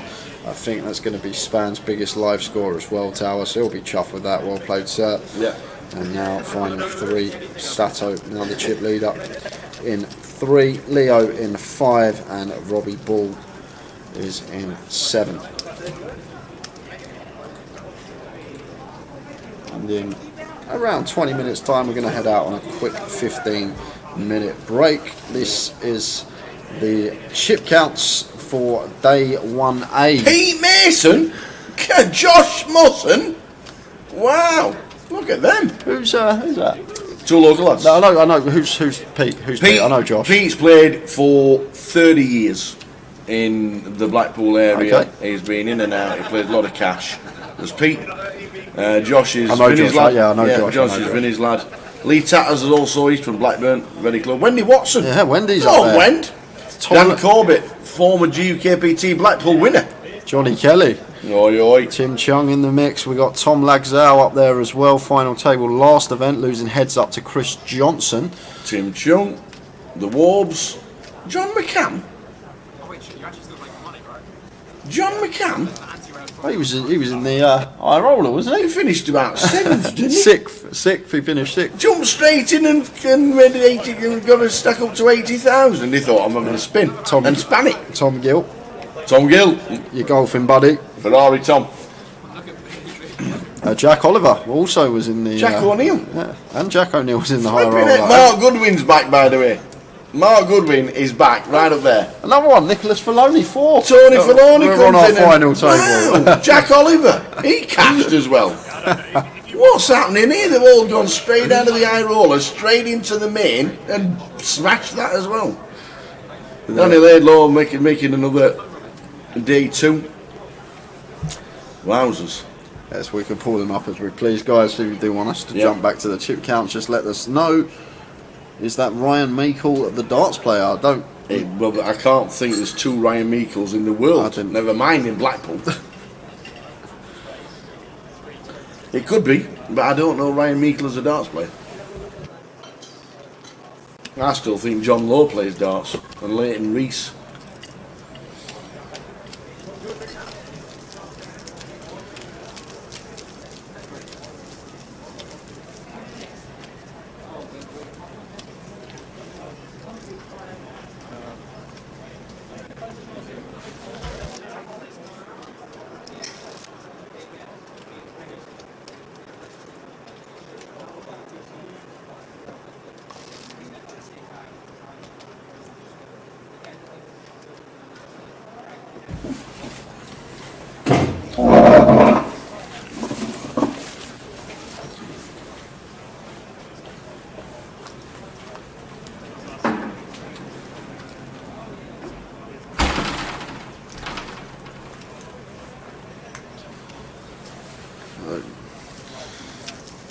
goes and take that.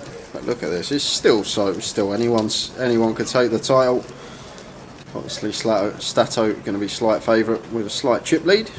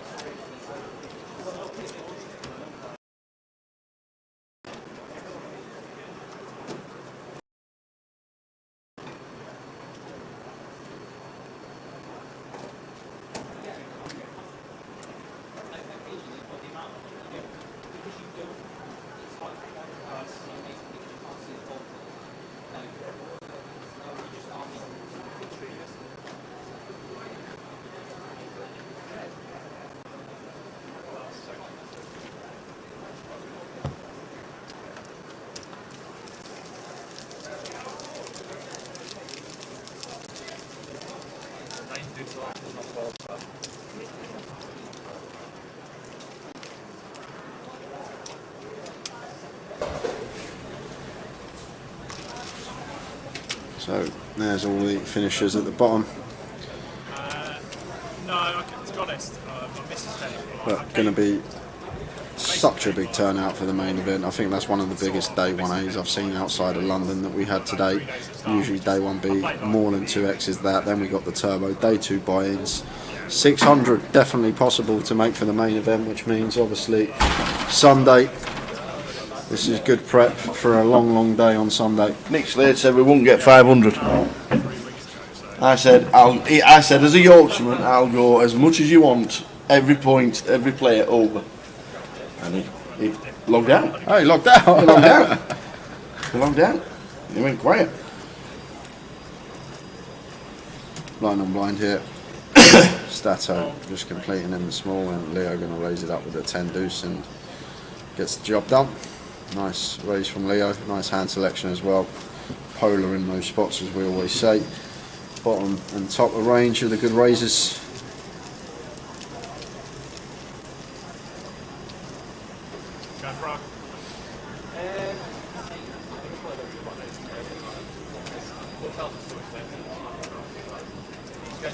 For London or for London hotels are expensive or Prague? I was going to say it's like, yeah.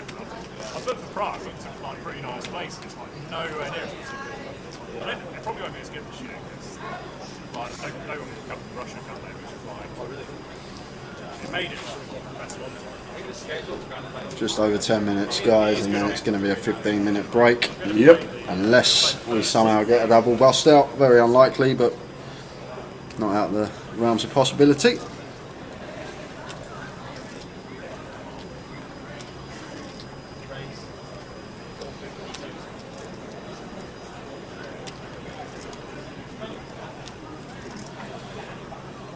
Blind on blind, Leo raising up with the King X, and Robbie just going to have to fold the 4 deuce here.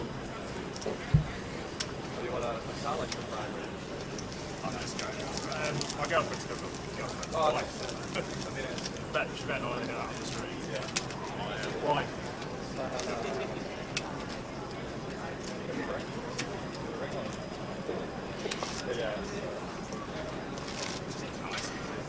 I really like Prague.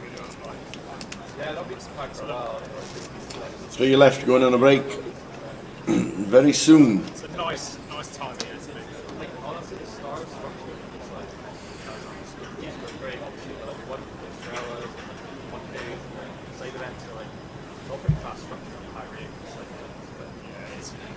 It's got higher as well. I haven't said that, it's not got. I thought it had got much higher, but actually they're just. Pocket force for Robbie, can just shove this one here. Tower, it's a situation where there's no ladders, we're just playing for first, so these 4s off of this stack size is going to just be a nice shove for us as Robbie. And that's exactly what he does. Stato Jack, 10 of hearts here. How many have you got, he says? See him calling this one, Tower. Yes. There is the call. And Stato going to be slight favourite with the Jack 10 suited versus a small pair. So could be heads up here. If Stato can find a Jack or a 10, Otherwise, Robbie will be the new chip leader who can get the hold here with the 4s. Ace, King, 2 4s still in front, but more outs for the 10 Jack. King of Hearts is a fun one, Tower. That's a fun one. Oh, just a Jack. Oh, just a Jack. So that is going to be it. We're going to be heads up unless... There's a 4. Yeah, 2 outs. Just 2. Pick him. Oh, there it is. Pick the 2 outs, ladies and gentlemen. Off the top of the deck. Pick the 2 outs. 4 rolling off. Pick the 2 outs, ladies and gentlemen. Wowzers. Was not expecting that.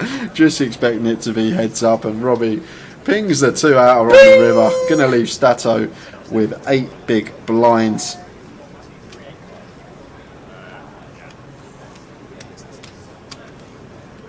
Ping. We could have been heads up. And we're not. Robbie's getting a full double.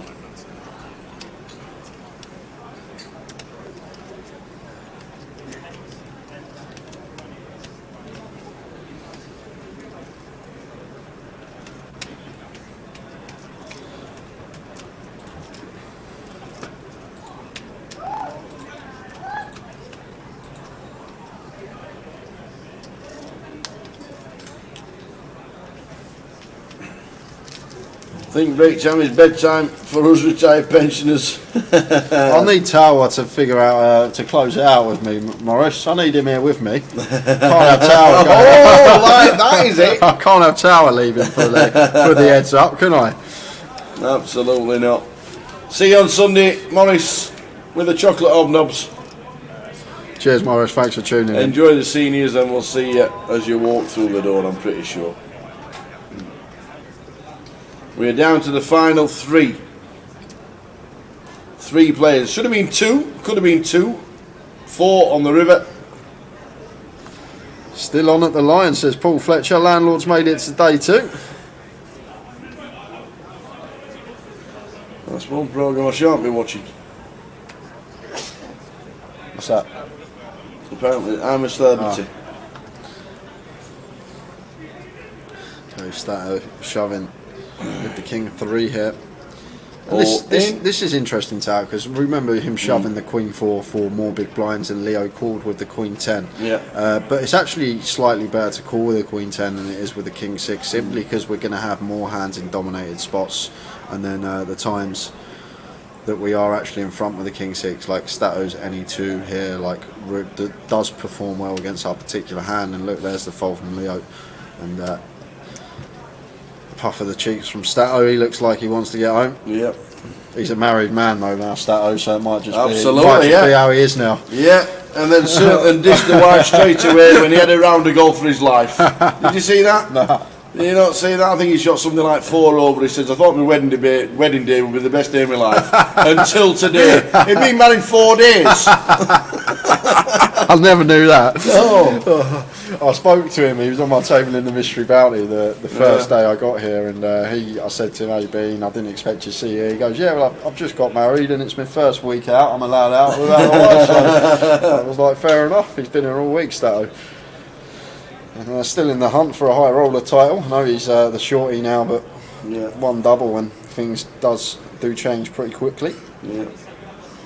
If there's 5 left, Joanne, you're a little bit behind on Facebook.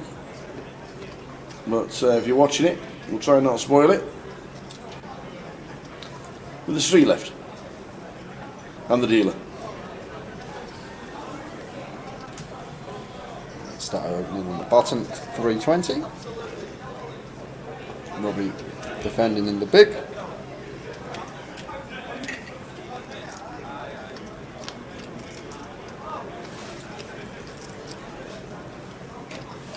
Not the flop you want to see when you open pocket 9s.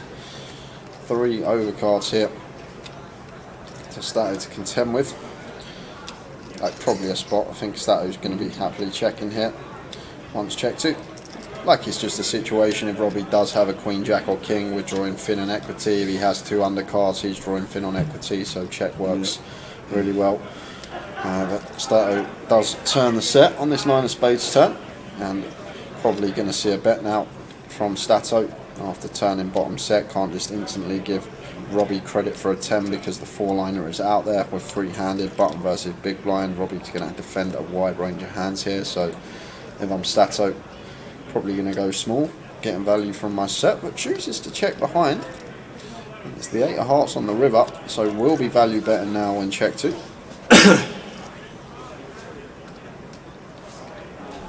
Attention all players remaining in tonight's satellites. You have just over 3 minutes remaining in break. You now may start retaking your seats. All satellite players can start retaking your seats. Is Robbie thinking about a small value bet here? It looks like he is. Going to go for the 1BB, just over. Makes it 175, and if I'm Stato here, Tower, I'm probably going to raise versus this size. Like, we know Robbie's never got kings, queens or jacks here, simply because he's just going to get it in pre versus our stack size. 10x probably would choose a larger size in here, so if I'm Stato, I think I'm going to value raise our set here, even on a 4-liner. Like, I'd probably make it like 550 and then fold to a jam from Robbie, because we are still protected and can have 10x ourselves in this spot. And let's see what Stato does. Time bank used. And this isn't a time bank to deliberate whether we're ever folding this spot. This time bank is genuinely thinking about raising this spot, and I think we always have to raise here. We can definitely raise fold, make it like 550, 600, and then if Robbie does rip it in our face, we can get away from it. And there is the raise from Stato. Good to see from him, just understanding the situation. And that makes it 680. And Robbie with the quick laydown. So 3 minutes to go until break. Oh no, Robbie's up. So we are on a quick 15, guys. We'll be back at just before 1/4 with the remainder of the final table. We will see you then. See you then.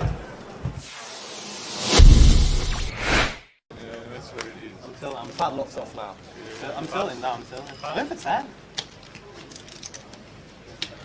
So £40 straight up is on. And Andy once again getting involved. Jack 9. Raises to 200. Opts for the 5x here in the cut-off. And Vinny with the 6 deuce suited. Along he comes for 195 more. Joe's in with the 10-9 of hearts. And Bobby got an easy one to defend on the straddle with the king 10. One-way action. And action we have, because we've got a gut shot for Andy. We've got top pair for Joe and Bobby. And this one checks through. 5 of clubs on the turn. So Bobby still with the best of it with the king 10. Andy still sitting with his gut shot. Joe happy to fire now for 300, and Bobby here with the king 10. Not going to be going anywhere.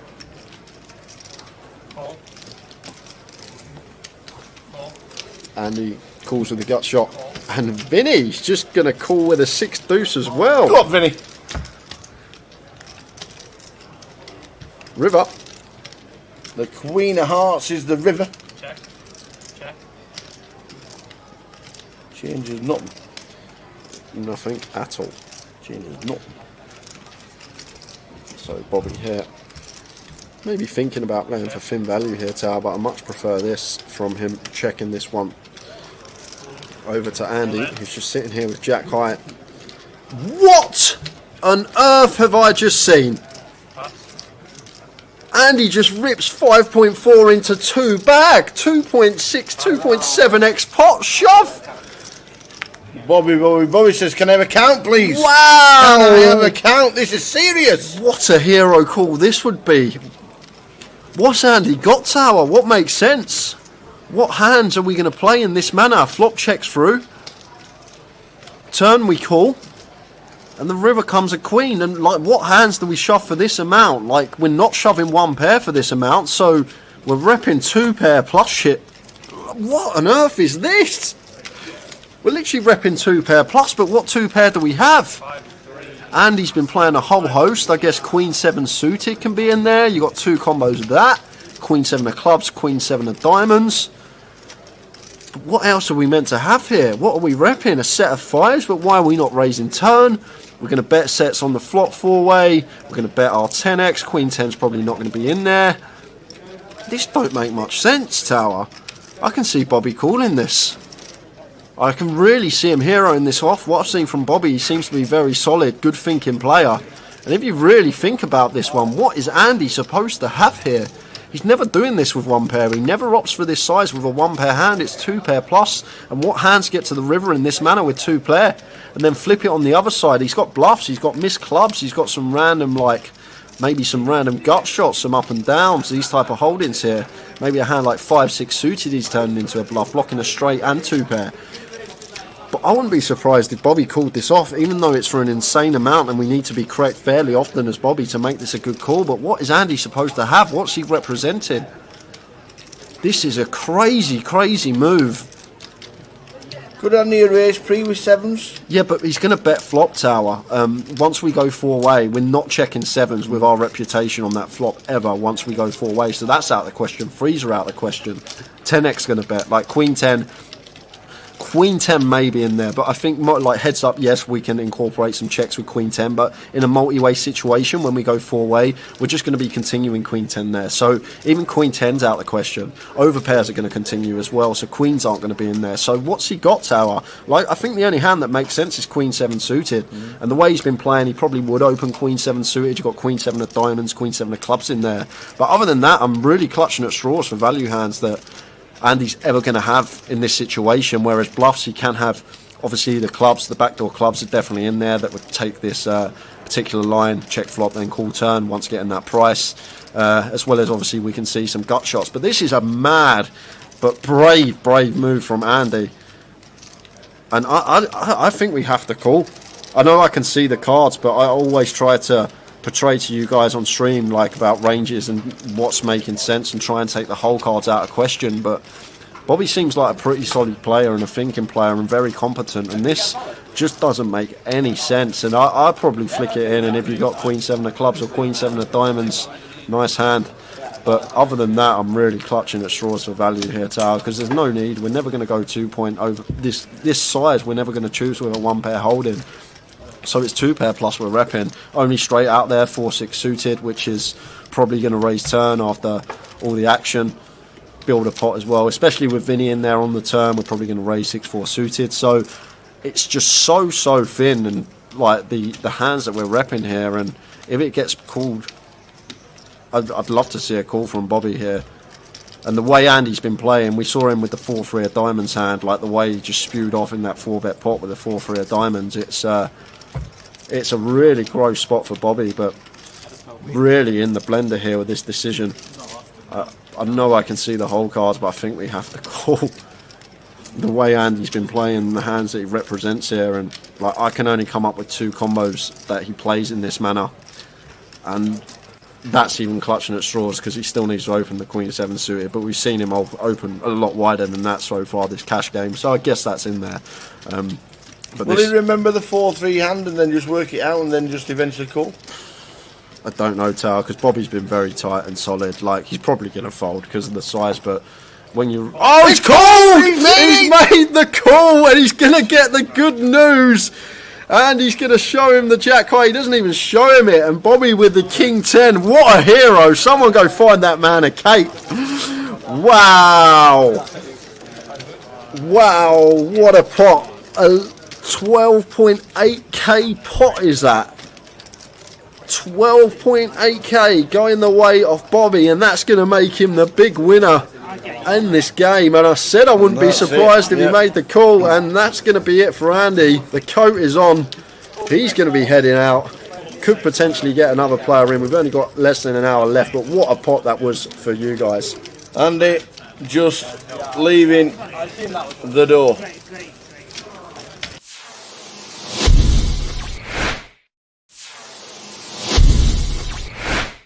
So we've got new players. Is that Tom Hudson there? No, Kieran coming in. Bit of a doppelganger there. He is a little bit.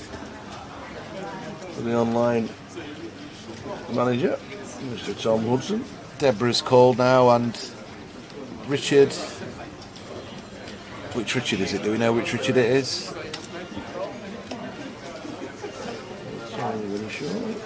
Hearts and Hearts fighting off again. 3 times. A lot of hearts being dealt out, Tal, but not many on the flop.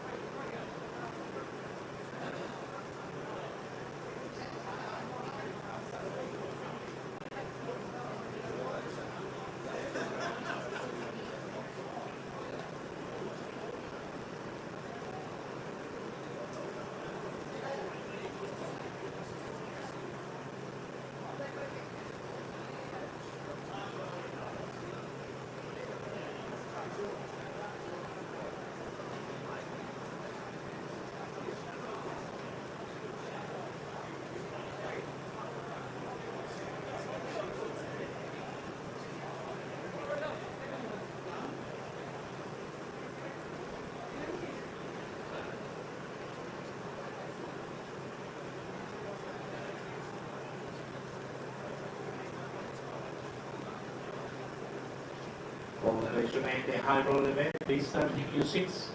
Once again, all players remain in the high roller. Please take your seats.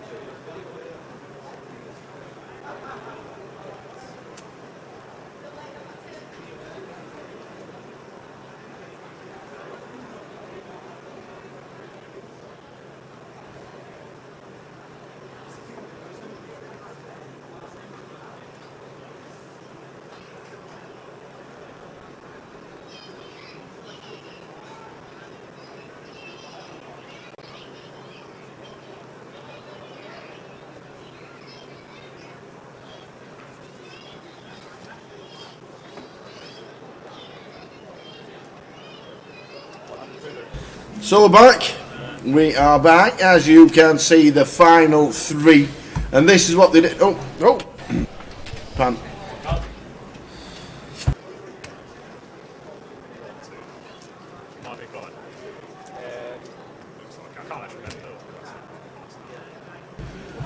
That's what they did. What, half an hour ago? A little bit longer? I'd say I'll come back from food at about midnight. I'd say, God, did you? Yeah, good hour. Well, you went for food at 7. I went for food at 11. I have, you know. I did go for food at 11. Break was at 11. I went straight to the bar, ordered my food. 33,063 for Robbie. Andy Stato Hume 32.1. Leo Worthington Lease 31. And Andy back £30,082. And playing on for 5.5. And the trophy. Who's going to win it? Thanks for sticking with us, guys. A lot of players and a lot of people out there, you guys, will be re-watching it tomorrow night as it's got quite late. But thanks for sticking with us, because it's been an intriguing battle. It could have been heads up before the break. Robbie Bull hitting a 4 on the river. Yeah. Could be the magic 4. Yeah. 4 is a magic number. No, it was 3 in the song. There you go. That's the new revamped version tower for the modern day era. And for the first time in a long time, 100, 200,000 are the blinds. 100, 200,000.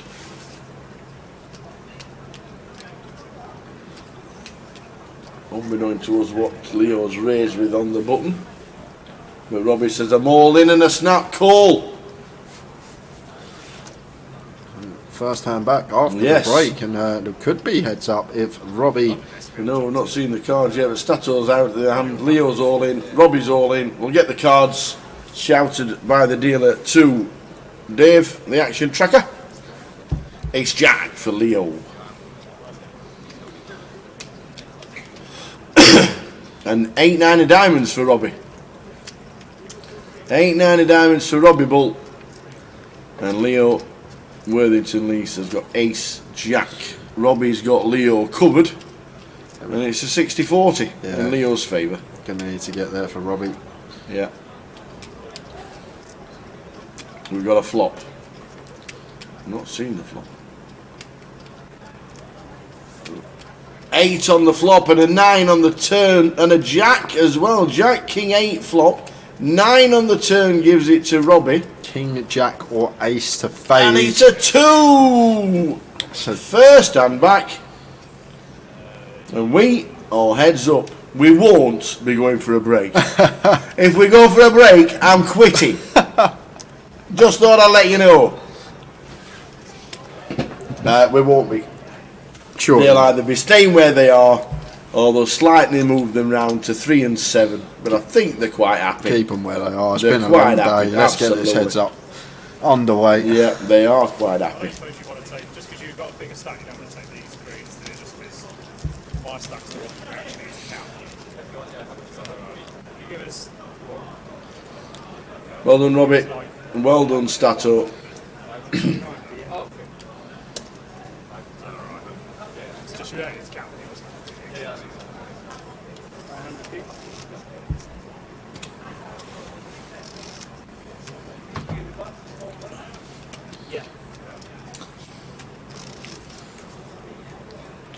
Robbie, overwhelming chip leader now. Yeah, and I think Stato's only got like 15 bigs tower, so I guess it comes down to the first ordinary call. If Stato doubles up, obviously, yeah, could be a bit of a battle. Gonna get a walk first hand. The trophy is there. Frankie sticks it on the table. Robbie, big chip leader. Robbie Bull. Not had a bad 2022. Cashed probably a dozen times in 2022. His biggest cash in the UKPT for £8,540.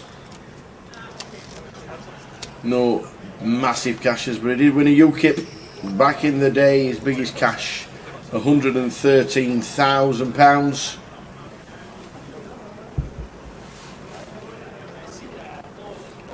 And heads up here, like 9-4 diamonds, can definitely continue on the button.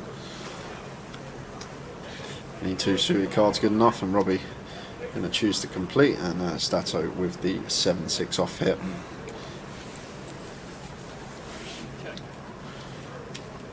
Just checking his option.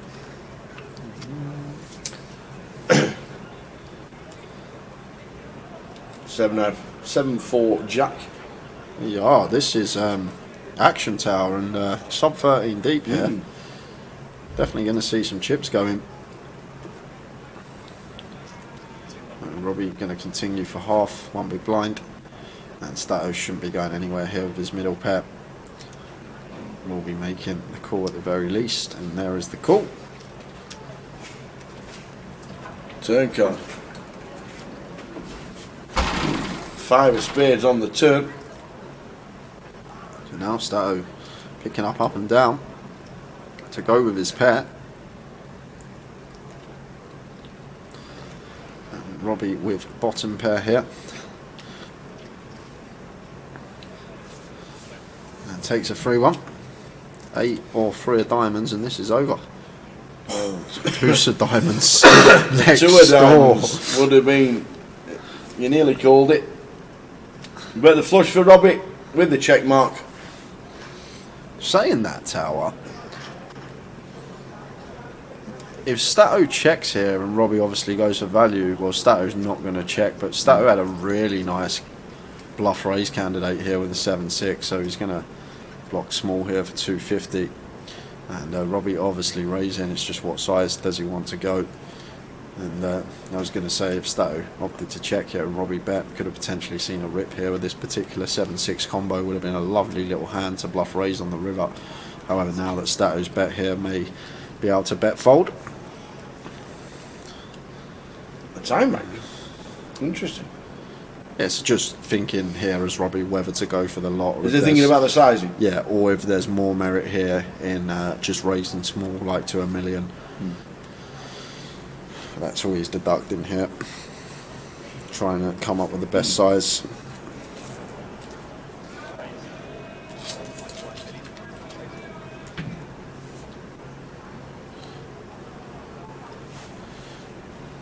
Makes it 1.1 million. And now back on Stato. Nice little bluff catching candidate as well. Blocking straights, blocking diamonds, blocking 2 pair plus.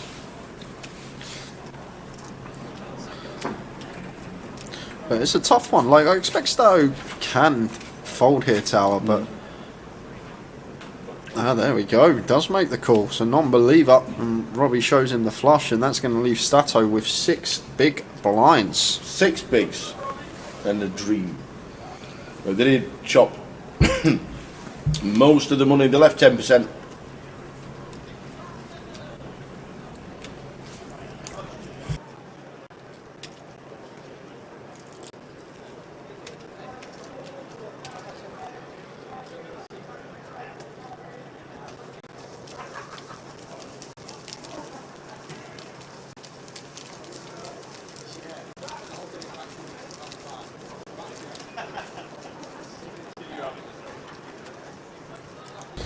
So, Robbie very close to closing this out. Stato down to 6 bigs. Yeah, surprised to see him hero.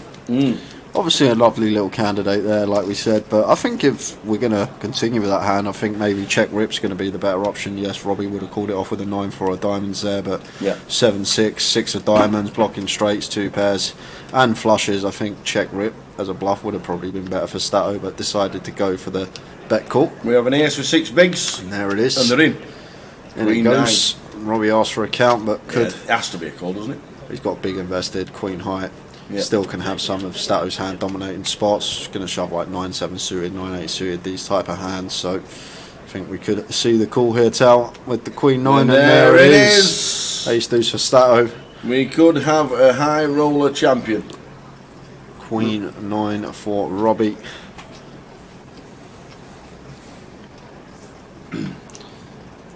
How do we flop? Oh, it's close to a coin flip, these ones. Usually it's the river, to be fair. You know, just any old 4. Queen 9, Robbie. Ace deuce, still in front for Stato. Yeah, no help at all there.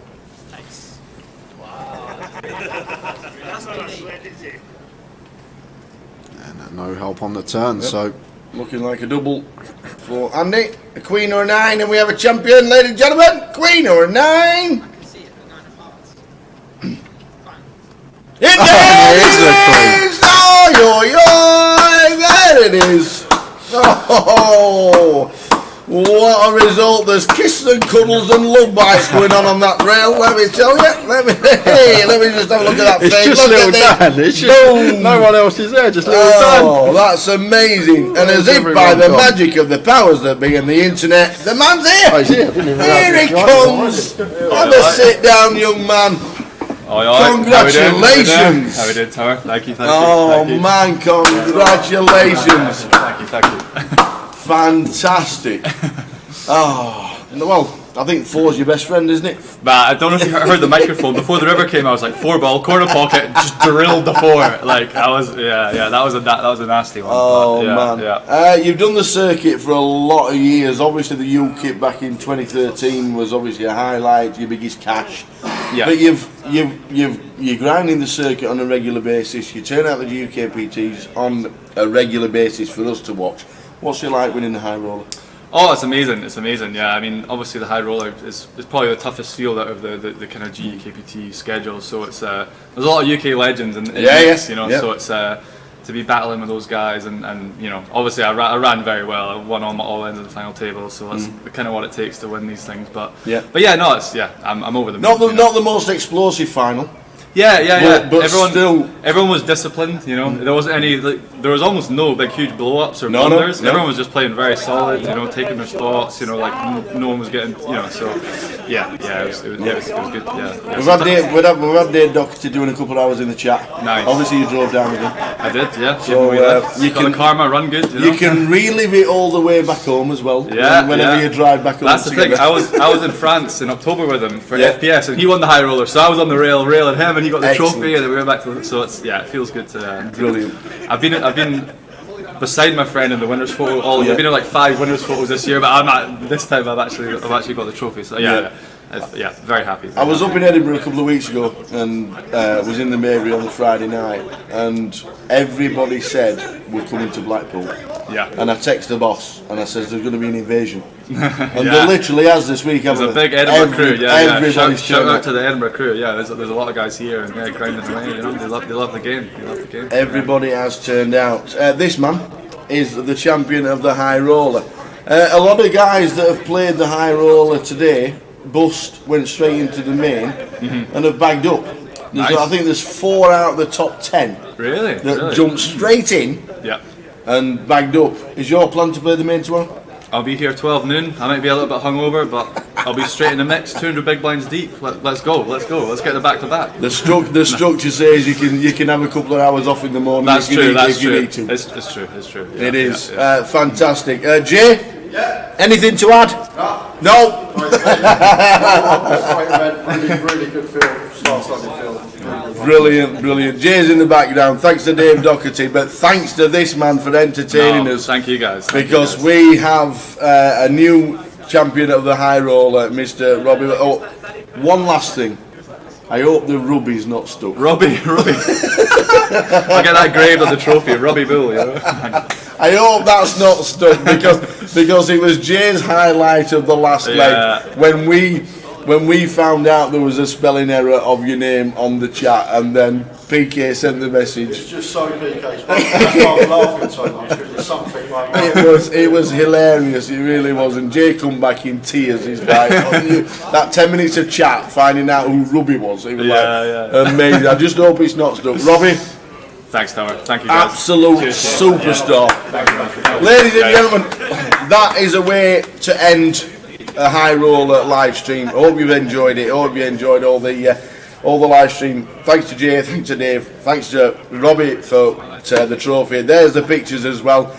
We'll see you tomorrow for the day 2, day 1B of the main event. Over 160 today. Great turnout again. I'm expecting 300 tomorrow. It'll be record breaking. It will be an absolute corker. Tune in tomorrow from 12:30, but we have a High Roller champion. Ladies and gentlemen, Mr. Robbie Bull, we will see you tomorrow for the main event. The High Roller champion is the man himself, Mr. Robbie Bull. Ta-ta, ladies and gentlemen. See you guys. Let's do a couple of like good ones and then the